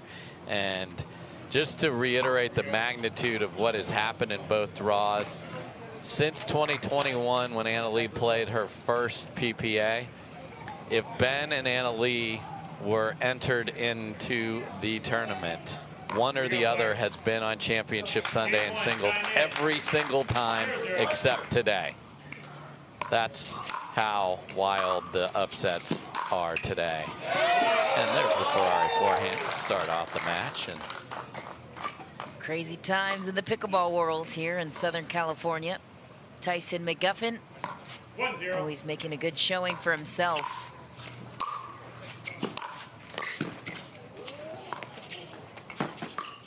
Oh, what an angle. He was anticipating the ATP was McGuffin, and Gabriel Joseph 1 read ahead. yeah, I love the way he just held this on the paddles. Like, wait, nope, coming back the other way. And wait till you see this guy cover court. You think you've seen the court get covered today. Joseph has ridiculous foot speed, a vicious 2-handed backhand.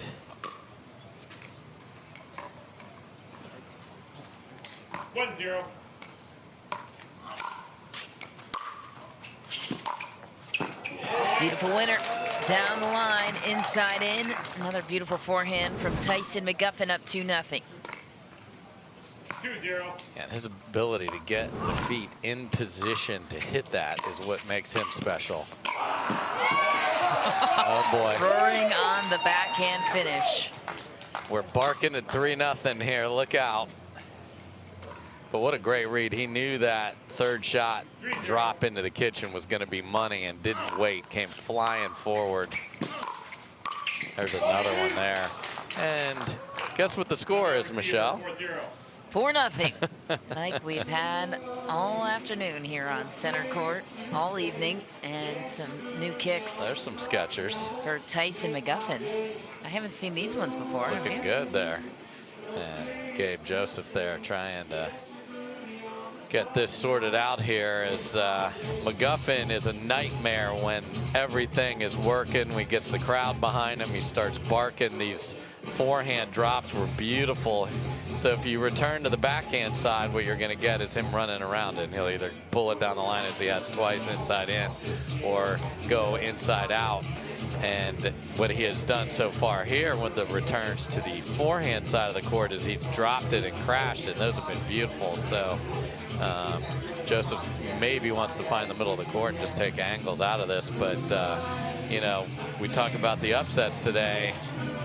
I mean, McGuffin played a crazy 15-13 second game against Alshon earlier after losing game 1 and staving off those 2 match points against, and then having a multiple game points of his own that he didn't win. It was just this head-to-head battle of wills that he got through, and then here he goes.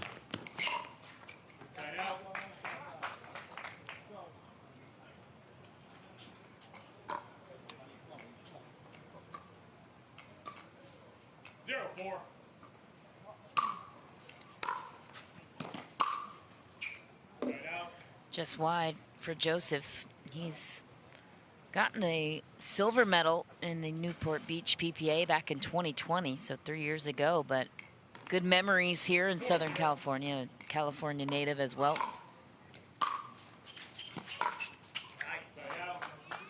Good depth on that return from Joseph there. So no matter what type of forehand, Lamborghini, Ferrari, whatever, if the depth of the return is there, that's going to make it much more difficult.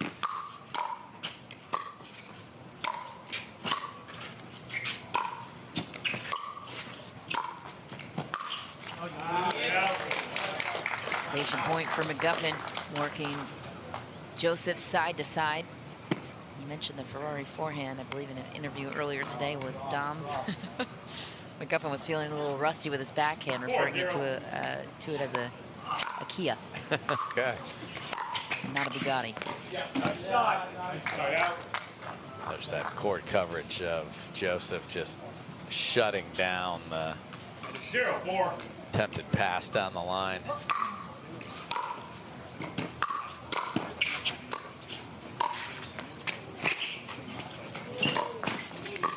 Oh, well played by Tyson McGuffin. And that's the second time Joseph has had what looked like an ATP lined up, this time on the two-handed backhand off the tape there. Brought it back cross court, but McGuffin's foot speed was able to get there.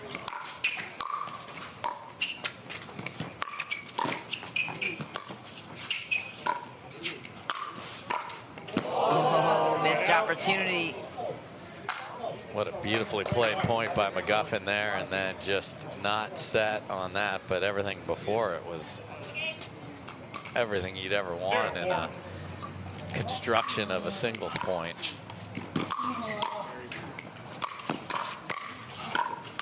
Gutsy point for Joseph. So obviously the taller players can cover more court, but how does that man make up for it? Reads and just remarkable, both laterally, side to side, and then also front and back foot speed.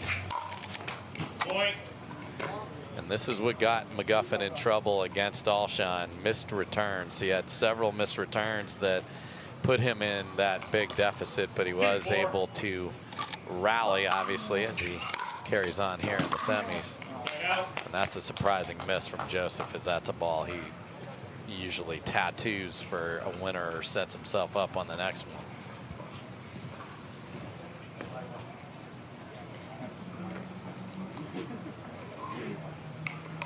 Four, two.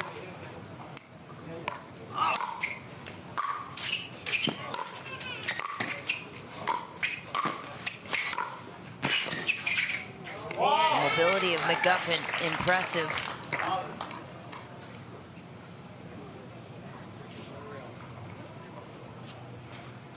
5-2.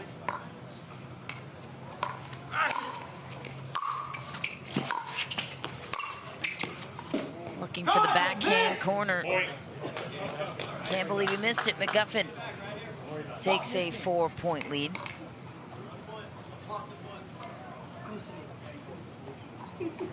Wouldn't be the first time he lost the first game big. If he does go down, he lost 11-4 to Connor Garnett. Gabriel Joseph did earlier today. Out. Go, guys. Come on, baby. Come on. Come on. 2-6. Right out. Dude, I can't see anything. Straight shot.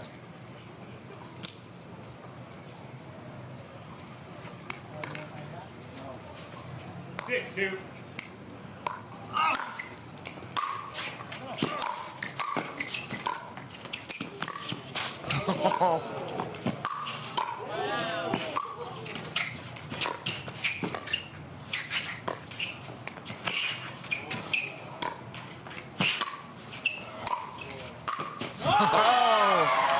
McGuffin opted to go back to Joseph instead of finding the open court.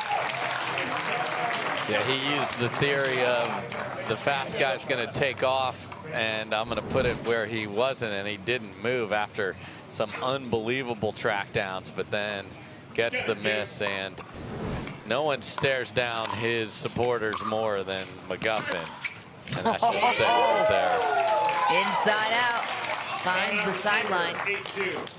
I mean, that's so good because we've seen, especially on the women's side, that return down the middle to take angles away.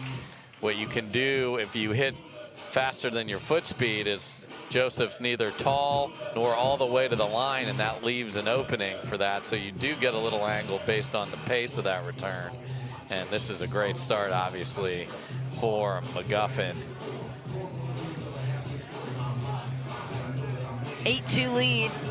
A comfortable one at that for Tyson McGuffin, who did not have an easy road here either. He had Gabe Tardio in the second round, then Christian Alshon. Both of those matches went to 3 games. He had to pull off what Dave said, a remarkable comeback in game 2 against Christian Alshon. And so far off to a crisper start here. As he's worked through, he's taken some time off. That yes. Can give you some trouble. Yep, asked him about what did he do. Obviously still training. It's not like he just put the paddle in the closet and let it collect dust, not even close. Different speeds though from training to game speed, right? 100%. So got a little time on the lake and just got some family time as the father, one of the fathers on tour, and really family is so important to him. So it's tough when you're going from city to city as our traveling entertainment group. And speaking of traveling entertainment, Taylor Swift once again up the street from us, just stalking us, and SoFi, where the Rams play, for like 6 dates. Wow. Yeah. We really are on the Taylor Swift tour here. Yeah. 3 weekends now. Yep.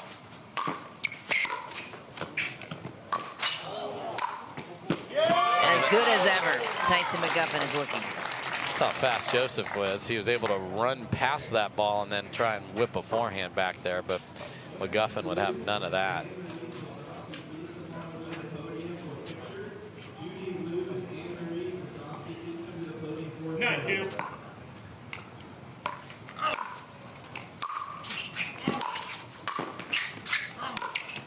Oh, what a shot. That forehand's so good. There's a reason. There's a name for it as Tyson McGuffin takes game point. Yeah, much happier guy. Earlier, paddles were being snapped. Not that it was even one that was just sitting by the bag. Just an innocent, yes, an innocent little paddle. Point game, switch in. And surely Gabriel Joseph wants to flush this one and start anew in game 2. But that was an impressive performance from McGuffin, who forced Joseph into a vulnerable position. Making quick work out of the 24 seed, McGuffin looks to build on a strong game 1 performance. Joseph looks to counter.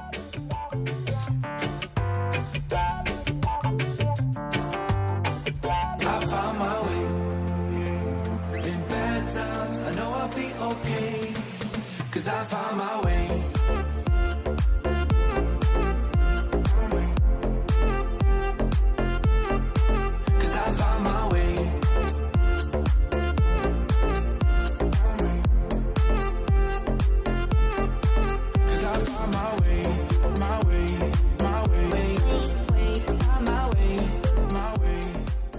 Introducing Skechers Pickleball, the official footwear of the Carvana PPA Tour.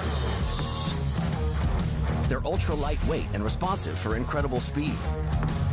They have Goodyear rubber outsoles with a specialized pickleball design for increased side-to-side stability and agility. Plus, they feature shock-absorbing foam and Skechers' famous relaxed fit design for incredible comfort game after game. Conquer the court in comfort. Skechers Pickleball, the official footwear of the Carvana PPA Tour.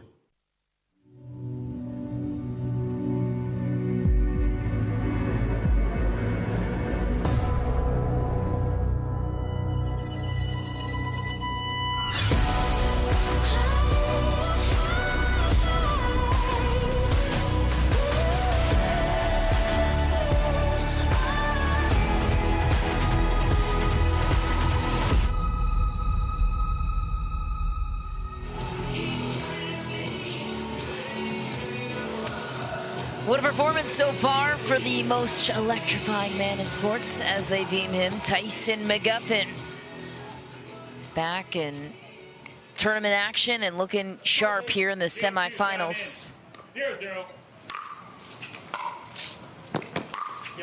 And that's a clean winner and a way to come out much stronger here in game 2 for Gabe Joseph. What would you like to see him do more of? Exactly that. You know, 1-0. he has such great groundies on both sides, like make McGuffin pay for short returns.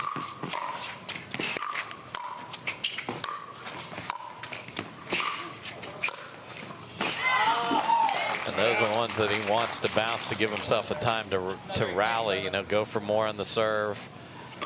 And the freebies have to be absolutely minimal here because he's already down a game, but he should be able to play a little freer here, knowing that 11-2, you know, what do you got to lose? That formula did not work. Throw that away. So let's play a little more aggressive and don't let him take it to you. 1-0.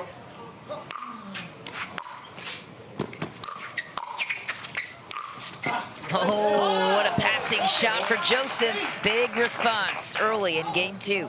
You know, and you mentioned the people that he sent packing today, and he can get hot in a hurry, so he'll want to play fast when it's going well here. Side out. 1 and 1 more. Cross-court winner.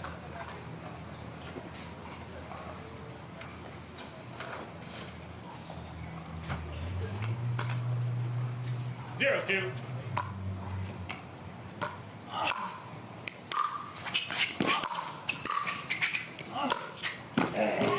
And Tyson McGuffin answers with the inside-out forehand of his own cross-court. Yeah, set up beautifully by the third shot drive down the line, so perfect combination for McGuffin.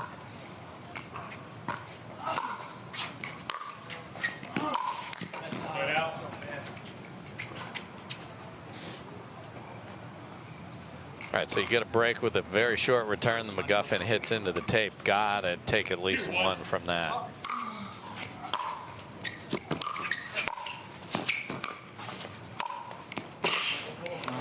Nearly gets there. What a location precisely picked out by Tyson McGuffin. That's because the 200 backhand roll did not get on the ground before that, so you're just begging him to just punch that down the line. So got to be a little more precise for Joseph here.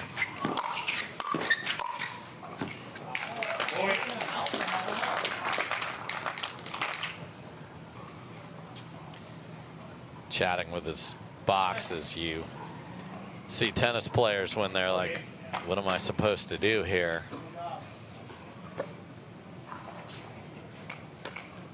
Two.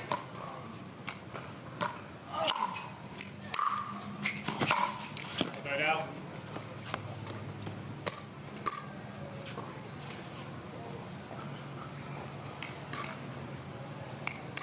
So the court almost perfectly half shadow, half sun. So that's another thing you just have to adjust as that changes, and your sight lines are just slightly different as the ball changes from the sun to the shade.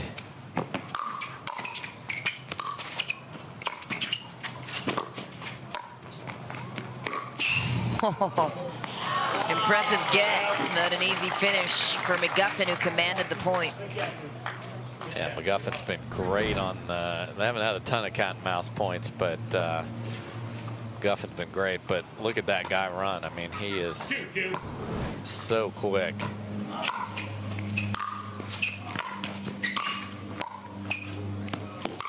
Oh, goes tweener. But that all set up with a terrific serve, and then Gabe goes highlight reel here. So our cameraman that's following Joseph around is getting a lot of good looks, so appreciate that.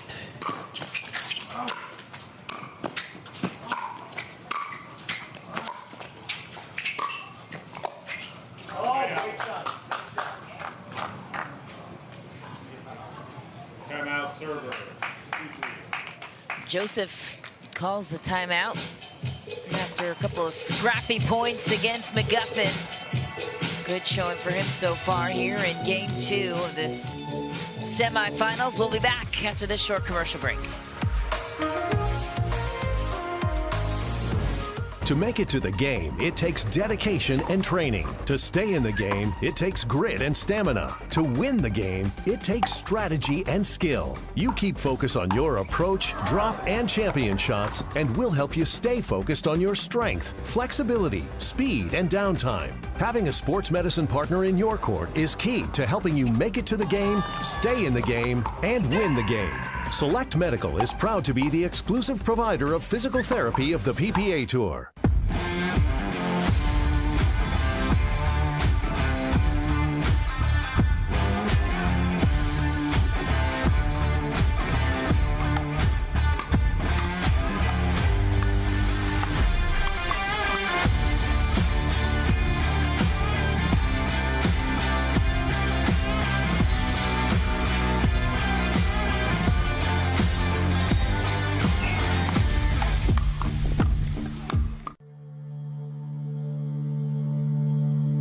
Pioneered by revolutionary technology, backed by relentless research, we bring you an unmatched quality of product made right here in the USA. Each performance paddle is engineered to perfection and built to last. Because when it comes to the sport we all love, quality and performance matter.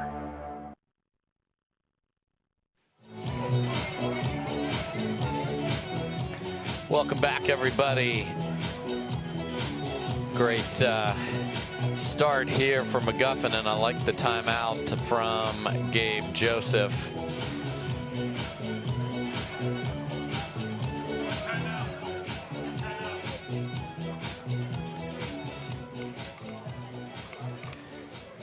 So Joseph back serving down 1. 2, 3.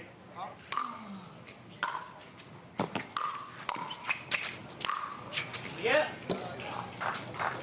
Point. Good shot. Good stuff. 3, 3.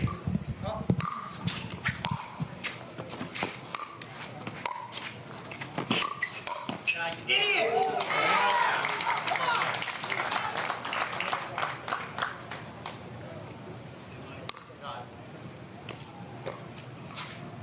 3, 3.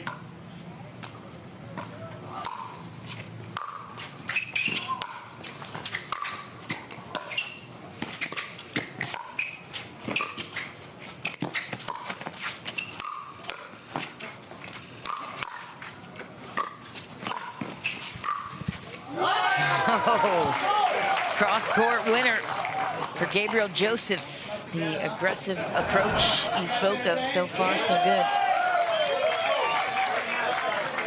And the clearance of the tape by Joseph when he is on, I mean, we're talking millimeters. Can go with the one on the forehand or the two-handed backhand, which really hasn't come to life here in this match yet. Let's see if we can get one there. Good, not great, but got the error, so much better. I love the timeout on offense to just sort of figure out what he needs to get going.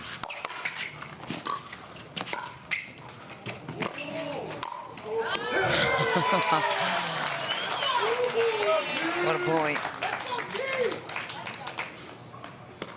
Shot.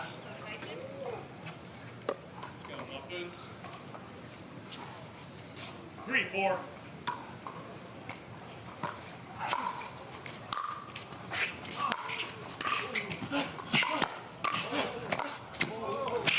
No, that one just drifted away from Joseph. What an effort from McGuffin. Yeah, came charging forward, was able to punch that backhand down the line, and all the spin made it tail away from Joseph. You are seeing effort. That's what singles takes after a full day. You've described, Michelle, the draws these two have had to fight through. And a full slate of action this weekend. Yeah, McGuffin excited to be back.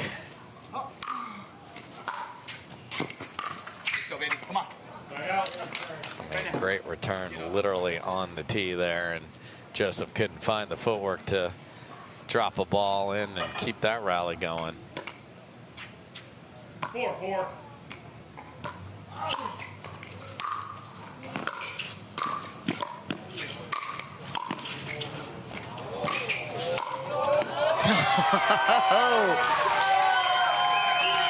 Makes it look easy while Joseph is sprinting side to side. And Joseph had just an absolute put away on that ball right there, and he hit it back to McGuffin. And there is sweat flying everywhere. Could be blinding Joseph from across the way, getting hit by raindrops on every forehand swing. 5-4. Is that a hindrance? Oh my God. Just missed that one. Stop. The duck.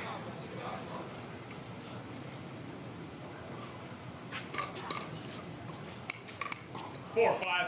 Oh, sorry, the B right. I'll recall. Sorry. 4, 5. Oh, beautiful forehand. Just barely skipped over the net. Missed it maybe by a millimeter, if at all.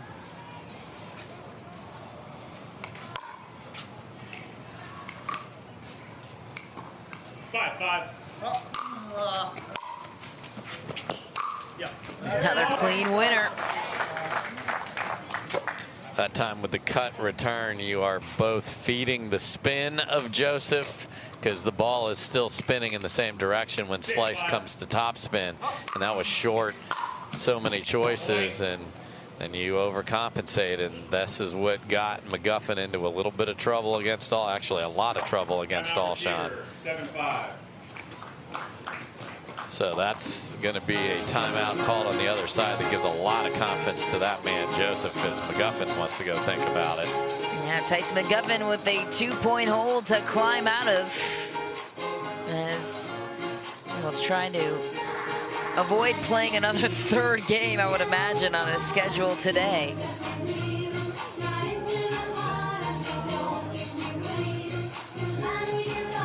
Impressive, though, how Tyson McGuffin, who turns 34 years old in December, has been able to battle through some injury adversity, get his body right back. Familiar face, Kyle McKenzie on the sideline there, advising. Indeed. Has really paired up with him and does a lot of great teaching out there. And, you know, that's what, you know, the players that are advancing their following have other things they do. And it's, some are great at social media, some are to jump into the podcast game, and some, like Tyson, are doing all of it. And he has been since what? Well 2019? before, so that's the before thing. the pandemic, I remember seeing a lot of his stuff. So he sort of saw the opportunity. He didn't know that the pandemic would help trigger this explosion of pickleball, and then obviously the coverage and the fans and everything else, and then obviously all the great amateur players out there that are just filling up courts across this great country. So he's done it. The players that, you know, wonder why does he get sponsors and others don't, that's the answer. He has a following. He is a beloved following. I want my brand associated with things that connect to the folks, and so I think the players are getting more media savvy. Some of these players have their own social media teams following them around here, literally not the PPA staff, but their actual own, and that's just going to keep growing as the sport continues to grow. Yep. Favorite shot, according to Gabriel Joseph, is that two-handed backhand passing shot, a thing of beauty. Yeah, and we have not seen it. That's like the first really clean winner. His forehand's been going off on this particular game. So if that gets going, look out. There we go. And a tale of a different story unfolding here in game 2. Joseph 2 points away after McGuffin seemed like he had a handle on this match. Another quick timeout. Called timeout at 7-5 down, now 9-5 down. Let's take a look at some of the men's singles storylines, Dave, that we're looking out for this weekend. The defending medalists are as follows: Ben Johns, Tyson McGuffin, Julian Arnold. McGuffin, the only man on that list still alive, which is a shocking thing Julian, to say. to his credit, did not enter. Ben, of course, lost to Yates Johnson early. And Michelle, we were out here yesterday, and this singles qualifying draw yesterday, UCLA tennis players, all these guys that are wanting to be the next Colin Schick or Ryan Eveloff like we had up in Seattle and get their way through. Gabe Joseph is not one of those, just to be clear. Yes, he's the 24th seed, but this guy has beaten all the best players. And the question was, Tyson McGuffin, someone who, he took the time off. Is that going to be good or bad? And the story of getting to the semis is pretty impressive in this draw to begin with, but can he indeed get to the medal stand? That's the question I asked on Monday. Well, still yet to be finalized, but of course he's still in the conversation. His odds are good. He's either playing for a gold or playing for a bronze. Sorry. Tough bounce for McGuffin.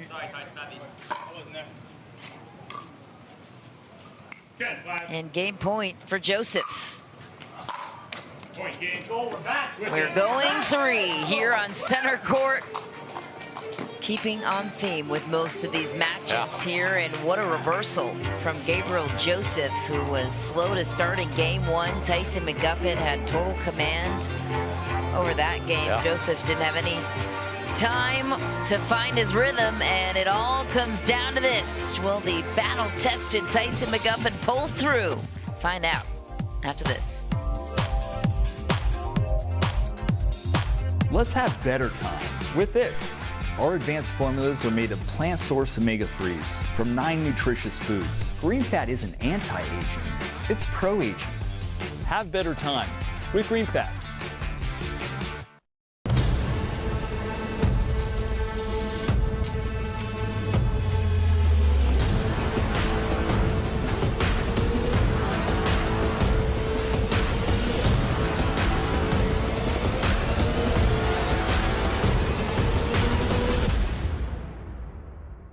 Want to maximize your game performance to always stay in bounds? Look no further. Thorlo pickleball socks are specifically engineered with our innovative padding to help you perform your best. Pickleball socks that keep you on the ball. Find your sock at thorlo.com.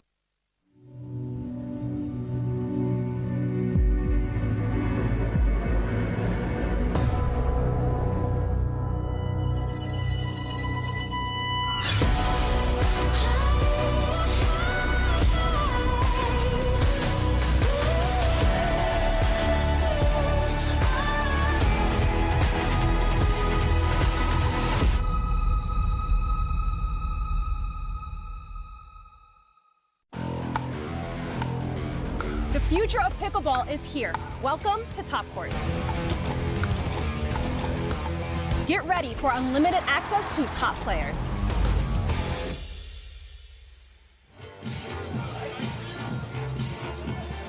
Gabriel Joseph turned the tables in game 2. And what a performance for him. What was the biggest difference in your mind?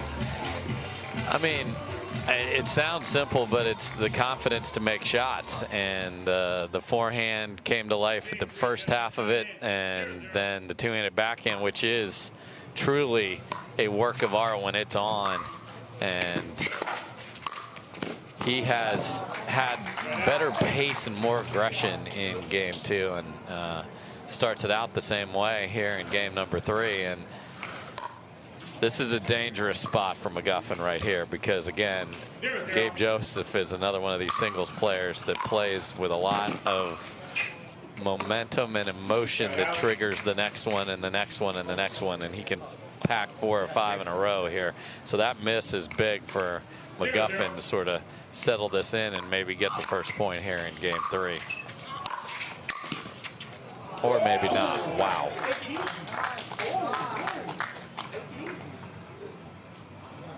Joseph does things that are just absolute, sometimes athletic. I mean, that was an inside-out ball that he had to reach with his backhand. Again, not a huge wingspan, not a tall guy.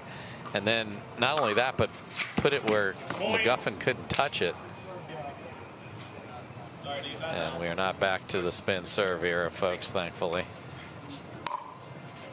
Joseph on the board first in game 3.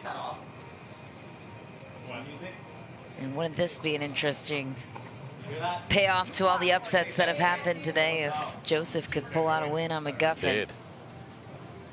He's been on a tear all weekend. Here we go. 1-0. I'm sure he was saying, do you want to look at the ball? But carry on.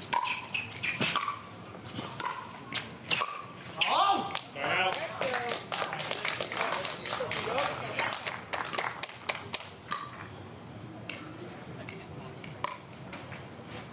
0-1.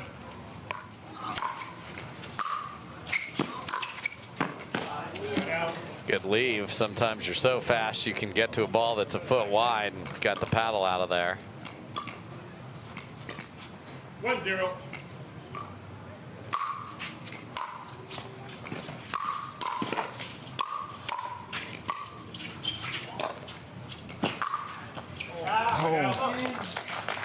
Just a stunning, not clean two-handed backhand in the middle of that rally from Joseph, where he had McGuffin dead, just did not make good contact. So it's not that last miss, but the ball that, even though it went over the net, just was not where he wanted to put it.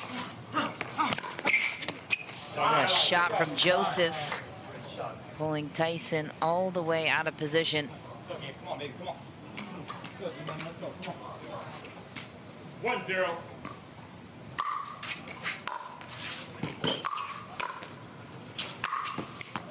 Oh. Let's go.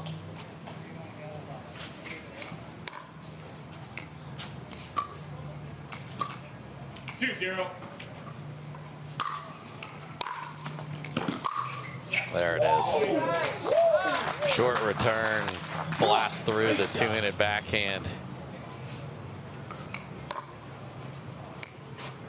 Hot start for Joseph. 3-0.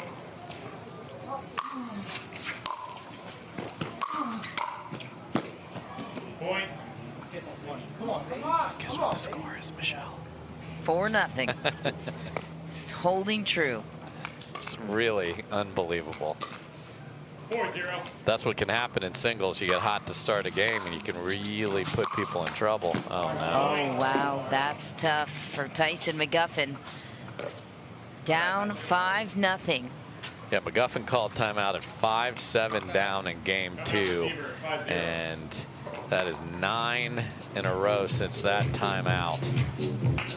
And McGuffin has made that decision to call a timeout here. And it's, you know, we've had very few replays today. It is something with a little bit of strategy. You will get a free timeout, if you will, on the end switch. But he doesn't want to let this get any farther out of hand here. So, and we have visuals on, gave a little note, I think, to his wife, Meg, who is charging out of the stadium to get something. So hopefully Cameron Blackwood can track down for us what that sprint was for. And got Gabe with his dad 2 doors down there and his best buddy there, just encouraging him to keep this going. I mean, 11-2 looked like so much trouble after game 1, and what a response here. And he's done it all day long, and he has the pedigree. I'm telling you, this is a great singles player when he is on. Why not add one more upset to the list? Pablo Tellez, Connor Garnett got the better end of, or the worst end, I would say, of Joseph this morning. 5-0.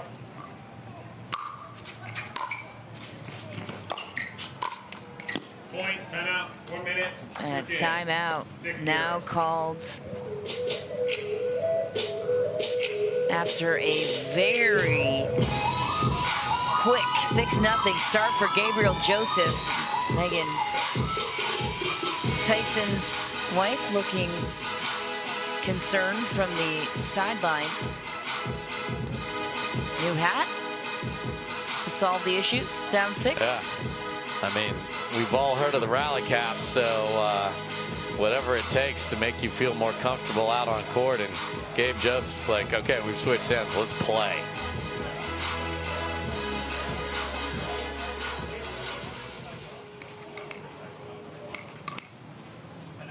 Okay, Gabriel Joseph eyeing down another upset. Time in. 5 more points to go. Will we see Tyson McGuffin roar back, as he's done in dramatic fashion so many times in his career, as recent as today against Christian Alshon?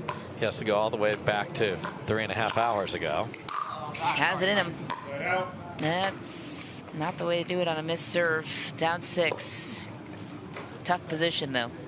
Yeah, I mean, that's part of the winning formula for him, of going big on the serve to set up the forehand.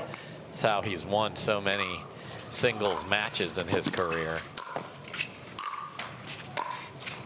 Oh my God, stop it. And Yikes. frustration on the net cords. He was able to recover and get a paddle on it, but his momentum had the paddle face open and pushed it deep there. Of course, the let cord of Gabe Josephs goes neatly into the service box, if you will, for a reserve.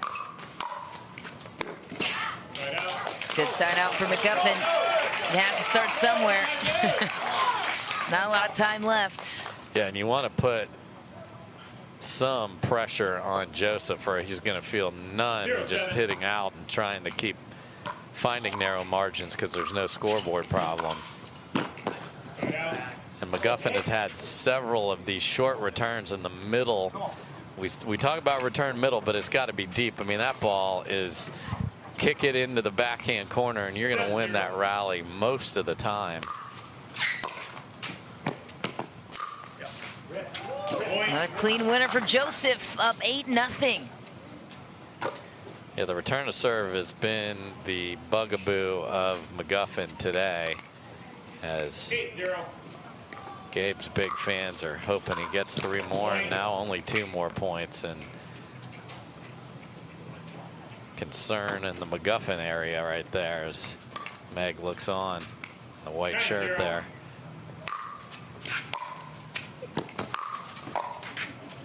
Point. Wow. Pickle point in game 3 of the semi. Pickle point, match point. Gabriel Joseph 10-0. with the match on his paddle.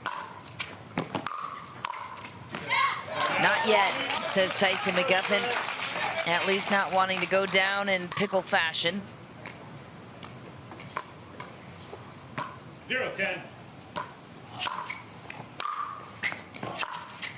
There's one. Need to call a Hail Mary, but anything's possible. Yeah, again, stack a few. You know, Gabe himself was down 9-1 against Tellez today and came all the way back, so he's seen it the other way. And the barking is back. Yeah, we got to empty the bark meter right now. If you're McGuffin, you cannot stop. Whoa, what a fine for McGuffin. And Joseph looks over at his bench, and they're like, yeah, why don't you settle this down here? So had a point to win 11-zip. Now 3. It's still 10-3 sounds like a massive lead, and it is, but at what point do you start to second guess yourself if you're Joseph with probably front? in this particular run, probably 5 or 6, just because it's consecutive. And you're thinking about, what did I do on the 10-0 point? Because I was going to go tap paddles, and I pickled him, and I'm playing on Sunday, and I'm in California. Like, you throw yourself forward before you actually earned it. And you just got to be careful. So that's why I like this time out here. Like, settle in. Everything's going to be all right. You're up 10-3. You're playing great. Good. Good for him. He's a good player. He hit 3 good forehands. So what? basically a home tournament for Gabe Joseph. Does a lot of teaching around the Calabasas area. Oh, my. Oh. And then you think you're the smartest guy. So stop the rally, called timeout, got a missed serve. Now you'll see a forehand or backhand rope. Whether he makes it or not, we'll see. Oh, no. He missed it. May have a challenge on this. Okay. Referee timeout. There's a challenge of the out call. Out call puts us at 11-3. There is indeed a challenge. That's Mark Thomas. You just heard there. Howard Hepworth, Onisha Smith. And let's see that again. I thought live the ball might have been in. So let's see that again. Onisha, one of the best referees in all of pickleball, is going to take a look at it. And Gabe's got it pulled up over there, checking it out perhaps himself. Let's see. As we wind this back, they're taking a look at it. I said I thought the ball was good on live. Oh, yeah. I am going to almost insist that it is. Again, not my call, but you want my opinion, that's it. That ball is good, and we're going to keep playing. Yeah, that looks...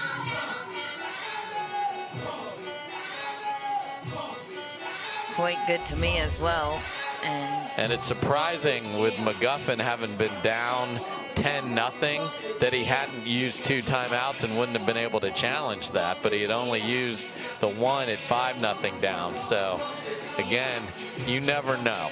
Like, what if this is the catalyst to stir up a bunch? Because now Joseph's got, I already won, but I don't think so. After video review, the call was overturned. The ball was in. We'll resume play at 3:10. 1 timeout. 1 timeout. Okay, call overturned. Onisha Smith was on it, to your point, and we will continue play. McGuffin gets the serve back, and still a big hold.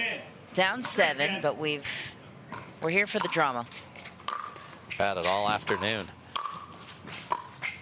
Man.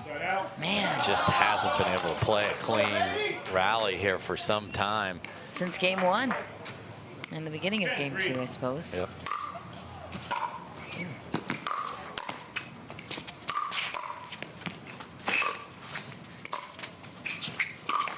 Oh, off the hook.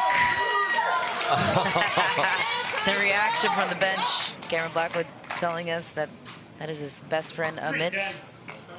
Gabe Joseph's best friend. Yeah. On his side. Reacting enthusiastically. Okay. Tyson McGuffin inching his way back. A 6-point mountain to climb in this semifinal match.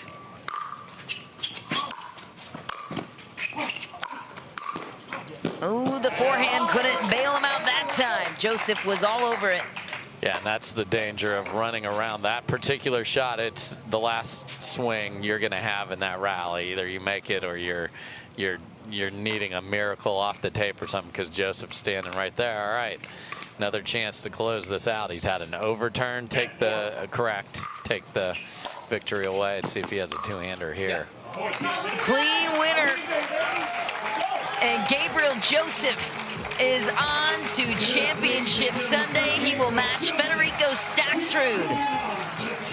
What a match. And despite a great opening performance from the 4-seed Tyson McGuffin, Gabriel Joseph stormed back to continue his upset journey here in men's singles. Well, it's the story of the day, Michelle, and that is a very good player. Good for him of putting together one after another, and he is going to come see us, and I'm sure have a big group of fans on Sunday. That's right. We'll check in with Cameron Blackwood next.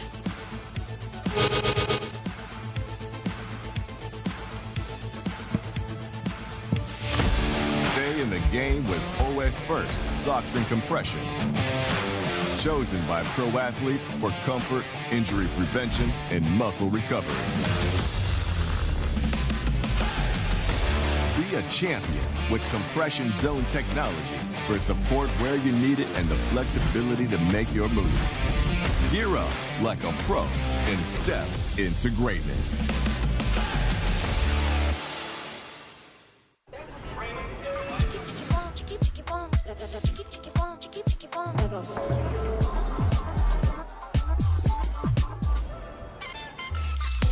Follow your vibe. Busy Hard Seltzer, flavor for every vibe.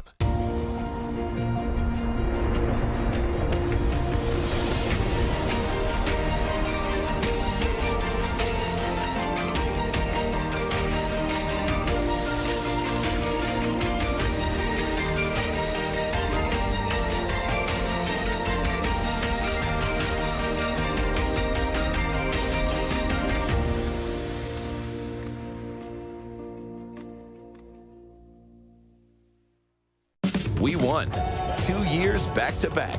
Now you win too. The Hyundai Ioniq 5 and Ioniq 6. The Hyundai Ioniq 5 and Ioniq 6 come standard with complimentary maintenance and America's best warranty. Visit your local Hyundai dealer today. Gabriel Joseph has been on a journey of upsets so far today, and the 24 seed is on to Championship Sunday as we throw it down now to Gabe Joseph and Cameron Blackwood. Thanks, Mish. Gabe, big wins today. Pablo Tellez, Connor Garnett, Yates Johnson, now Tyson McGuffin. Into Championship Day Sunday, what has been working well for you today? Oh, man, just never... Them, the whole crowd. I know my girlfriend's watching at home. Nika, love you. Honestly, man, for Ace Gang, never bend, never fold, honestly. It's like, I think I can be up there with any of the top players. Just depends which Gabe shows up, and if I don't beat myself up, then I think I can hang up there. And we don't see you often, but when you do show up, you create like such an incredible atmosphere out here. How special is it here in your hometown where you coach and play to get into Championship Sunday here? Feels great. Now I don't have to stress about trying to catch a flight home on the same day. So something about playing at home. It's just home court advantage, I guess, is real. So it's just sweet venue, super nice people to drive up here with my dad, Amit, my friends, and drive back tonight and back to work tomorrow. And we're curious, what were they telling you in between those really big points there? Just play your game, bro. Like there's nothing. They tell me, it's like, I just got to believe in myself. They tell me I can, be up there and compete with the best. It's just, like I said, which Gabe shows up. They really just try to keep me in check so I don't get on tilt. There you have it. A huge win against Tyson McGuffin into Championship Day Sunday. Gabe Joseph. Michelle, back to you.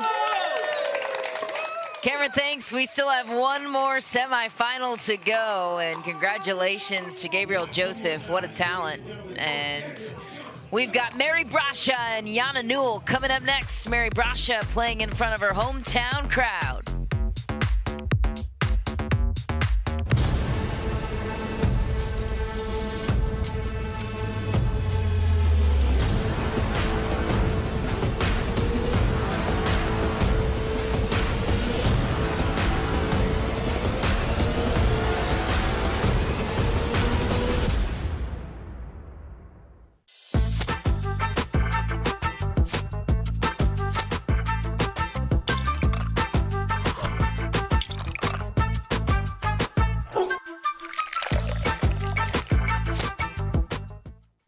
When we started Carvana, they told us that selling cars 100% online wouldn't work. But we went to work, building an experience that lets you shop over 17,000 cars from home, creating a coast-to-coast network to deliver your car as soon as tomorrow, recruiting an army of customer advocates to make your experience incredible, and putting you in control of the whole thing with powerful technology. That's why we've become the nation's fastest-growing retailer, because our customers love it. See for yourself at Carvana.com.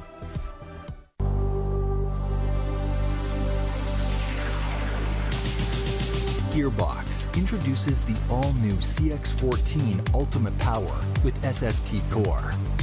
All-new power band technology, delivering controlled, effortless power. All technology, every shot.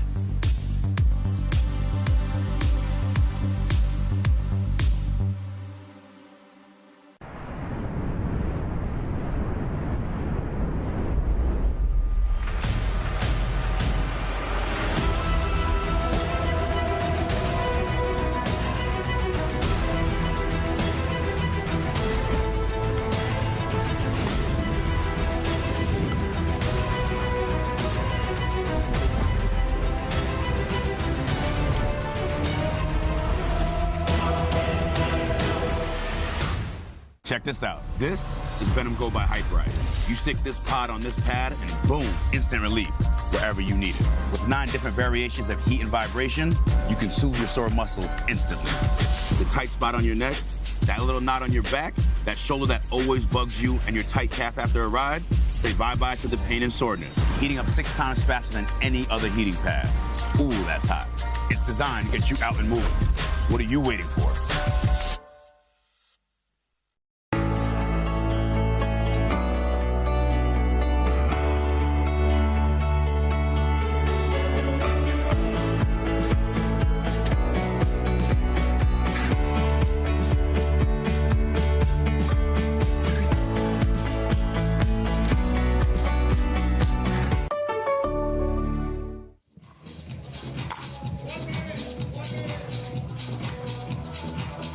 There's Carl, our paddle tester, checking out some pickleball after. He looks serious, on a mission. He does. Looks very focused over there. And I mean, my goodness, what an afternoon, Michelle. We sat down and it has been chaos. Complete jinx, complete chaos. But good look at the Selkirk paddle that Mary Brascia will be using. And again, what an opportunity for these two ladies. Hurricane Tyra Black, good for her, was able to have the big win and then maintain a great level and beat Lauren Stratman convincingly after having a nervous, rough start, and then was terrific and gets to not play anymore. And that's the weird thing about the way Thursday works, is if you win your semi, you're done. If you lose, you got to go play again. It's counterintuitive, and Mary wants to put on a show. This means a lot to her. I talked to her. She wants to make it happen, and she will have some nerves to start with here for sure. First time on center today for Mary, and Jana has played great and has played great several tournaments in a row. Let's see if she can find her best stuff.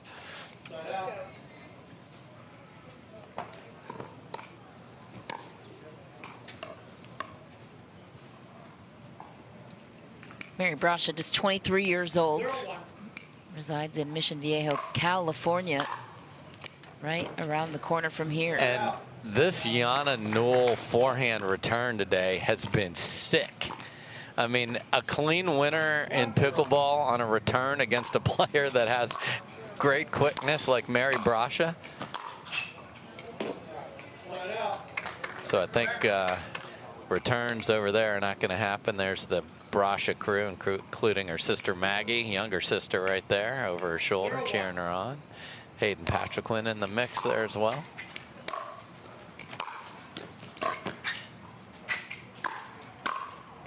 And that's a clean winner for Mary Brascia on the board. You hear the fan club erupt on her behalf. Yeah, great read there, because you wonder how in the world did she cover that? She saw the paddle position of Newell going to go cross court and just sat on it.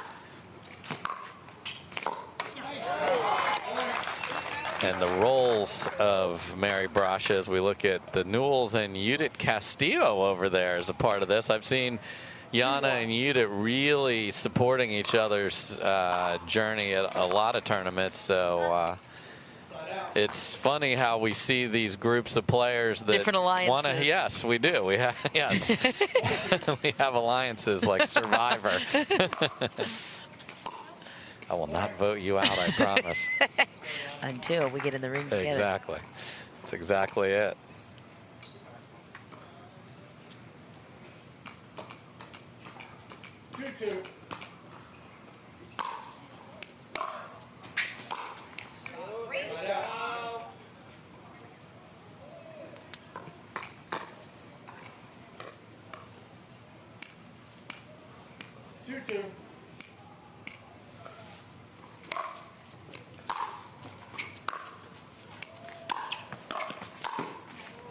Jana Newell all over it.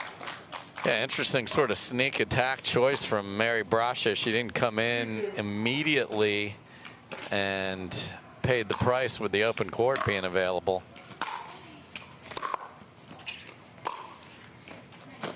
That's just outrageously good pickleball from Jana Newell. Again, just absolutely destroying forehands cross court. 3-2. 3-2.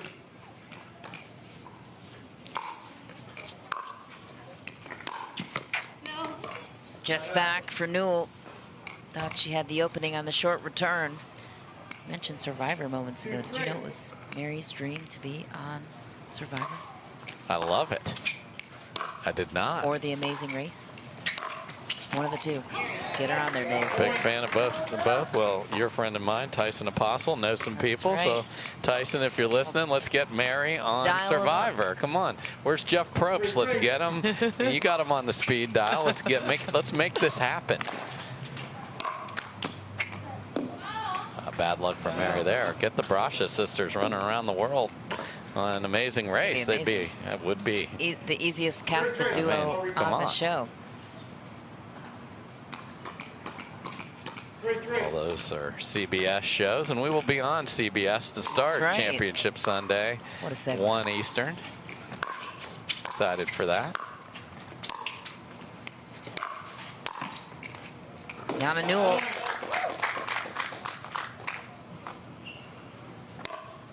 Yeah, the key for Yana, the strokes are amazing. It's the consistency throughout a match and throughout a day, and she's certainly shown it today.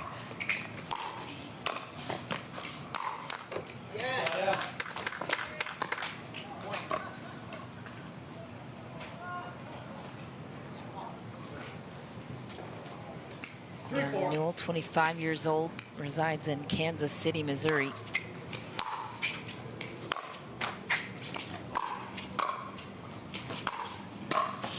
What a shot from Mary Brascia. Reverses the flow of that point. Ties it up. Yeah, if you keep seeing these forehand cross-court BBs coming at you, just send it right back where it came from. That's really good from Mary.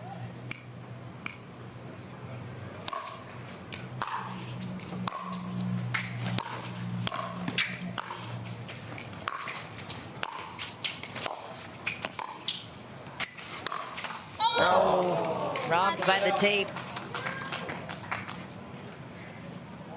And she had it too, and that would have lit the Brascia supporters on fire with that running forehand. Just didn't quite get it elevated enough, but a good point again by Yana Newell.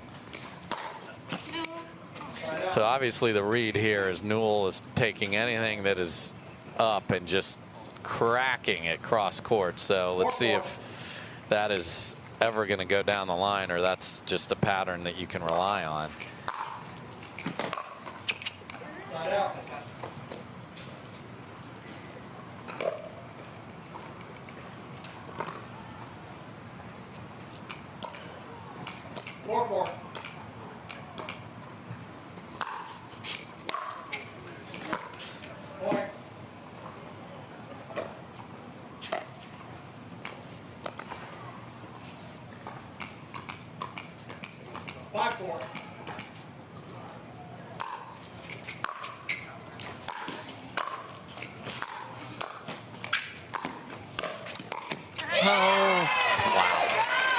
Yana Newell had her beat, just needed to get that one over. What a point, though, for Mary Brascia.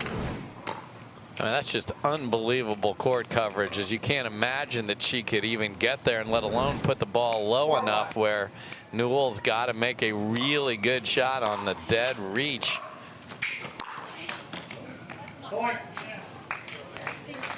I just love this match. These two ladies know the opportunity in front of them, and they're playing aggressively and not, you know, hoping to win or lose. They're wanting to win with their aggressive play.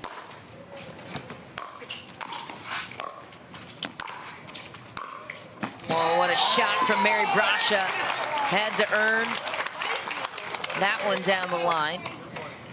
And yes, if you're just tuning in now, the story here is no Leigh Waters. She got knocked out in the quarters by Tyra Black, who is waiting her opponent in Championship Sunday, which would be the winner of this match here. Oh, Mary Brascia goes into the net after going right to Yana Newell on the overhead. Yeah, I think that carried more than she thought, so she couldn't get the big swing at it. And again, Yana Newell with Great foot speed to get there, and these ladies are battling here. Great inside out return.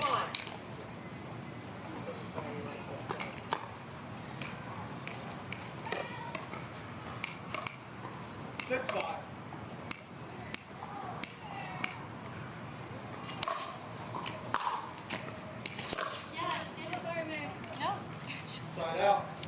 sportsmanship.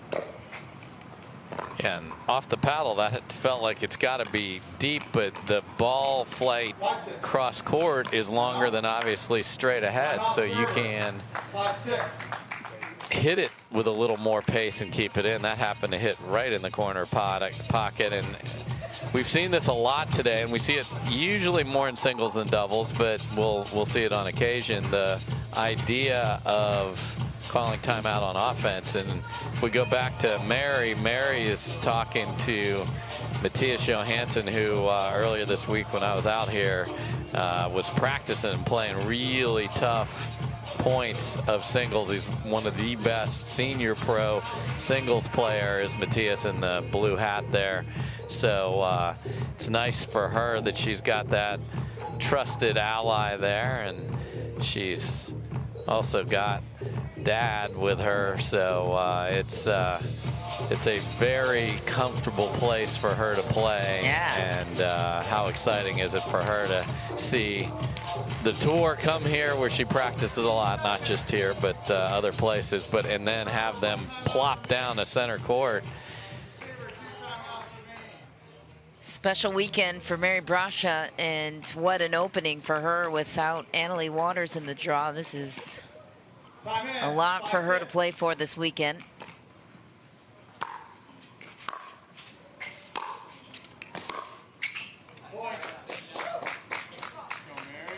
So I think the coaching from Boyd trying to lip read and process what Mattias might have been saying was roll that down at Mary's, or excuse me, at Jana's feet there. Tried that, came up a little short, so we'll see if she can get that going.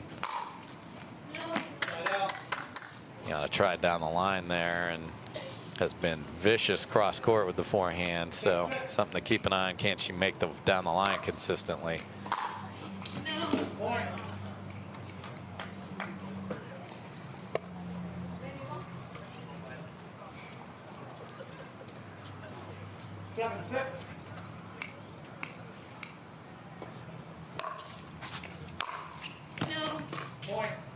I mean, these are some violent swings, full torque of the body, but can't give freebies away. That's 2 in a row.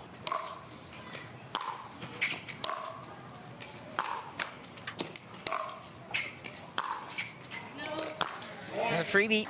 Mary Brascia will take it 2 points away from taking the opening. 9-6.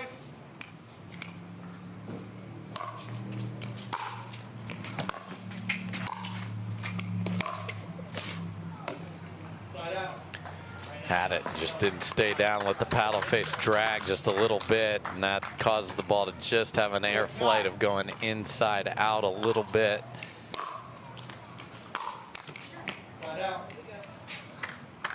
So when you're playing Jana Newell and she's had some forehand errors, this is when you have to get after it, get the run, in this case finish off the 2 points, because we saw earlier when it's on, it is absolute fire. 9-6.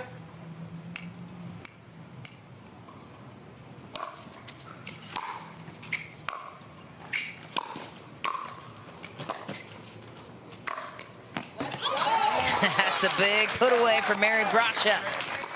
And she's done a great job of reading the two-handed backhand cross court from Jana Newell, and just has been all over it to set up that. Ruh-roh. 6-10. Let's Newell off the hook.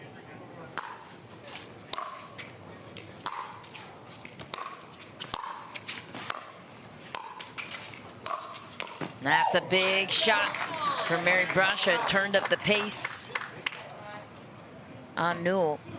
That's exactly it. Brought a little more. She brought some hip rotation of her own into that and was able to drive it past. Mary Brascia takes the opening game, 11-6 on Yana Newell, one step closer to that glorious Championship Sunday appearance in her hometown. We'll be back with the rest of this semifinal match.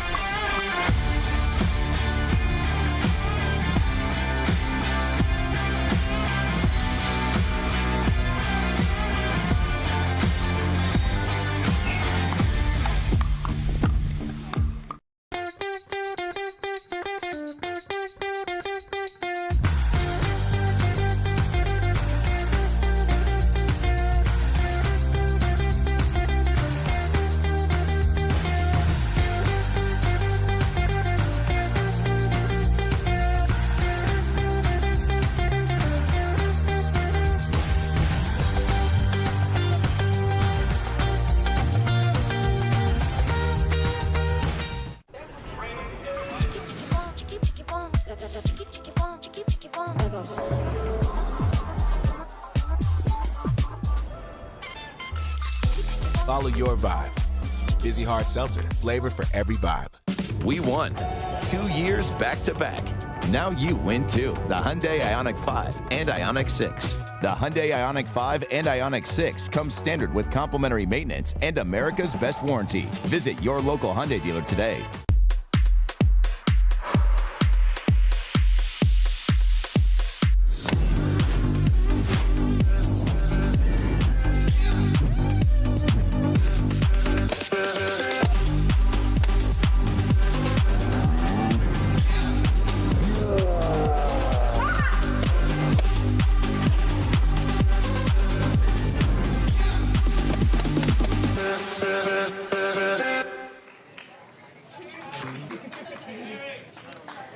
Back on center court, you're looking at Mary Brascia, who just took the opening game on Yana Newell here in this second and final semifinal match for the women's singles draw.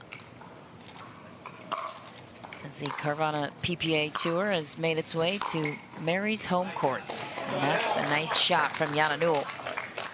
Yeah, second time that she's tried the little sneak in, don't come flying in right away and take sort of half the court, and that has not worked well. Oh, yeah. And that is pinpoint accuracy from Mary Brascia, and that's what she can do. This is a woman that has beaten the top players in the game. Why she is the 2 seed, consistently gets deep into draws. That's because she has the variety of shot making. Underrated athlete, can get to just about every ball as well. So has a lot of sports in her background. That's a nice shot from Newell, steps in. And Yana needs to find the consistency. When it was there, she was in control.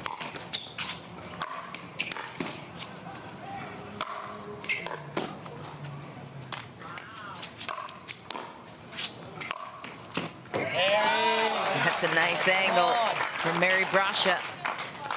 Good hustle from Newell, making her hit a couple more overheads.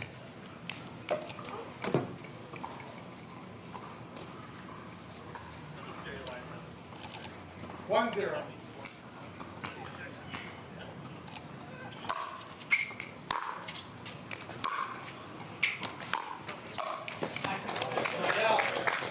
Again, this just slight delay come in behind it.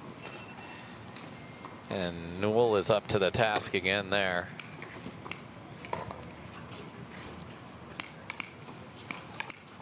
Zero one.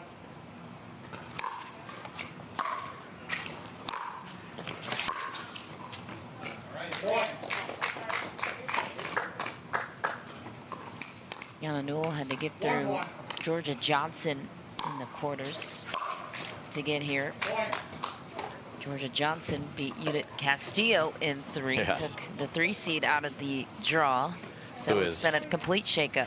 Ironically now cheering and coaching for Jana Newell. It's just sometimes we get intertwined over here, and those two obviously thought, well, man, we might play against each other the way the draw set up. Didn't work out. That's a great backhand down the line from Mary Brascia right there. Took the ball on the rise. Clean, flat. Doesn't give any spin to Newell to work off of.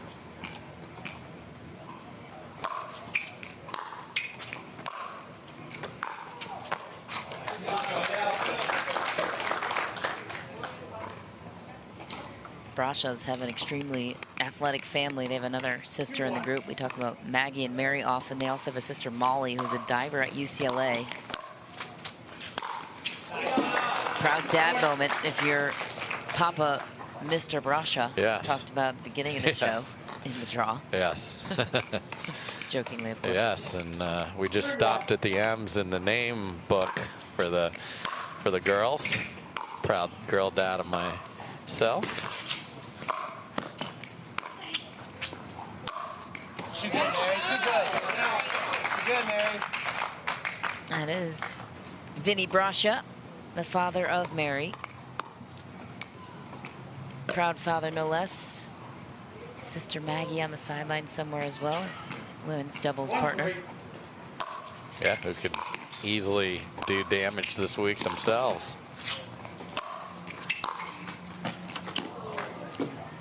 I think that caught. So, man, Jana Newell's gotten out of some tough spots by throwing lobs up in the air to give herself a chance to rally back. So those defensive lobs in pickleball can be very effective. Come on, Mary, right here. And Mary takes a little book out of Jana's return scheme and smokes a forehand into the forehand corner and gets an error. And again, this is where you don't want to get too far ahead of yourself. If you're Mary Brascia, you're down in game 2. Yes, you won game 1, and yes, playing on Sunday here would be a spectacular achievement. But if you keep feeding short balls to Jana Newell, you'll be playing in game 3. 3-1. No. Slide out.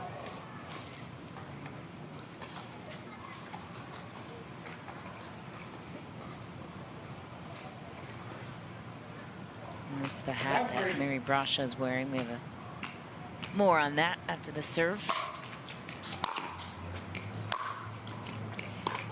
Just back for her, but of course, Mary Brascia started playing Division I tennis at the University of Dayton for 2 years, transferred to Biola University, where she earned D2 All-Pac West honors, and Biola is the Eagles are the mascot of Biola. There you go, putting the college hat on, and there it is. And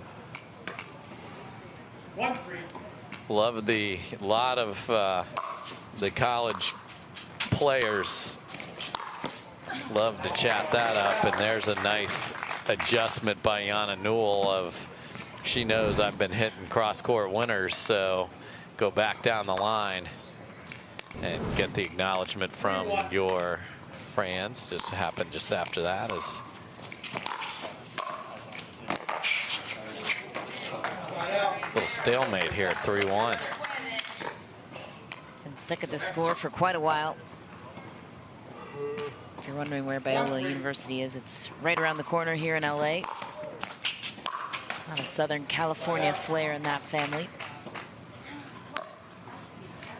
I was wondering, so thank you for letting me know where the Eagles nest.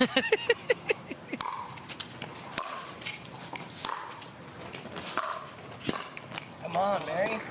And again, see, this is the danger. You don't even think about this part of the match right now, but when you go back and look at this, Jana Newell has had multiple chances to just get that gap a little bigger here. Couldn't make the volley there, and that often comes back to bite you.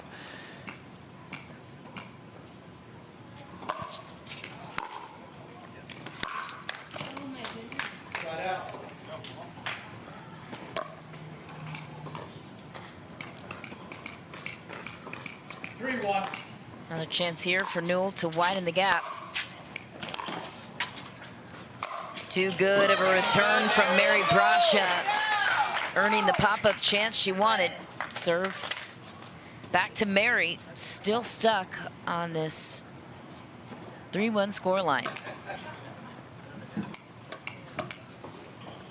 1-3. Point. Mary makes it a 1-point game. Yeah, that's the way game 2 ended, with 3 or 4 forehand mistakes from Newell, on a couple of those on returns.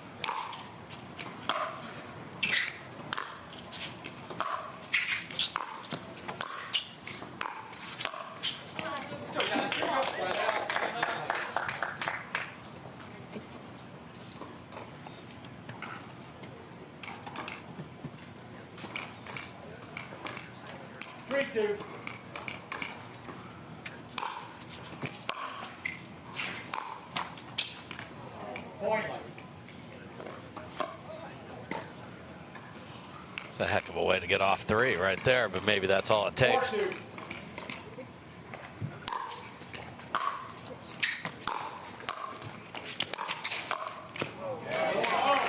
Jana Newell almost losing her footing. Powers one through Brascia and recreates another deficit. Up 3 now on Mary Brascia. She will chat things over with her husband Ben and Judith Castillo, the 3 seed that was knocked out in the 2nd round by Georgia Johnson. Mary, meanwhile, consulting with her counterparts. And that's a trusted advisory committee, as Dave mentioned. What do you think he might be suggesting? I think he's telling her, just get on that front foot and go on some of the ground strokes. And the good news on this, regardless of what nuance they are discussing or what they've worked on, and I think that's the big thing, they have worked on things that they bring to a match like this. It's the trust in this. Like what Matthias is sharing there is, okay, hey, we've done this. I see you're doing X that we talked about. And like when he is pointing at specific spots on the court in actual racket and paddle position, he has that. And I think a lot of this discussion has been on the two-handed backhand, because she has tried to go up the line several times and has not made it and has not stayed down on that. So I think he's given that reinforcement of that. And then on the forehand, he's asking for get that roll down at her feet, because there were a bunch of exchanges at the end of game number 1 where forehand errors were made by Newell. So it's one thing to have somebody coaching you. It's another one to have somebody you play against, practice with, and then be able to take what you talk about and bring it out to a semifinal and trust it. And Newell has gotten here because she has stayed aggressive. So her consistency is the question. The aggression like that. Mary stayed back, coming forward myself. Make you try and pass me.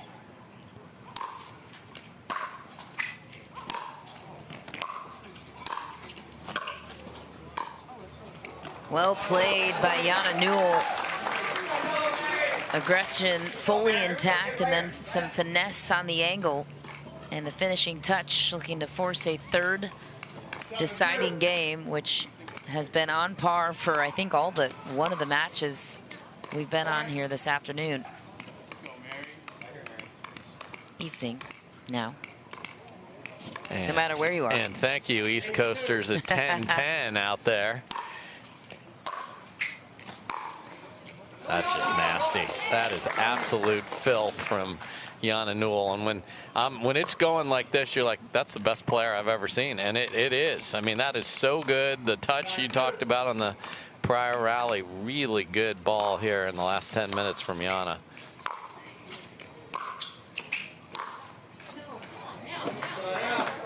And then it's just dialing it in on shots like that.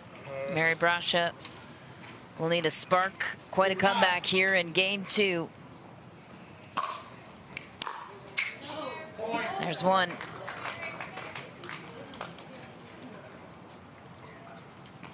3-9.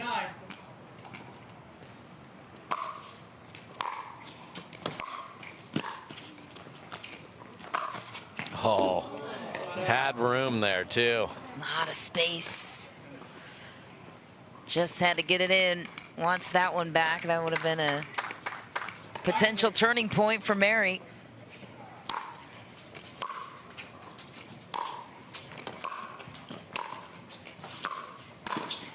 Oh, that's an extension from Jana Newell.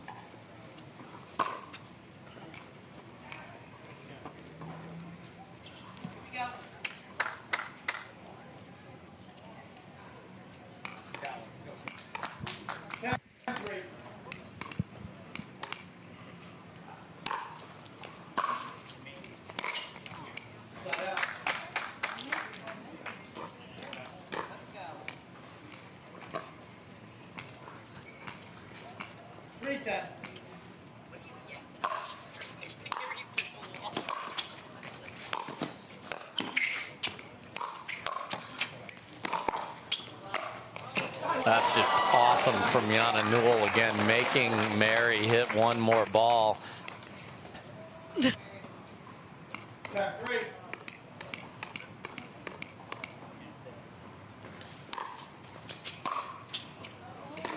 Jana Newell cleans up. What a response here in game 2, 11-3. After dropping the opening game to the hometown favorite, Mary Brascia.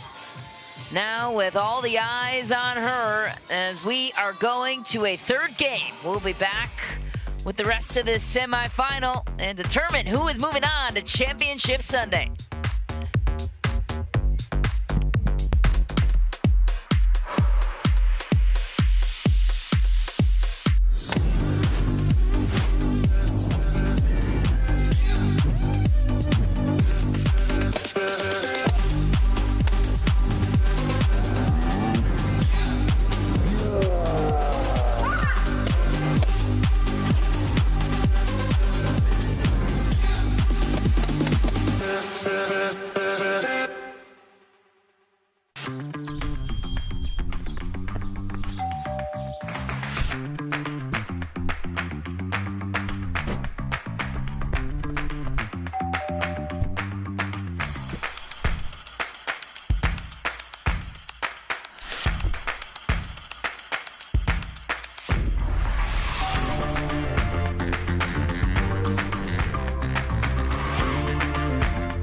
Pickleball Central, your trusted pickleball experts.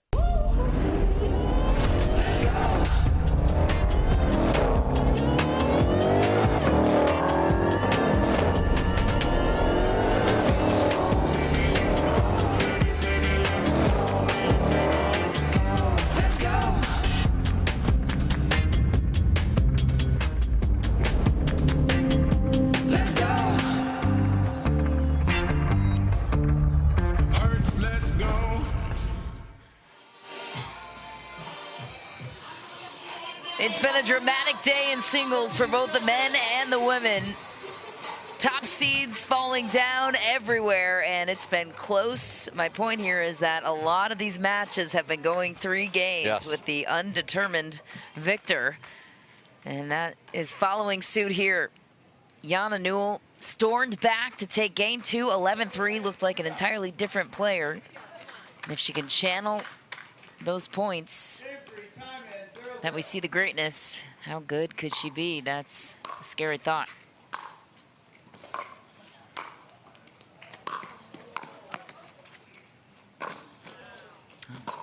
What hustle from Mary. Oh my just goodness. Couldn't get there. What a start to game 3. The track downs on both sides, unbelievable. Running full court sprints.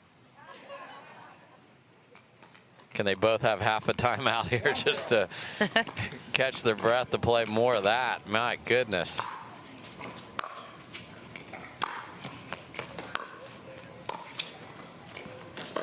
Ooh.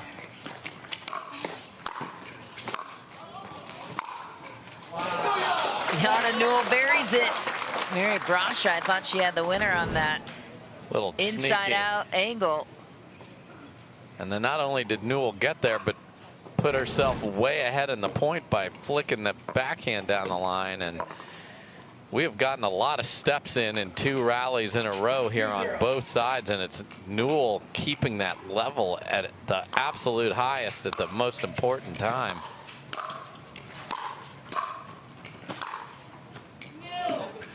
Oh, and there was a wishful Mary Brascia going, please have enough on it to go deep there.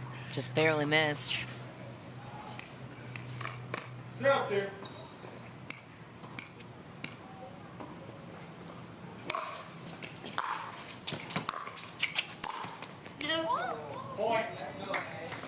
That's a ball that Mary Brascia did not hit the one she wanted at all, but got away with it because it was up. Sometimes 2-handed backhands, you don't get the left hand on top of it because it's high. So you roll it too much.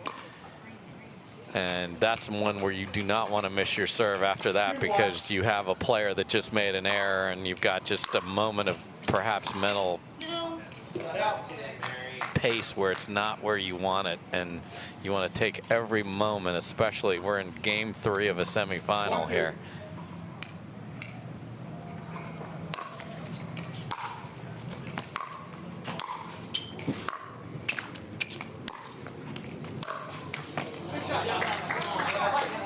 That's terrific patience off the ball, off the tape there. A lot of people would panic on that, and all Jana did there was slide back a couple steps and let her play the pace of that nice and into the open court. That's well done. Point. Timeout, receiver, 3-1. Timeout called by Mary Brascia. An early one, trailing just by 2, but precious points on the line here in game 3 of the semifinal. Our final match of the evening here in women's singles. Jana Newell, she's been so good since turning up her level in games 2 and 3. Mary Brascia regrouping after running full court sprints in point number 1. Yeah, and I think also just knowing how badly she wants this here, and you can see this great action and these great athletes, not just here in Mary's backyard, but in all our Utah fans' backyard.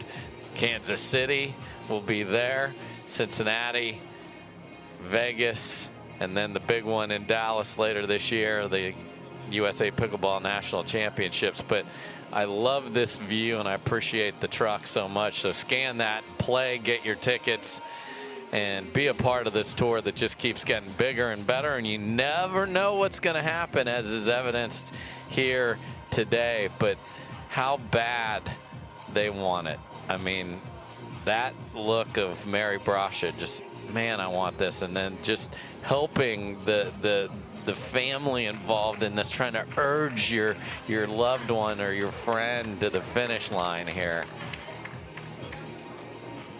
And there's still a bronze medal match to be played. Lauren Stratman.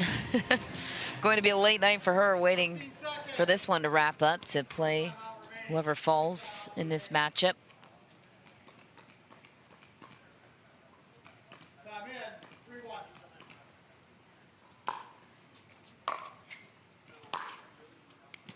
Passing shot out of the timeout. That's the way you want to come out if you're Jana Newell. Just pinpoint, and when you return cross court, the down the line is exposed. It's a harder shot for your opponent to hit. That's a finishing shot for Mary Brascia. Gets the serve back on her side, showing some life and some pride for her hometown.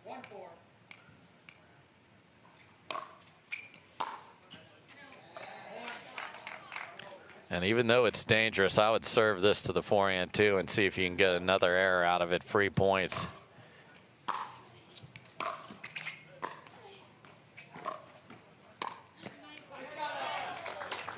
But that's another net cord that Newell handled again like a champ. That's not easy. It comes at a different spot on your paddle, and she was there.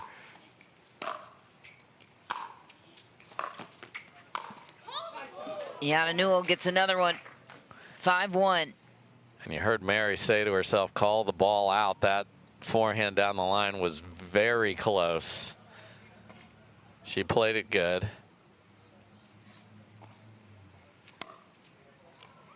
Yeah, I saw her say it Yeah. again.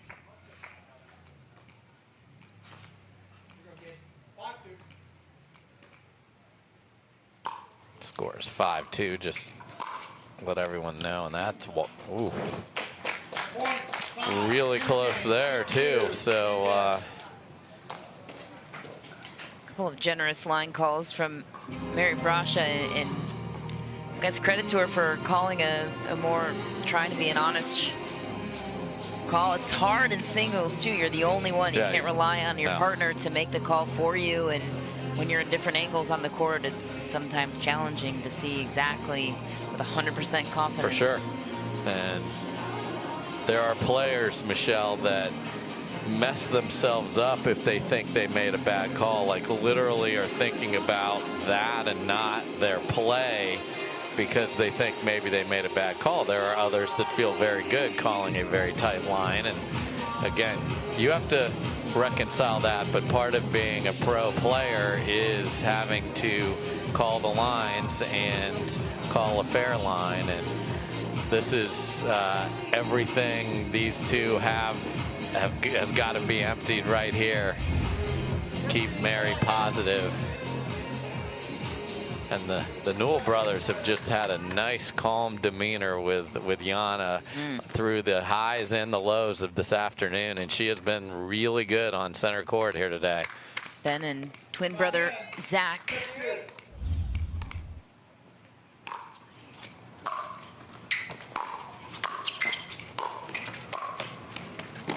That's a nice angle. Mary Brascia looking to rally. Let's go. Gets the serve back, step one. Now can she build and close the 4-point gap? 2-6. Hometown is behind her.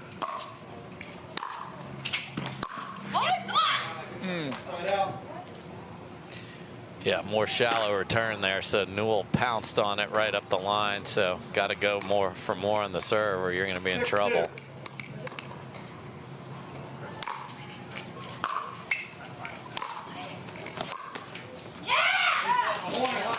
Yana Newell, she's pumped up and locked in. That was gorgeous, coming forward inside out and just painted the corner.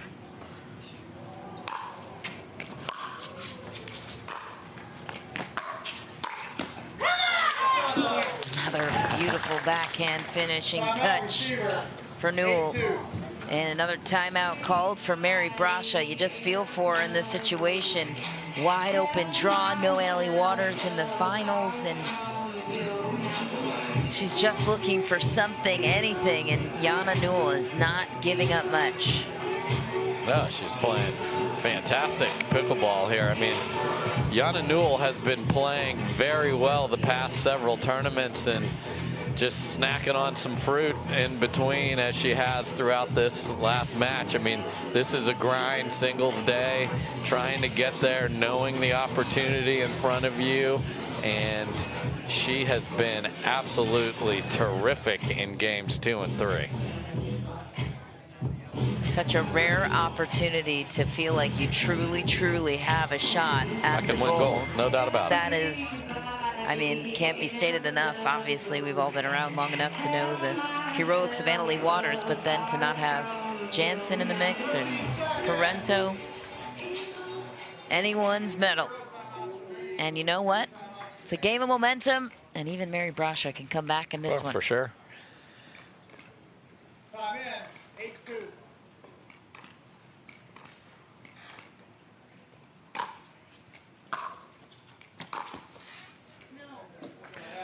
Oh, just urging that one wide, so big hold coming out of the timeout. 2-8.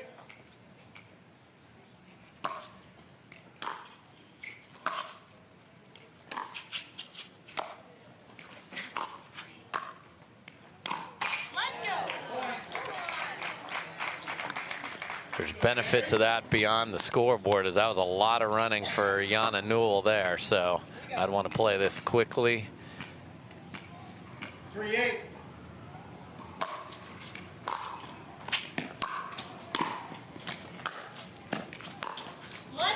Mary Brascia Down 4.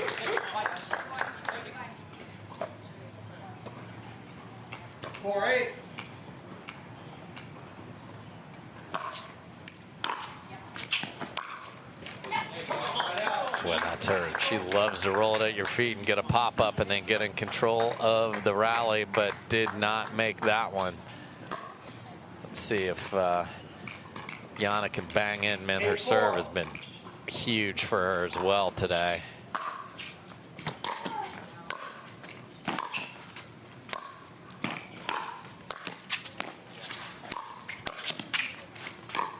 Wow. What a point from Mary Brascia. Started off with a great deep return, but Yana Newell was getting back into their offensive position. Yeah, and then Mary babied a two-handed backhand that she could have crushed for a put away and very nearly paid the price. Oh, Yana Newell on the run. Clean winner down the line. I mean, that is spectacular, and all you can do is clap your paddle if you're Mary Brascia, because she did everything right. That two-handed backhand drop roll that is something that she uses to win lots of singles matches. She executed perfectly and got the ball into the open court, just got beat. Inside out. Lots of topspin, and Yana Newell is 2 points away from meeting Hurricane Tyra Black on Championship Sunday.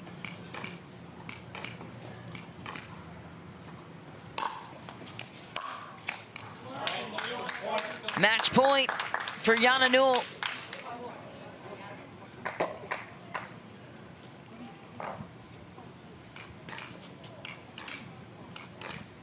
Tag 4.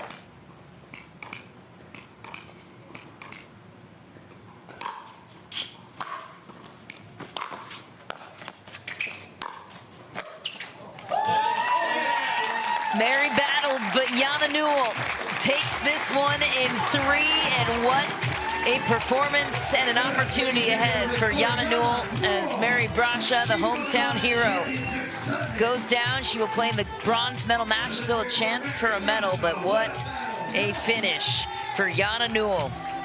Absolutely terrific pickleball from her all afternoon, and a big opportunity on Sunday.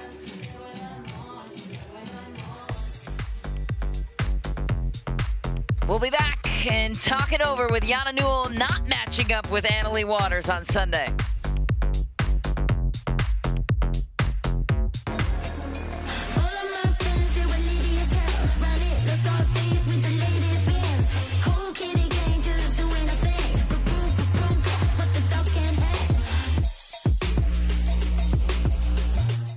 Having trouble getting your dink up? Our advanced formulas are made of plant-sourced omega-3s from 9 nutritious foods, never nutrient isolates. Have better time with Green Fat.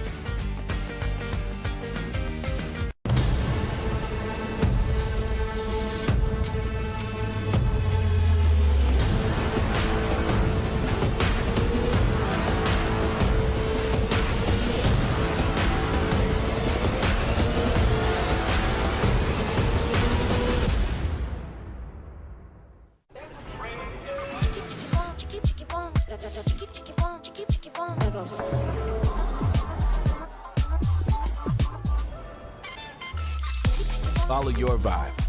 Busy Hard Seltzer, flavor for every vibe. I found my way. In bad times, I know I'll be okay. 'Cause I found my way.